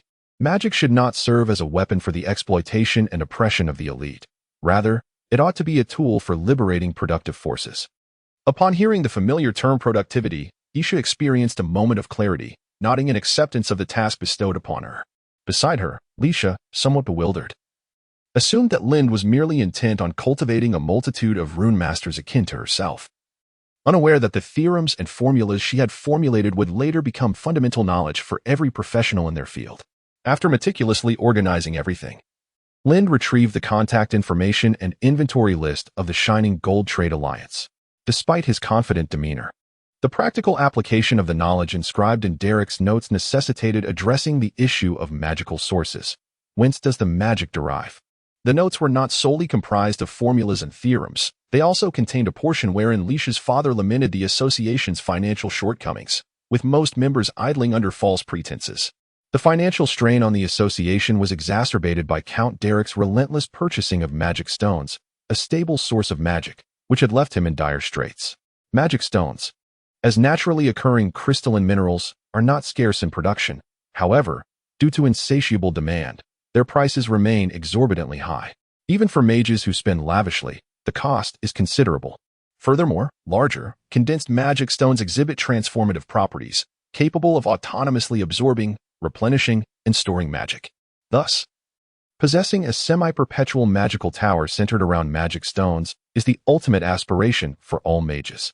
Yet, due to their slow recovery rate, one often encounters scenarios where the tower outlives its owner, with the legacy of the tower being passed down through generations. Continuous procurement of new magic stones is essential to sustain its power. Consequently, those scholarly factions that have successfully amassed capital and established semi-permanent magical towers possess greater resources, intensifying their collection of magic stones, which results in a dwindling supply available to ordinary professionals, rendering it increasingly challenging for them to acquire their own semi-magical towers. Indeed, the Shining Gold Trade Alliance's inventory included magic stones for sale, albeit at prices so steep that even Lind, who was unbothered by spending his fiancée's money, felt the weight of the burden. It is no wonder that Count Derek found himself bankrupt from his purchases. Of course, the prices had not reached an insurmountable level. In fact, purchasing a modest quantity for experimental purposes was entirely feasible through the sugar trade of his territory. Nevertheless, the expenses were exorbitant enough to cause discomfort even for Lind, who had been accustomed to exploiting the resources of the Lars family. He could not help but ponder how advantageous it would be to possess a magic stone vein of his own. However, the discovery of such veins is not a simple endeavor. Throughout history, many have sought to locate magic stones, leveraging their ability to store and absorb magic. Yet it is regrettable that untreated magic stones do not respond to external magical influences. The emergence of magic stones is shrouded in mystique. They may manifest in areas abundant with magical energy, as scholars assert that such locales facilitate the crystallization of magic stones, despite their lack of understanding regarding the stone's origins. Conversely, they may also appear in regions deficient in magic, for the scarcity of magic could very well be a consequence of the presence of magic stones. Although it remains undetermined whether their slow absorption of magic impacts the environment. Both perspectives have been thoroughly articulated, each boasting a loyal following. And both regions are documented to have yielded significant quantities of magic stones. Neither side can persuade the other. In summary, the distribution of locations from which magic stones have been excavated is remarkably erratic, rendering any reference to it futile. It seems that the discovery of magic stones is merely a matter of one's good fortune. However, when contemplating metaphysics and luck, a sudden epiphany struck Lind. After all, does he not have a destined woman residing in his territory? A few days later, while still engaged in compiling educational materials and summarizing formulas, the bewildered Isha found herself accompanying Lind and Reyna into the mountains for mineral exploration. Chapter 36. The elves. Is it sufficient to merely point at any location? The expression on Isha's face was less one of embarrassment and more one of bewilderment. How could the usually lucid and rational lord suddenly appear so absurdly serious? Leading a throng of artisans into the mountains to prospect for minerals? Was it merely a stroke of luck that, at the most perilous moment, a meteor fell from the heavens to aid in vanquishing their foes? Must they now resort to such outrageous measures as using themselves to explore for ores? Indeed, it seemed that a mere instinctive gesture would suffice. Lind, however, regarded the endeavor as a mere experiment. After all, he stood to lose nothing. If they failed to unearth anything of value, they could merely consider it a team-building exercise.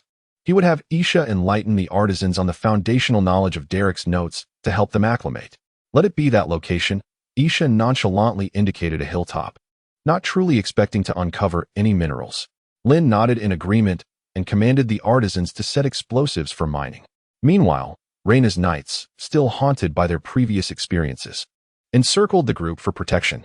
Although the artisans had honed their skills in explosive calculations through relentless investment and practice, the inherent unpredictability of explosives warranted caution. The artisans were even more perplexed than Isha herself. This modest hill bore no semblance of a site capable of harboring mineral deposits, while explosives were not particularly precious. The thought of such a waste was disconcerting.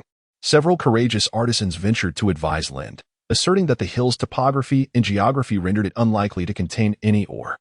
They implored him to reconsider the need for substantial explosives for prospecting. Lind initially acknowledged their concerns but nonetheless commanded the mining operation to proceed. This prompted Isha to feel compelled to intervene, yet at that moment, Reyna interjected. Even if there are no minerals, we can still test the potency of the new explosives. Can't we? Moreover, I trust my brother's judgment. If he believes this site merits investigation, it should indeed be explored. With Reyna's decree, the artisans of the Lars family completed the placement of the explosives. As the fuse burned down, the anticipated explosion erupted in due course.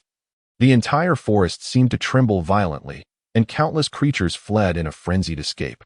Clouds of smoke and debris surged forth like a colossal wave sweeping over the land.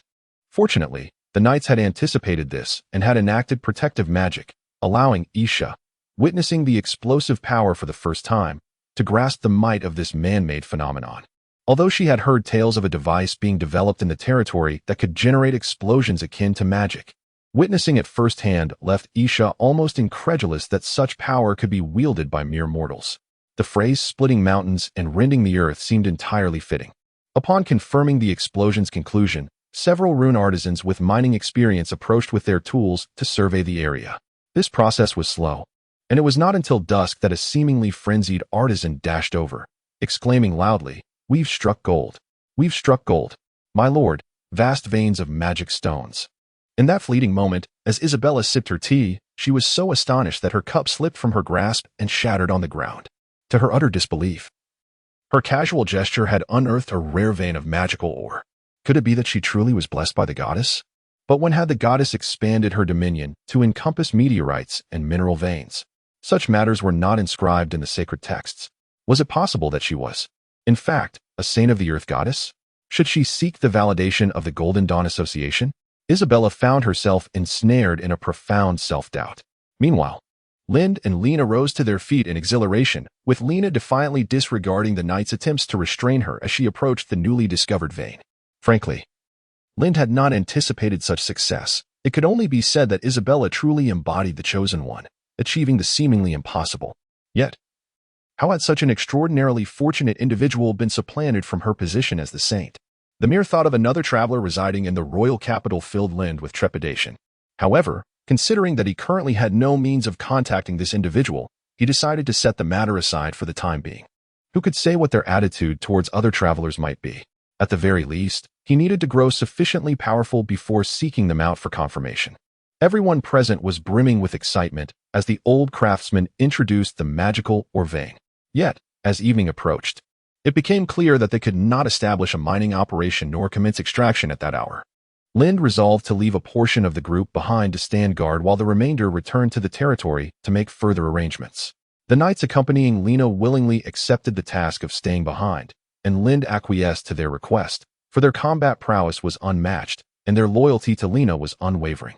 Thus, the group descended the mountain amidst laughter and merriment. In the shadows, a number of long-eared rangers documented the entire event before returning to the outpost of the Hygor Empire. Despite the considerable time Lind's gray-white faction had developed at the foot of the giant god mountains, it had not attracted the attention of the elves. After all, he was merely an ordinary lord among many surrounding the majestic range. What truly drew the rangers' scrutiny towards Lind was the aftermath of the explosive mining experiment. Somehow, the elven queen of the Hygor Empire had become aware of this development and regarded it with great importance. Your Majesty, today that human lord not only continued to utilize a tool known as dynamite for mining, but also successfully located a vein of magical ore. It appears that one among them specifically indicated the site of this vein, and as there was a high-ranking practitioner among the visitors, I dared not approach too closely. After the ranger with flowing golden locks reported to a shadowy figure, a commanding female voice resonated from within the apparition. I understand. As we have done with humans in the past, we shall appropriate a portion of the rare ores extracted from the giant god mountains. Noticing a slight deviation in the queen's wording, the ranger inquired, shall it be the customary 30% as a fee for maintaining the environment? The ownership of the giant god mountains had long been a historical contention, with humans and elves entangled in a complex relationship. Ultimately, both sides had reached a compromise, establishing an agreement for joint development, whereby humans and elves would each exploit their respective sides of the mountains. However, due to the multitude of human factions embroiled in endless disputes, the decision was made to invite the elves as overseers to prevent any transgressions and excessive exploitation. In return, humans were obliged to surrender 2 to 3/10 of all resources extracted from the giant god mountains to the elves. Although this covenant remains valid among the elves, the passage of time has led most humans to forget its existence. Consequently, many of the stipulations within the contract are no longer fully adhered to. For instance, while originally all resources were to be partially surrendered to the elves or exchanged for equivalent goods, nowadays only precious resources warrant the elves' collection of fees. Fortunately, the force of habit is formidable, despite humans no longer recalling the rationale behind relinquishing their developed resources to the elves. Rarely does a human lord dare to contravene this tacit agreement, often merely grumbling about the elves' unexpected greed, despite their reputation for being antiquated. After all, the ancient human empire has splintered into 2 grand kingdoms and numerous smaller states, while the illustrious elven empire has steadfastly remained on the opposite side of the giant god mountains, seemingly unchanged. No, that lord demands a 50% share. The voice from the shadow brooked no argument. Perhaps due to the stature of this ranger, she directly inquired of the shadow, I understand, my queen. But what is the reason behind this? The elven queen did not respond directly, but remarked, that lord will come to understand. After concluding the conversation, Queen Avelia collapsed onto her ancient seat, stretching languidly. Contrary to Lynn's expectations, not all elves embody the image of being austere, serious, and noble. While such stereotypes hold some truth, elves are indeed quite secular and experience a spectrum of emotions, including joy and sorrow. Mother, I do not comprehend. Is there truly merit in concerning ourselves with humans? We scarcely have enough rangers to patrol the ancient forest, yet we are compelled to continually dispatch rangers to observe human activities. They are merely a lesser race that must learn to wield magic. Is there really a threat? In response to her daughter's inquiry, Avelia remained calm and posed a question of her own. Have you been reading the newspapers and books published by the demon race? The elven princess, addressing Avelia as mother, flushed like a teenager caught in a secret, turning her head away. While the demon publications are largely poorly crafted and often humorous, the princess still finds some merit in them. Do you believe that we, as a superior race, are inherently capable of sensing and manipulating magic, while humans, who see only one practitioner emerge from hundreds and whose strength is uneven, are an inferior race? Faced with the queen's query, the princess did not provide a direct answer, essentially acquiescing. If that is the case, why does our elven nation reside solely within the untamed forests? The demon race once lacked even a plot of land, confined to the eternally frozen north. Why do we not seize the most fertile lands of the continent, allowing humans to cultivate and develop them at will? Is it not our desire to do so? Indeed, it is because we, the elves, hold a deeper reverence for nature and thus attract the favor of the nature deity that we choose to dwell within the forest and among the trees, allowing us to better immerse ourselves in the essence of nature. However, that is merely the official narrative. Tia, as my heir, you should comprehend that the nature deity is indifferent to whether we reside in the treetops. Our choice to inhabit the heights is solely due to the fact that both sunlight and faith find it challenging to penetrate the depths of the forest. Chapter 37. Why only 50%? As night fell, Lind, who was about to explain the policies of the territory to Reyna as usual, received a message about a request for an audience from an elven ranger outside the territory. This marked Lind's first encounter with this enigmatic race in this world, as the original game provided little description of elves, merely hinting at their existence for future installments. Moreover, when Lind arrived in this realm, the second part of the game had yet to be released, perhaps due to the original's Japanese-style world building. Elves here did not exist in the aloof manner typical of traditional Western fantasy. There were no complex subtypes such as trance or night elves. Yet, they were also not depicted as the naive beings of Japanese lore, who seemed to have lived for millennia without encountering men, or as commodities to be bought and sold as slaves. Lind's initial impression of the elf before him was that he resembled a human who had cultivated an entirely different civilization. So, what you are saying is that half of the newly discovered magic stone vein must be submitted to your nation, Lind carefully reiterated, given the magnitude of their request. Reyna, who had previously regarded Lind's discourse on policy as a lullaby, abruptly awakened, slamming her hand on the table and exclaiming, "On what grounds? Wasn't it stated that the rare resources of the Titan mountain range would only yield 30% to the elves?" The ranger responded with calm assurance. Her Majesty the Queen stated that the Lord here would comprehend the reasons. He also cast a knowing glance at Lind. Comprehend? What nonsense. Lind held a deep disdain for riddlers. Not only were they demanding half of his resources without justification, but they also implied that he should understand. Nevertheless, the ranger promptly presented a contract to Lind.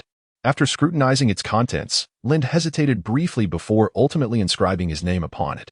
"I understand. Please convey my gratitude to your queen." The ranger appeared to have anticipated this outcome, gathering the contract without any hesitation before vanishing from the Lord's tent. Lind found himself unable to retain the ranger, missing the chance to inquire about the elves' true stance. "Brother, are we truly surrendering 50% of the magic stones to the elves?" Although Reyna was unaware of the specifics, she could discern Lind's tacit approval of the elves taking half of the magic stones. After all, the vein had been found without any effort on their part. 50% seemed reasonable. In truth, they were initially meant to yield 30% to the elves, so they were merely giving away an additional 20%. 20% was still significant. One could acquire a multitude of goods with such a quantity of magic stones. Reyna then extended her hand to start counting, making it hard to believe that she had previously engaged in fervent discussions with Lisha about the formulas and theorems in Derek's notes. Could 20% truly secure the elf support? Lind, eschewing riddles, directly revealed the answer to Reyna. "We could never fully exploit this vast magic stone vein on our own, nor could we adequately protect it. Once the news spreads, our days may not remain peaceful. Many will likely covet this resource. The contract with the elves stipulates that this mine shall be jointly exploited by us and the elves. Should there be an attack on the mine, it would be considered an assault on the elves' rangers, prompting their immediate intervention. Of course, the elves themselves would not actually engage in mining. That responsibility falls primarily upon us. The 20% share is merely a form of protection fee. Other nobles may demand even more than that." Once Lind finished explaining, Reyna countered, "That's not true. With me around, who would dare to covet this magic stone mine? If anyone dares to come, I will confront them directly. If they cannot best me, I shall inform grandfather. Our Lars family is not to be trifled with." Reyna stood proudly, hands on her hips, chest out, and head held high. Though exuding confidence and charm, Lind, who understood her well, found her stance somewhat endearing. What if others from the Lars family wished to claim this mine? Lind retorted, "Well, then." Reyna faltered. Lind's point was valid. The Lars family was currently embroiled in a war of succession, and a magic stone vein could significantly sway the outcome of that conflict. It dawned on Reyna that Lind genuinely wished to assist her in securing victory in the battle for succession. "Lind," he addressed her, dropping the formal title of Miss Lars for the first time, calling her by her name directly. "What shall we do if our territory's development conflicts with that of Duke Lars?" This situation resembled the classic dilemma of choosing between saving one's mother or oneself, albeit with roles reversed. Without hesitation, Reyna replied, "Brother, you would never betray me. I choose to trust you, and I will assist you in explaining things to grandfather." Lind was taken aback. He had not anticipated holding such significance in Reyna's eyes, rendering him momentarily speechless. After Reyna departed, he sat alone, gazing into the flickering candlelight, and began to contemplate his future plans earnestly. One crucial detail Lind had not shared with Reyna was that among those who sought to claim this vein were none other than Duke Lars himself. However, Reyna's response illuminated Lind's path forward. Although many believed Reyna, the abandoned scion of the Lars family, was unqualified to participate in the War of Succession, the existence of this magic stone vein would change that. Once the news spread, Reyna would be compelled to join the fray. Lind attempted to think from Duke Lars's perspective. How would he respond? The answer was clear.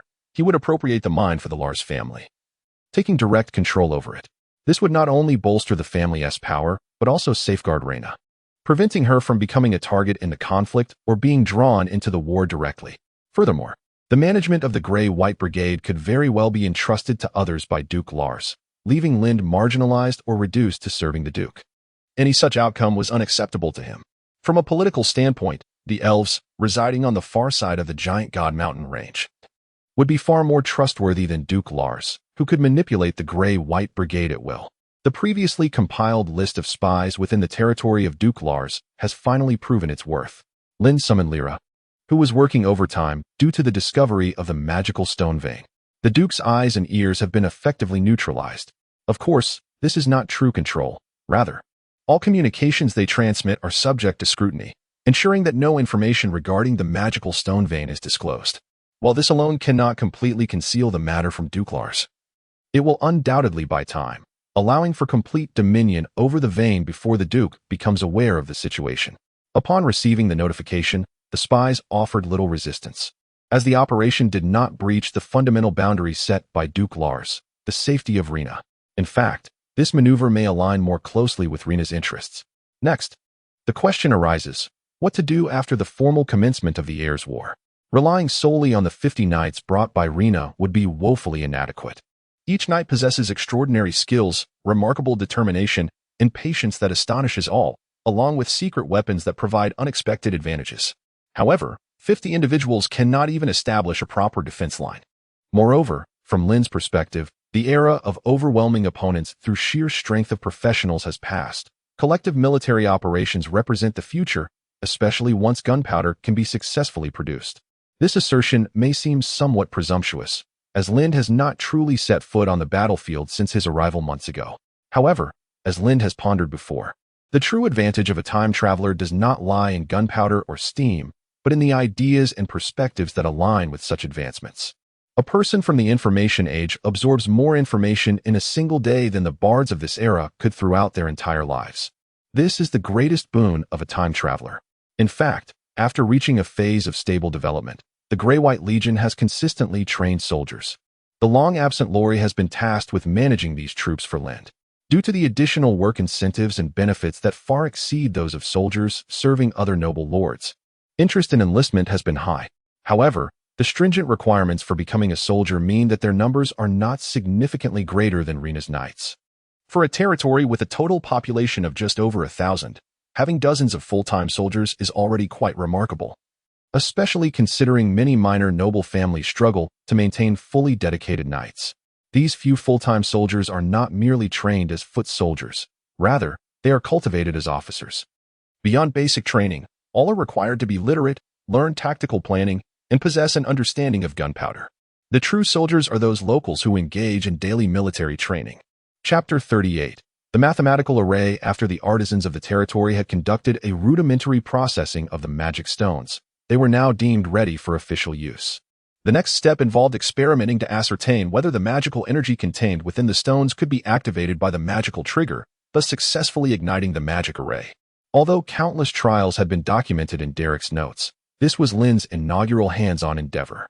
He opted for the molten fire array, characterized by its straightforward runic composition and clear pathways for magical conduction, which had been utilized numerous times in the territory during previous steel refining processes.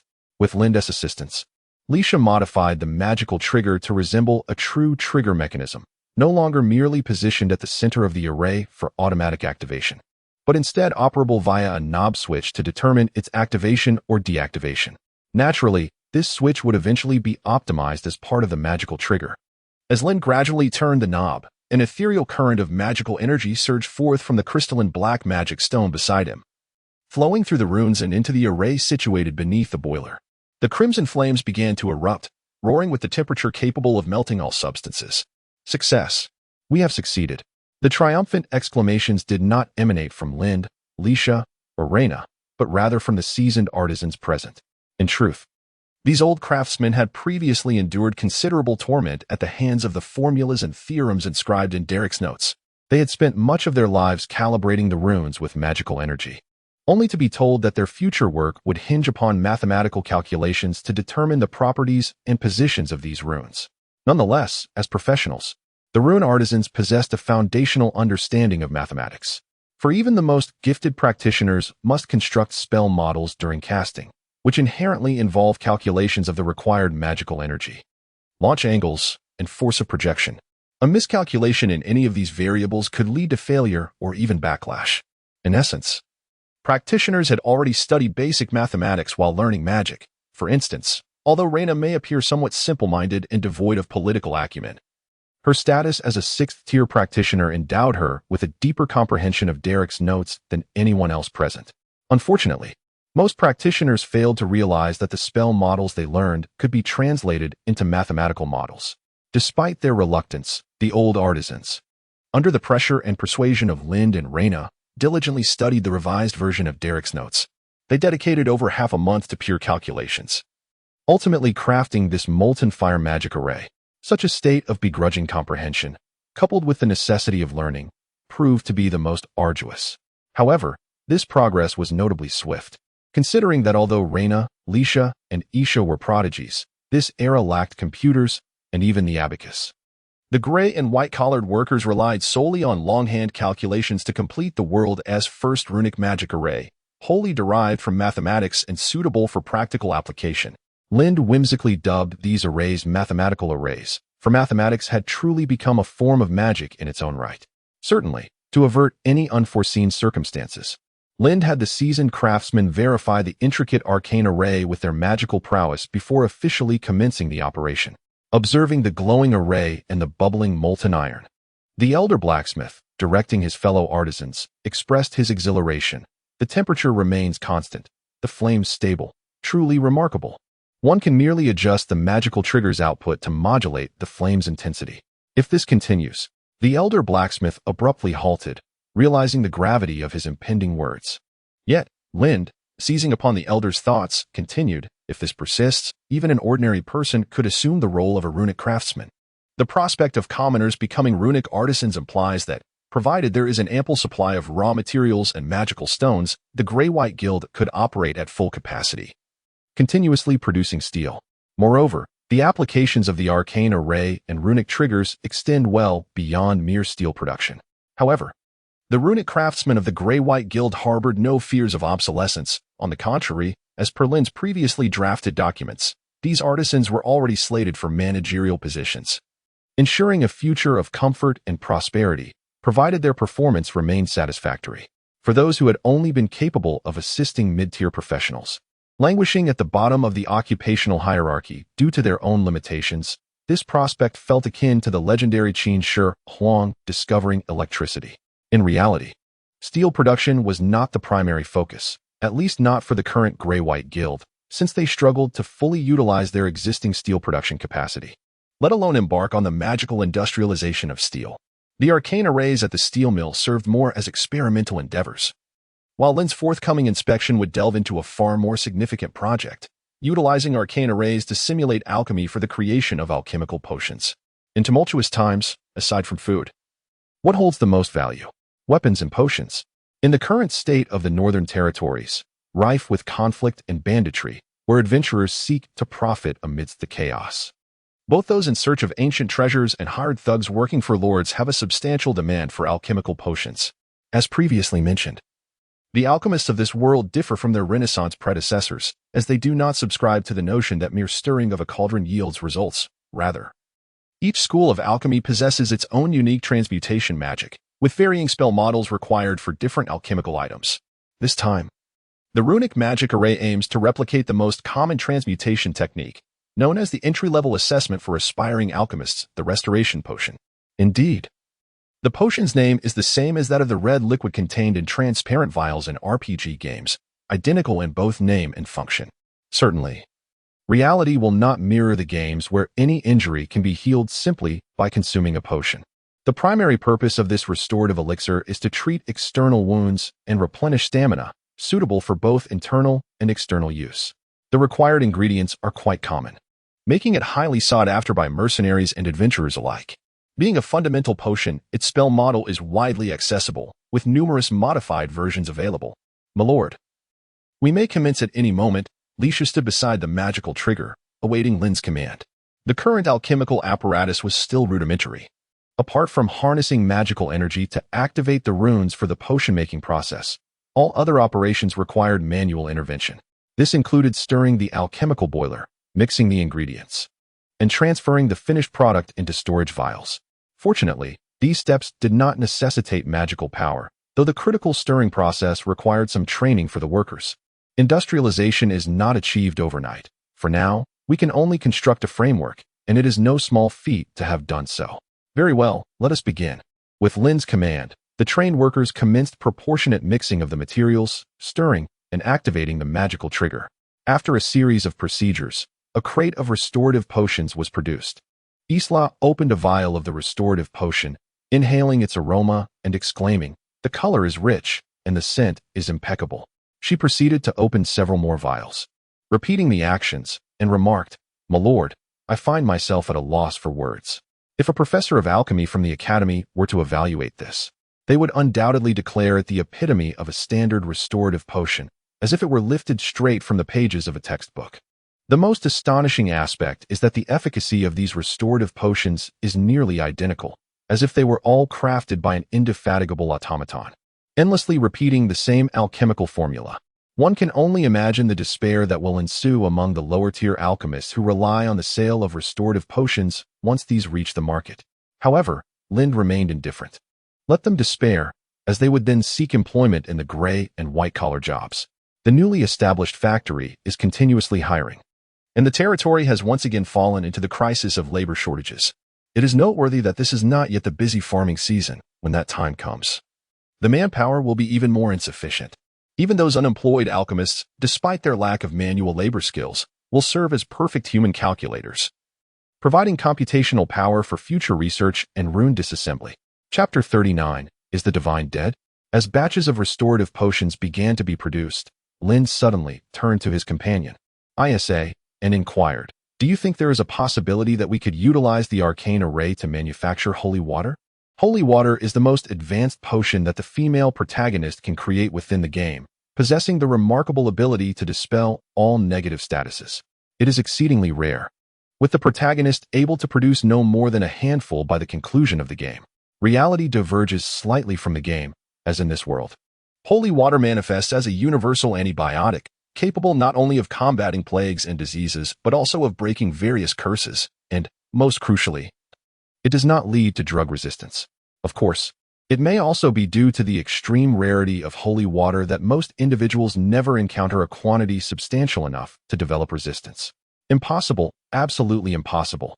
Isa vehemently shook her head and explained, "My lord, the formation of holy water requires not only magical energy, but also the power of faith. Otherwise, the church would not so readily disclose the formula and the magic of its creation. Those alchemists would have long since commenced mass production." Isa's expression suddenly dimmed, for she had lost her own power of faith. While she might have been able to brew a vial of holy water in a month or two, it is now exceedingly difficult for her even to summon a single ray of holy light. Lind did not directly counter Isa's assertion. Instead, he moved to an unoccupied alchemical station in the factory, began to gather the materials required for holy water, and invoked the skills inherited from the protagonist in the game, specifically those of Isa herself, to construct the spell model. The spell for creating holy water, in a strict sense, does not belong to alchemy, but rather to divine arts. A gentle holy light descended from the void above Lind, illuminating the transparent vial filled with materials in his hands.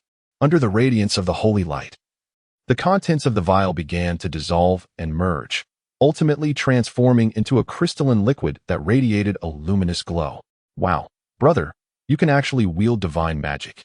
That's incredible," Lena exclaimed, clapping her hands in delight. Lind, however, appeared somewhat speechless, realizing that his frequent neglect of such skills had nearly caused him to forget that he too was a practitioner endowed with a perfect legacy. After all, The protagonist's abilities seemed to hold little relevance to the development of the territory. Isa and Lisha watched Lind in astonishment, particularly Isa, whose jaw nearly dropped to the ground in shock, a rare display of emotion from this fabled protagonist. My lord, are you truly such a devout follower of the goddess? Why did you not inform me sooner? The strength of an individual's faith accelerates the process of holy water production. Even the most pious priest in the royal capital would require 2 to 3 weeks of continuous devotion to create a single vial. Yet, astonishingly, Lind managed to handcraft a vial of holy water in less than 3 minutes, right before the eyes of those present. Even the current pope would likely question his own existence upon witnessing such a feat. Even if Lind were a woman, the pope would kneel before her, beseeching her to become a saint. Unfortunately, Lind is a man. No, it seems that the ordinary notion of a saint does not do justice to Lind's identity. Isa surmised that the pope might directly appoint Lind as a living deity, the very embodiment of a goddess walking among mortals. Those cardinals and bishops might even reconsider their rigid views on the gender of saints. Who says a man cannot be a saint?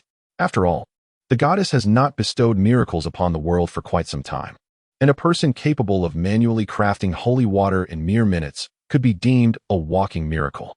Lind scratched his head, recalling that the creation of holy water in the game operated on an extraordinarily lengthy cooldown based on in-game days, but the process itself was swift. After all, one could not expect players to remain glued to their screens around the clock to concoct potions. This was a reasonable adjustment for gameplay. To his surprise, upon traversing into this world, Lind found that the skills he inherited replicated this aspect perfectly. Thus, although he could manually produce a vial of holy water in 3 minutes, he would be unable to utilize this skill again for an entire month. However, that was already sufficiently alarming. If the church were to discover this, forget about Reyna. Even Duke Lars would be unable to protect Lind.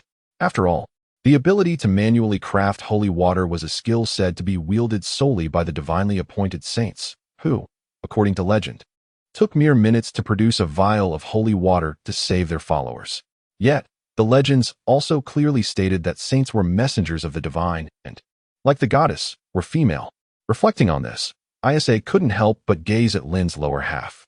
Feeling a sudden chill in his groin, Lind instinctively tightened his legs. When he followed Isa's gaze, he realized she had already averted her eyes, leaving him bewildered. After temporarily dispersing the workers who were oblivious to the unfolding events, Lind addressed Isa. Regrettably, I am merely a superficial follower of the goddess of light. In strict terms, I am not even a true believer, as I have not conducted a single prayer or mass in these past months. I do not worship any deities. Isa felt her worldview shatter. A non-believer had managed to manually craft a vial of holy light into holy water. Truth be told, Isa found it more palatable to believe that their lord was perhaps a descendant of the goddess, or even her illegitimate child, completely unaware of his heritage. Alternatively, she considered the possibility that Lind was, in fact, a saint disguised as a man, which was much easier for her to accept. Subsequently, Lind made an even more astonishing proclamation. What if we attempt to use an arcane array to construct my spell model and see if we can refine holy water from magic stones? Absolutely not. That is entirely out of the question. Lind's words were abruptly interrupted by Isa, her fierce demeanor startling even Reyna beside her, while Lisha instinctively cowered behind Lind. Upon witnessing their reactions, Isa paused, took a deep breath, and apologized. I am sorry, my lord. I only feel that such actions would not only be a sacrilege against the goddess, but could also lead to terrifying consequences. Linda was indeed taken aback. Unlike the carefree atmosphere of the game, the Isa of this world line had genuinely taken lives with her own hands. Nevertheless, Linda could comprehend the gravity of the situation. For this world undeniably had deities, and Isa was a chosen saintess wielding divine magic through inanimate objects.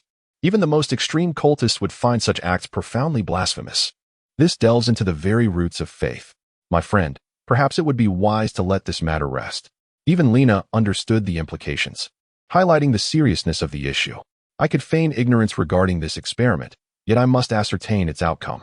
This time, Linda was unexpectedly assertive. After all, due to the so-called divine presence, his policies and various undertakings had been constrained, including the prolonged construction of the church in his territory and the potential for minor religious reforms.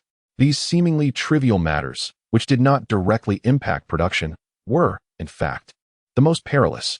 The decision to replace the old faith with a new one would directly influence the future of the territory and the relations with the church. Isa, do you not wish to know if the goddess you have always believed in can still respond to her faithful followers? Linda gazed at Isa, aware from their prolonged interactions that this version of Isa was not a rigid individual. Her reluctance to engage in the experiment stemmed from the hasty nature of the proposal and her long-standing faith, which made it difficult for her to accept such sacrilegious notions. Isa looked towards the holy water in Linda's hands. If the goddess could indeed respond to the prayers of her devotees, why then did she allow these pious followers to endure suffering? Isa considered herself more devoted than most priests and believers. Yet why did the power of the holy light seem to drift further away from her? What puzzled Isa the most was Linda's complete lack of faith. Yet he could effortlessly conjure the holy light. In their earlier discussions, Isa had already realized that Linda's underlying philosophy often did not involve the divine at all. In fact, he seemed to contemplate existence on the premise that deities did not exist. Yet, this individual possessed the ability to produce holy water in mere minutes. Still, Isa found it hard to convince herself. After all, a long-standing faith is not easily cast aside. Ultimately, she forced herself to find a rationale, since even Lord Linda, whom she whimsically categorized as a potential illegitimate son of the goddess, did not fear this experiment. Why should she, a person seemingly forsaken by the goddess, be afraid? Having resolved to regard Linda as the goddess's illegitimate child, Isa finally gathered her courage and said to Linda, "My lord, let us commence the experiment. I shall assist you in converting the spell model into an arcane array." In contrast to Isa, while Lena and Leisha harbored some trepidation, their predominant feeling was curiosity. Moreover, they did not contemplate the matter as deeply as Isa. Lena thought to herself, if even their brother could still conjure the holy light despite such considerations, did that not imply the goddess had no objections? And if the goddess had no objections, then neither did she. Thus, the clandestine dismantling of the spell model commenced swiftly. The spell model employed by Lind, derived from game archives, elicited admiration from Leisha for its intricate structure and astonishing algorithms, seemingly beyond the realm of human ingenuity. As if birthed from an extraordinarily powerful superintellect, this spell model could almost seamlessly transform into a mathematical model, which could then be directly transmuted into an arcane magic array. The entire process flowing effortlessly, as if the spell had originally emerged from the arcane array itself. What was initially anticipated to require weeks, if not longer, to compute was accomplished by the group within mere days. In a secluded corner of the gray and white enclave, a space undetectable by any divination spells, Reyna's knights dispersed to maintain vigilance, with Reyna herself assuming command, awaiting Lind to initiate the magical trigger. As Lind turned the dial, the familiar steps commenced. Formless magical energy coursed through the runes into the array, and the arcane formation began its function. Isla felt a tumult of emotions. It was her first time wishing for the research and experiments within their domain to fail. However, as a beam of holy light descended from the void above the array, causing the raw materials within the transparent vial to dissolve, Isla realized her hopes had been dashed. Upon shutting down the array, Lind lifted the vial of holy water he had produced and gazed upon the assembled group. Reyna, Isla, and Leisha were all rendered speechless, their expressions a mix of shock and horror, unable to fathom how an inorganic substance, devoid of faith and even sentience, could have been transformed into holy water solely through magical energy. Subsequently, Lind repeated the production process using the arcane array. Intriguingly, despite the arcane array, like Lind, having a cooldown duration in real time, a mere adjustment of the output power could deceive the system, allowing continuous production. This was akin to having no skill cooldown. As long as there were sufficient magic stones, the production of holy water could easily enter an infinite fire mode. It seemed that the power of faith was not a requisite for the creation of holy water. Lind articulated his conclusion, observing Isla's vacant stare. He suggested that the power of faith might not even be necessary for the use and invocation of divine arts. Before Lind could elaborate further, Isla spoke with a trembling voice, "The gods are dead." "Calm down, Isla," Lind replied. "This only implies that the invocation of divine arts, or the creation of holy water, does not necessarily require faith in the goddess." He did not believe this indicated the demise of the goddess. After all, the background of the game clearly stated that the goddess chose the protagonist as her representative, suggesting that regardless of her current state, she possessed the ability to intervene in the human realm. No, Isla countered from an angle Lind had never contemplated. The moment humanity can wield divine arts without the need for gods, that is the moment the gods have perished. Chapter 40. The wild man within the vast and imposing expanse of the Titan mountain range, numerous individuals, seeking refuge from the exploitation of the nobility, have retreated into the mountains, commonly referred to as wild men. Devoid of substantial resources and characterized by a fierce spirit, many of these wild men resort to banditry, prompting the nobles residing in the foothills to regard them with indifference, as long as these wild men dutifully pay their taxes when they descend for trade. Naturally, the cost of pursuing wild men for tax evasion is exorbitant. Therefore, as long as they offer a token of tribute in the form of mountain goods, the nobles generally turn a blind eye to their existence. Darcy is one such wild man. Due to the dreadful sanitary conditions of the wilderness, Darcy's mother passed away shortly after giving birth to him. When Darcy was 8 years old, his father disappeared during a trading venture, having squandered all their money on gambling, leaving Darcy to care for his ailing sister. "Why are you dawdling? Get moving." A bandit kicked Darcy in the backside, sending him sprawling into the dirt, eliciting raucous laughter from the surrounding brigands. Amidst the ongoing turmoil in the Northern Territories, more and more individuals have sought refuge in the mountains, while others have chosen the path of banditry. Once, the impoverished wild men could stand their ground against these marauders, but at some point, the bandits acquired superior weaponry and even enlisted skilled professionals among their ranks. Darcy's village was subsequently raided, bolstered by a second-tier mage within their ranks. The bandits effortlessly captured everyone, including Darcy and his sister. With his hands bound, Darcy struggled to rise, only to be tripped once more, falling back into the muck. "Be gentle. This lad might just become the Count's brother-in-law one day," one bandit jested, prompting even greater merriment among his companions. "Then if we take that woman, wouldn't that mean we've bedded the Count's wife?" The bandits laughed heartily, their discussions devoid of any moral restraint. Although they were criminals, their ties to the nobility were tenuous at best, rendering them disposable pawns. A second-tier mage among the bandits interjected with a sardonic tone, "You're quite mistaken. Such a woman would only serve to amuse the Count briefly, hardly worthy of esteem." Yet, as he spoke, he licked his lips, seemingly pondering the suggestion of his fellow brigand. Darcy once again struggled to rise from the mud, his fists clenched tightly behind his back, his eyes bloodshot with fury. Though he yearned to deliver a swift kick to the faces of these ruffians, the disparity in their strength was insurmountable. Inheriting his father's hunting prowess and physique, Darcy, at the tender age of 14, had already become the most formidable fighter in his village. His mind was sharp, his hands adept. He deftly crafted traps and, with a family heirloom bow, could even contend with the wolves and bears of the wilderness. Yet, in the face of the robbers' superior armaments, all efforts were rendered futile. Even if Darcy could strike the unarmored parts of these brigands, the other villagers were utterly incapable. Their woodcutting knives could barely graze the brigands' leather armor, inflicting no significant harm. Moreover, among the robbers were seasoned professionals, whose fireballs dispersed the villagers, instilling a profound sense of panic that sent them fleeing in all directions. This instinctive dread that ordinary people harbor towards professionals was palpable. Even Darcy felt his legs weaken at the sight of the colossal fireball. Thus, Darcy fell captive to these marauders, utterly despaired by the overwhelming disparity in strength.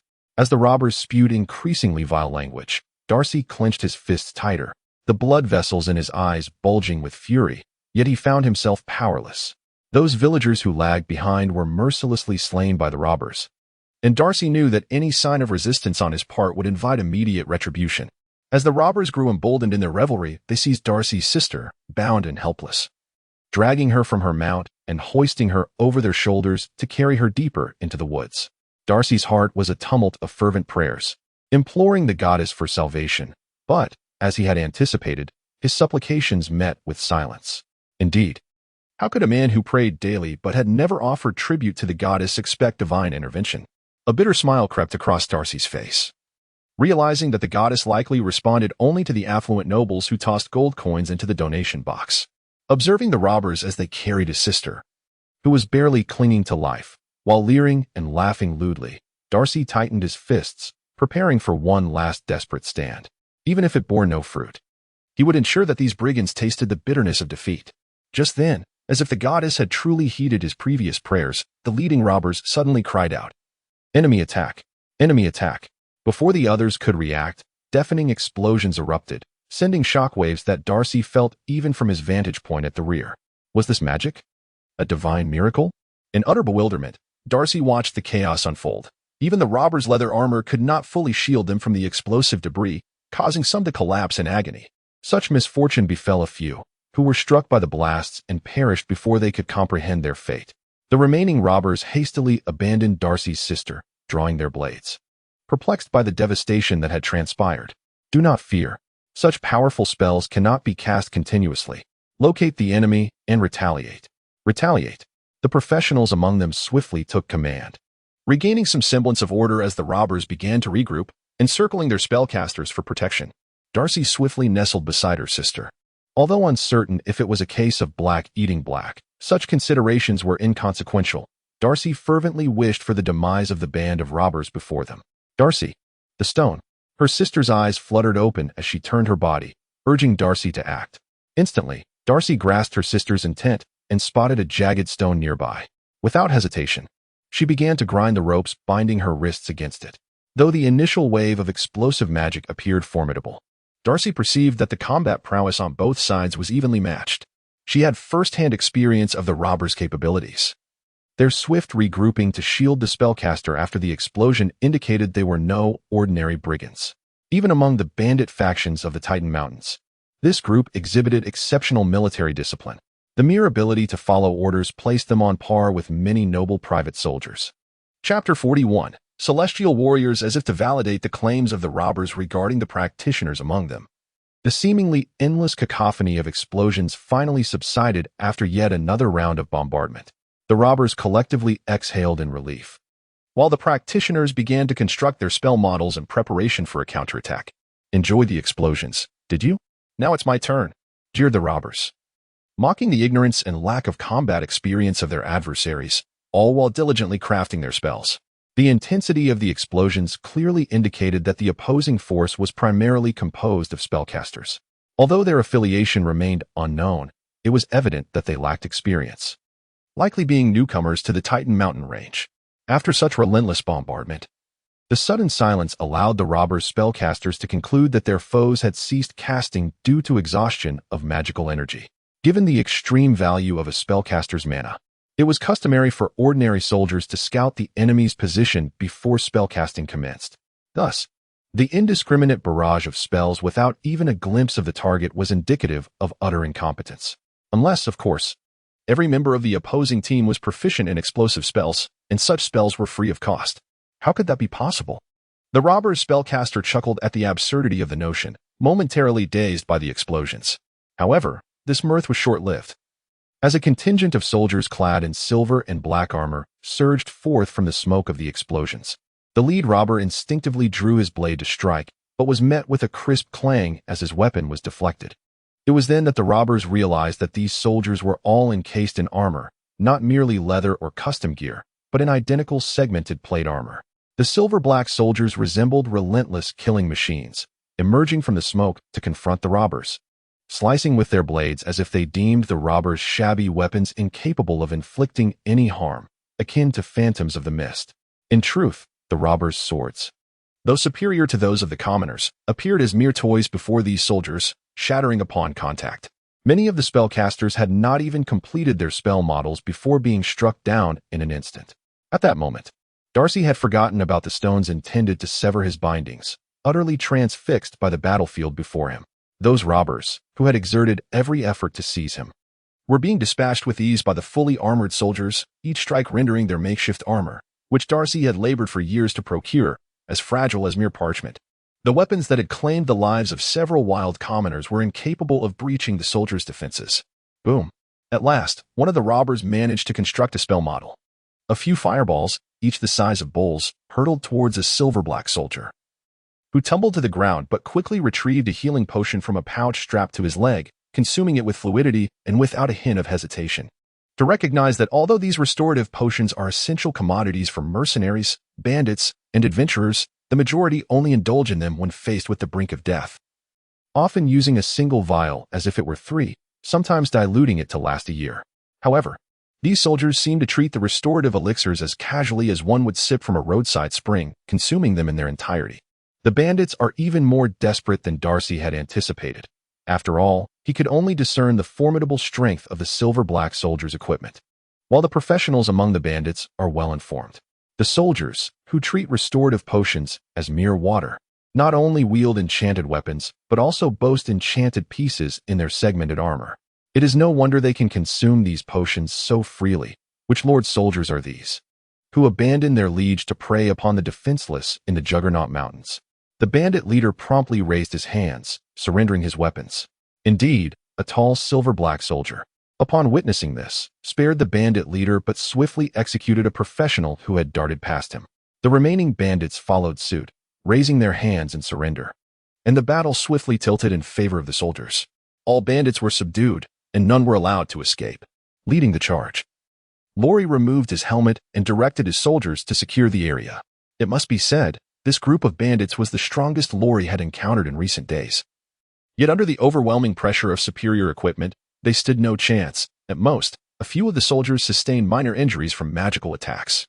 The exhilaration of this triumph was unparalleled. Laurie had never fought such a prosperous battle. Even though Lind insisted on practicing drills and reciting the 3 major disciplines and 8 points of attention, Laurie felt it was well worth it. Soon, a portion of the soldiers began to search the bandits and confiscate their belongings, while another group commenced the rescue of captives. The very ropes used to bind the captives could swiftly be repurposed for the bandits. One might say that karma had come full circle. The soldiers kindly produced their own restorative potions and administered them to the weakened captives. One soldier even retrieved a small booklet, inquiring about the ages and family situations of each captive, continuously offering comfort to those recently liberated.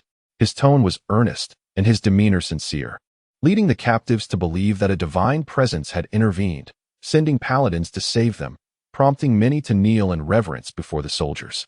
The soldier responsible for documentation quickly assisted the captives to their feet, stating, "All are equal. There is no need for you to kneel. If you wish to express gratitude, cooperating with our inquiries will suffice." Nevertheless, his words only solidified the captives' belief that it was the legendary paladins who had rescued them, resulting in even more individuals prostrating themselves in fervent homage. Unable to bear the sight, Laurie urged, "Clerk, let them kneel if they wish. Once the registration is complete, we can return to our revelries." The soldier referred to as the clerk promptly countered, "Comrade Laurie, this is not merely a matter of kneeling. It is essential for these individuals to understand that they need not fear us, for only then can we proceed with our tasks more effectively. Moreover, Comrade Lowry, military regulations strictly prohibit the consumption of alcohol during the execution of tasks. Should you insist on imbibing, I am entitled to report you to Lord Lind." Upon hearing this, Lowry immediately recalled the last time he had been caught sneaking a drink and subsequently punished by Lord Lind with the tedious task of transcribing the 3 main disciplines and 8 points of attention 200 times. Left with no recourse, he pouted and remarked, "Very well, very well. Alas, it seems that those of you who attended Miss Isa's class all speak in a similar tone. It is truly uninteresting." Chapter 42. Recruitment. The spectacle of the celestial soldiers subduing the bandits was so overwhelming and violent that all the rescued wildlings offered no resistance to the prospect of venturing into a new territory. They boarded a cart, preparing to journey to the gray-white territory, while 2 armored soldiers were tasked with their protection. The remaining soldiers escorted the captured mountain bandits along a different route back. Among those protecting the group was the soldier whom Laurie referred to as the secretary. Along the way, this secretary diligently expounded on the various regulations of the gray-white territory, informing the wildlings that from henceforth they would all be subjects of this realm, their debts forgiven, and safeguarded by the laws of gray-white. In truth, the wildlings harbored some resentment towards the abrupt transformation into subjects of a territory, for most have become wildlings precisely to escape the exploitation of lords. Even though the secretary painted a picture of gray-white as a veritable divine kingdom where even lords adhered to the laws he established, who would believe such claims? Wasn't it true that laws could be altered at the whim of the Lord? Despite the secretary's earnest entreaties, the majority remained convinced that the previous assault on the bandits was merely a case of one group of rogues preying upon another. Coerced by the imposing presence of a burly soldier beside the secretary and a burgeoning trust in the secretary himself, none entertained thoughts of fleeing. Darcy's focus was not on the impending arrival at the new territory. Instead, he shifted his position in the cart and approached the burly soldier. While the secretary continued to articulate the policies of Grey-White, Darcy inquired of the formidable-looking soldier, "Is your army still recruiting?" The soldier glanced at Darcy and replied, "Bruno." Darcy paused momentarily, then comprehended that the soldier was introducing himself, promptly responding, "I am Darcy." Bruno nodded and began to address Darcy's inquiry. "Indeed, we are recruiting. But the Lord believes that we should be selective, only enlisting those of unblemished lineage, individuals who have never committed wrongdoing. Our army has numerous regulations, and many in the first batch of recruits resigned due to their inability to adapt." Darcy grasped the gist, yet it seemed elusive. Was it not sufficient for a soldier to be capable of combat? Moreover, how could soldiers even resign? In Darcy's view, soldiers were merely bandits with noble backgrounds. They pillaged as ruthlessly as outlaws. After all, bandits sought to make a quick profit and depart, while soldiers engaged in meticulous exploitation. Noticing Darcy's bewildered expression, Bruno produced a small booklet from within his attire, using his large, calloused fingers to point at the title printed upon it. "If you can accept these terms, you may come and try." "I cannot read. I am illiterate." Darcy shook his head. Bruno's expression remained unchanged, still fierce and stern. He pointed to the first word in the title and read it slowly, syllable by syllable. 3 major disciplines, 8 points of attention. Then, he opened the booklet and began to read the contents within. It appears that Bruno, being newly acquainted with reading, stumbled through the text. However, having perused the booklet numerous times, he could recite it by heart, resulting in an increasingly fluid delivery as he progressed. Darcy gazed in astonishment at the contents of the booklet, realizing that such capabilities truly merited the title of a paladin. This virtue could indeed be deemed a benchmark for the legendary Gospel Knights. Subsequently, Bruno began to elaborate on the soldier's benefits, leaving Darcy salivating with anticipation. As the most astute individual in the village, Darcy recognized the outrageousness of these benefits. It was no wonder the standards for character were so elevated. With such perks, the notion of resorting to robbery seemed utterly excessive. Darcy calculated that with frugality, he could sustain his sister while serving as a soldier and even afford her medical treatment. Regarding the daily training regimen that Bruno described, although arduous, Darcy deemed it manageable. After all, he would no longer need to hunt for sustenance, coupled with a stable income and the opportunity to achieve military honors. However, his enthusiasm waned when he heard Bruno pause to mention the necessity of literacy. Darcy stood dumbfounded, incredulous that one must be literate to enlist. Yet, Bruno continued, stating that while literacy was not strictly enforced, one must at least comprehend commands, as illiterates could not attain promotion. In truth, Bruno's assertions were not the crux of the matter. The real issue lay in the prejudices held by the populace. In this era, enlisting was never regarded as a commendable choice, as it implied the constant threat of death in battle and the possibility of never returning home. There existed no notion of honorable discharge. One either perished in combat or was abandoned by the army when incapacitated. Furthermore, ordinary soldiers, who were not professionals, bore little distinction from bandits and vagabonds, both living precariously on the edge of survival. Nevertheless, after a moment of hesitation, Darcy declared, "I wish to enlist." This was an opportunity, a chance to rise above his circumstances. Darcy keenly observed the extravagant armaments of the soldiers, indicating that the Lord indeed held this cohort in high regard, suggesting a remarkably low casualty rate. Perhaps serving would be safer than he had anticipated. "No," Bruno interjected, casting a glance at Darcy. "You are too young. The Lord has mandated that one must be at least 16 years of age to enlist." "I am already 16, though I am somewhat shorter," Darcy retorted, showcasing the muscles honed from years of hunting. Bruno, stroking his chin and scrutinizing Darcy's physique, replied, "Even if you were of age, those fresh to the ranks of the Grey-White cannot enlist without accumulating sufficient work credits." Darcy glanced at the secretary who was articulating the regulations, deep in thought. Suddenly, as if struck by inspiration, he inquired of Bruno, "Why does your lord wish for us wildlings to become subjects?" Bruno, well informed, acknowledged that before every mission, Lind would emphasize the purpose for which they fought.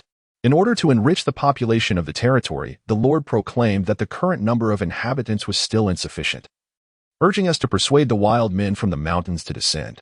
Yet, why not simply issue a bounty for capturing these wild men? Darcy, having blurted out this thought, quickly realized he had posed a foolish question. How could a lord known for his attentiveness and discipline resort to such crude methods to augment his populace? While issuing a bounty might seem more convenient, it would likely lead to the same brutish tactics employed by previous bandits. However, Bruno merely replied with a simple statement. The Lord has said, consider it a training exercise. I am acquainted with many villages of wild men. I could guide the Lord to find them. If I successfully persuade them all to join the gray and white faction, might I earn some merit points? Observing Darcy's excitement, Bruno maintained his fierce demeanor, nodding in affirmation. Indeed, that is certainly possible. Chapter 43, Cordic waving toilet paper in the royal capital. Countless individuals thronged along the sides of King's Avenue, oblivious to the stench emanating from the refuse and waste scattered on the ground. They fervently waved their hats and shouted in exuberance as a carriage slowly made its way through the crowd. Within the carriage, Chancellor Cordic opened the window, gesturing amiably to the onlookers, many of whom, upon witnessing his wave, were so overcome with excitement that they fainted. Upon reaching his destination, the Royal Academy of Magic, Cordic emerged from the carriage amidst a throng of admirers, as the long-awaited orchestra began to play vibrant and uplifting music. In this jubilant atmosphere, Cordic commenced his address. I can feel that this visit to the north to engage with the demon race is the most significant journey of my life. I have previously proclaimed my intention to resolve the issues of the north, and now, I have indeed accomplished it. The surrounding students and nobles erupted in fervent applause. I believe this is merely the prologue to a grander solution that will usher peace to the entire kingdom. Last month, as the Chancellor of the realm, I held a momentous discussion with the Demon King. I now possess a document bearing our signatures, as Cordic brandished a contract filled with agreements. The atmosphere reached a crescendo of excitement. Long live peace! The cheers echoed ceaselessly, with everyone reveling in the jubilant ambience. It was not until Cordic lowered his hands to signal for silence that the crowd gradually quieted.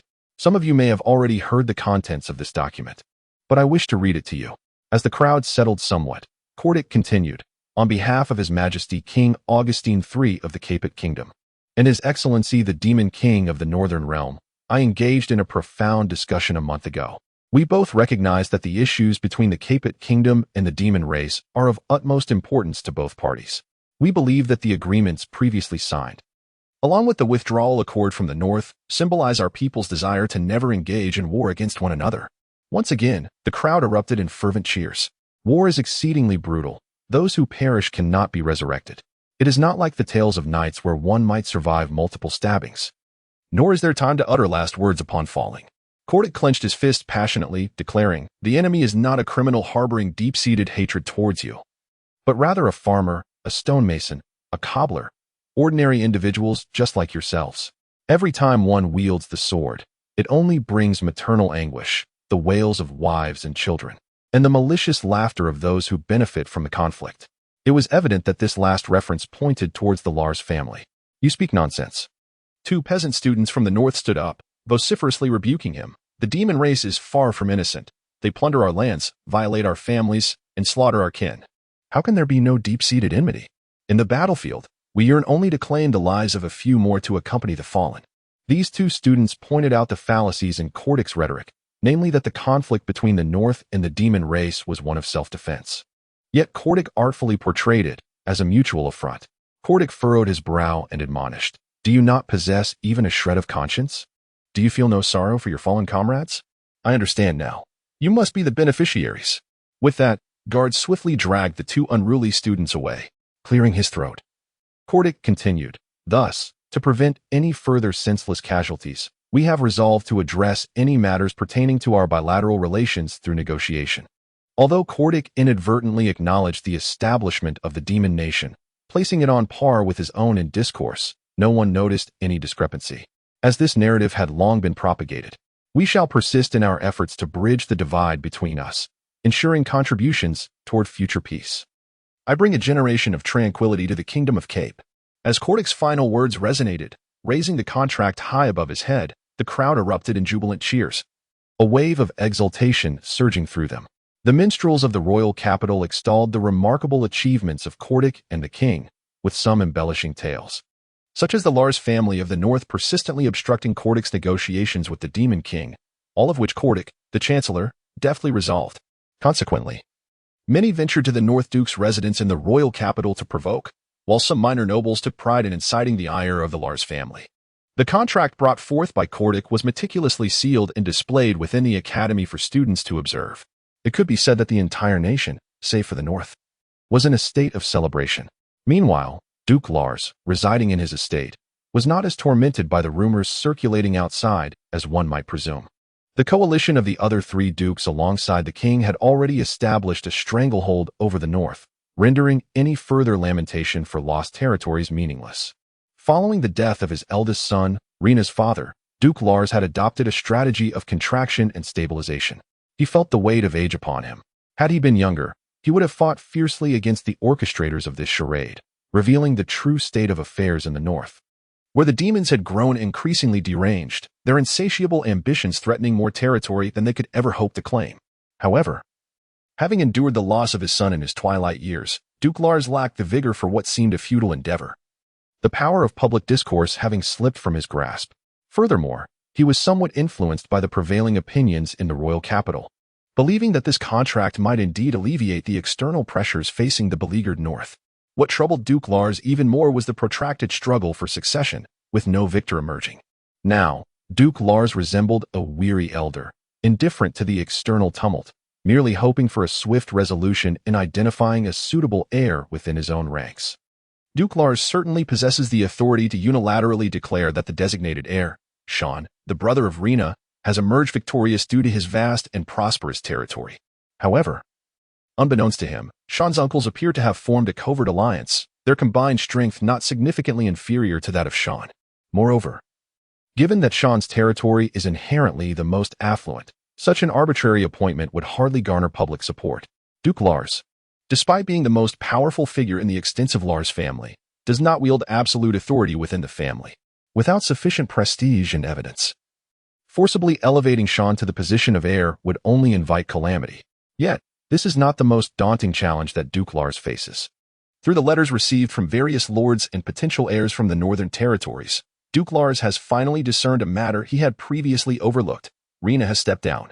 While he was already aware of the sugar trade, he had dismissed it, assuming that her son-in-law possessed some family secret to earn a little extra for their territory.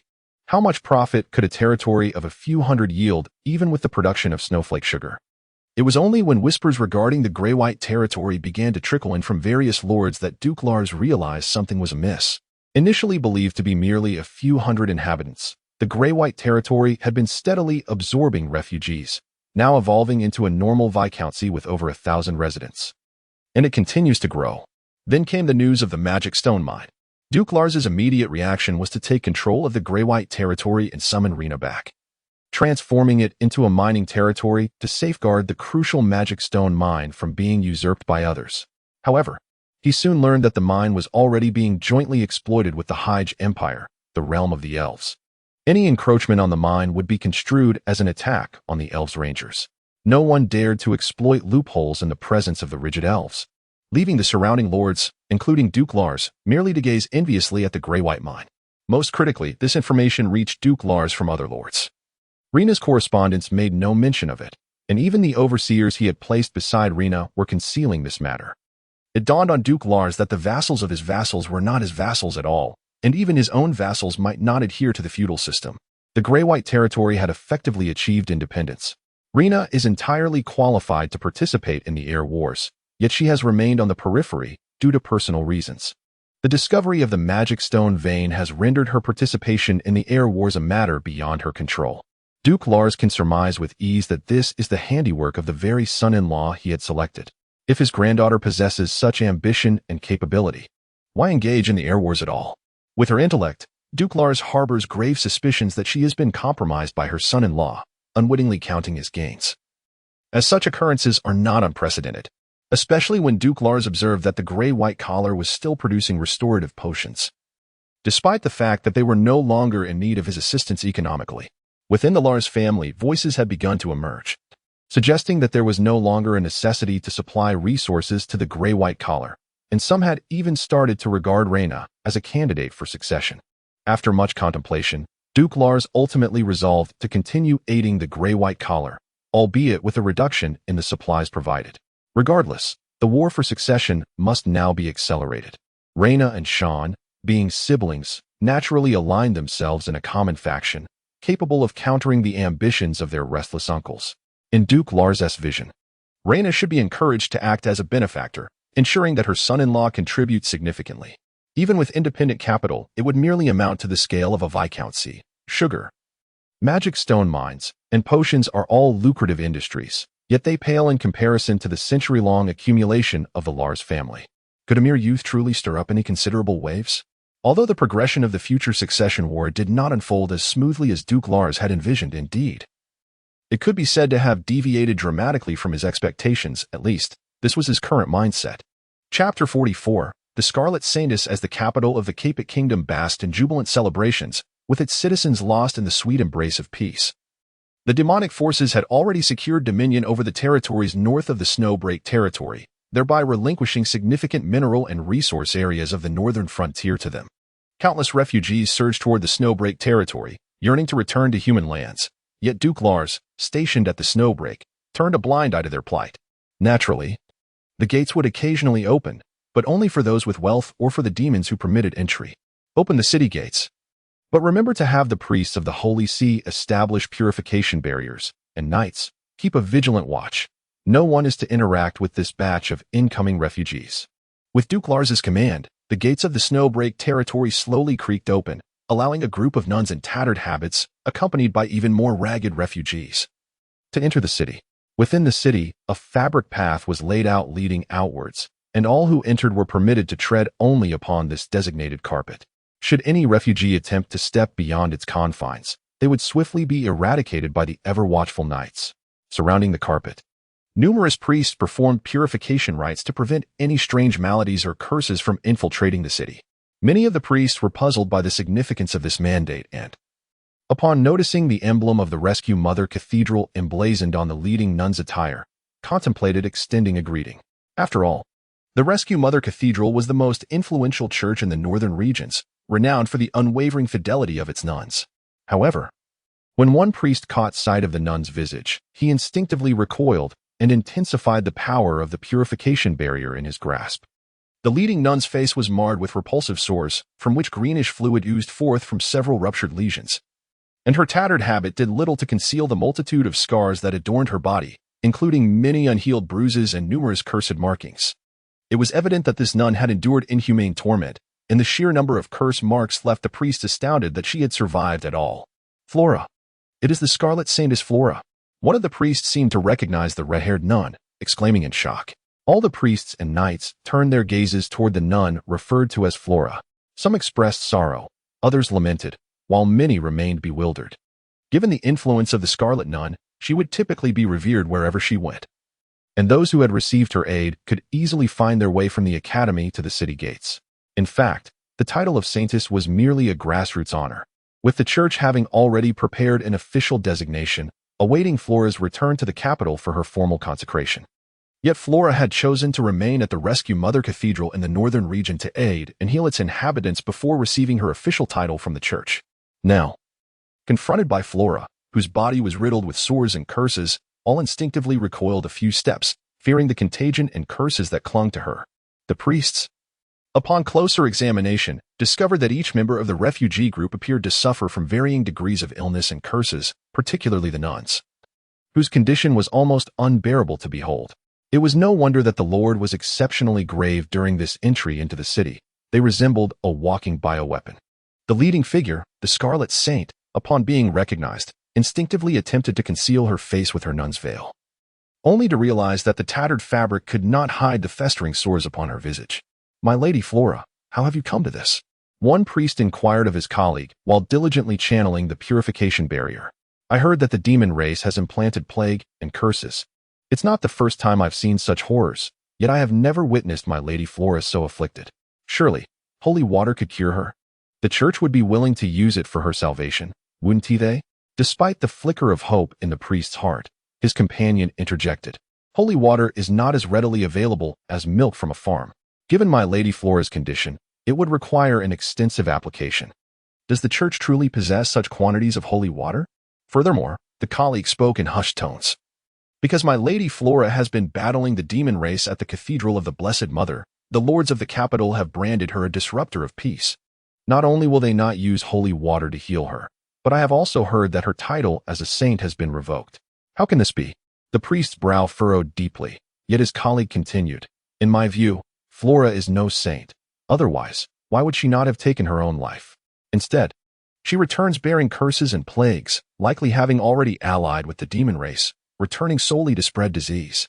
A nun, walking along the carpet, overheard the whispered conversation between the two priests and retorted angrily in a hoarse voice, "What do you know?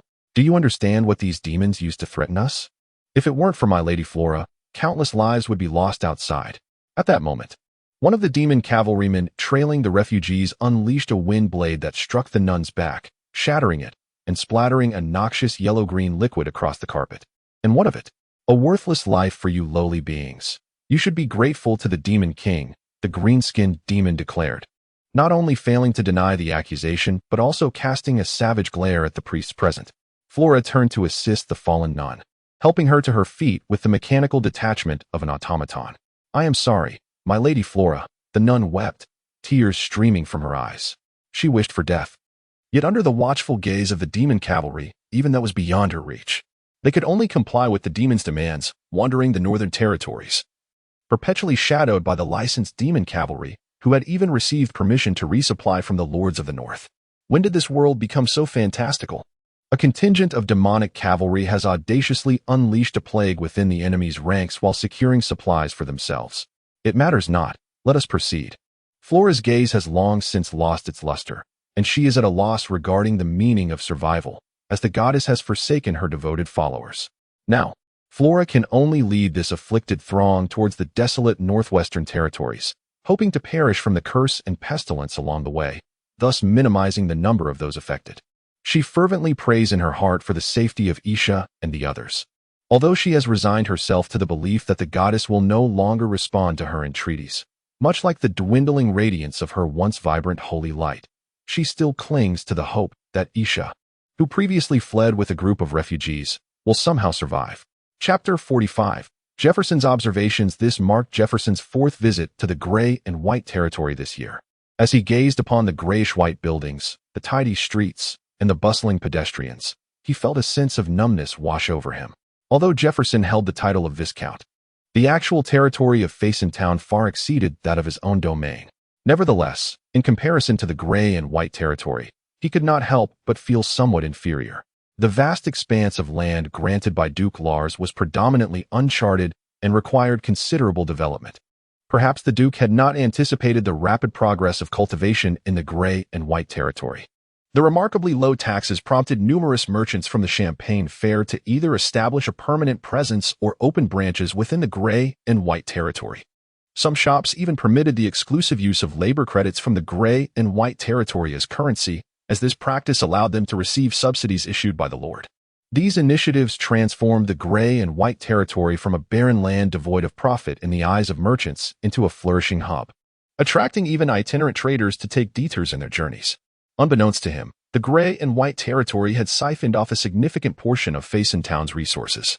However, Jefferson remained largely indifferent, for at present, the relationship between the gray and white territory and Facentown was mutually beneficial, characterized by a cooperative and win-win dynamic.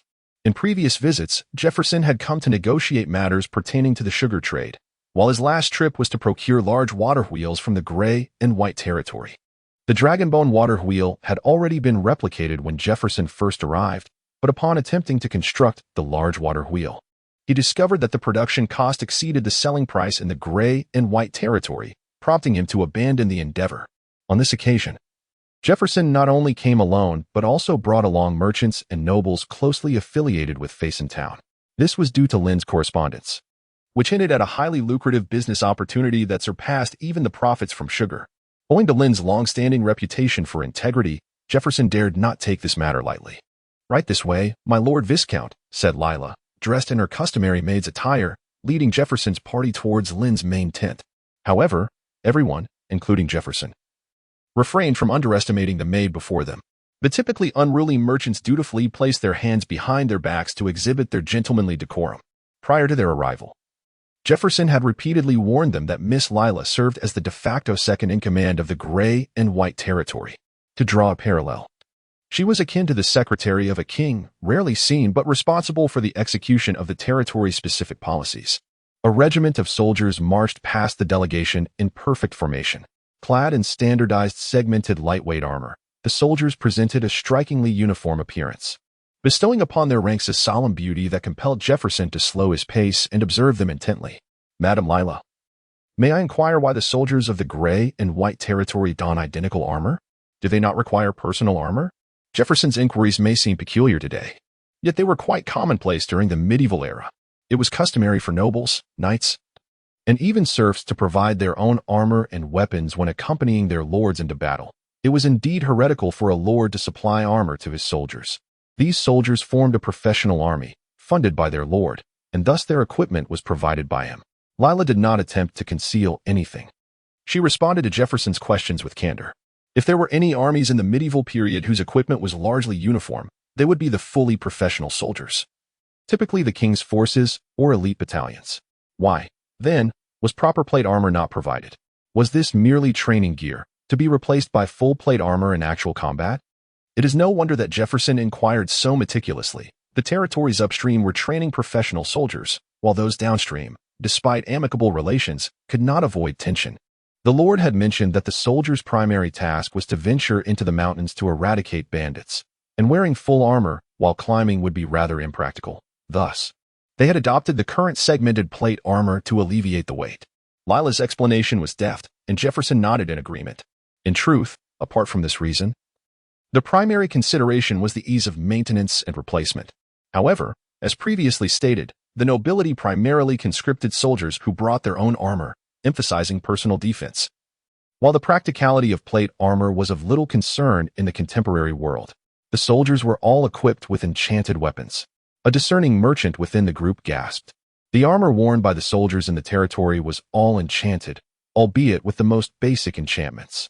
The fact that this was afforded to all soldiers was quite extraordinary. Jefferson, equally astonished, instinctively asked, with so many enchantments, where does the funding come from? Although he had heard that the gray-white territory had struck a rich vein of magic stones, he found this expenditure to be rather extravagant, considering that all the enchantments were of low tier and low value. Yet, Lila seemed ready to answer every query, confidently stating, "You will understand once you meet the Lord." Jefferson swallowed hard, pondering how much surprise his brother Lind would reveal and what business could sustain such a lavish army. At this point, Jefferson found himself less enamored with his newlywed wife, eagerly anticipating his meeting with Lind. The soldiers soon departed, seemingly oblivious to Jefferson's group. For their duty was to maintain the security of the territory during their training, and they could not linger in one place for long. Redirecting his gaze, Jefferson and his companions soon noticed a considerable crowd gathered in the central square of the gray-white territory. Madam Lila, what event is taking place there? As a member of the Champagne aristocracy, Jefferson possessed an extraordinary openness and an acute sense of perception. He could discern the immense flow of people. Recognizing that a shop established in this square would undoubtedly yield substantial profits. However, Jefferson's keen instincts extended beyond mere commercial opportunities. He also detected a faint scent of blood. This was the aftermath of the Lord's men, who, while venturing into the mountains in search of the wild, had also eradicated bandits along the way. Lila, with great responsibility, continued her explanation.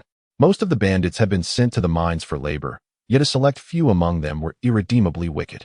The Lord had resolved to announce their crimes before all the vassals, proceeding to deliver judgment in accordance with the laws of the territory. As Lila elaborated, a secretary had already begun to read aloud the charges against the captured bandits from the elevated platform in the central square. One by one, the heinous acts were recounted, causing Jefferson to break into a cold sweat. The crimes of these bandits paled in comparison to those of the nobility, had these miscreants fallen into his hands. Jefferson would likely have extended his mercy, only to secretly enlist them as his own covert agents. Yet, to his astonishment, Lind had resolved to execute them outright. As the recitation of crimes concluded, the secretary pronounced the verdict of death for the irredeemable, to be carried out immediately. Excellent, excellent. Execute him. My sister was defiled by this monster. Spare him not. The citizens, having listened to the atrocities committed by the bandit, were filled with righteous indignation. Especially the wild men of the gray and white cloaks, who had suffered most acutely from the banditry. As the executioner's blade fell, many who had endured the torment of these bandits wept openly, kneeling in fervent praise of the gray and white faction and the Lord. Witnessing this scene sent chills down Jefferson's spine. He felt an impending doom, as if he too would one day be judged from that very platform. Overwhelmed by the surging populace like a tidal wave, We must leave at once, Jefferson urged. Chapter 46. Business, brother. I have missed you dearly, Jefferson exclaimed, embracing Lind with great enthusiasm, which Lind gladly reciprocated. It has indeed been a while, Mr. Jefferson. You remain as spirited as ever. You are no less impressive yourself. I have heard you have unearthed a vein of magic stones. Congratulations. Do remember to lend a hand to your elder brother in the future. Despite their warm exchange, both men swiftly turned to the matter at hand. Of course, I have recently produced a new batch of goods, Mr. Jefferson. You are welcome to take a look. After introducing himself to everyone present, Lind produced several vials of restorative potions. Once he ensured that the soldiers and reserves in his territory were adequately supplied with these potions, he finally brought them forth for sale. This is remarkable. Jefferson's eyes gleamed with excitement, and the merchants of the Gray-White League who accompanied him also expressed their admiration. The quality of these potions was impeccable, with colors almost identical, indicating a remarkable stability and efficacy for those daring adventurers who tread dangerous paths. A stable potion is akin to a second chance at life. Although these restorative potions were merely the most basic type, ordinary adventurers often could only afford such economical remedies, leading to a vast untapped market. One could envision the significant impact on this sector if the Gray-White League could produce these alchemical potions as readily as sugar. I shall offer 5,000 gold shield coins for exclusive purchasing rights to this type of potion. Immediately, a savvy merchant proposed a monopoly. Recognizing the lucrative nature of the medicinal industry, especially when combined with exclusivity, while 5,000 gold shield coins seemed a steep price, it paled in comparison to the subsequent profits. Jefferson inwardly cursed, regretting bringing these merchants to Gray-White, and interjected, "Brother, name your price, as long as it is not exorbitant." "I shall not haggle." Unbeknownst to him, Jefferson began to ingratiate himself with Lind once more, prompting other merchants to follow suit, each bidding more fervently than the last. Though Lind had yet to mention retail prices or production capacity, his long-standing reputation from the sugar trade lent credibility, enticing many to vie for partnership with Lind. As Jefferson's standing among the Champagne nobility had already risen considerably due to his sugar dealings. In truth, it was not merely the monopolization of restorative potions that interested them. As long as they could avoid losses, numerous merchants were eager to invest in Lind's venture. Among the merchants and nobles present was the son of the foremost Champagne noble, keen to explore potential connections with Lind. Lind raised his hand gently, and the assembly of merchants fell silent. "Ladies and gentlemen, while I fully comprehend your excitement, I must clarify that I will not provide restorative potions exclusively to any single entity. In fact, I have already engaged with the Shining Gold Merchants Alliance, and they have been appointed as one of the distributors of these restorative potions." Everyone nodded in agreement. The existence of this low-priced restorative potion was no longer a secret among the Champagne nobility and merchants. Lind had previously sold a batch through the Golden Commerce Alliance, and it was the remarkable sales figures that elicited such fervent reactions from the crowd. As we are all aware, the Northern Territories have suffered greatly from years of conflict, prompting me to reveal my ancestral formula and enhance the production process of the restorative potion. I shall offer this batch at prices below market value, with the hope of saving more people in the North. Regardless of its efficacy, Lind first crafted an image of a benevolent patriot, and the merchants readily joined in, extolling his noble intentions. Although they were unfamiliar with the term distributor, the merchants could deduce its meaning from the components of the phrase. Indeed, what we need in the North are nobles like Lord Lind. A young nobleman applauded Lind's words. Upon glancing over, Lind recognized him as Jim Evans, the representative sent by the Champagne nobility. This young man was the youngest son of the prominent noble, Whisk Evans, and he incessantly praised Lind's patriotic sentiment, asserting that this exemplified true noble character. Lind, in turn, engaged with him in conversation. Jim was distinctly out of place among the older, more cunning merchants. Lind sensed that Jim was a passionate youth. Frankly, Lind did not harbor any disdain for such fervor. This individual could potentially be of use in the future. Nevertheless, Lind was keen to finalize the restorative potion business first. After several exchanges, Lind managed to steer the conversation back to business through Jim. However, those wishing to become distributors of this batch of restorative potions must agree to certain stipulations. First, the seals and the Frostbear insignia on the potion bottles must not be altered or erased. Second, the price of the restorative potions cannot be changed arbitrarily. They may only be sold at the prices I designate. Of course, I will ensure that everyone enjoys sufficient profit. Should any special circumstances arise, they may write to me for consideration. Third, it must be clearly indicated that these restorative potions are produced by the Gray and White League, and they must be referred to as Gray and White League potions. Lin's demands were quite audacious, as if he feared others might not recognize the provenance of these potions. In truth, if anyone truly sought to investigate, they would easily uncover the details, regardless of Lin's attempts to conceal them. Thus, he chose to be forthright in declaring that he produced these potions, which would at least garner him some prestige, exemplified by passionate youths like Jim. As for those who coveted his territory, Lind could only assert that he would confront them as they came, perhaps even invoking the elves' banner to instill a sense of fear, subtly suggesting that this technique was bestowed upon him by the elves, thereby deterring the more timid among them. Initially, the merchants expressed some reservations, however. Upon Lin's presentation of the contract, their demeanor underwent a swift transformation.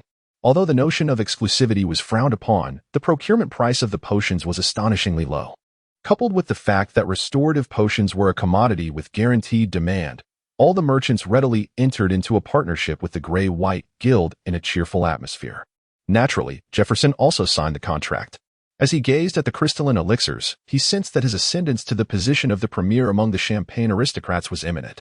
Yet, he astutely noted that the current patriarch of the Champagne aristocrats, Jim's father, Whisk, seemed rather indifferent towards this matter.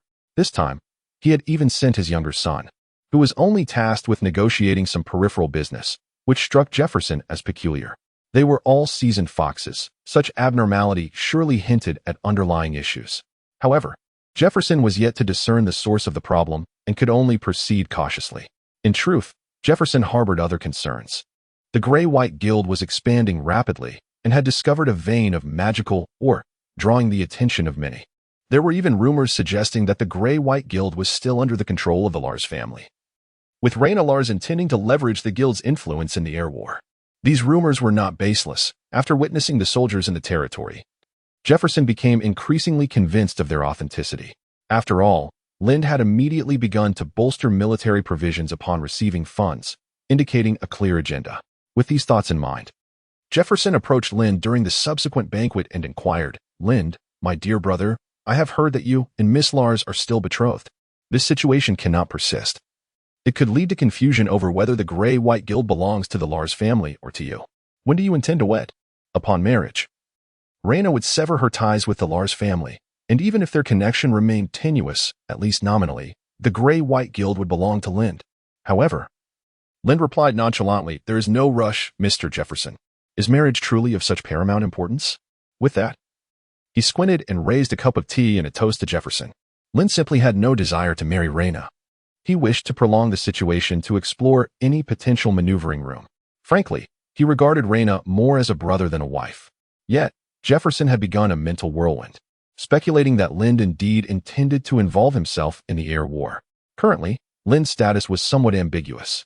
Should he marry Rhaena, she would completely dissociate from the Lars family, rendering Lind's identity as the grandson-in-law less significant, for Rhaena would no longer be a member of the Lars family. Conversely, if they remained merely betrothed, Lind would still be recognized as the grandson-in-law of the Lars family, yet Rhaena would not have formally severed her ties with them. The identities of Lind and Rhaena were thus in a state of quantum superposition. Unless the Duke of Lars were to open this proverbial box, they would remain entangled in their identities, simultaneously belonging to the Lars family, while being capable of separation at any moment. The identity of son-in-law, when considered in isolation, may seem unremarkable. However, during a moment of inspiration, Jefferson recalled a significant piece of information. The current monarch of the Cape Tion Kingdom, King Augustine I, ascended to the throne through the very same connection. In an instant, a cold sweat began to cascade down Jefferson's brow, as if he had unearthed a monumental secret. Although Lind did entertain a notion of involvement in the air conflict, his intentions were primarily defensive, and he remained oblivious to the circumstances surrounding the ascension of previous monarchs. Unbeknownst to Lind, Jefferson perceived him, seated with his eyes narrowed and sipping tea, as a formidable schemer.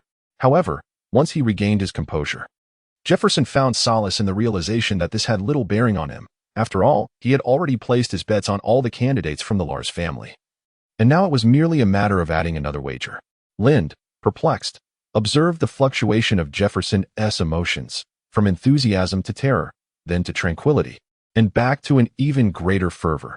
Completely unaware of the unfolding drama, he could only accompany Jefferson with an awkward smile. After a sumptuous feast and the entertainment of visiting merchants, Jefferson began to recount certain events transpiring in the north. By the way, my brother, are you aware that a contingent of demon soldiers has entered the Northern Territory? Chapter 47. Emergency meeting. Are the soldiers of the demon clan not being managed by the border troops?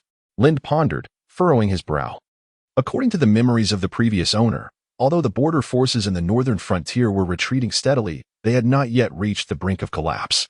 From Lind's limited military perspective, as long as the Lars family was willing to consolidate their front, they could continue to fight for a considerable time. After all, the northern region possessed profound strategic depth, making it difficult for it to succumb overnight. Jefferson, observing Lind's reaction, began to recount the recently signed Salt Treaty, leaving Lind utterly astounded. This treaty would have likely made even Li Hongzhang hesitate in the past. To illustrate, it was akin to a situation in a game where one was 30 kills behind in a lane, only for teammates to declare, "It's 15 minutes in," and then, astonishingly, players would group up and secure a victory exactly at the 15-minute mark, having barely taken down any towers. While this analogy may seem exaggerated, the Salt Treaty effectively reduced their position to that of a second-tier defense, which was still utterly absurd. Even someone as profit-driven as Jefferson, a noble, felt considerable discontent. Not only was territory lost, but also valuable markets. Moreover, the green-skinned demons had been vocally promoting the inferiority of humanity, and this treaty only served to amplify such sentiments, suggesting that humans, who required extensive training to harness magical powers, were indeed inferior to the demon race. There were even voices advocating for a demon-led dominion over humanity, asserting that humans should simply acquiesce to their rule. This notion infuriated Jefferson, who prided himself on his noble lineage, yet he found himself powerless, resorting to fervent discussions with Lind about the treaty. Not only that, brother, do you know why this demon army has come to the northern frontier? They are here to spread disease. They have captured nuns and civilians from the sanctuary of the Holy Mother, implanted them with plague and curses, and then released these afflicted souls back into the north. They even ensure that these cursed individuals are monitored to prevent them from taking their own lives or being dealt with by other nobles, under the pretense of escorting our citizens. Among those captured was even the esteemed Saint Flora. It was truly intolerable. Jefferson's indignation grew as he spoke, nearly throwing his cup to the ground in frustration. Jim, sitting nearby, joined in, demonstrating a deeper understanding of the treaty. He began to vehemently criticize the incompetence of the nobles in the capital, declaring Cordic a charlatan. Unlike Jefferson's somber demeanor, Jim was more radical, asserting that since Duke Lars had not signed the treaty, it was nothing more than a piece of toilet paper. No, it should be deemed worthless scrap, even unfit for hygienic use. Alarmed, Jefferson quickly hushed Jim. If old Evans were to hear such remarks, Jim would inevitably face a severe reprimand, given that old Evans had just paid protection fees to these demons. This exemplified the attitude of the more conscientious nobles in the north, despite their anger. They found themselves with little recourse. The demon troop, upon passing through, would still be treated to find food and drink, lest they cast those afflicted with curses and diseases onto their lands. Linda felt his mind swell with disbelief. Could such absurd and surreal events truly occur? He sensed, for reasons unknown, that the current king harbored greater distrust towards the northern territories than towards the demonic race. In a bid to utterly ruin the north, he seemed willing to betray his own nation. This might also relate to the kingdom's governance, as Augustine III regarded the north not as his own territory. In truth, this perception was not far from reality. However, once the precedent of willingly betraying vassals was set, would the other dukes genuinely remain loyal to the kingdom? Would they not feel a sense of shared sorrow in such betrayal? Linda was entirely baffled by the urgency with which the current Augustine III acted. Moreover, it was rumored that the demonic army was advancing towards their direction, and there were hopes that his younger brother would prepare ample provisions to entertain the incoming demonic troops, emphasizing the need for restraint. Jefferson's demeanor shifted rapidly. One moment he was filled with righteous indignation, and the next he was contemplating how to host the visitors, particularly urging Linda to remain calm. There was little choice in the matter. After all, should the gray and white order, positioned upstream of Faison town, become afflicted by plague, the downstream town would suffer greatly. Jefferson's conciliatory nature epitomized the noble class. Thank you for the reminder. I shall prepare thoroughly, Linda assured, clinking glasses with Jefferson and Jim. With the exception of Jim, both parties tactfully diverted the conversation to other matters. After discussing the details of resuming the potion business, Linda personally escorted Jefferson to the ship. As he watched Jefferson's caravan drift downstream, Linda instructed his maid, summon Miss Rena, Miss Isha, and the supervisors for an urgent meeting. Linda had always envisioned a strategy of quietly developing strength, entering the fray with stability preserved, ensuring that regardless of the outcome of the heir's war, the gray and white order would remain unscathed. In fact, the longer the conflict persisted, the more advantageous it would be for the gray and white order, which had been absorbing refugees. However, he never anticipated that while the front line resisted the demonic forces, the rear would be preoccupied with its own challenges. Furthermore, the involvement of the Holy Mother of Relief Cathedral, linked to the heroine Isha, made it imperative for Linda to handle the incoming demonic squad with utmost caution. Indeed, during the meeting, upon hearing of this matter, Isha nearly overturned the table in outrage. How dare they, to use living beings to spread plague and curses? And the church turns a blind eye? She exclaimed, tears streaming down her face. Isha had initially led the refugees away from the Holy Mother of Relief Cathedral to avoid burdening it further, only to find herself in a dire predicament. Her overly compassionate nature left her feeling guilty. Why had she not contacted the cathedral sooner to have St. Flora bring assistance?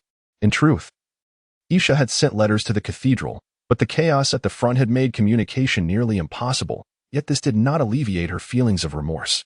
Rena also found it unacceptable that the North's most crucial and accessible mining area had been so easily surrendered to the enemy. The atmosphere within the Lord's tent grew increasingly oppressive. In that fleeting moment, Isa appeared to have an epiphany, lifting her gaze towards Lind. Lind, understanding her unspoken thoughts, gestured for a group of officials deemed insufficiently ranked to temporarily vacate the chamber, leaving only the core decision-makers clad in gray and white. "My lord," Isa began, only to be interrupted by Lind. "I understand your intent, Miss Isa. You wish to resume the production of holy water, do you not?" Lori, who commanded the military, inquired with an air of confusion. "Holy water? What holy water? Is it not the restoration of potions we are discussing?" Beside Lori, Lila offered an explanation. "In truth, the territory has already mastered the method of mass-producing holy water. However, we refrain from informing you due to your unreliability." No, Lori exclaimed, shaking his head in disbelief. "Are you referring to that holy water? The kind that requires a high-ranking cleric to engage in fervent prayer for a month to possibly yield a single vial? Why else would we speak of it?" Lila seemed to have been aware of this matter all along and accepted it with remarkable composure. "Wait, do we possess such high-ranking clerics in our territory? Surely you jest." Lori's incredulity was palpable, as this was indeed beyond the realm of reason. It was no wonder that even Lori, a mere novice in faith, found it hard to believe. Even Lila, while aware of the situation, did not fully grasp the intricacies of how the holy water was produced. Only 4 individuals in the territory were privy to the truth. Ultimately, Lind resigned himself to saying, "Let us not dwell on this issue. Consider it my creation." "What?"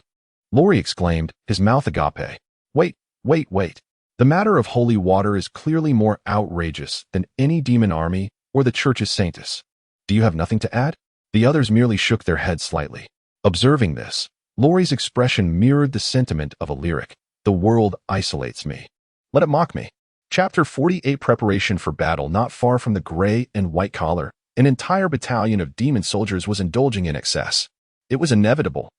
The human lord proved to be even more hospitable than anticipated, providing not only exquisite provisions, but an abundance that was impossible to consume.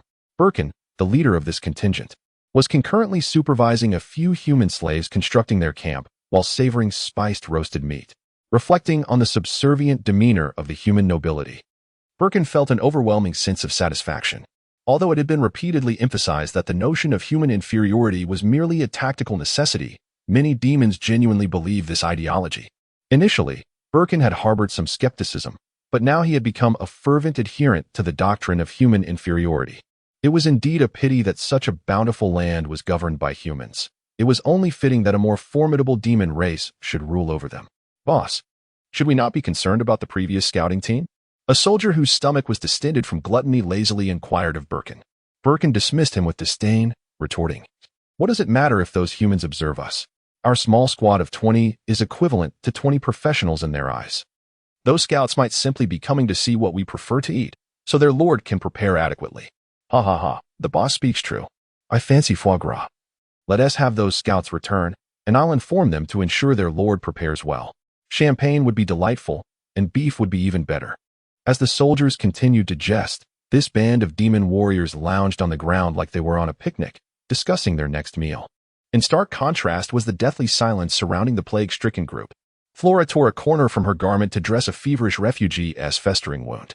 To prevent the spread of disease and curses, Flora hesitated to send anyone for water to cleanse the injury, as all present were afflicted with severe illnesses and curses. If these maladies were to be disseminated further, everything Flora had strived for would be rendered futile. The only silver lining was that, thanks to the hospitality along their journey, the demon soldiers had not coerced the refugees into actively spreading the plague. Moreover, as these soldiers were guided by Flora, she was able to lead them towards the sparsely populated western territories, thus avoiding any large-scale outbreak so far. However, Flora sensed she was nearing her limits. The demon soldiers had long recognized something amiss, yet they were merely disinterested in addressing it. It was likely that they would soon receive orders to ensure that the nearby territories were engulfed in disease and curses. After all, if these afflictions were not spread soon, the refugees serving as carriers would likely succumb. As Flora attempted to wipe the sweat from her brow, she realized that a pustule had burst on her forehead, forcing her to use her already filthy nun's robe to dab at it once more. Your Holiness, please take a moment to rest, one of the nuns, unable to bear the sight any longer, urged Flora to pause and recuperate. However, Flora did not cease her efforts. Instead, she concentrated the scarcely perceptible sacred light in her hands, hoping to dispel a fragment of the curse. I am no longer a saint. Flora contemplated surrendering, for despite her relentless endeavors, it seemed impossible to heal the afflicted refugees and nuns. Assisting the refugees in prolonging their lives felt akin to aiding the oppressors. For those stricken by the plague, perhaps death was the most serene sanctuary, while living merely rendered them vessels of pestilence and curse. During these days, Flora grappled with myriad thoughts, yet they all converged upon a singular query. Does the goddess truly exist? Or rather, is she still alive? Why do those who fervently pray at the Cathedral of the Blessed Mother receive no response? As a prospective saint, Flora possessed greater awareness. The Church had long ceased to proclaim new divine revelations, and the goddess's replies to her followers had diminished significantly, verging on non-existence. Flora's musings were more radical than those of Isa. Either the goddess had perished, or she had forsaken the current ecclesiastical authority. Nevertheless, none of this mattered anymore. New ideologies would die alongside Flora's weary form. The nuns gathered in a circle, seemingly awaiting the final judgment, and some had even secretly prepared flint, intending to end their suffering by burning themselves, thereby preventing the spread of the plague. In truth, Flora had noticed several pairs of eyes watching the nuns and refugees since the beginning, likely scouts from the nearby lord. Yet, Flora no longer harbored hope. She had once imagined that the lords of the north would possess the courage to dispatch troops to eliminate the mere 20 demon soldiers, but the greater the hope, the deeper the disappointment. The lords along the way had displayed an increasingly humble attitude toward the demons, almost branding their faces with the mark of servitude. Moreover, even if a lord did manage to vanquish these demons, healing the multitude afflicted by the plague and curse would remain an insurmountable challenge. As Flora had previously surmised, even if all the holy water in the church's reserves were utilized, it would likely prove insufficient, unless the goddess were to bestow another miracle. Meanwhile, among the gray and white ranks, the scouts, their eyes bloodshot, reported on the plight of the demon soldiers and the dire conditions of the nuns and refugees at the Cathedral of the Blessed Mother. Isa trembled uncontrollably, unable to utter a word. Since the situation concerning the demons did not involve state secrets, Caroline, who had rapidly ascended the ranks, sat beside Lila, listening intently to the scout's report. Caroline had entirely forgotten her previous anti-war proclamations made in the capital, kneeling as she implored, "My lord, I am an exemplary student from the Royal Academy, a third-tier practitioner. I beseech you to allow me to lead troops into battle. I stake my family name on my resolve to save these people." The knights under Lena's command also voiced their eagerness to fight, for as knights of the Lars family, they cared little for the so-called Suld Treaty, especially since Duke Lars, the Lord of the North, had never signed it. To them, these treaties were mere scraps of paper. At the very moment he received the news, Lind had already steeled himself for battle. With Isha present, even if he chose not to engage. She would likely rally a cadre of her followers to charge forth, and if worst came to worst, they could always summon a meteor shower. The truth was, none of those present harbored much confidence. Linda's participation was a matter of sentiment, while abstaining would be a matter of duty. He conjured numerous justifications for this impending conflict, such as the necessity to safeguard the child of destiny, Isha, to prevent the gray-white leader from succumbing to plague, to ascertain whether the demonic forces were truly as formidable as rumored, and to flex their muscles as a warning to those coveting the gray-white leader's precious gemstone mines.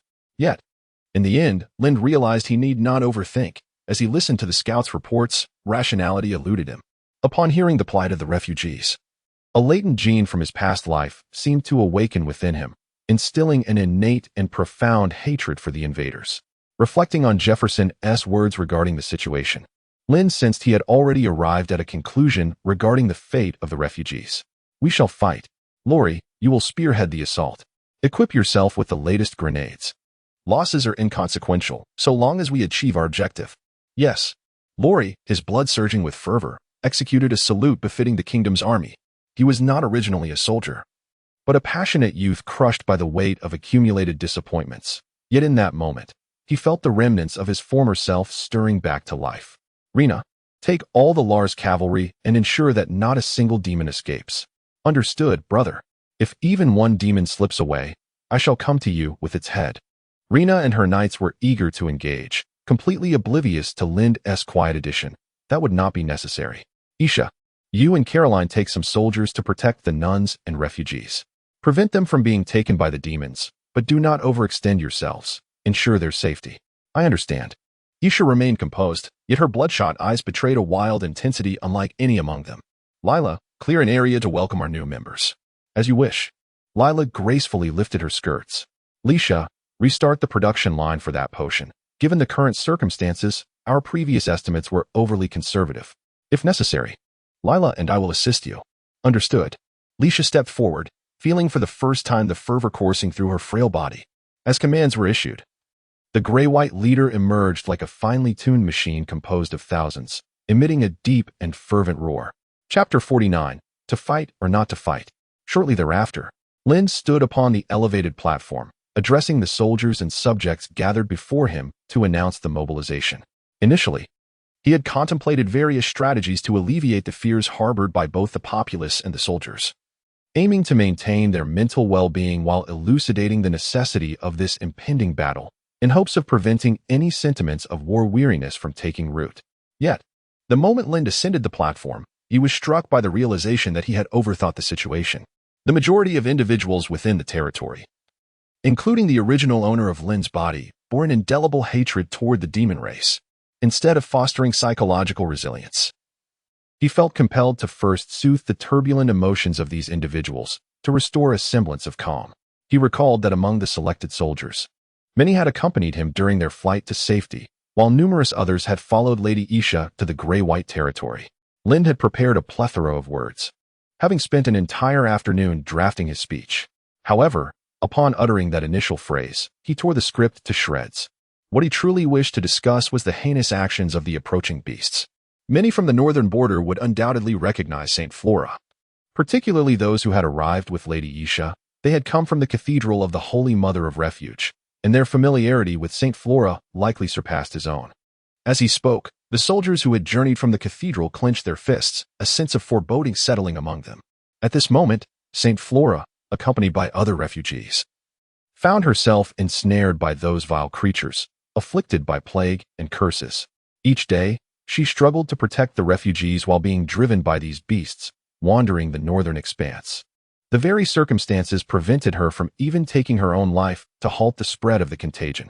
Before the soldiers below could fully grasp the gravity of the situation, Lind summoned the scout he had dispatched earlier, who, amidst tears, recounted the plight of Flora and the sister refugees. Truth be told, anyone who had traversed from the border had, to some extent, received the blessings of the Holy Mother of Refuge, and among the refugees, there likely existed family members of the soldiers and subjects in attendance. As the scouts' words flowed, some soldiers could no longer contain themselves. Their extensive training in obedience silenced their voices, yet tears streamed down their faces. Moved by the atmosphere, the scout found himself unable to continue. Breaking down in tears upon the platform, Lin stepped forward, uttering no more than a simple question to the assembled soldiers and subjects: to fight or not to fight? Fight. Damn it. Annihilate them. Kill. Kill. As he observed the increasingly synchronized battle cries from the crowd below, Lin began to understand why soldiers from past conflicts often suffered from PTSD, while others yearned for the opportunity to have slain even more. Very well, then let us fight. Meanwhile, due to Birkin's arrogance, the scouts of the gray-white territory were afforded ample opportunity to observe the encampment of the demon soldiers. Fortunately, due to the uncontrollable plague and curses afflicting the refugees and the nuns, a moderate distance was maintained between the demonic soldiers and the refugees, who were further isolated by the use of alchemical powder. This provided ample buffer space for the gray and white corps to rescue and protect the displaced individuals. In fact, the 50 heavy cavalry brought by Rena alone could have easily trampled over these demonic foes. Yet, Lin chose to deploy the well-trained ordinary soldiers instead. This decision stemmed from the long-standing belief in the war between humans and demons that all demons were professionals, rendering ordinary humans utterly incapable of overcoming them. Such myths have even given rise to tales suggesting that they are invincible. If Lin were to utilize Rena's heavy cavalry to crush the demons without first sending in the ordinary soldiers, there would undoubtedly be those who stubbornly insisted that only professionals could contend with demons. This would adversely affect the mindset of the ordinary soldiers when they eventually faced the demons. Lin's objective was to dismantle these myths and eradicate the mental shackles imposed upon ordinary individuals. The demons were not invulnerable. The notion that all demons were professionals was merely an exaggeration by those with ulterior motives. Indeed, demons could wield specific magic upon reaching a certain age, known as bloodline magic, which they were born with. However, this bloodline magic is fixed, and once a demon possesses it, acquiring new spells becomes exceedingly difficult. This sets demons apart from elves, who can innately sense and manipulate magical energy and learn all forms of magic through study, truly embodying a magical race. In contrast, demons resemble NPCs who were born with a limited set of predetermined skills. They lack comprehension of magical energy and how to manipulate it. Relying solely on the magic they know, their reliance on bloodline magic creates an inherent dependency, making it challenging for them to learn other forms of magic, whether in terms of spell models or the manipulation of magical energy, often resulting in a higher cost of learning for gifted demons compared to humans. Consequently, spells beyond bloodline magic appear quite distorted. When placed among humans, these demons are akin to the lowest tier apprentices in a mage's tower, capable of performing only one or two tricks, unable to even attain professional status. Yet, once on the battlefield, they can become fearsome entities with their wind blades, instilling terror in ordinary folk. The most notorious tactic of demons relies on their bloodline magic for remote harassment, striking, and retreating, waiting until their foes are fatigued before charging in for the kill. This reveals a fundamental issue with the demons, despite their claims of being all professionals. They lack the resilience of knightly warriors who can withstand a barrage of arrows, nor do they possess the firepower of mages capable of incapacitating foes outright. Instead, they resort to harassing and wearing down their opponents, ultimately relying on physical charges to deliver a decisive blow. However, the demons' advantages have been diminished by advancements in equipment and gunpowder. Once firearms are fully developed, the balance of offense and defense will shift dramatically. The gray and white corps has commenced their march, with all soldiers equipped with complete gear, an abundance of grenades, and sufficient healing potions. Among them was Darcy, who had falsely reported his age, excitedly caressing his segmented plate armor, noticeably shorter than the others. Thanks to the recruitment of a significant number of forest dwellers to the gray-white territory, Darcy had accumulated a considerable amount of work points. However, rather than redeem these points for supplies, he had opted to request enlistment in the army. Although he was shorter than his peers, his long-standing life as a hunter had endowed him with a robust physique, and at the age of 16, the minimum for conscription, he was still growing. So no one found anything amiss. It was rumored that the mission involved confronting the demon race, and many members of the team harbored deep-seated animosities against them, eagerly anticipating the encounter. Though Darcy, raised in the mountains, did not possess such vehement hatred, he also lacked any notion of the demons being invincible. With his equipment donned, even if the Lord proclaimed a rebellion, Darcy would not flinch. Moreover, behind this army trailed 50 professionally trained heavy cavalry, the Knights of Rena, who, while not directly engaging in combat, were tasked with maintaining order and preventing any escaping foes. Lind, having grown in a time of peace, was utterly inexperienced in warfare. Possessing no more knowledge of battles than what he had gleaned from films and novels, or perhaps observing war simulations. Thus, he resolved to delegate command entirely to Lori, the only veteran in the territory who had endured the rigors of battle and commanded troops. Lind would focus solely on coordinating and allocating resources. This may be somewhat exaggerated, given that the adversary was merely a 20-member demon squad. However, one must employ their utmost strength even against a rabbit. If feasible, Lind would wish to bring forth the artillery still in the experimental phase. "Boss, it seems a human army is approaching us," a green-skinned demon remarked, belching as he glanced towards the distant troops bearing the Northern Wind Bear banner. "How many? Are there any professionals among them?" Birkin, rising abruptly, inquired of the demon soldier whose vision had been enhanced by bloodline magic. "Their numbers seem comparable to ours, all infantry, though they wear armor. There appears to be only one professional among them." Upon hearing this, Birkin reclined once more. Just one professional, and their numbers were nearly equal? Without mounts, were they not merely coming to offer themselves?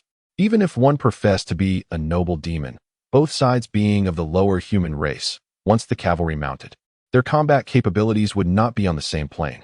Perhaps the nearby lord had panicked, dispatching a squad of soldiers to feign readiness before contact. With this thought, Birkin yawned, completely unaware that in another direction, Lori was maneuvering with another squad of soldiers. "Boss, something feels off," a demon soldier, sensing the oddity, shook Birkin, who had just reclined. "What is it? Can those soldiers fly?" Birkin scratched his belly, which had swollen from overindulgence, lazily sitting up. "No, dear chief. They are not advancing towards us. Rather, they are heading in the direction of the refugees. Does that not render our concerns moot? I have been troubled by the excessive hospitality of the human lords, which has made it difficult to disseminate these plagues and curses." After speaking, Birkin extracted a sharpened bone from his waist and began to pick his teeth. It was a collarbone from a female human. Birkin had once held a fondness for her, even becoming quite infatuated. Alas, ever since he was exposed to the demon lord's theory on the inferiority of humans, Birkin found himself repulsed by her and ended her life. Yet, after the act, he felt a pang of regret and salvaged her collarbone, sharpening it for use as a toothpick. Each time he employed the toothpick, Birkin felt a sense of romantic devotion. Chapter 50. Engagement. As Bulkin was cleaning his teeth with a rib, the scout suddenly exclaimed, "Boss, trouble. Another group of people has appeared from another direction." Bulkin tucked away the rib he had been using and inquired, "Is it another professional leading them?" "Indeed, boss, and this professional seems even weaker. They are transporting their troops with wagons." Bulkin, not one to be easily fooled, quickly deduced the situation in his mind and rose to his feet. Addressing the soldiers around him, "Mount your horses, swiftly." The two groups were not only advancing in a pincer formation, but were also fully armed. Even Bulkin, with his arrogance, could sense that the newcomers bore ill intent. Although he had no formal understanding of pincer tactics, he was aware that one group was likely tasked with separating the demon race from the refugees while the other would launch the main assault. Surrounded on both sides, the demon soldiers would find themselves in a predicament with no avenue for retreat or response. Of course, this was all predicated on the assumption that both sides were evenly matched. Bulkin's arrogance led him to believe that human soldiers were as fragile as paper, easily shattered with the slightest encounter. Thus, even though he mounted his horse, he did not immediately prepare to defend the area where the refugees were stationed. Instead, he resolved to confront the main attacking force head-on. This strategy would deal a significant blow to human morale. Bulkin took great pleasure in witnessing the despair and terror etched on human faces during battle, relishing the wails of surrender. Moreover, this was the first human force he had encountered since entering the snowless domain that dared to engage him. It had been a long time since he had savored the thrill of slaughter, and now his desire for bloodshed surged within him. Even if, hypothetically, these human soldiers employed some underhanded tactic to secure victory, the mere escape of a single demon soldier would spell doom for them, as the territory would soon face the wrath of the demon lord. Bulkin's squad was composed entirely of cavalry. How could a band of infantry hope to capture a troop of horsemen? It was well understood that in this world, horses were paramount. Thus, Bulkin's arrogance was entirely justified. This very arrogance prompted him to forego contemplation and issue a direct order to engage, charging forth from a distance. Upon witnessing Bulkin's charge from afar, Lowry was momentarily taken aback. Did the enemy intend to exhaust their warhorse's stamina so recklessly by initiating a charge from such a distance? This was in stark contrast to the measured approach of the demons he had observed on the front lines. In an instant, the seasoned Lowry even suspected a ruse. However, there was no time for reflection. Lowry promptly commanded, "Dismount. All troops dismount and prepare to engage." Soon, the soldiers aboard the wagon disembarked in an orderly fashion, rapidly forming battle lines. With movements ingrained through countless drills, they readied their grenades, preparing to deliver a devastating response to the mindless charge of the demons. Not far away, Birkin was not blind to the peculiarities evident in the orderly formations of humans. He swiftly began to orchestrate the most advantageous tactics against them. This involved the utilization of bloodline magic for strategic manipulation. Most of the demon race's bloodline magic functions as long-range attacks, with few practical applications. Although these spells, akin to low-level incantations, possess considerable range, their effective lethality is approximately 70 meters, similar to that of arrows. While arrows may have a longer maximum range, bloodline magic is universally accessible to all demons and does not require the extensive practice demanded by mounted archery, which heavily relies on the physical prowess of cavalry. The sheer volume of bloodline magic creates a transformative effect. Its overwhelming destructive capacity rivals that of arrows and even exceeds them in visual spectacle. This is one of the reasons for the demon race's successive victories along the frontier. However, Birkin's squad consisted of merely 20 individuals, all cavalry, though many specialized in reconnaissance-oriented bloodline magic. Upon engaging with Birkin, it became apparent that the opposing forces were equipped in an astonishing manner. It is important to note that most human soldiers stationed at the frontier lacked even the most basic armor, donning only rudimentary cotton padding, with a majority wielding makeshift weapons like pitchforks. The bloodline magic unleashed upon them inflicted tangible harm. Yet now, Birkin faced a contingent of human soldiers clad in enchanted plate armor, rendering their long-range wind blades and fireballs virtually ineffective against such fortifications. Moreover, these soldiers displayed no fear of the demon race's ostentatious bloodline magic, remaining steadfast and unyielding, not even retreating an inch. A sudden surge of fear gripped Birkin's heart. His arrogance prevented him from considering retreat. Nevertheless, his extensive combat experience quickly birthed a new strategy. If long-range assaults could not penetrate their defenses, he would close the distance. Bloodline magic, much like ordinary magic, diminishes in potency with increasing range. At approximately 20 to 30 meters, bloodline magic could unleash its full potential. Though the opposing plate armor was enchanted, it was not entirely comprehensive, seemingly sacrificing some defensive capabilities for enhanced mobility. Birkin speculated that bloodline magic might inflict some damage nonetheless. With their cavalry advantage, he believed he could easily maneuver even at that distance. Thus, Birkin commanded his soldiers to cease their spell casting and charge forth. The effective throwing range of grenades is roughly 40 to 50 meters. However, Lowry remained unhurried, fully aware that the enemy comprised cavalry while his own troops lacked the mobility to effectively contain them. Even if the enemy made a complete retreat, the Knights of the Lanners family would pursue them. Yet Lowry was unwilling to concede. He could not swallow the bitter pill of defeat suffered at the frontier without achieving a definitive victory over the demon race. At 50 meters, Lowry clenched his fists, refraining from issuing orders. The soldiers present remained composed, none succumbing to nerves and throwing their grenades prematurely. Such discipline was unimaginable to Lowry during his time at the frontier. Yet he now commanded a remarkably obedient and formidable force. Perhaps it is the efficacy of the Lord's training methods, or perhaps the ideological education imparted by teacher Isha has made an impact. However, Lowry believes that it is likely the combination of both that has yielded such results. At a distance of 40 meters, Lowry contemplated that if the soldiers he commanded at the frontier were merely ordinary individuals, they would have likely fled in disarray at the sight of the cavalry charge from the demon race. Those who remained steadfast would be considered elite, let alone those who could follow commands without resorting to aggression. Yet, this was still insufficient. As the distance closed to 30 meters, Lowry sensed the opportune moment had arrived. There is a certain delay in the act of throwing, and by the time the projectile was released, the enemy cavalry would have advanced to approximately 20 meters. Lowry resolved that this strike must inflict significant damage, if not annihilate. At the very least, it must yield a tangible victory. Throw. With Lowry's command, the soldiers swiftly pulled the fuses and, in unison, hurled their grenades. Chapter 51. No need for captives. Birkin contemplated numerous scenarios, even envisioning that the enemy might resort to arrows for suppression. It is worth noting that archers were notoriously difficult to train in this era. Initially, Birkin speculated that the lack of arrows from the opposing side was due to their likely composition of untrained archers, comprising only a few misfits who would wait until they were closer to shoot. However, Birkin was unprepared for the peculiar object hurled by the enemy. Was it a stone? Or something else entirely? Before he could ponder further, the unfortunate scout on the flank was struck by a hand grenade. Boom!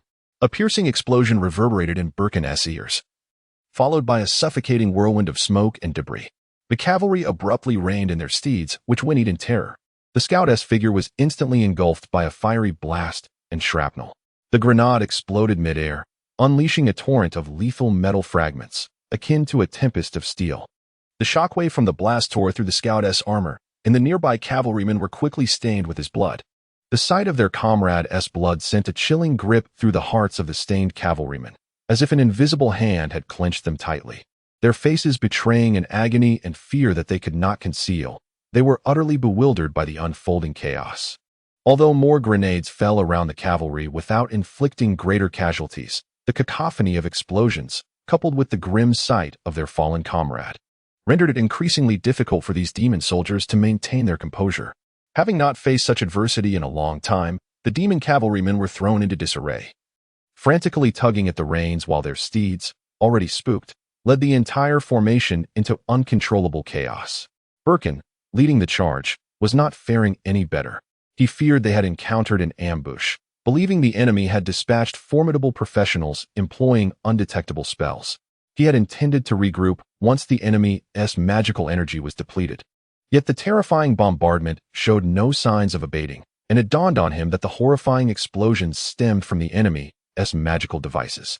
Laurie had even employed a three-stage throw technique for the grenades, ensuring overwhelming suppression. Moreover, as the demon cavalry charged forward, most of these grenades were thrown behind them. Charge! Press forward! Follow me! Birkin shouted in a frenzy. Did these magical devices cost nothing? How could the enemy hurl them without a hint of remorse? Birkin mentally retraced his steps since entering the snowbound territory, contemplating which lords he had offended to incur such wrath. Yet, it was too late for regrets. The innate discipline of a soldier reminded Birkin that the only course of action was to charge forward. The terrifying explosions from the enemy's south magical devices made close combat impossible, and retreat was out of the question. The sole solution lay in closing the distance for hand-to-hand combat. Despite a few demon soldiers being halted by shrapnel that injured their steeds, the cavalry surrounding Birkin pressed on. Laurie unsheathed his sword without hesitation, shouting, "Draw your blades.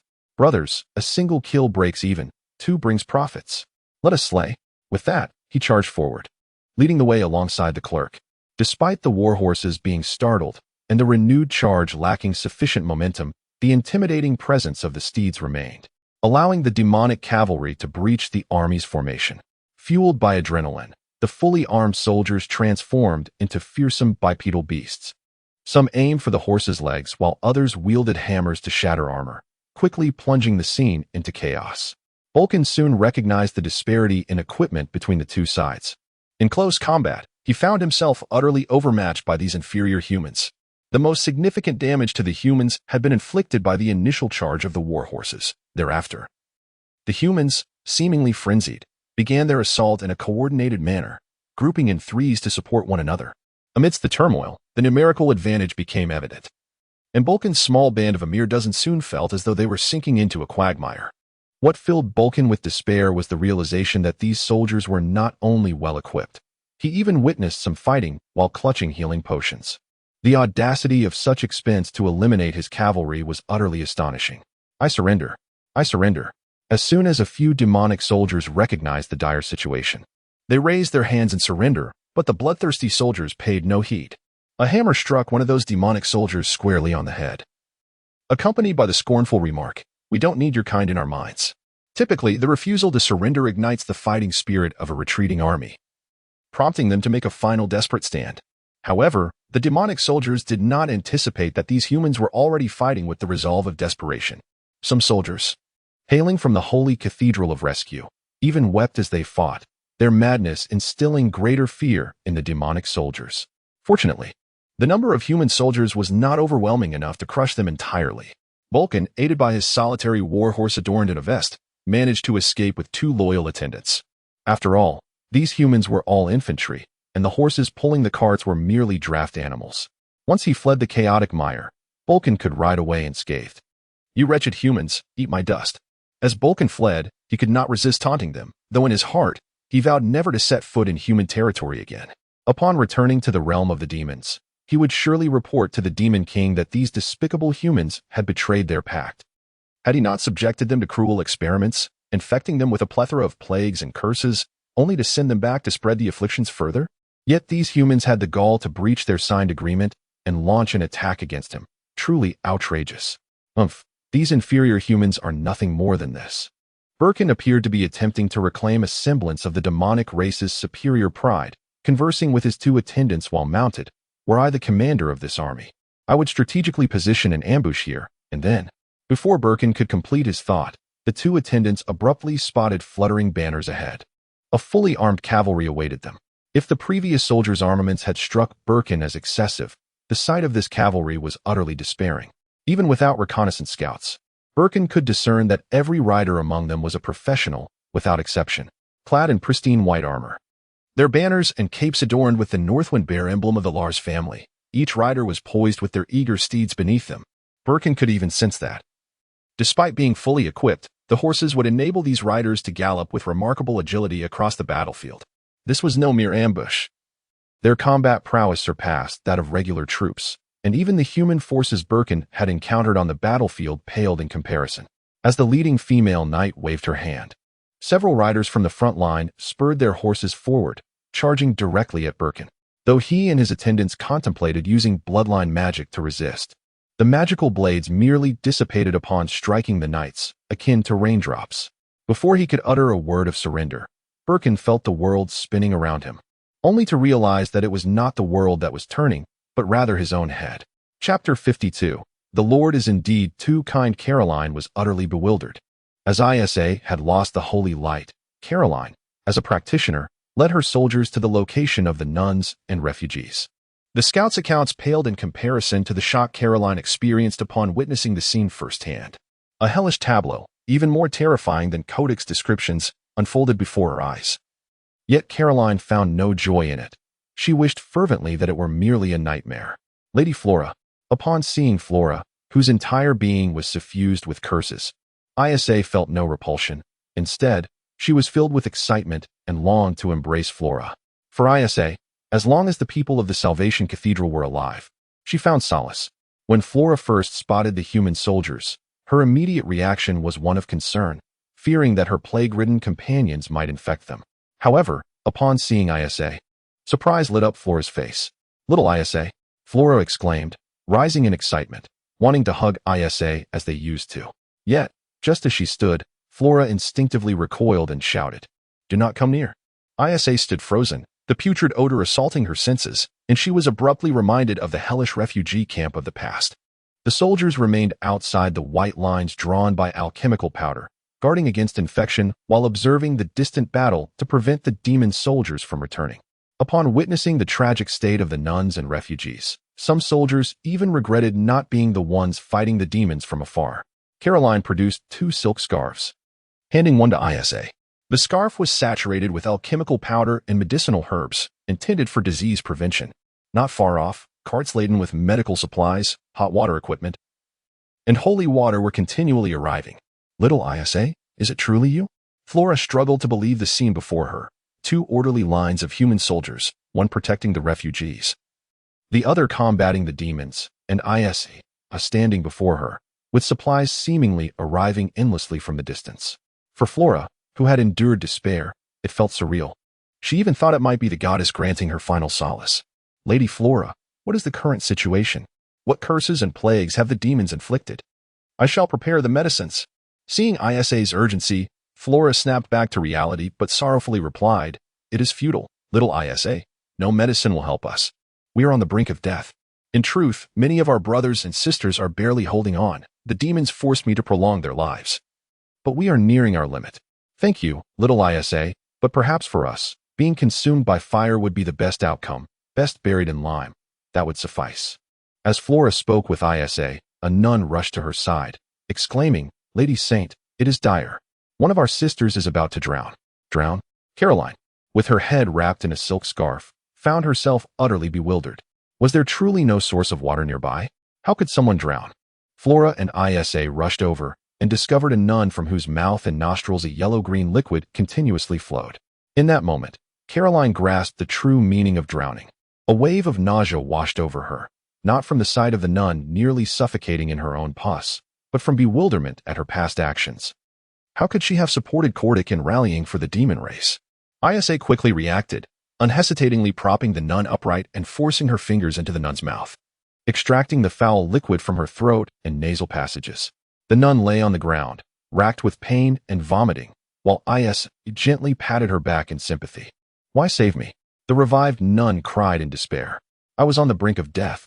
Dying would have spared me from suffering. Why must you save me?"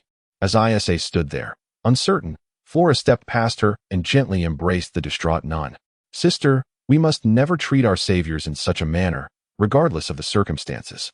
"I'm so sorry, Lady Flora. The nun broke down in tears. "Lady Flora, the Lord of the Gray-White Collar has prepared potions for you.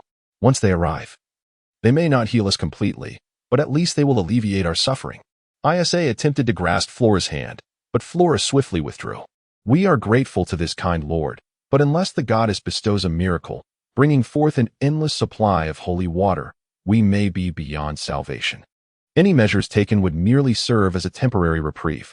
Therefore, I implore you, Isa, please do not let our sins worsen." Meanwhile, Lind and Reyna had arrived at the location of the refugees. The Scarlet Saint Flora had little role in the original narrative, and Lind was not particularly familiar with her. However, he held great respect for someone who, even in such dire circumstances, could heal the sick and comfort her companions.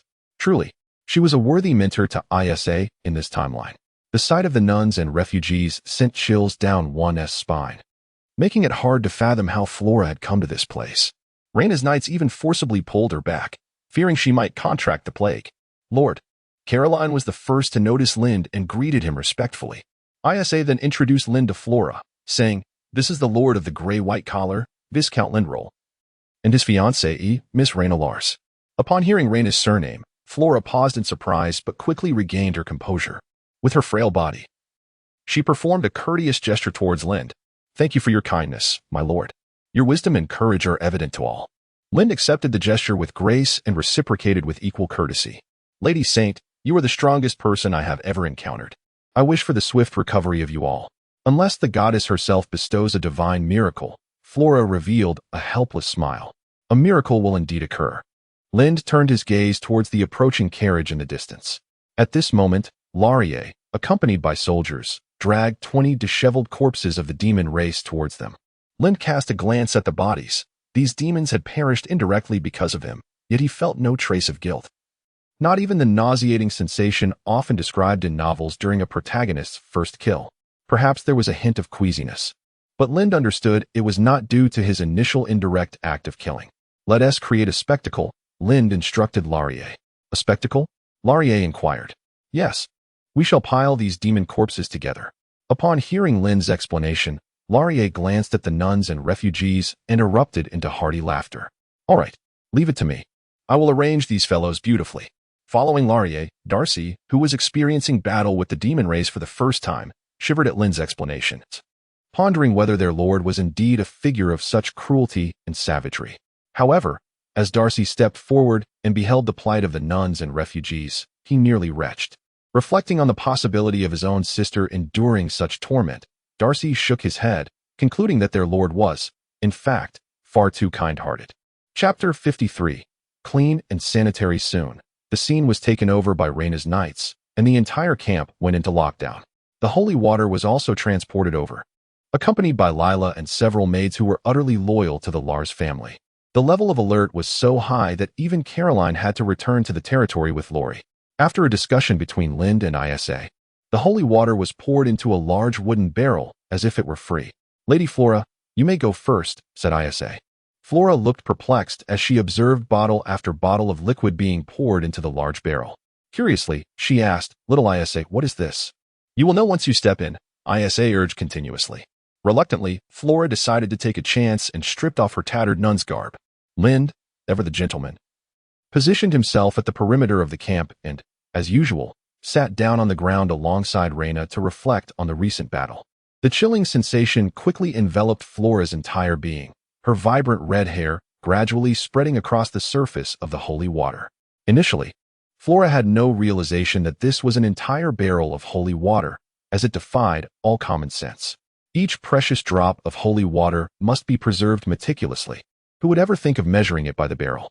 As the coolness from her wounds and curses began to seep in, Flora, gradually regaining her senses while submerged, suddenly stood up, glaring furiously at Isa. Where did this holy water come from? Flora struggled to suppress her emotions, though anger tinged her voice. At her words, the other nuns and refugees turned their attention toward her. Holy water? That large barrel that Lady Flora is soaking in is holy water? How can that be? Flora's anger transformed into a sob as she cupped the precious liquid slipping through her fingers, demanding of Isa. Do you realize how many lives this amount of holy water could save? Have you forgotten how I taught you? Isa, you could have used this much holy water to save even more people. Before Flora could continue, another cart suddenly rolled into the camp, and two maids expertly unloaded a wooden barrel filled with holy water, placing it beside Flora. Flora, momentarily speechless, stared in disbelief at the two barrels of holy water beside her.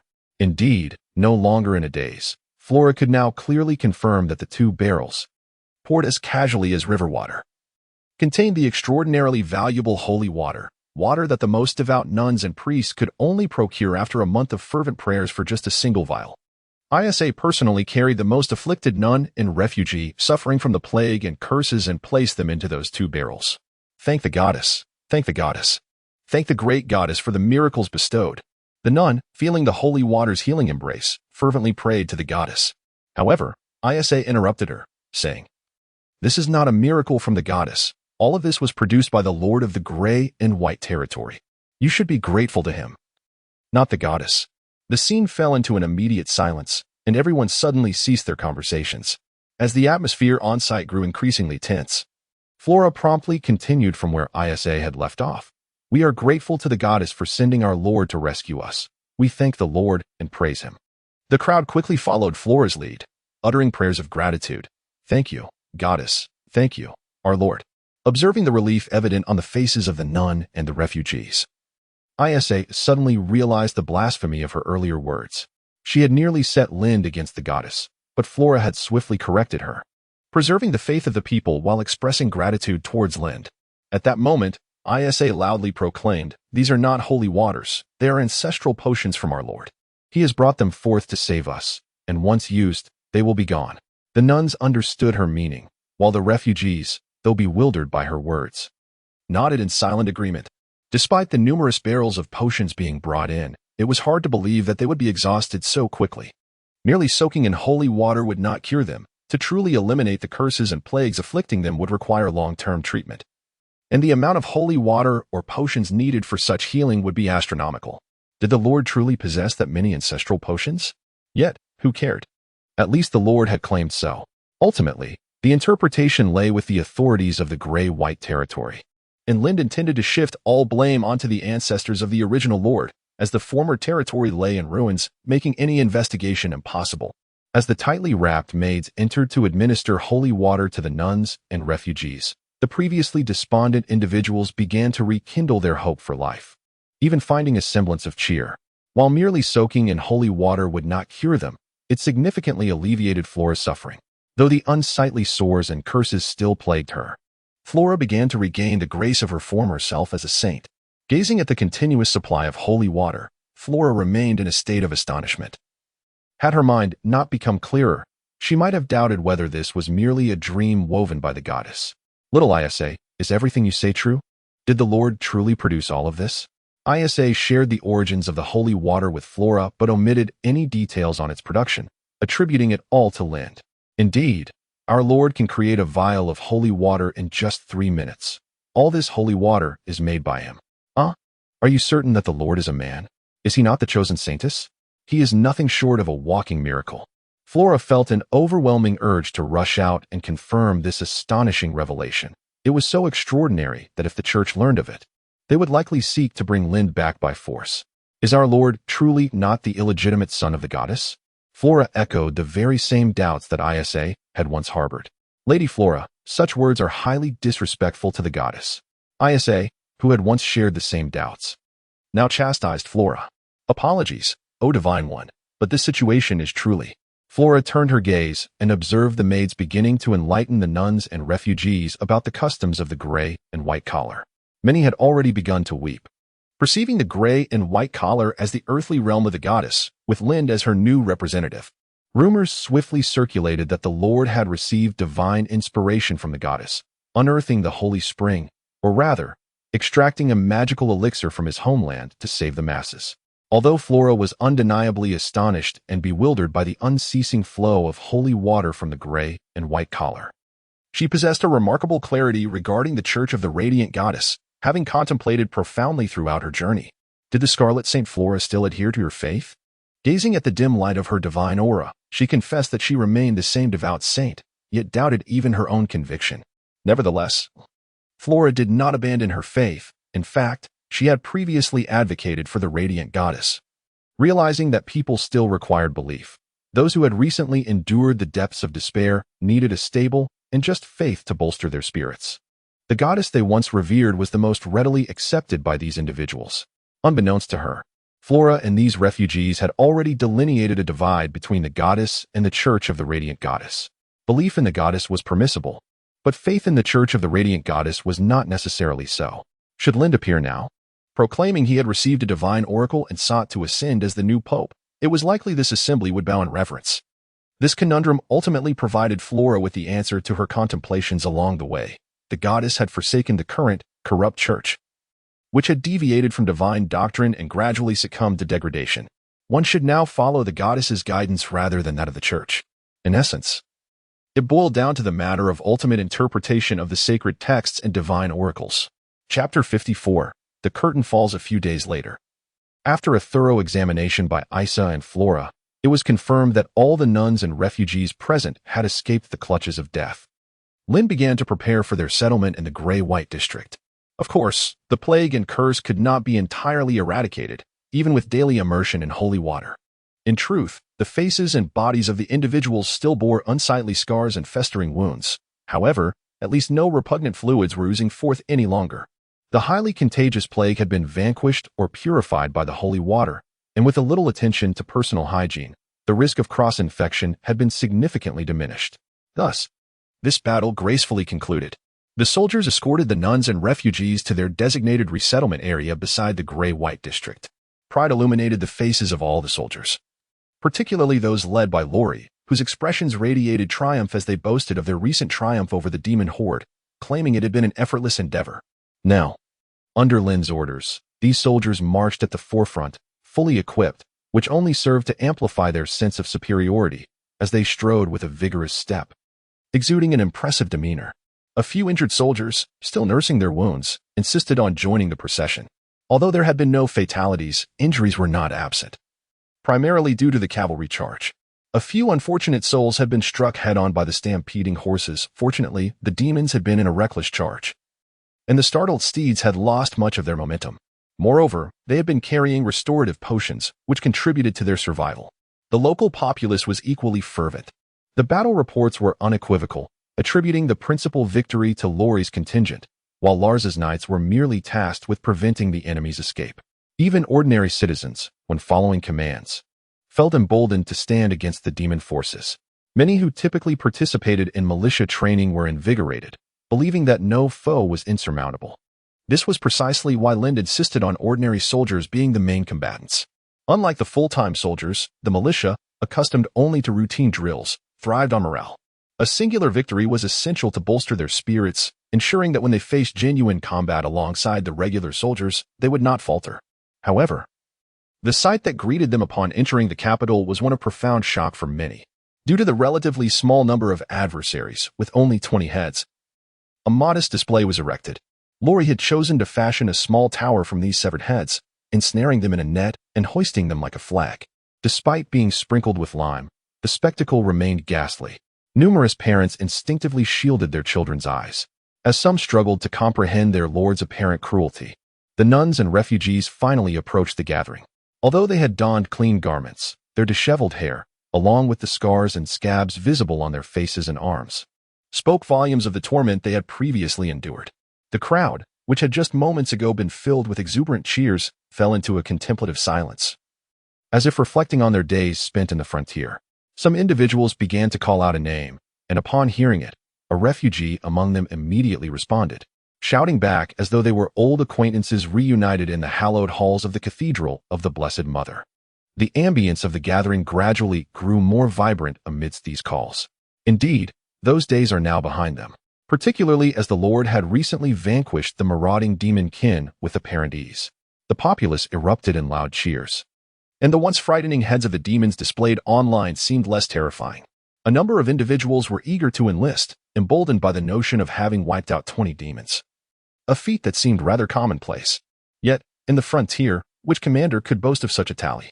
The Lars family would surely highlight this achievement, especially given that the ranks were predominantly filled with common folk. The military reports from the frontier, akin to the late Ming dynasty in the past life of Lind, indicated that even slaying a duo of enemies could be deemed a significant victory, particularly as they struggled against the demon kin. Many nuns and refugees gazed in astonishment at the buildings lining the streets, which indeed resembled the descriptions provided by the maids, two-story structures with immaculate, clean streets, resembling a terrestrial paradise. At the end of the road, Lind and Reyna welcomed the gathering. The soldiers, brimming with excitement, saluted Lind, who reciprocated with a military greeting. This was a performance, not solely to instill confidence in the subjects, but also to strengthen the bonds among all present. This included not only the newly arrived nuns and refugees, but also the wild folk who had just been coaxed down from the mountains. No one any longer identified themselves as belonging to a specific frontier territory or as free-spirited wildlings. Instead, they all chanted in unison for the glory of the gray and white banners. Amidst the jubilant uproar, Lind presented a mask and a set of garments to Flora, the leader among the refugees. The mask, resembling a bird's beak akin to those worn by medieval plague doctors, had been urgently procured from the Shining Gold Trading Alliance. Unlike the bird masks of the past, this one was filled with genuine alchemical materials, capable of aiding the nuns in healing their facial ailments and restoring their health. This unique attire would also serve to distinguish these nuns from the ordinary subjects of the territory. Adhering to a pragmatic approach, Lind did not intend to afford these educated ladies excessive rest, while other refugees could postpone their labor until they were free of infectious diseases. The nuns could not be idled away. In the northern frontier, the nuns who had dedicated themselves to aiding others had become seasoned healers.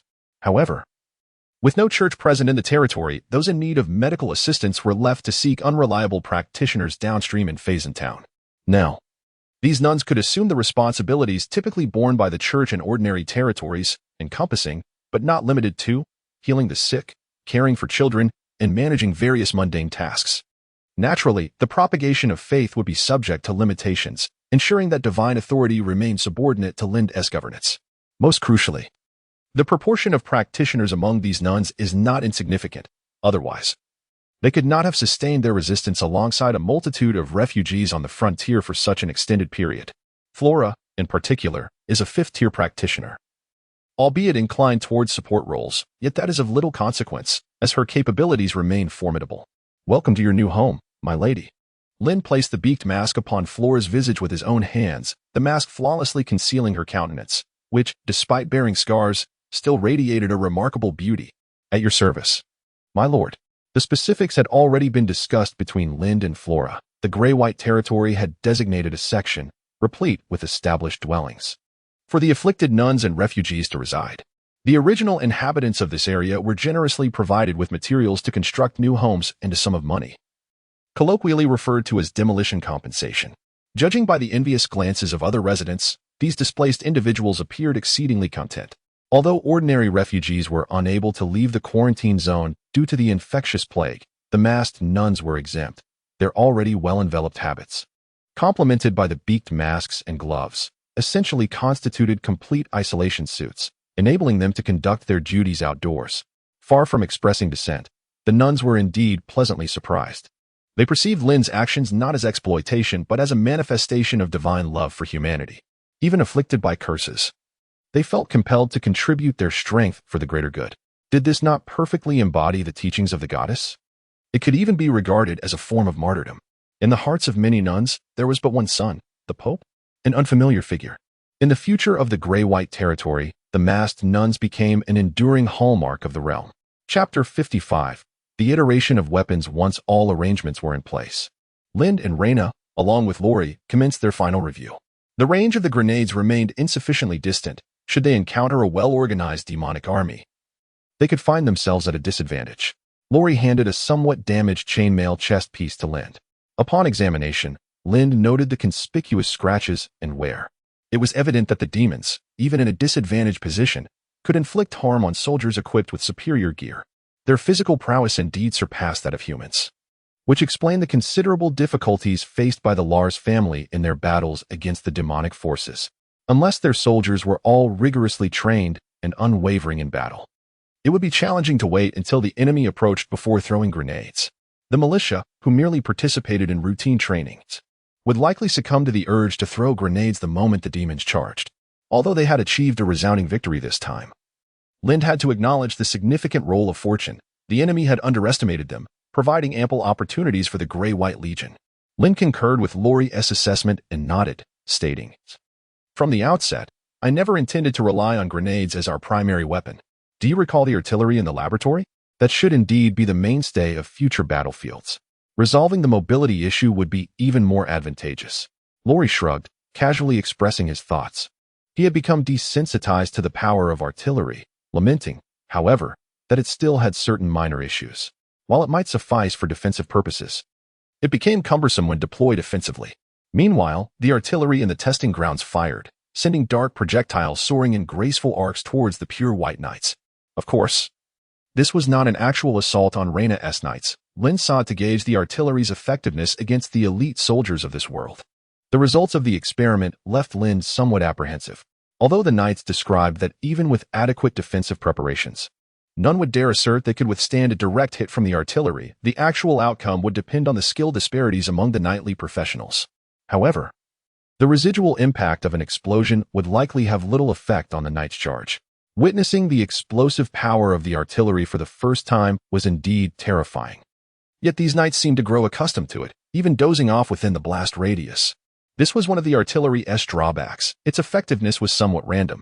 While it could be highly effective against ordinary troops, it would struggle to maintain its impact against seasoned professionals after the initial shock. Despite Reyna's assertion that very few armies could withstand a charge against artillery and that not every army comprised fully equipped professionals, she believed that deploying artillery could disorient over 80% of the nobility. Nevertheless, Lind's fear of inadequate firepower resurfaced. The current caliber of artillery provided him with little sense of security. The sole consolation for Lind was the rapid progress in the production and development of artillery. After all, Lind is not like other predecessors among the time travelers. He does not need to smelt steel before crafting cannons. Nor does he have to find ways to elevate furnace temperatures, even without employing the arcane array, relying solely on the ancient methods of this world. The warmth generated by the forceful bricks can allow Lind to directly cast wrought iron. Currently, the main concern lies in the yield rate, and there remains room for optimization regarding weight.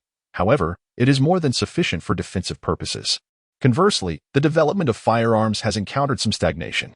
Although Lind has provided the foundational concepts and functional firearms have emerged, the crux of modern weaponry rests upon the granulation of smokeless powder. While Lind has indeed come across ancient videos on how to granulate gunpowder, his interest at the time was rather tepid, and crucially, he remains oblivious to the creation of smokeless powder. Of course, had he known how to produce it, this book would likely have faced a ban. The disparity between handcrafted gunpowder and modern explosives is still vastly significant. Unlike artillery, firearms cannot rely on brute strength. If the powder issue is unresolved, one can only resort to a laborious process of trial and error.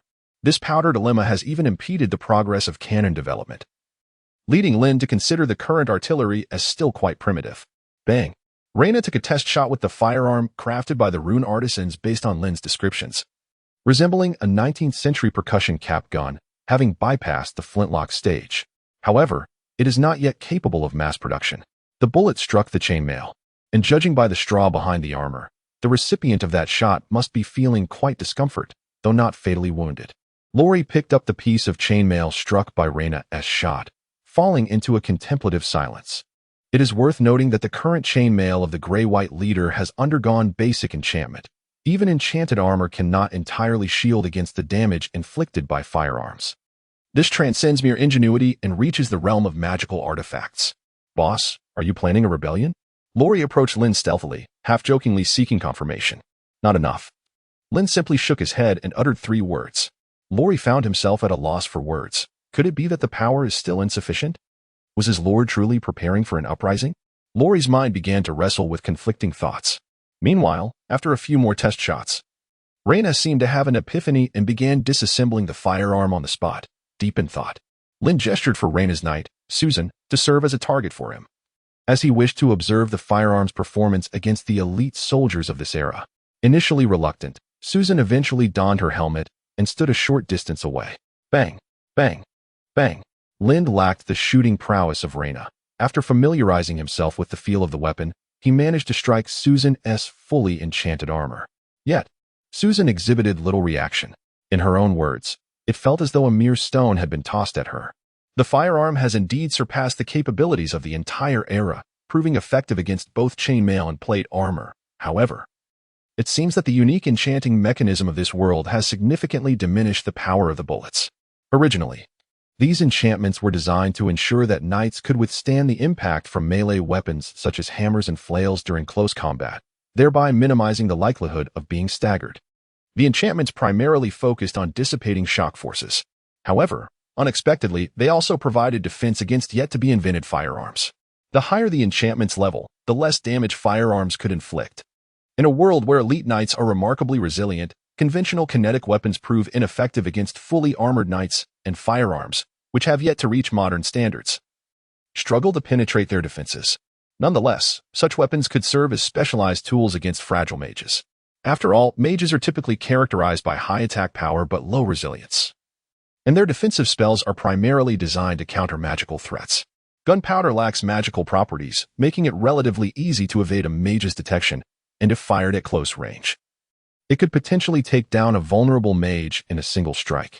However, all of this was merely hearsay from Reyna. The Lars family is renowned for producing knights, with little regard for mages, often looking down upon spellcasting professions. If the nearby Laurier were aware of Lynn's thoughts, he would likely deem Lynn insane, as elite professions are not easily surpassed.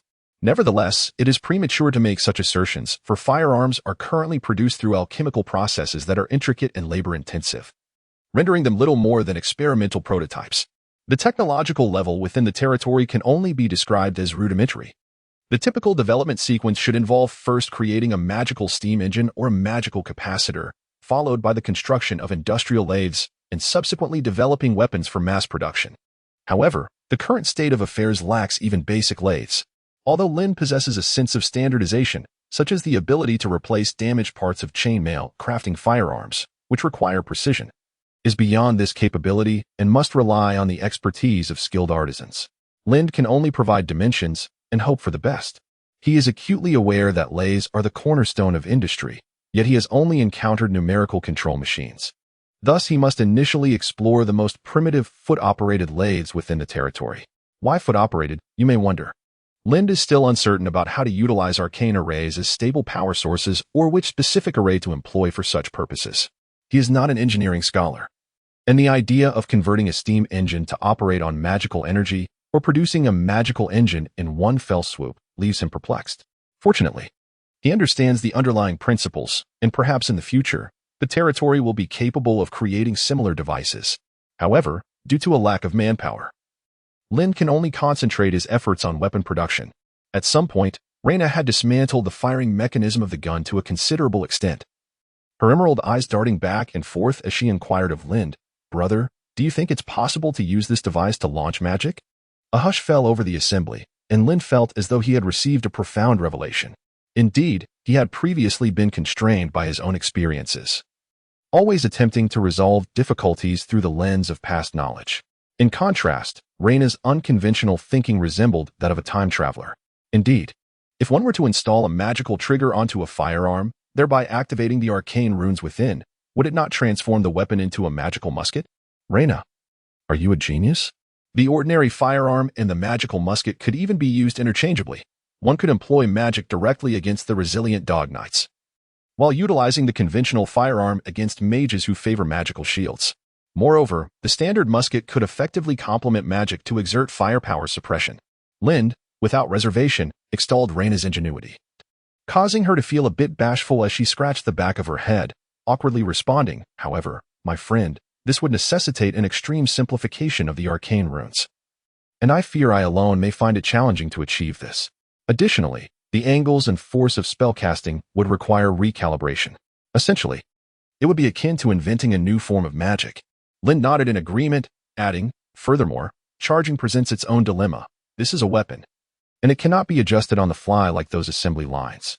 In summary, although this project holds great promise, it demands substantial investment, particularly from those who have earnestly studied the magical system.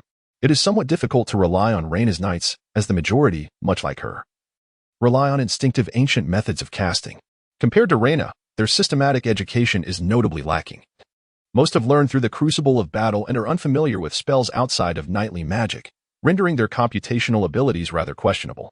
Lind pondered, wondering if there were any practitioners within the territory who could be recruited as laborers, ideally of the scholarly kind. Chapter 56. Given the circumstances, let us begin the task soon. Flora, donning her bird-beaked mask, and the nuns received their inaugural assignment from the Lord. Many were filled with excitement, eager to contribute to the endeavors of the new messenger of the goddess, the esteemed Lord. However, at the moment the task was presented, Flora grasped the hand of the clerk who had come to deliver the assignment and inquired, "I beg your pardon, esteemed clerk, but I must confirm, this task from the Lord truly entails a series of mathematical problems? To be precise, it revolves around the construction of a second-order fire magic model and its associated research." "Indeed, my lady," the clerk replied courteously, "do not underestimate these mathematical challenges. They pertain to the very future of our territory. The Lord himself emphasized that we must approach them with utmost caution, ensuring that each number and coordinate is verified at least twice for accuracy." Flora gazed at the thick stack of mathematical papers in her hands, questioning whether she had truly been saved or if this was merely a delusion before her demise. Despite the mask, the clerk sensed her bewilderment and added, "The Lord has stated that should you have any uncertainties, you may seek him out at this location, and he will provide you with answers." Confounded by the necessity of undertaking mathematical tasks, Flora, clutching the papers, made her way to the laboratory within the territory. After explaining her purpose to the knight at the entrance, she found Lind. "My lord, please forgive my impertinence, but I fail to comprehend why our task involves solving mathematical problems rather than healing the sick, saving lives, or spreading your renown." Lind, upon seeing Flora, did not hasten to answer her query. Instead, he began to elucidate the principles of magical triggers and arcane arrays, which left Flora somewhat apprehensive. This was the greatest secret of the territory, yet he disclosed it without reservation to Flora, who had only recently arrived. Being closely connected to the protagonist, Lind chose to trust her implicitly. After succinctly explaining the workings of the arcane array and magical trigger, Lind proceeded to discuss the laboratory itself. In fact, during previous reflections, both he and Reyna had concluded that their victory in the last battle was largely due to fortune. The grenades, with a range of merely 30 to 50 meters, though powerful, could not serve as their primary weapon in the future. As he caressed one of the cannons within the laboratory, Lind continued, "Thus, we must advance our weaponry, not only to equip our soldiers to contend with the blood magic wielded by the demonkin, but also to ensure they possess the capability to confront mid to low-tier adventurers." Flora's immediate reaction was to deem Lind mad. The technologies and weaponry he described were already astonishing, and now he proposed that ordinary soldiers could stand against mid to low-tier adventurers? This was simply extraordinary. Did this not imply that with such weapons, even nuns, as support classes, could take to the battlefield? Flora's hands trembled with excitement. She had once believed that as a support practitioner, her fate was to remain in the rear, perhaps serving only as a battlefield medic. However, she was astonished to discover that a future awaited her where she could personally vanquish the demonkin. Lind arrived beside a device resembling an oversized firearm. This was the prototype weapon crafted overnight by Lisha and Reyna, a harbinger of future armaments. Pulling the trigger beneath the weapon, the large firearm, connected to a magical crystal, unleashed a searing beam that struck a distant suit of armor, from which black smoke began to billow. This was a second-tier fire magic, or rather, a reimagined version of it, a novel form of sorcery. Essentially, it involved adjusting the angle of projection and the force of discharge, enhancing the stability of the molten fire ray. Its power was unmatched by the bloodline magic of ordinary demonkin. However, it could not yet be fired in succession due to the challenges presented by barrel overheating, and its size was reminiscent of cumbersome equipment from the late Qing dynasty that required 2 individuals to operate. Nevertheless, being a prototype, it possessed ample room for improvement. Once perfected, it could address the issue of conventional kinetic weapons struggling to inflict damage on fully armored knights. After a thorough discussion with Reyna, Lin discerned that the knight's enchantment strategies primarily focused on impact resistance, largely due to the scarcity of spellcasting practitioners on the battlefield. Aside from the organized mage units in the southern Anjou kingdom, the predominant combat style remained the melee of knights, leading to armor enchantments typically aimed at nullifying impact. In simpler terms, the current trend among knights was to bolster resilience and physical resistance, rather than specifically enhancing magical defenses.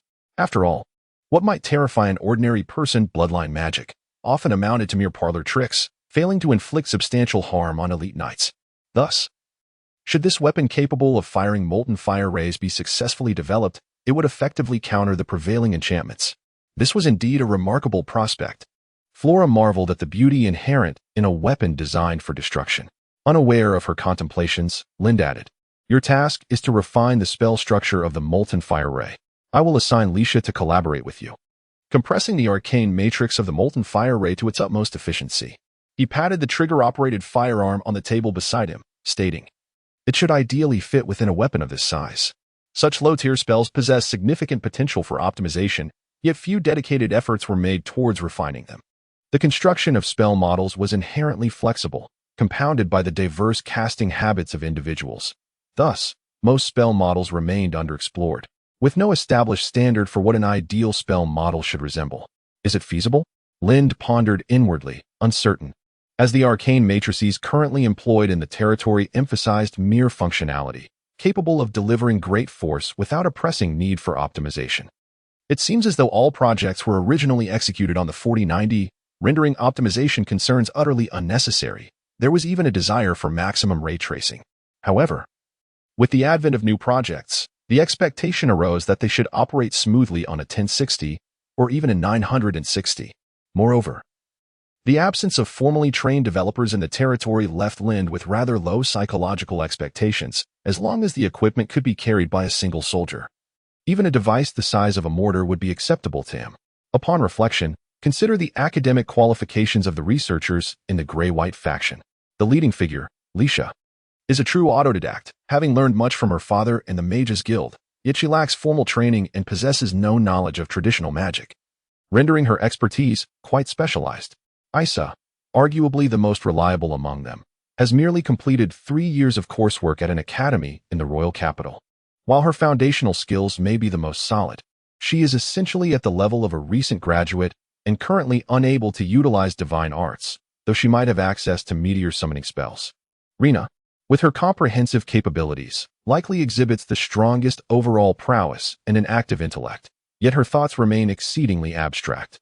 Whenever she speaks, it is a whirlwind of this and that, with many complex mathematical formations decipherable only by her, leaving others unable to grasp the concepts.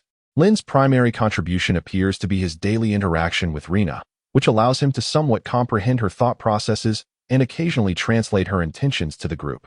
Despite having no formal education in magic himself, the remainder consists of a disheartened assembly of rune artisans, discarded by the royal capital and the Lars family, forming a makeshift team.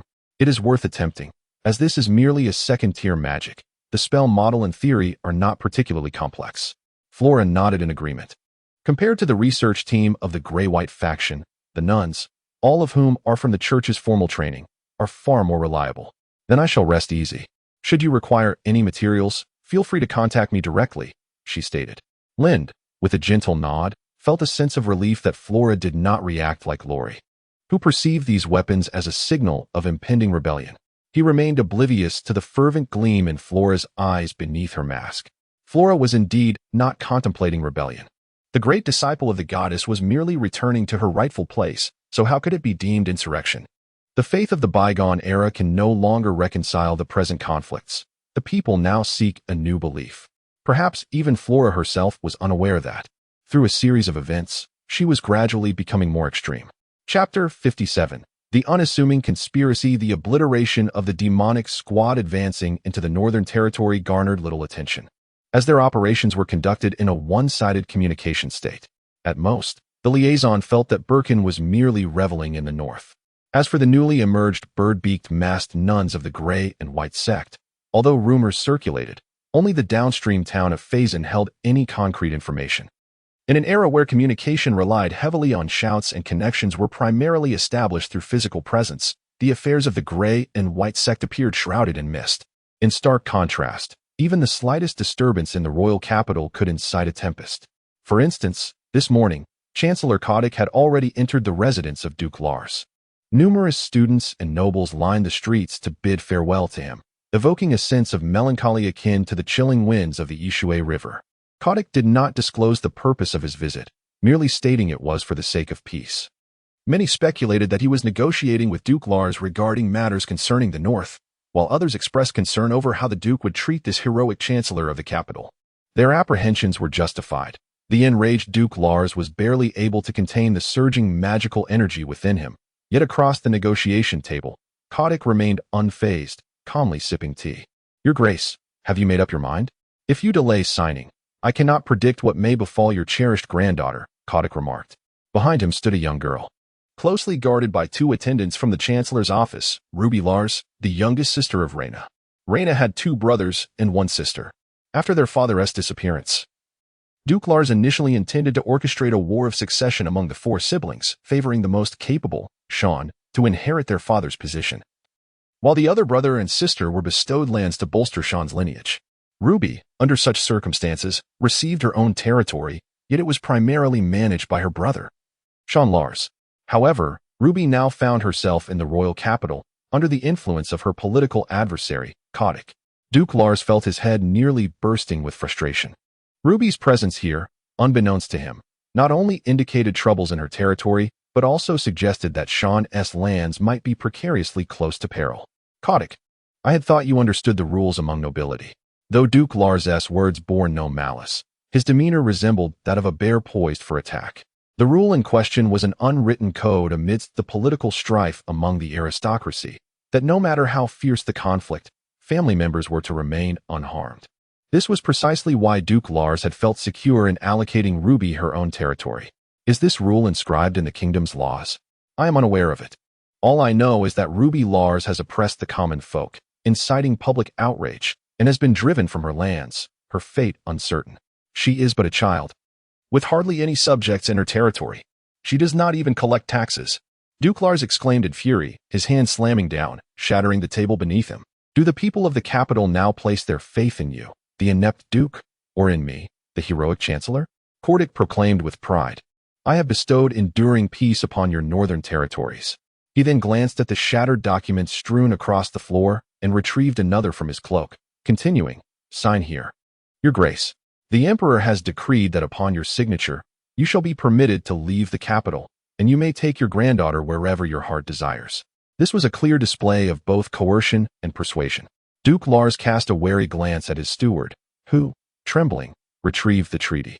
At that moment, Kotick produced yet another document, presenting it to the steward, stating, do not be hasty, Your Grace. I have another item for you, but rest assured, it is not a treaty. Simply recite the words inscribed upon it in Queen's Square, and only upon completion will you be reunited with your beloved granddaughter. Duke Lars accepted the document, which, indeed, was as absurd as the treaty.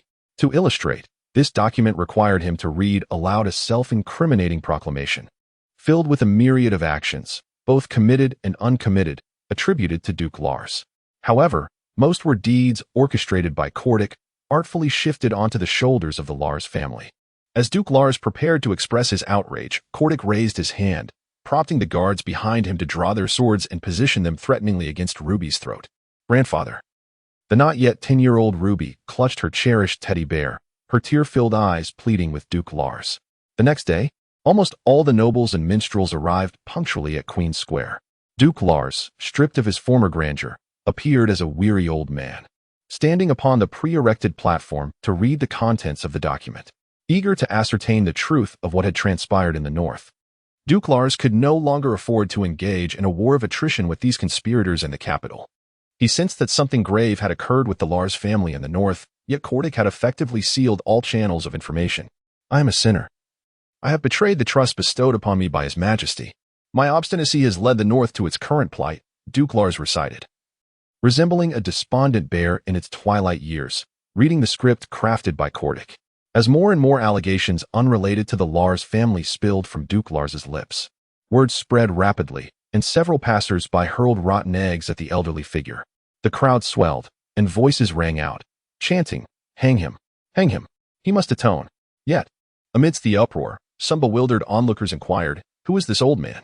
"He is the disgrace of the nobility, the grandfather," came the response. "Ah, that individual is truly shameless." The apple does not fall far from the tree, and it is no wonder that he has raised such a disgraceful noble. This act of self-reproach swiftly alerted the guards of the royal city, who promptly took control of the scene, swiftly apprehending the northerners who dared to defend Duke Lars. Among the crowd, a bard soon proclaimed that it was Chancellor Ceadike who had inspired Duke Lars to awaken to his folly. Long live Chancellor Ceadike. Following this, as if premeditated, those present began to extol the monumental achievements of Ceadike, while an abundance of rotten eggs, seemingly prepared in advance, were hurled at Duke Lars. Struck by the onslaught, Duke Lars could only wipe the egg from his face and continue reciting the contents of Ceadike's documents amidst the autumn breeze. In that moment, the entire capital was engulfed in scorn and condemnation of Duke Lars, alongside the adulation and praise for Ceadike. The bards incessantly celebrated Ceadike's wisdom and bravery, though in truth, Ceadike possessed little wisdom. He merely operated without any moral limits. Chapter 58. Undercurrents. Count Ceadike remarkably honored his promise. After Duke Lars recited his transgressions, a decree was swiftly enacted within the court, allowing the long-imprisoned Duke of the North to finally return to his dominion. In theory, should Duke Lars wish to depart, no one could impede his path. However, out of loyalty to the royal family, he had consistently remained in the capital. The elderly Duke Lars, with his keen perception, sensed the shifting attitude of the king towards the north. Yet, as a scion of an esteemed knightly lineage, he adhered to the commands of the late king, embodying a foolish loyalty steeped in chivalric spirit, while simultaneously attempting to convey to the old sovereign that the north was not an adversary. At least, this was his belief. Yet, it had become evident to Duke Lars, despite his steadfastness and loyalty, that Augustine no longer regarded him as a vassal but as an enemy. The act of using one's progeny as leverage had transcended the boundaries of noble politics in this era. Some might argue that true politics are even more ruthless. But at least in this time, nobility still possessed a sense of honor, particularly in conflicts among the aristocracy, even amidst bloodshed, as long as one could pay a ransom. The transgressions were permissible, yet not to the extent of shamelessness. Duke Lars held Ruby in his arms, casting a final glance at the capital from the carriage. It remained as ancient, foul, and disordered as ever, yet still teemed with life. "My lord, it is time to depart," the elderly steward, who had driven the carriage, reminded him. "Yes, let us proceed to our stronghold, Winterhold. Shall we not first visit Master Sean in the Vale?" The steward, having served the Lars family for decades, shared a bond with Duke Lars that resembled friendship more than mere servitude. He was well aware of the Duke's affection for his grandchildren. With Ruby easily captured by the royal family, it stood to reason that Sean would be in even greater peril. "There is no time," sighed Duke Lars. "Regardless of Sean's situation, we must first travel to Winterhold. Only there can we truly grasp the situation." According to Ruby, their capture in the capital was due to an internal rebellion within the territory. Some knights of the Lars family had betrayed them. Duke Lars could surmise that his troublesome sons had conspired with the royal family to instigate this turmoil. He had not anticipated their audacity nor their adoption of the royal family's cunning tactics. However, once he returned to Winterhold, these errant offspring would scarcely disturb him. As long as he lived, the knights of the Lars family would know to whom their allegiance should be given. "Let us depart. We return to the north." Thus, on a morning chilled to the bone by the biting wind, the ruler of the north quietly left the capital, even daring not to make a grand announcement. Accompanied only by a small retinue of guards, discreetly erasing the insignia of the Northwind Bear. Once the emblem of the Northwind Bear is etched upon one's skin, one may find themselves subjected to the disgraceful act of being pelted with rotten eggs or fresh excrement by passers-by. Meanwhile, within the royal castle of the capital, King Augustine III lay upon his sickbed, clutching a report as he inquired of Cordic, "Is everything arranged?" "Rest assured, Your Majesty. The plans are in place. And with the assistance of the demon clan, success is guaranteed. Prince Lars will surely meet his demise without a trace." "Excellent. Cough, cough. Leave no room for future troubles. Those wretched offspring of Lars must be dealt with entirely, along with their uncles. Once the children are eliminated, we shall grant the uncles a position of authority in the north to incite infighting among them. At the opportune moment, we shall eliminate them all in one fell swoop." Cough, cough, cough. Despite his violent coughing, Augustine III continued to articulate his thoughts. The Lars family, having ruled a territory for centuries, is not easily extinguished. Beyond mere physical eradication, their influence must also be obliterated. Division is the most effective strategy. One must nurture a dependent faction, incite discord, and fan the flames of conflict. Once this faction grows strong, the cycle can repeat itself. At that point, it will suffice to assert that each member of Lars's lineage is the rightful heir, each claiming dominion over the north. This will lead to mutual destruction among those wretched offspring, and with the ever-watchful demon clan lurking beyond, the downfall of the north will require no intervention from the royal family. Furthermore, the Lars family will find itself splintered beyond repair, with no hope of unifying the north again. As Augustine III pondered this, he suddenly sensed something amiss. It was not his thoughts that were flawed, but rather the environment around him had begun to blur. Where were the maids? Where were the attendants? After such prolonged coughing, how was it that no servant had entered to offer him water? Unbeknownst to him, the room had become a solitary space occupied only by Augustine III and Cordic. In a daze, Augustine caught a glimpse of a cold smile curling at the corners of Cordic's mouth, while his eyelids grew increasingly heavy, as if he were about to succumb to a nightmare. Ugh! Augustine III attempted to summon his guards, to activate the magical device upon his person, but found himself only able to utter two syllables. "Your Majesty, it is time for you to rest." With Cordic's words, Augustine III closed his eyes. "Is everything arranged?" From the void behind Cordic emerged a captivating woman clad in a split nun's habit, holding a lantern. Quite smoothly, he was ensnared in the dream before even realizing it.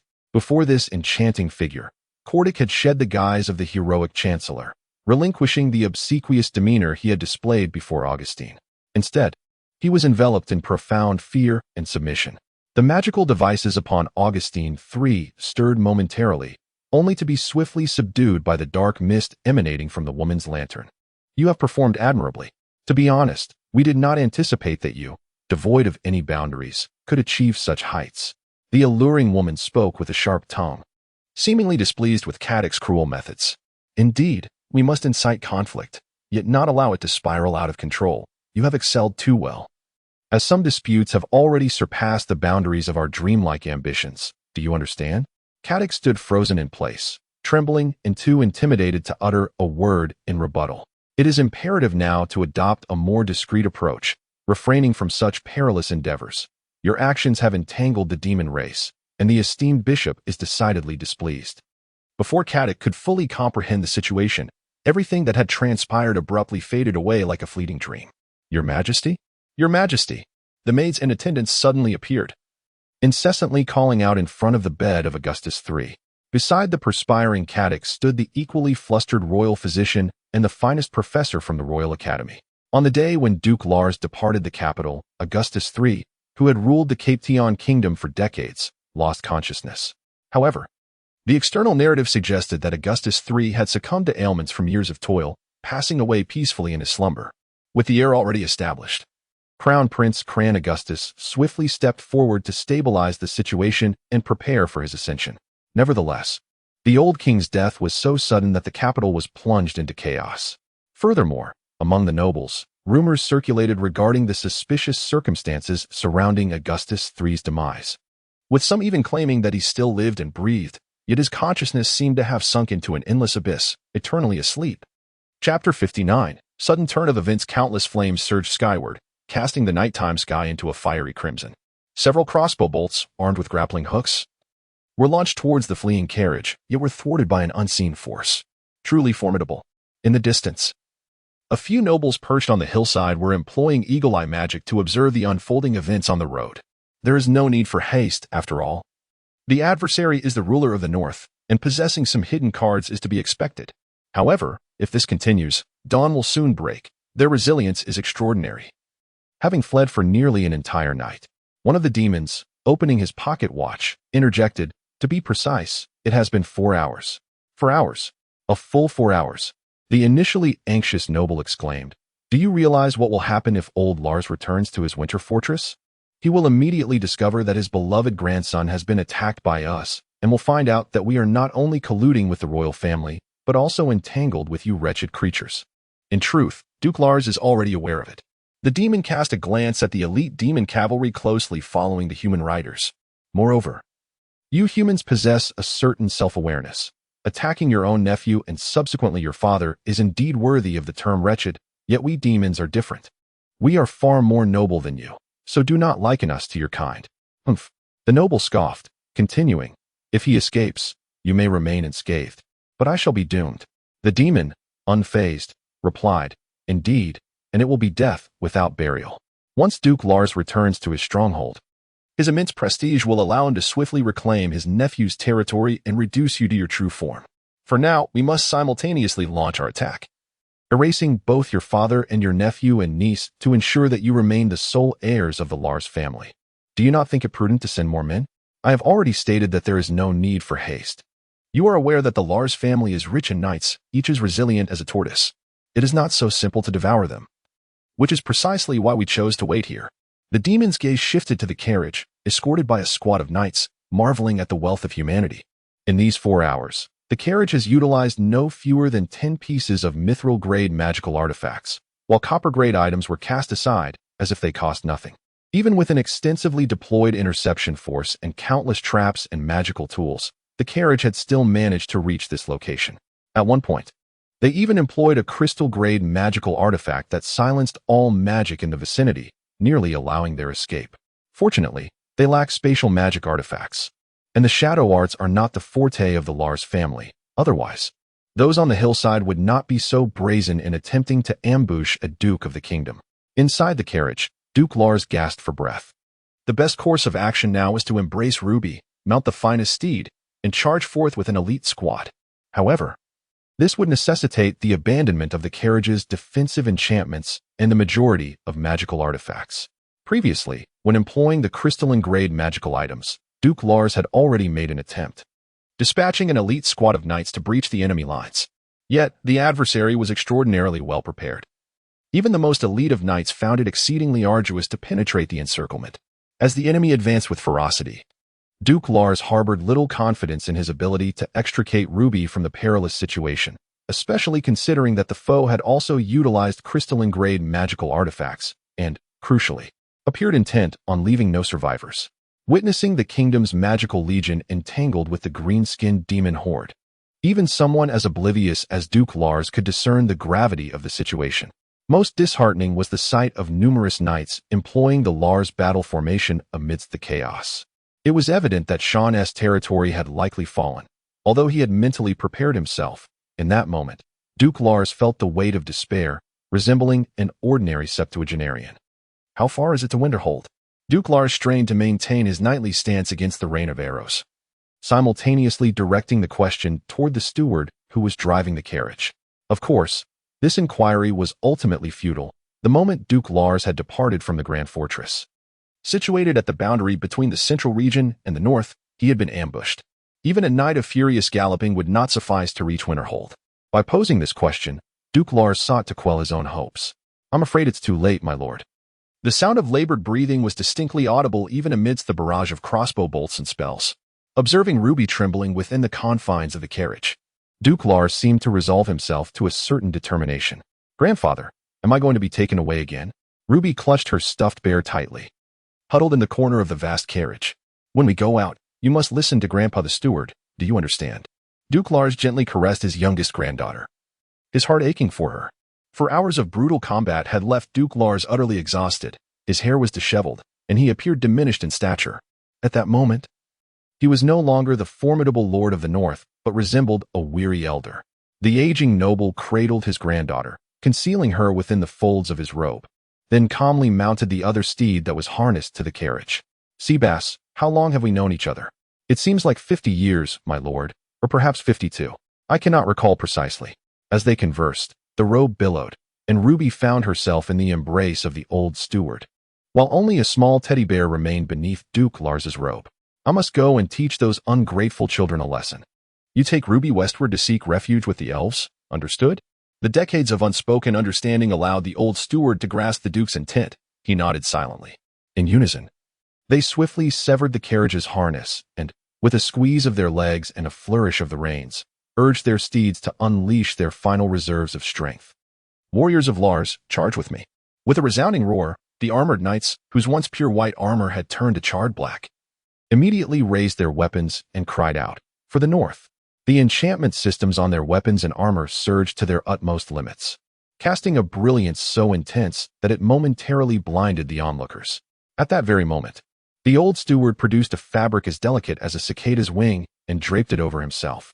The Lars family, while not particularly adept in shadow magic, possessed a few enchanted artifacts of that nature.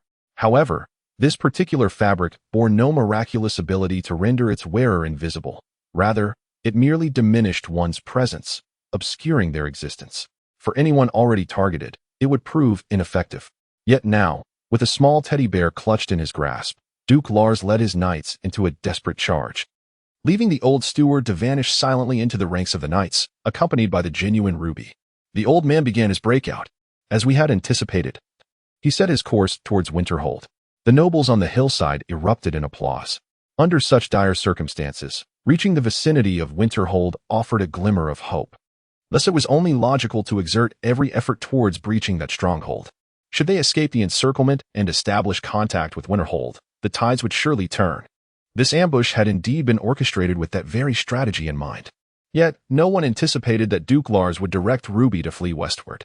To ensure Ruby's escape, the Duke even entrusted some vital magical artifacts to the old steward, making it evident that this breakout was not an all-out assault. It was an acceptance of the grim reality that the entirety of the North had already fallen, and that their own escape would inevitably fail. Every eventuality had to be considered, and this was the final lesson Duke Lars imparted to his wayward progeny. Chapter 60. The gradual overlapping of smiles and firepower with a swift motion, a firearm resembling a mere skeletal frame unleashed a beam of molten fire. Although its power fell short of the spells cast by true second-tier professionals, it undeniably represented a second-tier magic. Lind raised this weapon, which at present was little more than a shell. Candidly, its final design bore a closer resemblance to a compact submachine gun than to a rifle. As he disassembled the barrel, Lind marveled at the intricate metal rings etched with multiple magical arrays within, acknowledging that those trained in the craft were far more reliable than amateurs. The nuns had not only simplified the structure of the molten fire spell to its utmost essence, but had also optimized it using multiple runic arrays. In simpler terms, they had deconstructed the structure of the molten fire spell into numerous magical arrays. A complete spell requires not only the inherent structure, but also parameters such as spell intensity, launch angle, and propulsion force. However, the nuns retained only the core structure of the molten fire, relegating the various parameters to separate magical arrays. This method, which might seem like an unnecessary optimization in conventional thought, transformed a singular grand magical array into several smaller ones, thereby conserving space. If the need arose, it could even allow for the adjustment of the weapon's parameters. Rather than merely a barrel, it resembled an automatic wand fashioned in the shape of a barrel. The established launch angle through the magical arrays negated the necessity for rifling. Lin speculated that, were it not for the need to accommodate a cooling system, this contraption could even be affixed to one's hand for use as a wrist-mounted crossbow. The materials for these multiple magical arrays were simply alchemical components imported from Phazontown and the Shuajin Trading Company, and there remained potential for further optimization. Lori, upon encountering the finished ray gun, exhibited the enthusiasm of a 30-something bachelor sorcerer who had just encountered a succubus. He caressed the gun's body, wiped it repeatedly, and mimicked aiming while resting his finger on the trigger, only to lower the weapon again, revealing a silly, lecherous grin, as if he wished to take it everywhere, even during meals or in the restroom. Meanwhile, the principal creators of the gun, Flora and the nuns, were testing the weapon's firepower on distant targets. Though they claimed the purpose was to trial the gun and identify areas for improvement, the laughter emanating from their masks, gradually overlapping with the firepower, sent a shiver down Lind's spine. Had they always been like this? Lind inquired of Isa beside her. No, surely not. I have been away from the Mother of Salvation Cathedral for too long. My memories may be hazy, Isa replied, wiping the beads of sweat from her forehead as she observed the nuns, whose smiles seemed increasingly menacing. Regarding the issue of charging, as long as the output of magic stones kept pace, it would not pose a problem. However, the efficiency of charging still required optimization, not only the charging efficiency, but also the ratio. Striving to maximize the potential of a small magic stone to fill the reservoir multiple times. Linda intends to equip each soldier bearing a firearm with a tactical backpack, which not only serves to recharge their energy weapons, but also allows for the inclusion of various other items. Should the charging efficiency prove inadequate, or if the charging apparatus becomes excessively burdensome, it may necessitate the assignment of a logistics officer to carry the recharging device for each weapon. After testing the firearms, Linda approached Reyna, who was lost in thought at a distance, and gently tapped her shoulder. Unaware, Reyna jumped in surprise and, upon turning to see a familiar face, gradually felt at ease. "You startled me, brother. How do you walk so silently?" It was indeed surprising that a 6th-tier knight could not perceive the approach of Linda, a mere novice. "Are you all right?" Linda inquired, as he had noticed Reyna's distress over the past few days. Similarly, the Lars family's supplies for the gray-white collar had been overdue for several days. To this day, no vessel from the Lars family could be seen at the docks. This was the first time Linda had encountered such a failure from the Lars family. Known for their rigidity, even Reyna had sensed that something was amiss. Coupled with recent rumors, Reyna had been restless, finding solace only in Linda's reports regarding the gray-white collar, which allowed her to sleep a little easier, though it was a routine she had grown accustomed to. "Of course, I'm fine. What could possibly be wrong with me? Weren't you planning to create a backpack and design a close combat weapon?" Linda replied, and Reyna's demeanor brightened as she began rummaging through her belongings. "Strange, I distinctly remember placing it in this pocket." Although Reyna wore a cheerful facade around Linda, he recognized the underlying strain in her smile, a faint mask of joy. "Ah, found it. Brother, look." Reyna finally extracted a large design blueprint from her armor, only to reveal it was blank. "How could this be? I distinctly remember having it drawn." Staring at the empty blueprint, Reyna felt an increasing sense of despair, and her eyes glistened with unshed tears. "You should take some time to rest. If it becomes too much, you could go hunting like before to clear your mind. I will inform you immediately should anything arise." Linda gently stroked Reyna's golden hair, feeling a pang of sympathy. The weight of recent news from merchants had visibly drained her. Yet, Linda sensed that her distress stemmed from deeper issues. Reyna was astute and had likely sensed something was amiss long before, and the recent rumors only confirmed her suspicions. However, her struggles with expression and organization left her uncertain about the source of her melancholy. "I'm sorry, brother. Reyna faltered, clearly unprepared to articulate her feelings. "I have already dispatched Lila to gather intelligence. We should receive news shortly. If necessary, we can directly visit Winterhold to investigate, all right?" Linda's words served as a comforting reassurance for Reyna, who finally regained her usual demeanor and declared, "Indeed, brother, I trust you." It was almost certain that the Lars family had encountered some misfortune, as rumors had even reached the western part of the Northern Territories. However, the extent of the trouble remained to be investigated further. Linda also came to realize the shortcomings of his domain. The intelligence system was rather feeble. Previously, he had focused solely on his own development, passively receiving information, which proved to be perilously unwise.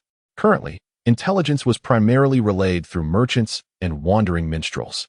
While the merchants were reasonably reliable, as they tended to fulfill their duties for a fee, Linda harbored a certain disdain for the minstrels, whose tales were often embellished with grandiose epics. He distinctly remembered their exaggerated accounts when he had inquired about information from the bards in Farson Town. Chapter 61. Champagne. Meanwhile, the esteemed leader of the Champagne nobility, Whisk Evans, had just concluded an audience with envoys from the royal capital and, brimming with excitement, convened a family council.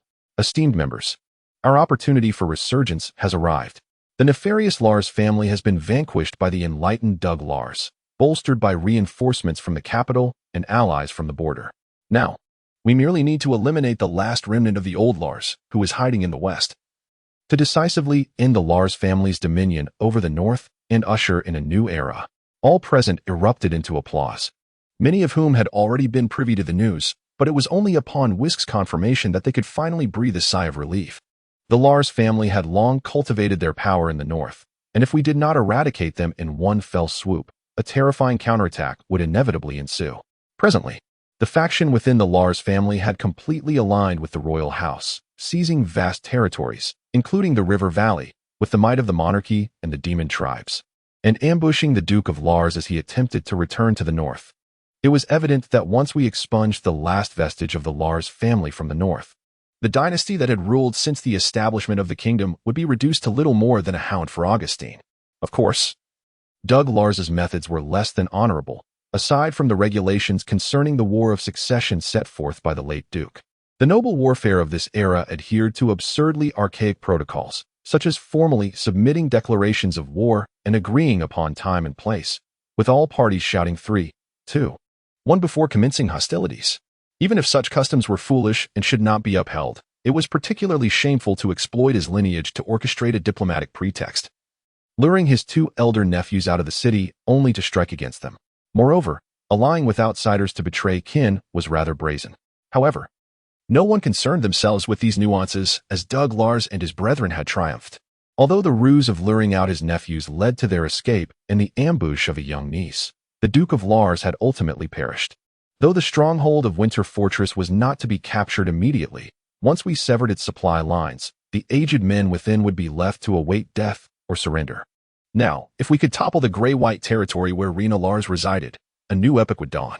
As the leader of the Champagne nobility, Wisk had already placed his bets in secret, wagering on Doug Lars, or rather, on the royal house behind Doug to emerge victorious. Clearly, the time for reaping was at hand. A burgeoning little viscounty posed no challenge to the Evans family. Securing victory in this battle would redefine the Champagne nobility. No longer merely a collective of aristocrats, but a singular entity represented by the Evans family. Henceforth, the Evans family would no longer be a noble house confined to the western reaches of the north, but a truly distinguished lineage. Although the main forces are unable to advance westward due to the need to suppress the newly occupied territories, this very necessity underscores the significance of the Evans family's existence, not to mention the other allies who have come to provide support. Despite Weskier's preference for their absence, the moment these individuals discerned that the tides of battle were in their favor, they hastily approached, eager to join in the eradication of the remnants of the old Lars family, clearly seeking to partake in the spoils. This greatly displeased Weskier, who had already made his investments. Yet for the Evans family, predestined to claim the largest share, it served as a means to establish equilibrium in the western north. As all partake of the same corpse, they shall henceforth be united as allies. Ladies and gentlemen, let us extend a grand welcome to the bard who has orchestrated this coalition, and my personal confidant, the poet of the epic composition school, Licanus. Amidst the cheers of the crowd, the bard, clad in flamboyant and exaggerated theatrical garb, entered with his eyes covered. This costume was no novelty to the assembled guests. Just as Licanus prepared to bow, he was gently lifted by Weskier. "My lord, such humility is unwarranted," Weskier remarked. Yet, Licanus stubbornly completed his bow. "How can it be unwarranted? You are the noble who has illuminated my path. Without you, I would still be holed up in my chamber counting coins." The crowd erupted in laughter. For those unfamiliar with Licanus, Weskier elaborated, "Our present achievements are largely attributable to Mr. Licanus's persuasive efforts. It is through his guidance that our family has seized the opportunity to ascend as the preeminent family in the north. Were we to have hedged our bets like Jefferson, we would still be a mere minor noble, ensconced in our homes, counting coins." Licanus humbly replied, "I merely guided you toward your rightful destiny. After all, we are bards of the composition school. Unlike the chroniclers, we do not simply document history, we immerse ourselves in the fray, crafting magnificent epics. And now, my lord, you are the protagonist of my epic." Before the self-satisfied Weskier could downplay his role, Licanus fervently continued, "Merely waiting for new heroes to forge epics is insufficient. A true bard must create them, weaving myths anew. I believe that under the banner of the Evans family, humanity shall witness a revival of the glory reminiscent of the Roman Empire. The Romans were the last human empire, with a history spanning a millennium, a legendary golden age for humankind, from which both the Capetians and the Angevins claim descent, each asserting their legitimacy as heirs to the Roman Empire. Of course, for contemporary individuals, this empire is but a mere legend. Such sentiments may border on irreverence, given that we still reside in the age of Augustine. However, none present seemed to mind. Rising in applause for Licanus, even uncorking champagne in a celebratory manner. Once the coalition arrives and eradicates the final Lars, I shall present you with a meticulously crafted epic. At that moment, you shall be the hero who rescues the North. Lucanus then produced a lute and serenaded the assembly with his song. Amidst the joyous atmosphere of the gathering, a discordant voice emerged. Father, Doug Lars not only betrayed the noble code and principles, but he also oppressed local merchants and exploited his own subjects to curry favor with the demon clan. He even murdered his own father. Do we truly wish to associate with such a person? Weskier halted his task of opening champagne. Recognizing the irritable tone of his youngest son, Jim. While it is customary for families to dote on their youngest, Weskier found himself increasingly displeased with this particular son, assigning him numerous arduous tasks around the estate. Ironically, the more Jim roamed, the more his temper flared, and the more he enjoyed opposing the family's views. Moreover, based on my previous observations in the gray-white territory, their subjects are remarkably united, and their lord is deeply beloved. It will not be an easy feat to conquer them. Weskier, frustrated, retorted, being kind won't fill our bellies. What can a bunch of simple folk accomplish? You might as well mention the 50 remaining cavalrymen of gray-white. He summoned his guards, commanding, take Jim away and have him reflect in solitude. Father. Before Jim could voice further protests, the guards swiftly escorted him back to his quarters.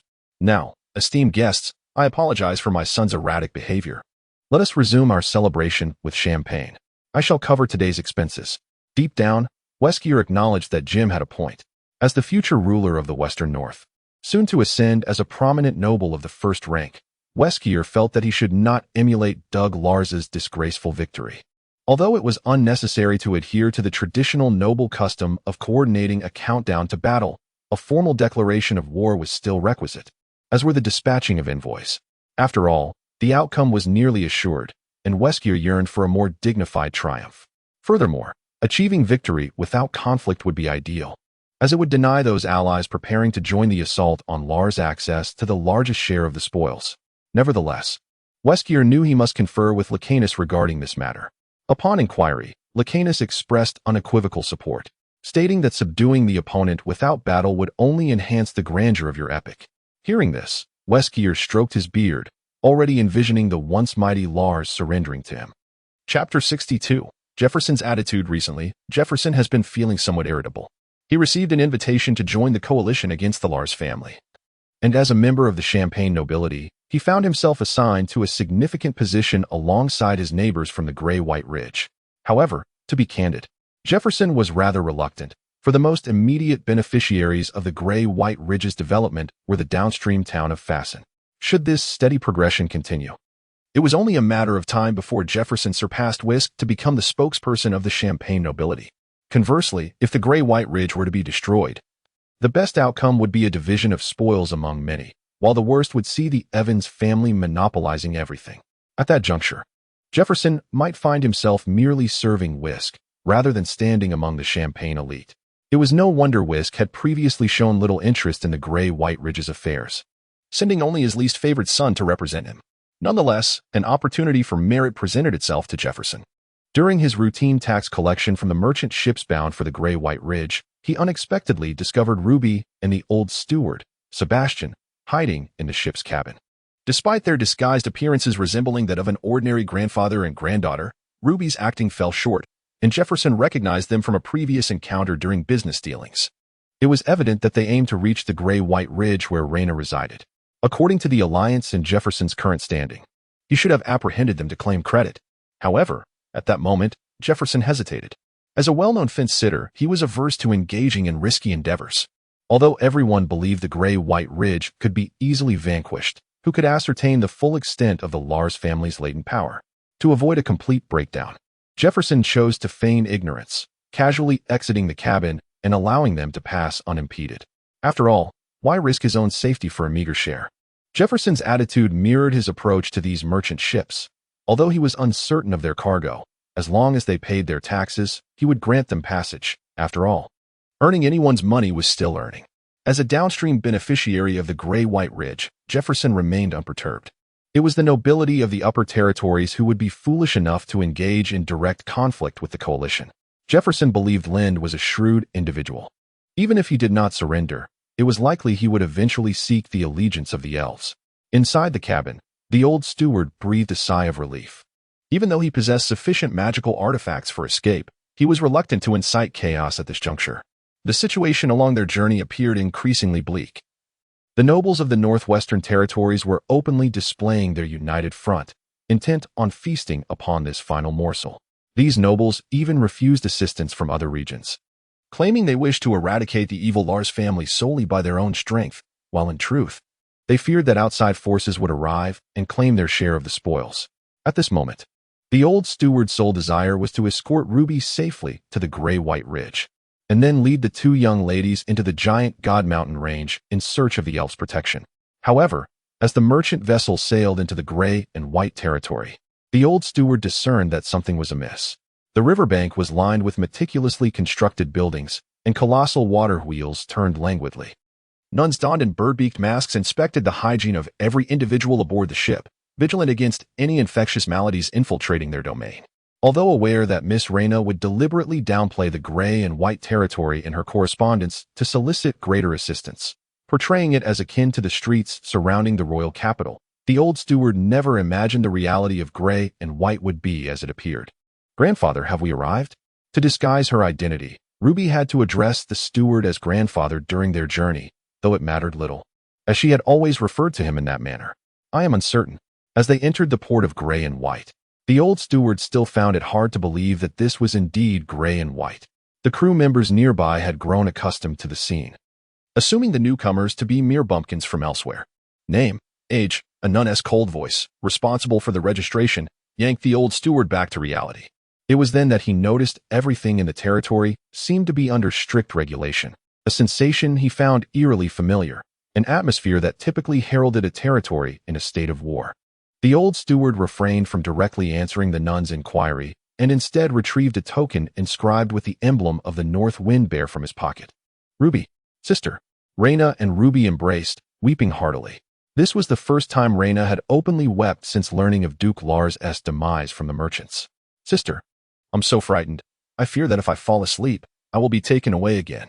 "Do not worry. I shall protect you." As Reyna cried and wiped her tears, she assumed the mantle of elder sister, though her own sobs were louder than Ruby's, rendering her reassurances somewhat unconvincing. Witnessing Reyna, who had long suppressed her emotions, finally break down, Lind felt a sense of relief. The narrative of this world had indeed shifted dramatically. He had never imagined that Reyna's uncles would dare to assassinate Duke Lars. The astonishment Lind felt upon hearing this news was akin to his shock upon learning of Isabella's rebellion. Subsequently, Gray and White entered a state of preparedness for conflict. Although unstated, it had become an accepted reality that Gray and White now represented the last bastion of the Lars family in the western north. Of course, strictly speaking, there were many other entities that could better embody the Lars family, such as the impenetrable Winter Fortress, Reyna's two missing brothers, and numerous resistance organizations. Yet, discussing these matters was futile at present. The objective was simply to eradicate the last vestiges of the old Lars family's living force. As for who this living force was, it mattered little.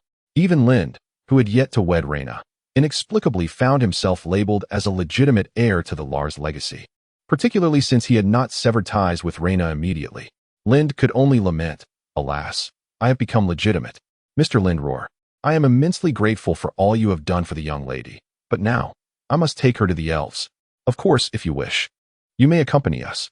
The old steward commanded considerable respect, particularly since Lind did not surrender Reyna at the first opportunity and even mobilized the territory for preparation, which exceeded the steward's expectations. "Mr. Seabass, are you suggesting that I flee?" Lind was not one to shy away. Otherwise, he would not have put the territory on alert. However, he was not the type to confront the world recklessly over a woman. His relationship with Reyna was indeed akin to what she herself proclaimed, akin to the bond of brothers. At present, Lind considered this to be the case. The notion of standing against the world for the sake of brotherhood seemed far more palatable, did it not? Ultimately, Lind felt that surrender was not an option, nothing more. To outsiders, the Gray-White territory was unequivocally the domain of the Lars family. Surrender was simply out of the question. Even if one were to capitulate, the opposition would merely strip one of their garments and continue their bombardment. Sometimes, avoidance does not equate to failure. We must gather our strength and connect with other righteous members of the Lars clan, for the day of counteroffensive will surely come. This is the most prudent course of action. Reyna's uncles, having attained their positions through dubious means, are presently suppressing rebellions in their respective territories. In the old steward Seabass's view, it was untenable to defend solely the gray-white territory, and sealing it off would be exceedingly simple. The most sensible strategy now would be to escape together to the elves and seek their protection. However, if they were to flee in such a manner, wouldn't all the weapons previously crafted be rendered futile? Moreover, the gray-white territory had grown to encompass thousands of individuals, making it impossible to simply take them away. Even if they could manage to extract the core team, there would be no assurance that the technology would not be compromised, potentially complicating matters further. Of course, Lind could opt for a French military salute, but would a time traveler truly act so cowardly? As Lind pondered these matters, another visitor arrived at the gray-white territory, a genuine emissary seeking to persuade them to surrender. Chapter 63 Lind Roll, the Viscount. How long it has been since we last met. The familiar envoy, who once delivered the marriage proposal, has returned, unexpectedly tasked with persuading Lind to surrender. Initially sent from the royal capital to issue commands to the nobles of the Northwestern Territory, fate has led him to this moment. Esteemed envoy, it has indeed been a while. I wonder what insights you bring to gray-white territory this time. After ensuring Ruby and the old steward were settled, Lind welcomed the envoy alongside Reyna. This was a request made by Reyna herself, as she now felt an overwhelming sense of insecurity, perhaps fearing that Lind might truly capitulate. The once valiant Reyna now resembled a frightened kitten, cowering behind Lind. Surely, you are aware, dear Viscount, that the ominous clouds looming over the Northern Territory have dissipated. The new leader of this region, Count Whisk Evansbug, is reluctant to inflict further bloodshed. Thus I have come to discuss matters with you, the envoy declared, producing a letter of surrender from his pocket. Rather than a mere letter of capitulation, it resembled a treaty of defeat. The document offered a plethora of concessions, including the public disclosure of sugar and potion recipes, as well as the voluntary relinquishment of the magic stone mines. It was tantamount to selling the entirety of gray-white territory. In return, Lind was offered nothing more than an empty title of nobility and the lordship of a minor town. The treaty seemed to reflect the concerns of the lords, fearful that should Lind surrender, their own accolades would diminish. It appeared they wished for Lind to resist to the very end, with the envoy arriving in a manner that seemed designed to provoke the Viscount into anger. Of course, should you willingly hand over the traitor from the Lars family, a more generous treaty could be arranged, he added, casting a glance at Reyna, whose eyes were still red with emotion. It was unexpected that Lind, who had once resisted the marriage proposal, now stood in solidarity with the traitor from the Lars family. Unbeknownst to her, Reyna grasped Lind's left arm tightly, terrified that he might sign the treaty. Your Excellency, do not say I did not warn you. Even the formidable traitor Duke Lars has met his end under the assault of our coalition. For a moment, Lind was at a loss for words. If Duke Lars truly lay dead, then Doug Lars would likely find no peace in his slumber. One could only wonder if he had employed some magical artifact to escape. Moreover, what precisely did they mean by the term traitor? Was this an official designation? It felt rather melodramatic, and he questioned whether the envoy was speaking out of turn. Yet, it was evident that Reyna was deeply affected by the notion of the Duke's demise. She appeared on the verge of speaking, but found herself at a loss for words. Had they not seen a body? Did this imply that Duke Lars might still be alive? Sensing Reyna's tightening grip on his arm, Lind understood her unvoiced question and, despite his lack of comprehension regarding the matter, spoke on her behalf. Is it possible? Surely he must be dead. The envoy promptly refuted, and Reyna's gaze dimmed in response. Lord Lind, I implore you not to indulge in wishful thinking. Regardless of the circumstances, the death of Duke Lars is an established fact. The newly ennobled Lars shall be the future of the Northern Territories. You, my lord, are a man of discernment. I trust you will not fail to recognize the gravity of your situation and will willingly surrender the traitors within your domain, so I may provide a proper account to the future lord of this territory. Oh, it seems to me that those who commit parricide and fratricide are the true villains. Is it wise to envision such individuals as the future of the Northern Territories? Who is truly lacking in discernment here? Lind, suddenly emboldened, began to retort. You, my lord, do not presume that your sixth-tier profession and a cadre of elite cavalry grant you the license to act with impunity. I must remind you that the remnants of old Lars' power shall ultimately be crushed beneath our iron heels. Your reliance rests solely upon 50 cavalrymen and a single sixth-tier traitor, a fact we have thoroughly investigated, though in truth, we have conducted no such investigation. Do you know how many nobles and practitioners comprise our allied forces? We have 50,000 heavenly soldiers at our disposal, and once our coalition's troops arrive, we shall ensure you face the consequences of your actions. Of course, this figure includes logistical support and the support for that support. It also encompasses the cooks of noble lords and their logistical teams, along with numerous noble lords' favored concubines and their respective logistics. After accounting for these individuals and rounding up, we arrive at a reasonable figure of 50,000, do we not? At least this envoy did not inflate the number to 100,000. The nobles of the entire western northern territories are already beginning to assemble a coalition to divvy up this final piece of the pie. This is no secret. In any case, it is rather exaggerated to think that a mere gray-white banner could stand against the entirety of the western northern territories. Reyna even contemplated surrendering. Indeed, seeking refuge with the elves would not be an unacceptable option. Having delivered the stick, the envoy now offered the carrot, tossing a treaty onto the table. Should you, my lord, choose to lay down your arms and surrender, you may still secure a title of nobility in the future. Why endure such hardship for the sake of a woman? I recall that you were not particularly keen on this marriage arrangement to begin with, were you? Lynn did not even glance at the treaty, stating, I had presumed that a messenger traveling from afar would present profound insights, yet you stand before me, distorting truth and blurring the lines between good and evil, even barking like a rabid dog.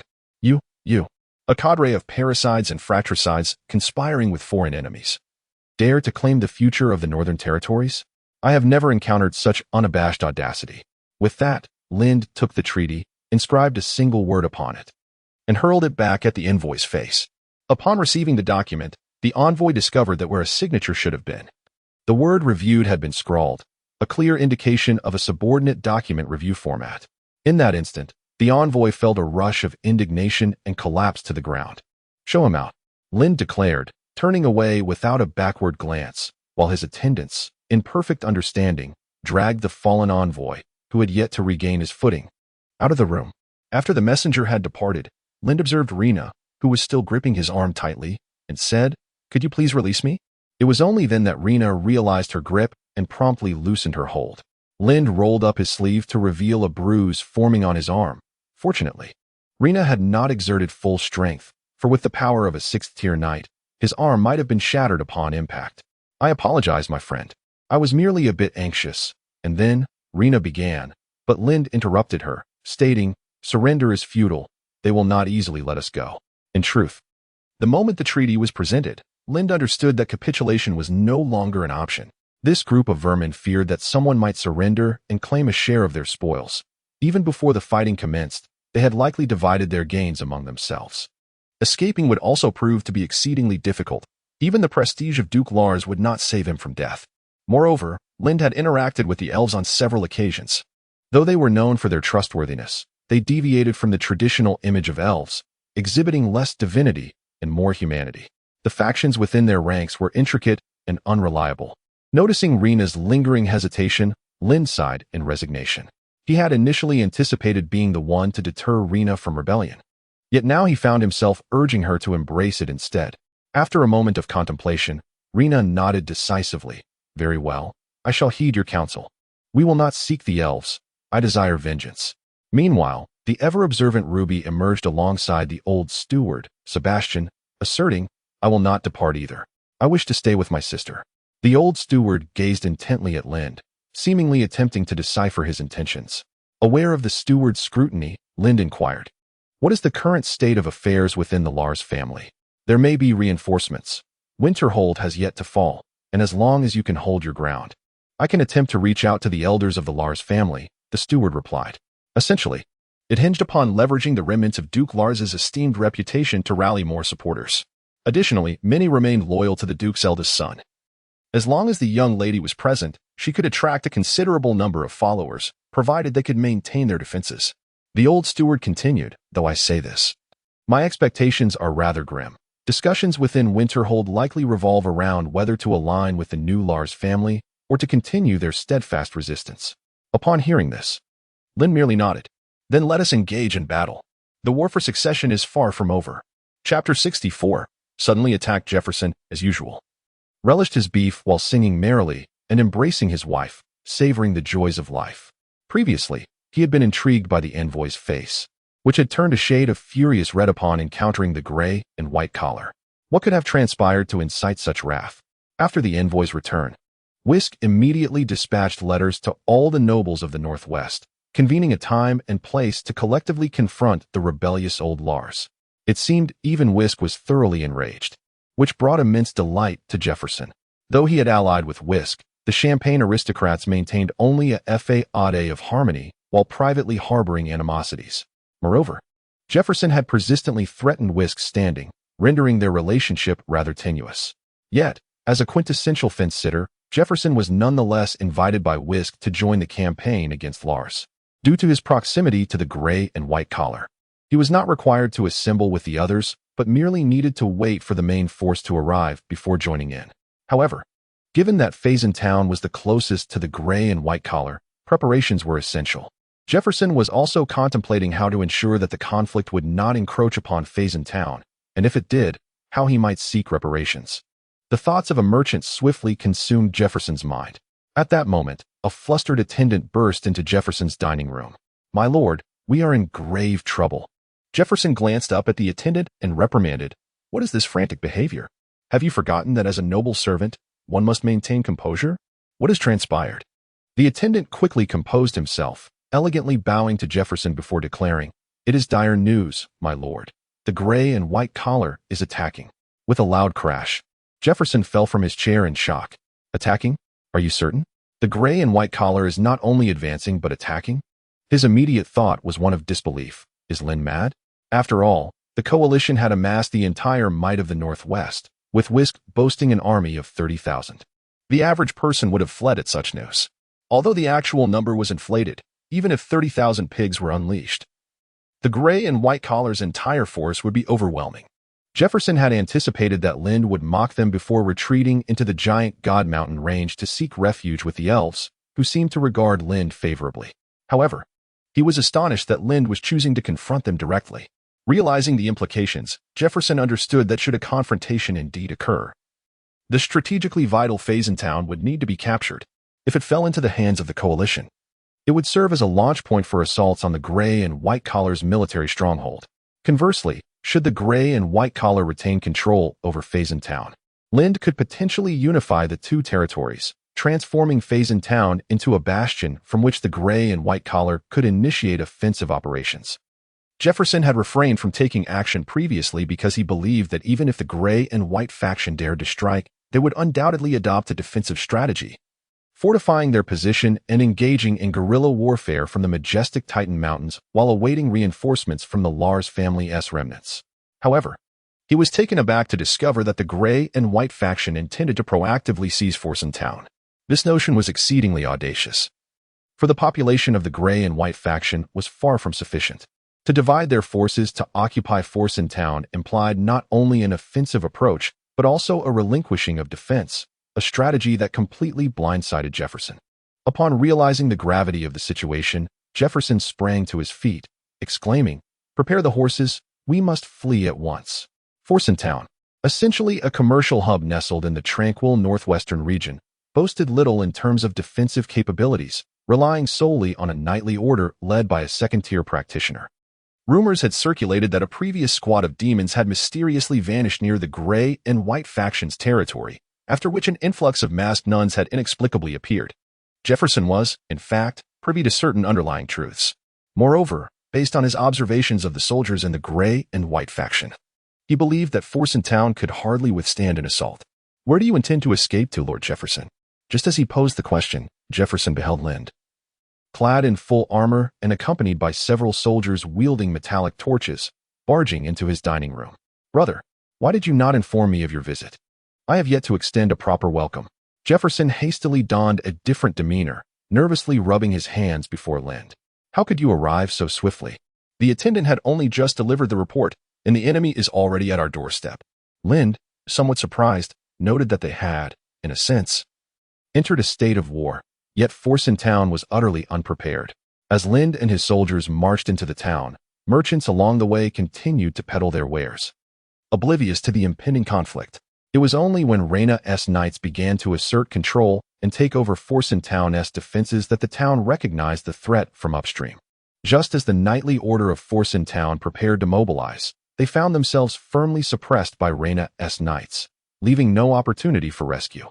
Lynn seated himself directly across from Jefferson and remarked, "I trust you are aware, Lord Jefferson, that certain individuals in the North have conspired with foreign enemies, committing fratricide and parricide, acts that defy the heavens. We ought to unite in our crusade against these treacherous, unfilial, and immoral scoundrels. Yet some, blinded by greed for wealth and power, have become their pawns, even daring to assault our gray and white faction. As you know, we have always cherished peace and have never instigated trouble, but now that our interests are under threat, we must inevitably resist." Jefferson's mind raced as he sought to delay until the professional guardians from his territory could arrive to provide assistance, thus initiating a strategy of stalling. Indeed, it is truly blind of Westgear to act as a lackey for such scum. "Oh, do you share the same sentiment, Lord Jefferson? That is splendid to hear." With that, Lynn produced a stack of pre-written letters from within his cloak and handed them to the attendant beside him. "Seek several reliable adventurers to deliver this letter to Westgear." The attendant took the stack of envelopes and promptly departed. Sharp-eyed Jefferson noticed that all the envelopes were addressed in his name. "Brother, what does the letter say?" "Nothing of consequence, merely that you have come to a clear realization that Westgear and his ilk are a pack of treacherous scoundrels, and that Forsen Town has resolved to stand firm against these debased miscreants. A rather crude scheme of discord." The messenger was not even Jefferson's own servant, but a band of adventurers. Lind had even sent several copies to ensure the adventurers' reliability. Jefferson chuckled inwardly. After years of rivalry with Westgear, did his opponent truly believe such an elementary ploy would go unnoticed? Westgear would undoubtedly seek a way to extricate him. At that moment, Lind casually remarked, "My Lord Jefferson, you aren't still harboring fantasies that Westgear's crew will come to your rescue, are you?" Jefferson, who had been fidgeting with his hands, paused. Indeed, it was an obvious scheme of division, but what of it? Westgear and the aristocrats would prefer to have one less competitor for their spoils, especially since Jefferson had himself become part of the prize. Jefferson could even envision that, should he manage to escape from Lynn's grasp and reach the coalition's territory, those treacherous souls would merely slay him and don the enemy's garments in tears. At that moment, Jefferson realized that Forsen Town's geographical position could never serve as a mere fence-sitter. In this world, there are no fence-sitters, only places of utility and those of no value. Forsen Town had previously thrived on its ambiguous position, but that was no longer the case. Just then, several adventurers burst through the window, taking their stand beside Jefferson, while Lynn's guards raised their ray guns, poised to fire. "Lord Jefferson, we have come to rescue you." Clearly, these adventurers were fiercely loyal. Even as Forsen Town lay under control, they still rushed to save Jefferson. Yet he struck one of them with a resounding slap, his eyes brimming with determination. "Rescue? What need have I for saving? Do you not see that I am engaged in serious discussion with my brother regarding military affairs?" Chapter 65. The inevitable victory. Recently, Westgear's demeanor had been rather bleak. The two characters that spelled Reed seemed to mock him mercilessly, igniting a desire within Westgear to rush to the gray-white leader and exact retribution.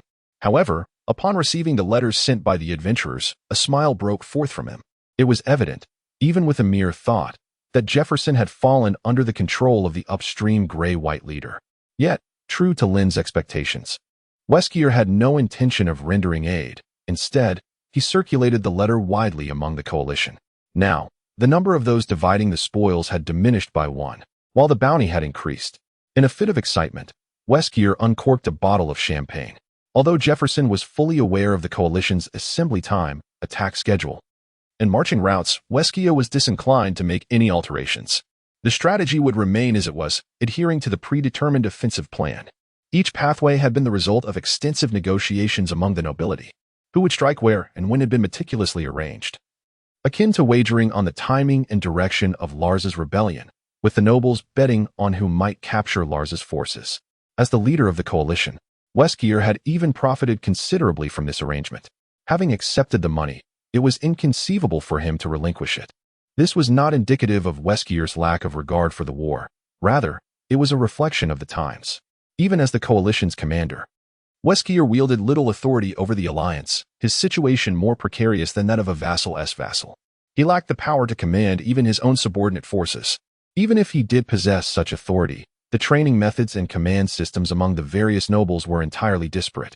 Different armies not only wielded varied weaponry, but also operated under non-unified military systems, with logistics managed independently, resulting in an exaggeratedly large logistical framework for the coalition. This was not the most absurd aspect. Even within the same family, different branches could possess entirely distinct command structures. When competition arose, several branches would even append an array of extravagant titles to their military systems, solely to appear more imposing than their rivals. The fact that Wrest could orchestrate such a coalition with relative order and dictate the sequence of engagement made him a rare talent indeed.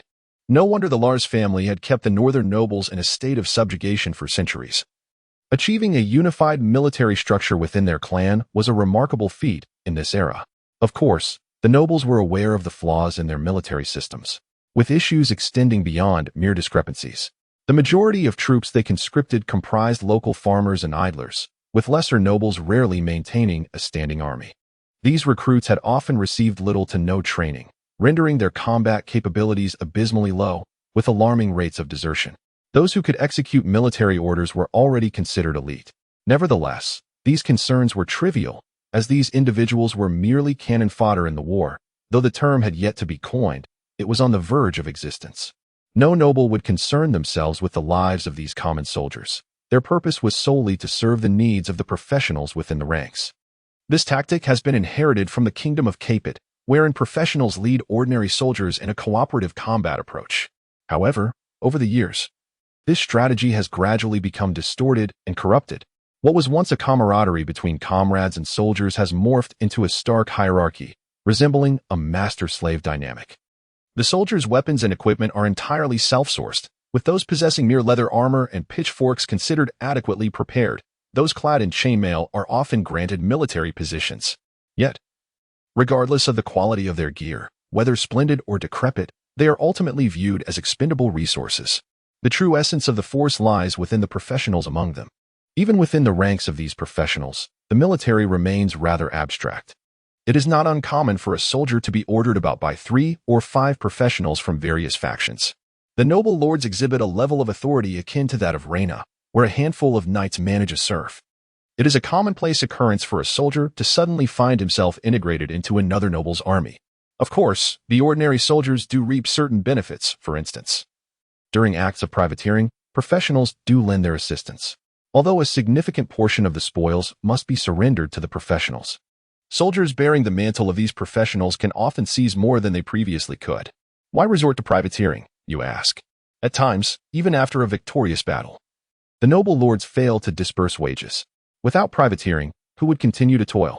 This practice can even serve as a primary source of income for some armies, with soldiers accompanied by professionals often proving more formidable than mere bandits. After several days of anxious waiting, Visk finally welcomed the last noble. I apologize. I feared my son might go without foie gras on the campaign, so I had the ice mage prepare frozen foie gras for me, which resulted in my delay. This noble evidently brought family along, necessitating extensive preparations. No matter, for the others had only just arrived. Visk, exuding the authority of a leader, warmly received this noble. This was not mere courtesy. Many had gathered just in the nick of time, and bringing family along was not a rarity. In fact, numerous noble families had yet to arrive, planning to join the ranks once the army had traversed halfway. This is a war destined to alter the ecological landscape of the Western North, a grand banquet of conflict, engulfing nearly all the nobility of this land. After all, both Doug Lars and the royal capital have proclaimed that anyone participating in the siege against the Lars family shall be rewarded. This declaration prompted nearly every noble to summon all capable individuals from their households to the battlefield. Even though these nobles are aware that the rewards are meager and primarily honorific, who does not harbor dreams? Capturing a significant figure could lead to unprecedented fortune. Moreover, with bards from the bardic faction composing epics in their honor, who would not wish to etch their name into the annals of history? However, there was no rush before their departure. Wrest and his allies first witnessed the grand performance of the bards led by Lacanus before setting off with satisfaction. The advancing throng was a sea of laughter and conversation, with some nobles, too indolent to ride, opting instead to snuggle with their young wives and retreat into their carriages. This was a war with a predetermined outcome, one that would serve as a flawless footnote to their resumes. a sentiment shared by all. Consequently, the entire expedition exuded an atmosphere akin to a spring outing, complete with accompanying bands and bards performing melodious tunes. The primary purpose of these bands was to ensure that the 50,000 troops could confirm their positions and avoid losing one another amidst the vastness. Clad in a pristine red cloak and donning his most striking armor, Wrest gazed with exuberance at the seemingly endless ranks of soldiers, envisioning this as the perfect prologue to his epic. "Can we win?" inquired the envoy from the capital, who trailed beside Wrest. "We shall triumph," Wrest proclaimed, issuing a declaration of victory. Chapter 66. Mobilization. On the other side, Jefferson willingly relinquished all control of Farson town, resigning himself to fate. To the people of the Gray and White League, I believe many of you are already aware that our benefactor, Duke Lars, who tirelessly supported our development, was slain by his own sons who sold their souls to the demon race. Lind stood upon the platform, delivering the final battle mobilization. I trust that many of you understand the purpose of our presence here. Indeed, those avaricious individuals, after murdering our northern duke, audaciously seek to encroach upon our territory. Much like the demon race of old, invading our homeland and ravaging our lands, they aim to burden us with debt once more, forcing us to live as their subservient laborers. Do you wish to return to such a life? No. The crowd, comprising both regular troops and militia, roared defiantly. What then shall we do? Defend our homeland. Indeed, all invaders shall ultimately be vanquished. We shall attain final victory. Victory! Victory! The First Army of the Gray and White League has been fully reorganized, comprising 300 individuals, with the former professional soldiers now appointed as officers of various ranks. In truth, even the training intensity of the Gray and White League's reserve militia far surpasses that of ordinary soldiers of this era. For it is evident that no one invests effort in the training of standard soldiers. If Lind so desired, he could summon thousands of individuals from the Gray and White League, excluding the elderly and young. However, a military principle remains applicable in this age. Unarmed civilians find it exceedingly challenging to contend with professionals on the battlefield. The 300 are not the limit of the Gray and White League's capacity, but rather the maximum number that can be equipped with individual arms at this moment. As time is of the essence, lacking industrial machinery, the Gray and White League has managed to handcraft 300 sets of equipment. With the artisans' hands nearly aflame from the effort, these 300 individuals all possess land and property within the Gray and White League. No one desires to revert to their former existence. Those without equipment underwent expedited training, transitioning from militia to artillerymen. Although the number of individual arms and equipment packs is insufficient, there is an ample supply of experimental artillery, thanks to Lind's proposal for standardization. These cannons utilize the same operational system, allowing for rapid familiarization. In addition, at Flora's strong insistence, the Nun Brigade is also prepared to take to the battlefield. This does not even account for the logistics and the militia tasked with establishing positions, summing to over 1,000 individuals. Oh, and let us not forget the Knights of Farson Town. However, to be frank, Lind does not place much hope in the utility of these old noble knights. Yet surprisingly, this knightly order has proven unexpectedly loyal, willing to heed Jefferson's command to undertake the more arduous tasks. According to the enemy coalition's calculations, rounding up, Lind's forces may not exceed 10,000, but certainly number in the thousands. All weapons in the laboratory have been brought forth, including numerous artillery pieces still undergoing experimentation, to be transported to designated locations by logistics and militia laborers. The Gray-White Administrative Department is operating at full capacity, with all factories and craftsmen diverted to the production of weapons and potions, while the creation of holy water has not ceased. Jefferson observed ship after ship of unfamiliar weapons and elixirs being delivered to his territory. Not only the Gray-White faction but the entire town of Farson has been mobilized, engaged in the most rudimentary of tasks, leaving almost no one idle. Is this truly war? The continuous stream of mobilization orders has utterly upended Jefferson's traditional noble perspective on warfare, which once viewed conflict as a mere game of assembling young men for combat. Now, the entire territory is embroiled in this strife. In a corner of Farson, Colin inquired of Sean, who was grinding cement beside him, "Brother, are we really not going to look for sister?"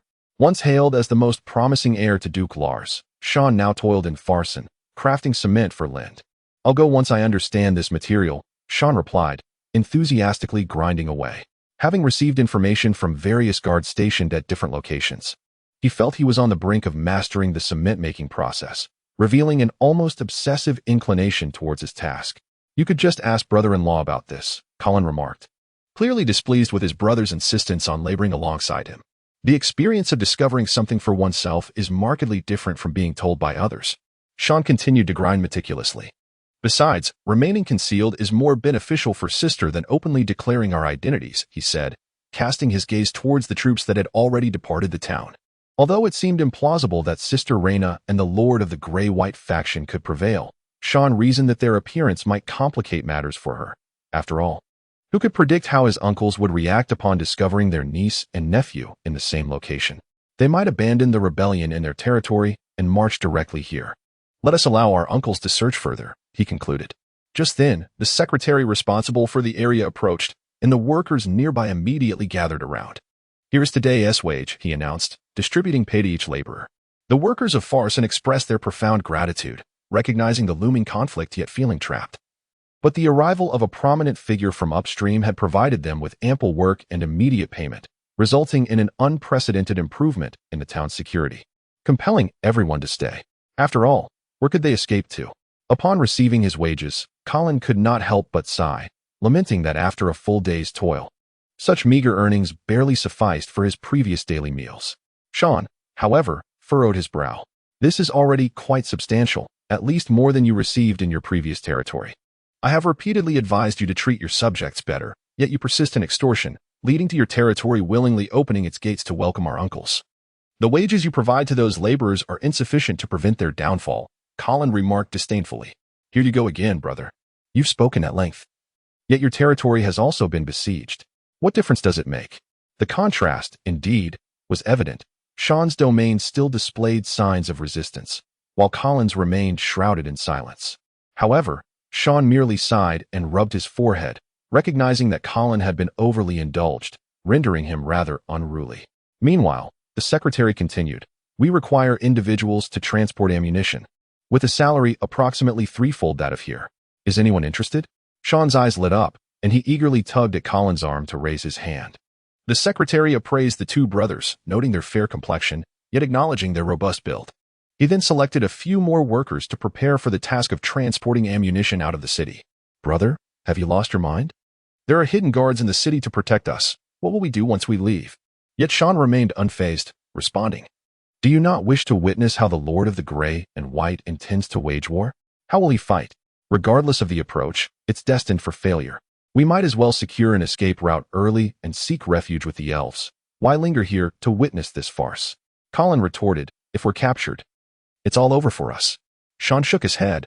"I believe victory is possible," just as Colin intended to dissuade Sean, urging him to consider the impracticality of his thoughts and to seek a genuine opportunity to flee. He found his elder brother trembling with excitement, a clear indication of his earnestness. Chapter 67. The stronghold. Yolanda, the commander of the Knights of Farson, found herself bereft of opportunity as her home was plundered. It was not entirely the fault of the Farson Knights. After all, none had anticipated the assault by the Grey-White Brigade, particularly under the leadership of Reyna and her 50 elite knights, leaving no room for resistance. Nevertheless, Jefferson had never neglected the knights, who were loyal denizens of Farson. Just as Yolanda was preparing for a desperate fight, news arrived that Jefferson had surrendered. At that moment, Yolanda stood atop a valley, her chestnut ponytail dancing in the gentle breeze as she gazed upon the artillerymen setting up cannons alongside the laborers from Farson. This was a location that even a novice could discern as ideal for an ambush, yet according to the scouts, the Allied forces marched resolutely toward this very spot. Their imagined adversary was Reyna and her 50 Law's cavalry. Even if 50 professionals charged down the hillside, what difference would it make? Once caught in the throng, they would be as vulnerable as fish on a chopping block, ripe for slaughter. Yolanda surveyed the camp in the valley, noting its efficiency, discipline, in stark contrast to the chaotic atmosphere she was accustomed to. A true battlefield encampment should be rife with ruffians, where comrades jest and banter to ease their tension, disregarding military orders until the command to charge is given, only to feign death thereafter. Yet, truth be told, Yolanda preferred the current ambience. This camp resembled that of true knights. Is this truly sufficient, Lord Lowry? The Knights of Farson had been assigned exceedingly simple tasks, primarily responsible for transporting and loading ammunition, tasks they could manage after minimal training. Moreover, due to the rifled barrels of the cannons from the outset, They did not require the tedious maintenance of antiquated artillery after each shot. The aiming and firing were entrusted to the Grey-White Brigade's gunners, who had not received weaponry. This idleness left Yolanda feeling profoundly uneasy. The battlefield should not be so tranquil. Do not fret. We merely await the signal before we fire. It is quite straightforward. Is it not? Lowry remarked, a blade of grass clasped between his teeth as he surveyed the terrain. This valley was not the true ambush point. That lay just beyond the valley and the nearby forest. The enemy's line was excessively lengthy, and should they intercept within the valley, they risked alerting their foes, allowing the rear to escape. Despite his confidence, Lowry harbored a sense of tension regarding the impending battle. He had personally fired each cannon, fully aware of their formidable power. And given the density of the enemy forces, he believed he could strike true with eyes closed. If truth be told, Lowry felt that engaging in such a thrilling battle was worth the risk of death. Moreover, as a seasoned veteran of the battlefield, he understood that the greatest harm often stemmed not from the enemy's formidable magic, but rather from the panicked flight of one's own comrades amidst chaos. In this era, the battlefield does not yet reach the point of obscured visibility. It still requires genuine combat, wielding real weapons. The absence of coordination and the disregard for discipline among allied forces can often prove more daunting than the adversaries yet to confront us. If you feel fear, it is perfectly acceptable to retreat now, considering the opposing force boasts 50,000. Lowry observed the quaking knights from Phazon Town, reminiscent of his days in the Lars Border Army, where once jovial comrades had gradually vanished, replaced by these trembling recruits who had yet to face the fray. However, having received the Lord's command and accepted your gracious gifts, we are bound to fight together until the end. After speaking, Yolanda tapped the gray and white armor she donned, far superior to the lackluster equipment provided by Jefferson. The knights, having grown complacent for far too long, had allowed their armor to decay, and weapons had nearly become mere pitchforks. Yet for Yolanda, this was akin to trading a bird's gun for a cannon.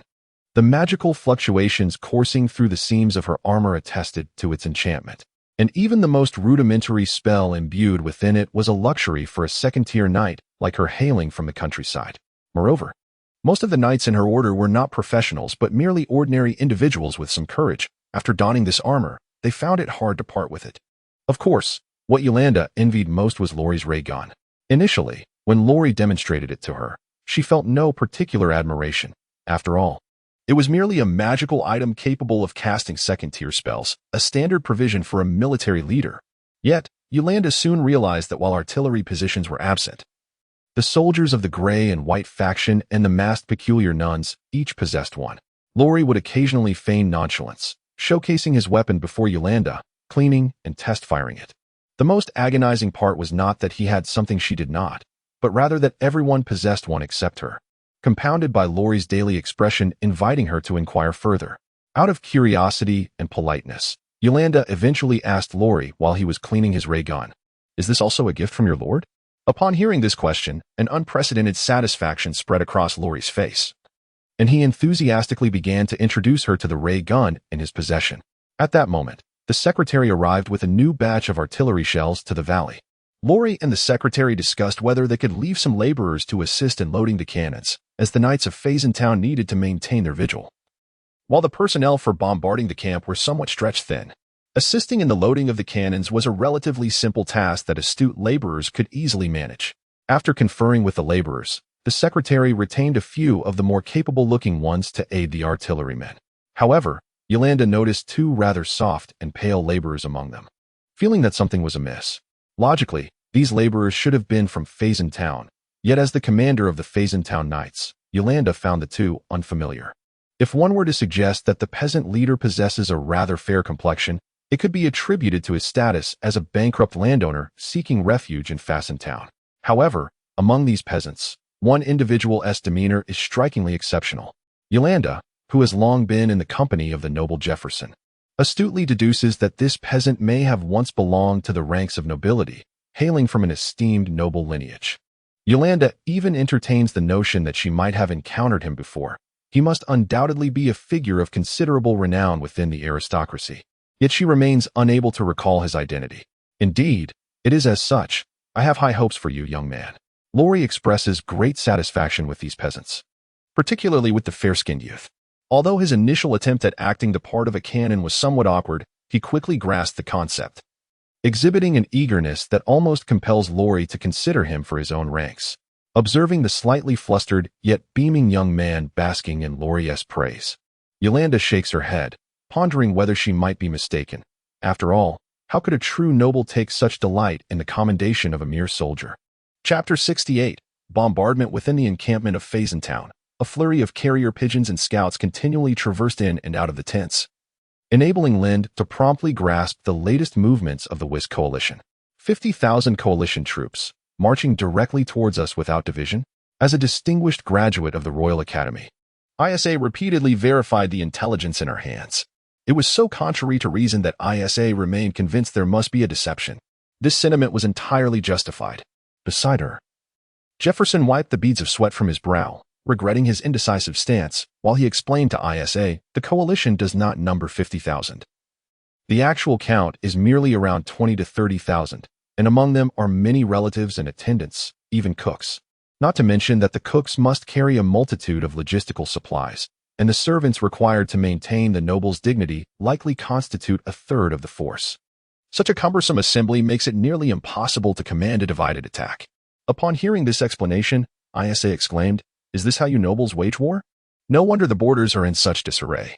To which Jefferson replied, "No, dear lady, we nobles are even more extravagant than you might imagine." With that, he produced a plan and laid it upon the table. After perusing the document, ISA remained silent for an extended duration. The plan meticulously outlined how, once they encircled the gray and white leader, each noble would secure a position, akin to placing bets on where the gray and white leader might attempt to break free.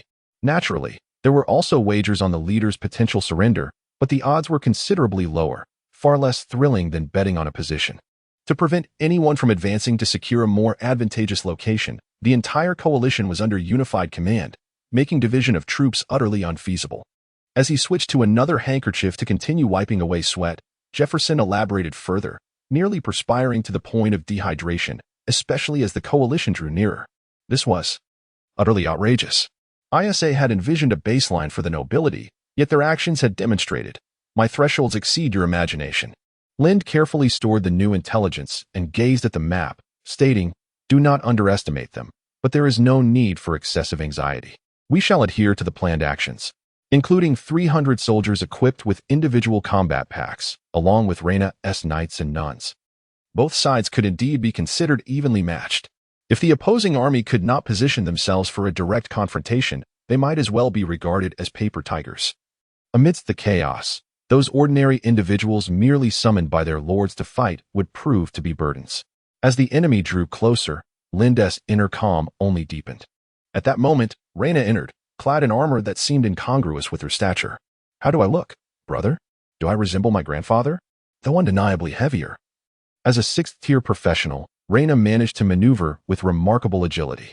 The earlier gloom had dissipated. With the war's approach, her excitement surged, as if the martial lineage of Lars was awakening within her. Lind, who had never encountered Duke Lars, was at a loss for words and could only reply, "Remember, do not linger in battle. We have more than this one chance. If we are discovered, we shall retreat to the minefield. Do you understand? Your safety is paramount above all else. Rest assured, my brother, there is no one in the north who can rival me." With that, the armored Reina struck a pose to showcase her muscles, though it remained imperceptible beneath her heavy armor. Observing Reina's increasingly erratic demeanor, Lind turned to Susan, who stood beside her, and instructed, "Ensure the safety of your lady, understood? To the death." Just then, a servant entered to report, "My lord, the artillery positions in the forest have been prepared." Upon hearing this, Reina immediately donned her helmet. "Very well, brother, I shall take my leave." Meanwhile, the coalition led by Weskier had largely entered the valley, with Weskier himself at the forefront, accompanied by his attendants as they exited the gorge. "My lord Evans, are we truly to proceed through the valley like this?" The envoy from the royal capital, observing the seemingly endless procession behind them, was filled with trepidation.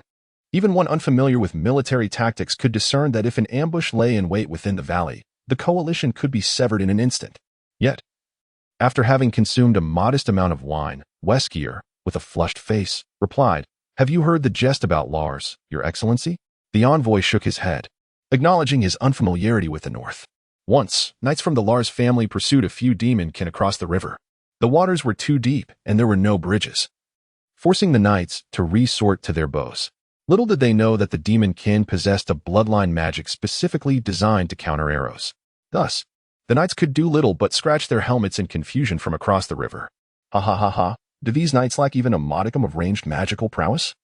The envoy from the royal capital burst into laughter, feeling considerably lighter. Although the tale was likely fabricated, it was indeed true that the knights of the Lars family were woefully deficient in long-range combat capabilities. Moreover, these armored knights displayed inadequate slaying prowess, often resulting in a mere dozen casualties in battle, becoming a source of ridicule in the north. Weskier added, if our adversaries were a cadre of spellcasters, traversing this valley would spell our doom. However, our opponents are merely knights of the Lars family. Ha ha ha ha, I can hardly contain my amusement. The envoy from the royal capital flattered, indeed, Lord Evans, your strategic acumen is unparalleled. You have meticulously studied the enemy. Alas, if it were not for the traitor Jefferson among us, the remnants of the old Lars would never have anticipated our direct advance towards Grey-White Ridge. It matters not. Weskier replied nonchalantly, I must thank Jefferson. Otherwise, as the prologue to my epic, this battle would be rather dull. Beside him, Licanus echoed, indeed. It is the dramatic betrayal and the unknown that render an epic truly captivating. Indeed, dear Lucius. I have just conceived 2 lines of poetry that could elegantly serve as the prologue to my epic tale. Pray, lend me your thoughts. Just as Licanus prepared to spur his steed forward, a deep, muffled sound echoed from ahead. Perhaps it was the effects of the wine, for Weskier distinctly perceived this noise amid the surrounding clamor. Had thunder struck upon his emergence from the valley? A frown creased Weskier's brow. Such a portent was hardly auspicious. Should rain descend, the nobles trailing behind would certainly voice their grievances, for what dignity and honor could be maintained while soaked through? And to march in the rain? Shouldn't one luxuriate in the scenic beauty atop the mountains on such a day? Contemplating this, Weskier cast his gaze towards the heights of the valley, in search of a vantage point to behold the landscape. At that moment, as Weskier lifted his head, the muffled sound reverberated once more, this time alarmingly close. Directly above him, he glimpsed a formidable projectile racing through the heavens. A colossal cannonball whistled through the air, wielding the force of annihilation as it descended towards him. The shell erupted upon impact, hurling earth and debris into the air, crafting a veil of black smoke and dust. The ornate runes upon Weskier's armor glimmered. Yet soon more shells rained down, unleashing a relentless barrage of explosions. Even clad in enchanted armor, Weskier felt as though he had been struck with a hammer to the chest. A metallic taste surged in his throat, and a spurt of blood erupted from his lips as the shockwave unseated him from his mount. But the explosions did not cease, resembling the wrath of countless sorcerers unleashing a deluge of destruction, with thunder serving as the harbinger of their onslaught. Not only did the vanguard suffer the brunt of this attack, but the valley behind them echoed with similar ominous sounds, plunging the entire coalition into chaos. The valley was ablaze with fire and smoke, amidst the cries of the wounded, as flashes of enchantment illuminated the scene, while ordinary soldiers and steeds, now bereft of control, collided in the turmoil. The vanguard fared little better. A multitude of common soldiers became ensnared in disarray, some seeking refuge within the valley, while others scattered in frantic retreat beyond its confines. The costly enchantments afforded Weskier a slender chance of survival amid the explosions, and his loyal retinue encircled him, providing a protective barrier against the trampling crowd. An enemy assault? Yet why had the mages ahead failed to detect any magical signatures? When had the Lars family acquired such formidable long-range capabilities? Weskier's mind and armor buzzed with confusion. Could it be that the forces from Frosthold had come to their aid? Just as the cacophony of explosions began to wane, allowing Weskier to hope for respite as he rose with the support of his retainer, a peculiar regiment, armed with torches and burdened with strange packs, appeared ahead without warning. Before the forward coalition could react, a downpour of molten rays descended upon them like the scythe of death, harvesting the lives of the front line with merciless efficiency. Particularly, the troops adorned with conspicuous noble banners, before Weskier could rise, were pierced through by the molten rays, causing him to fall once more. From his position on the ground, Weskier caught sight of Licanus in the distance and bellowed, "Licanus, lend me a hand." Amidst the cacophony of explosions, Weskier's shouts echoed, yet Licanus appeared oblivious, gazing vacantly through his visor at the barrage of artillery, while an inscrutable smile graced his face. "Licanus, Have you gone deaf? I implore you, assist me. Weskier roared in frustration, but perhaps due to the striking nature of Lacanus's costume amidst the throng of soldiers. He was soon struck by multiple rays before being directly hit by an explosive shell. Weskier, propelled through the air by the blast, witnessed the gruesome disintegration of Lacanus with his own eyes. Chapter 69. Defeat the spellcasters within the ranks hastily erected a barrier. Yet their most formidable adversary was not the cannon fire, but rather the utterly uncontrollable army. It was not merely the disordered throngs of soldiers, the panicked horses, dragged along by their masters, contributed to the chaos at the narrow mouth of the valley. Some inexperienced professionals foolishly attempted to restore order, but the seasoned veterans had already huddled with their companions in a corner, erecting magical barriers to conserve their strength. No one noticed that the shattered Lacanus had left behind a perfectly intact mouth, which, despite the absence of a throat and brain, was still articulating words upon the ground. Indeed, such was the sensation, such was the flavor, oh, how exquisite it was. As the mouth spoke, an invisible force gathered scattered noses from various locations and affixed them above the mouth. The nose greedily inhaled the surrounding air. Ah, the scent of blood and fire. So marvelous, so fervent, it would undoubtedly serve as the cornerstone of the empire. This unseen power extracted eyeballs from the crevices of the stones and placed them where they rightfully belonged. What a sight! This was the most splendid prologue to an epic. I could feel it. I could sense it. The glory of the empire was gradually returning. A millennium had passed, a full 1,000 years, ha ha ha. The brain quivered as the mouth spoke. The intangible force had drawn back all the brain matter, causing it to tremble in harmony with the mouth. Meanwhile, the coalition forces in the valley were being bombarded relentlessly. Though chaotic, they managed to hold on, for it was only the commoners' armies that were collapsing. The professionals had already withdrawn their forces, reinforcing their barriers. Yet amidst the turmoil, no one cared whether the barriers or positions belonged to their own ranks. All surged toward the open barriers, exacerbating the disorder. What truly precipitated the collapse of the coalition forces was the disarray of the vanguard. The good news was that although the enemy had positioned artillery in the forest, the terrain beyond the valley was open. Despite the first army blocking the entrance, the impact was less severe than that within the valley.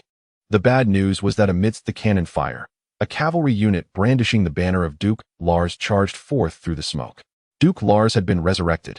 Duke Lars had not perished. Seeing this banner, the nobles and soldiers erupted into chaos.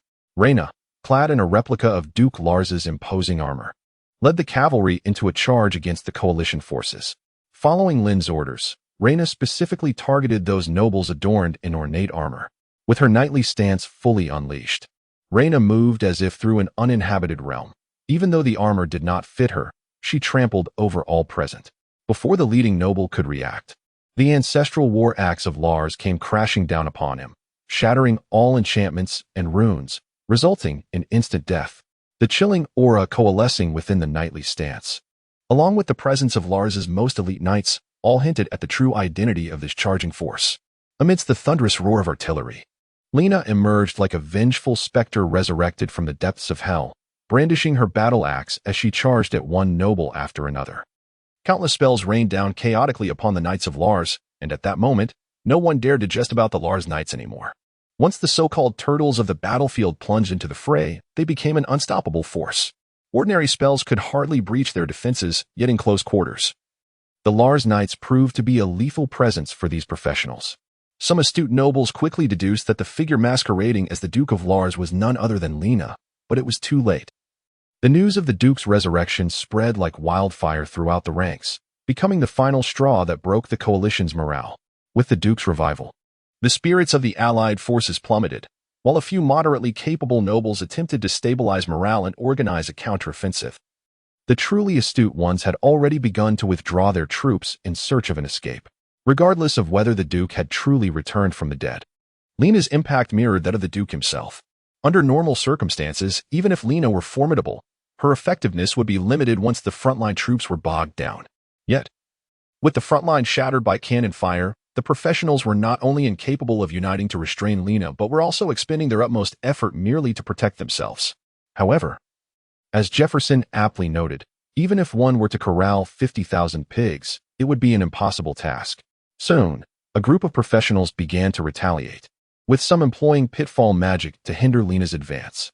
Among the coalition were indeed true powerhouses. The professional who cast the pitfall spell quickly rallied those around him, exclaiming that the Duke of Lars was an impostor, and that if they could hold them off, their counterattack would soon commence.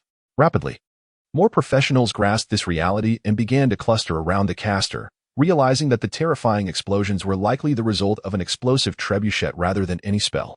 The Knights of Lars were notoriously deficient in ranged capabilities. While the false Duke could navigate the terrain without regard for the pitfalls, her accompanying knights could not. Though this was merely a delaying tactic, as long as they could hold the enemy at bay, they could eventually seize an opportunity for a counterattack. In the next moment, the second-tier magma beams cascaded down like torrential rain. With the arrival of the Lars Knights, the forest cannonade gradually subsided, yet the 1st Battalion surged forth alongside them, replacing artillery fire with their own. The scribe brandished his banner, leading the charge as soldiers equipped with ray guns and tactical backpacks burst forth from their ambush, coordinating with the knights to reap the rewards of battle.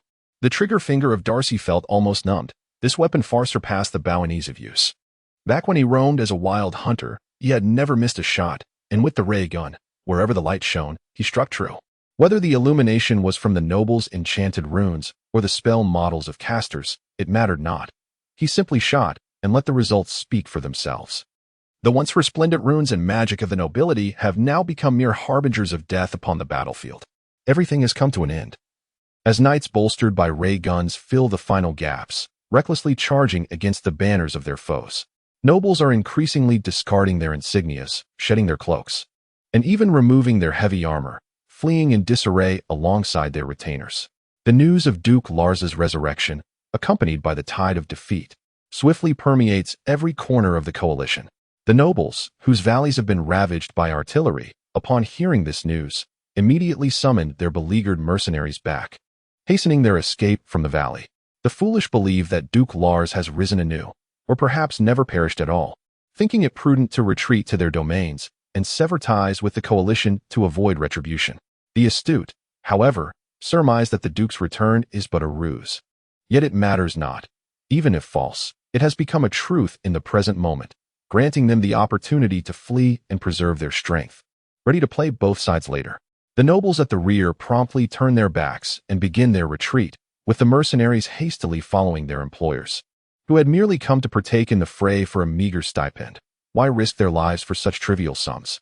This coalition, formed out of self-interest, ultimately disintegrates in a bid to safeguard their own stakes, with no one daring to step forward to stem the tide.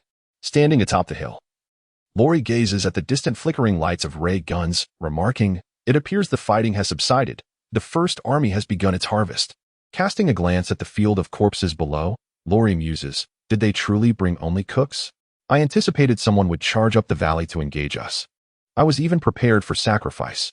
Beside him, Yolanda, in disbelief, queries, "Is it over?"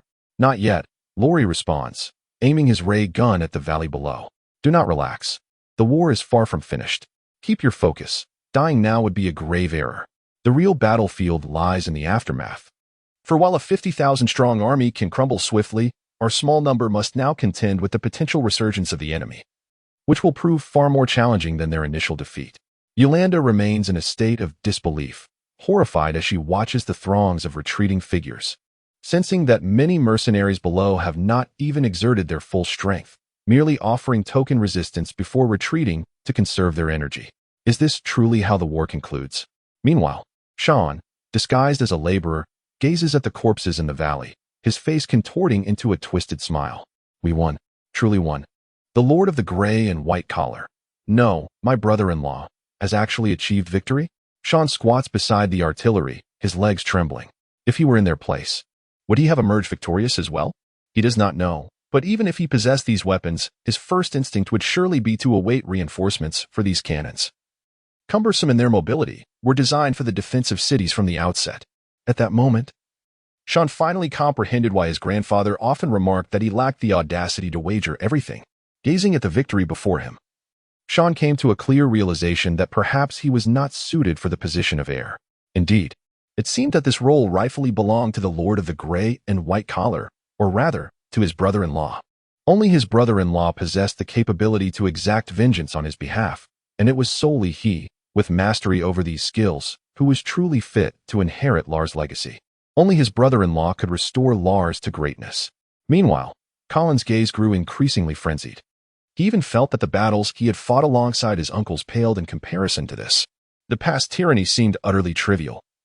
For no amount of wealth could substitute the elation of victory in that moment, though merely standing atop the hill and firing cannons. This sense of involvement filled Colin with unparalleled satisfaction. Combat was exhilarating. Chapter 70. Grateful for the goddess's gift, suspended on horseback. Weskier finally succumbed to the jostling and expelled the remnants of his previous ordeal. Upon noticing that Weskier had regained consciousness, his attendants promptly halted, assisting him down from the steed. "Water. I require water," Weskier exclaimed, seizing the water pouch from the waist of one attendant and gulping down a generous mouthful, which helped to restore his clarity. After being violently hurled away, Weskier had lost consciousness upon witnessing the shattered remains of Licanus. But it appeared that his loyal attendants had bravely rescued him by carrying him away on horseback. Defeated? Weskier muttered, his voice barely above a whisper, as if he sought confirmation of the battle's outcome, yet feared the truth his attendants might convey. "My lord, at least by the time we escaped, the Allied forces had already been routed. Then where are we now?" The valley was in utter chaos. Returning was no longer an option. We could only flee in one direction, and we have now reached the vicinity of the River of Tears. Before the attendant could finish, Weskier unleashed a furious punch to his face. "You wretched fool! Why did you not awaken me? Had I been present, I could have turned the tide and commanded the Allied forces to repel those Lars scoundrels. This failure is entirely your fault. Indeed, it is your incompetence that has led to my downfall." In a fit of rage, Weskier seized the attendant by the collar, demanding, "Are you a spy for the enemy? Speak quickly. Have you accepted bribes from Lars?" "My lord, I have been a loyal member of the Evans family since my youth. Have you forgotten?" Initially, Weskier had intended to distance himself from this defeat, but with the excuse readily at hand, he released the attendant, now free of his psychological burden. "What shall we do now?" he inquired. "First, we must find our way back, my lord. We have discerned the general direction, and with our war horses, we shall soon return to our territory." Weskier nodded. As long as he could return to his domain, he could swiftly regain his standing. However, to avoid drawing attention, he instructed his attendants to remove their armor as they proceeded towards his territory. As dusk approached, Weskier's stomach began to grumble, prompting him to turn to his attendants. "Did you bring provisions?" The attendants exchanged glances, realizing that their food was with the cook, who had long since vanished amidst the chaos of the explosion. Just then, a wisp of smoke wafted into the air nearby, and Weskier cautiously led his attendants towards it. Upon parting the underbrush, Weskier discovered a campsite where a group of nuns knelt in prayer, their backs turned to him as they prepared their evening meal. Relieved to find only nuns, Weskier's anxiety dissipated. They were likely members of a church, traveling to spread the gospel and having set up a camp for rest along the way. Once he confirmed their presence, Weskier straightened his attire, donning a spare cloak offered by an attendant to present himself as a nobleman, and strode into the campsite with an air of arrogance. "Hey, are you nuns of the Church of the Goddess of Light? I am a devotee of the divine, and I require your—" Before Weskier could finish his sentence, the nuns simultaneously turned their heads. Each nun wore an eerie bird-beaked mask, with glowing red eyes that hinted at the presence of prey. Are you cultists? What do you intend to do?" "I am a noble of the Champagne lineage, affluent beyond measure. Whatever sum you desire, I can." Before he could complete his thought, Weskier beheld the nuns grasping metallic fire-starting rods from their legs and rising to their feet. He recognized them. They were the same rods that unleashed molten rays on the battlefield. "The goddess has indeed responded to our prayers." This was the last phrase Weskier heard before succumbing to unconsciousness. Meanwhile, Lind was diligent within the camp, showing no sign of slackness. Almost all forces had been dispatched to pursue the fleeing nobles. These pursuits were not merely about tangible victories. They were also aimed at preventing these nobles from regrouping and launching a resurgence, especially Weskier. However, after such a defeat, it was likely that the nobles would struggle to mount another offensive in the near future. In fact, if any noble managed to organize an attack again, it would be unlikely to falter so swiftly this time. Many nobles surrendered, strutting with arrogance, believing they would receive favorable treatment.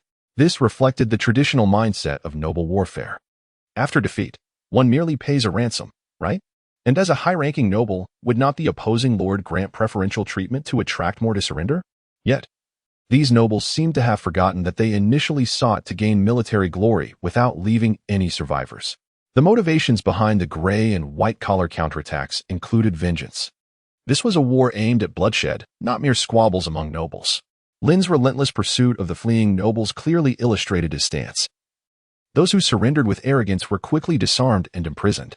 This war proceeded more smoothly than Lind had anticipated. Not only were there no subsequent minefields, but even the celestial intervention of Isa was unnecessary, although Lind had never truly relied on such mysticism for victory. Despite the camp's near-total mobilization to hunt down the nobles, Lind felt relatively at ease, untroubled by the possibility of any foolhardy individual daring to trespass. The reason for his confidence was simple. Rena remained within the camp. At that moment, Rena, clad in a simple garment, entered Lind's tent, holding a roasted duck. "Brother, it is time for dinner." Lind, as was customary, squatted beside Rena in front of the grand tent, tearing into the roasted duck on the plate while watching the sun gradually descend in the distance. A gentle breeze swept by, and the moon and stars began to emerge. Lind was not particularly fond of this posture, given the choice. He would prefer to sit in a chair. However, Rena adored this position, as it was the most comfortable and least ceremonious for her. To maintain a conversational level with Rena, Lind gradually grew accustomed to it. Rena had just finished her bath, having recently returned from the battlefield and clad in ill-fitting armor. She was undoubtedly drenched in perspiration. The aroma of soap mingled with the scent of blood from the battlefield, wafting towards Lind as the evening breeze swept by. It was the first time he had encountered such a fragrance. "Did you use soap?" Lind inquired with curiosity. After all, while every noble family had its own dedicated soap maker, employing alchemy to create the most exquisite soaps, Rena had never availed herself of such luxuries. Not even bringing a soap maker to Grey White Ridge. "Last time, I had my grandfather send me 2 bars of soap, but I kept forgetting to use them. This stuff is really difficult to work with. I scrubbed for ages and still couldn't wash away the scent of blood." The gentle breeze played with the strands of the young girl's golden hair as she crouched down, deftly tucking her locks behind her ears to prevent them from being disheveled by the wind. "How is it? Do you like it?" The girl seemed unaware of what she was asking, but it suddenly dawned on Lind that the maiden before him, just returned from the battlefield and still bearing the scent of blood, was his fiancée. Before he could respond, Rena handed him a greasy duck leg. "Here, brother. This is for you. It packs a punch." The beautiful illusion shattered in an instant. "Thank you," Lind said with an exasperated expression, seizing the duck leg and indignantly beginning to gnaw on it. Chapter 71. The minstrel upon concluding the report of today's achievements and the status of the territory's production. Lind raised his gaze to discover that Rena had indeed succumbed to a deep slumber. It appeared she had been asleep for quite some time.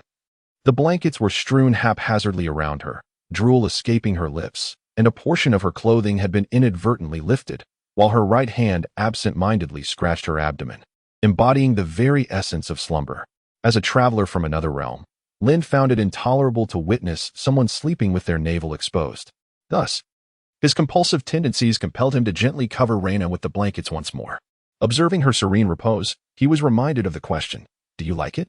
Perhaps this inquiry no longer required an answer, as both had seamlessly woven themselves into each other's lives. At that moment, Rena lay upon a makeshift military cot within the tent, positioned conveniently beside Lind's workspace. It seemed a trivial matter, for Rena had repeatedly dozed off after listening to Lind's reports, eventually resorting to sleeping beside his desk. Her sleeping posture had evolved from that of a delicate sleeping beauty to a more uninhibited form, seemingly a reflection of the comfort she found in Lind's presence. Much like a cat that remains vigilant and wary in the wild, ready to pounce at any moment, a domesticated feline gradually adopts more abstract sleeping positions over time. According to Rena's own assertions, even in the depths of slumber, she remained attuned to her nightly domain. Any intruder would rouse her instantly, including her own knights. This, however, did not apply to Lind in the slightest. Whether he was retrieving documents or assisting in tucking her in, Rena exhibited no response whatsoever.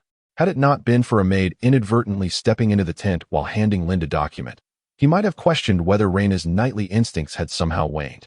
After extinguishing the lantern, Lind stepped out of the main tent, where the guards had been awaiting his return. "You have captured a rather peculiar prisoner, have you not?" he inquired. "Indeed, my lord," the guard explained. "He was clad in an odd costume, blindfolded, and claims to be a bard of the composition sect, seeking refuge among us. We have employed various methods to restrain him, including binding him with ropes, confining him to a cell, and shackling him, yet he effortlessly broke free from each attempt." As the guard's account grew increasingly bizarre, Lind, lantern in hand, ventured into the cell to confront the manacles-clad bard. "My king, my esteemed king, it is an honor to meet you. I am your most loyal jester, Licanus." Upon beholding Lind through the iron bars, the shackled Licanus exhibited an extraordinary fervor, bowing deeply. However, during his gesture of reverence, his shackles hindered his movements. Observing this, Licanus swiftly retracted his hand, causing the shackles to fall away, and then resumed his formal bow with unwavering diligence. Indeed, it is exceedingly peculiar. Observing this, Lind touched his chin and began to ponder. Licanus's movements bore a resemblance to the art of contortion, yet differed from the contortion he had witnessed in his past life. Licanus executed his actions with an effortless grace, devoid of any preparatory gestures. More importantly, the impression conveyed was that this corporeal form was not his own. To Licanus, his body appeared as a malleable plaything, easily molded at will. "My esteemed king, are you satisfied with your jester's inaugural performance?" Licanus prostrated himself on the ground, embodying the essence of a court fool. "Have you mistaken me? I am but a humble viscount from the fringes, not your sovereign." A servant brought forth a chair, and Lind settled into it with ease. Lind had always maintained a degree of wariness towards bards, for the majority of them often doubled as spies, some even as double agents, while many were merely unaligned informants, tasked with gathering intelligence to sell indiscriminately. The motivations of these bards were inscrutable. Unlike merchants, who were solely driven by gold, the bards operated on a level of unpredictability. Though they collected information, much of it was processed and rendered ambiguous, with truth and falsehood intertwined. Their motives were not solely financial. At times, they seemed intent on inciting conflict between nobles, disseminating incendiary tidbits of information. "No, you are indeed my king. Your identity remains unchanged by your denial. Yet, according to my inquiries, were you not previously a retainer of Whisk? Do you intend to pledge fealty after a lost battle?" Lind felt a flicker of confusion. After all, this bard had the means to escape, yet chose to linger by his side.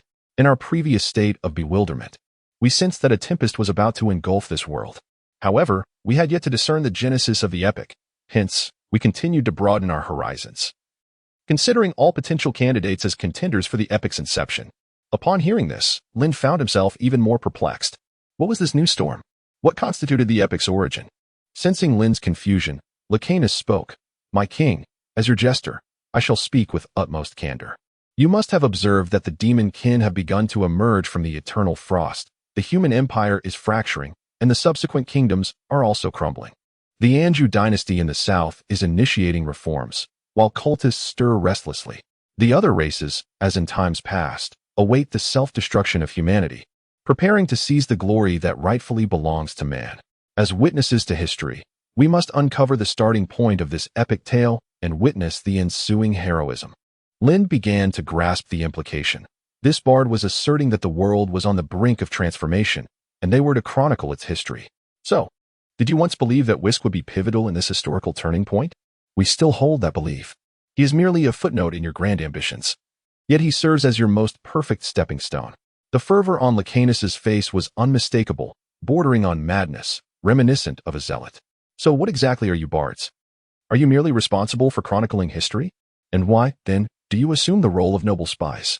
Initially, Lind thought that bards were simply a group of singing spies. But it appears that the bards of this world are far more complex. We bards are primarily divided into two factions: the epic compilers, to which I belong, and the historical recorders. Licanus seems genuinely eager to share with Lind, continuing, "We, the compilers, believe that when crafting historical accounts, one may imbue them with personal perspectives, rendering the narrative more grand and magnificent. Thus, we often choose to serve as vassals to certain nobles, orchestrating dramatic events.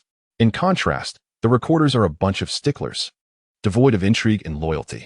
It becomes evident why those bards engage in seemingly trivial provocations merely to enhance the allure of their recorded epics. So, do you wish to manipulate me to add a touch of drama to your chronicles?" Observing that this fellow was indeed inclined to divulge everything, Lind pressed further. "No, you are different. You are not merely a record in our epic. You are our king. My loyalty to you is boundless. Of course, you may choose not to believe us, but our fidelity is independent of your trust. From the outset, you referred to yourself as we. Does this imply that your faction of bards forms a collective?" Without hesitation, Licanus elucidated, "No, humanity has never been united. and we bards are no exception. Even within the compilers, each of us has our own chosen king or protagonist, leading to various offshoots. The majority of bardic groups have gravitated toward the southern kingdom of Anjou, where the new ruler actively promotes reform and innovation, reorganizing the military, making it appear more like the eventual victor in the next chapter of history than the kingdom of Capet. However, our faction diverges. The shell of corruption more readily nurtures new life, and heroes forged in adversity captivate the public's imagination. Henceforth, you shall be the sole king of our Lacanus branch, and we will furnish you with all the intelligence gathered by the bards of Lacanus.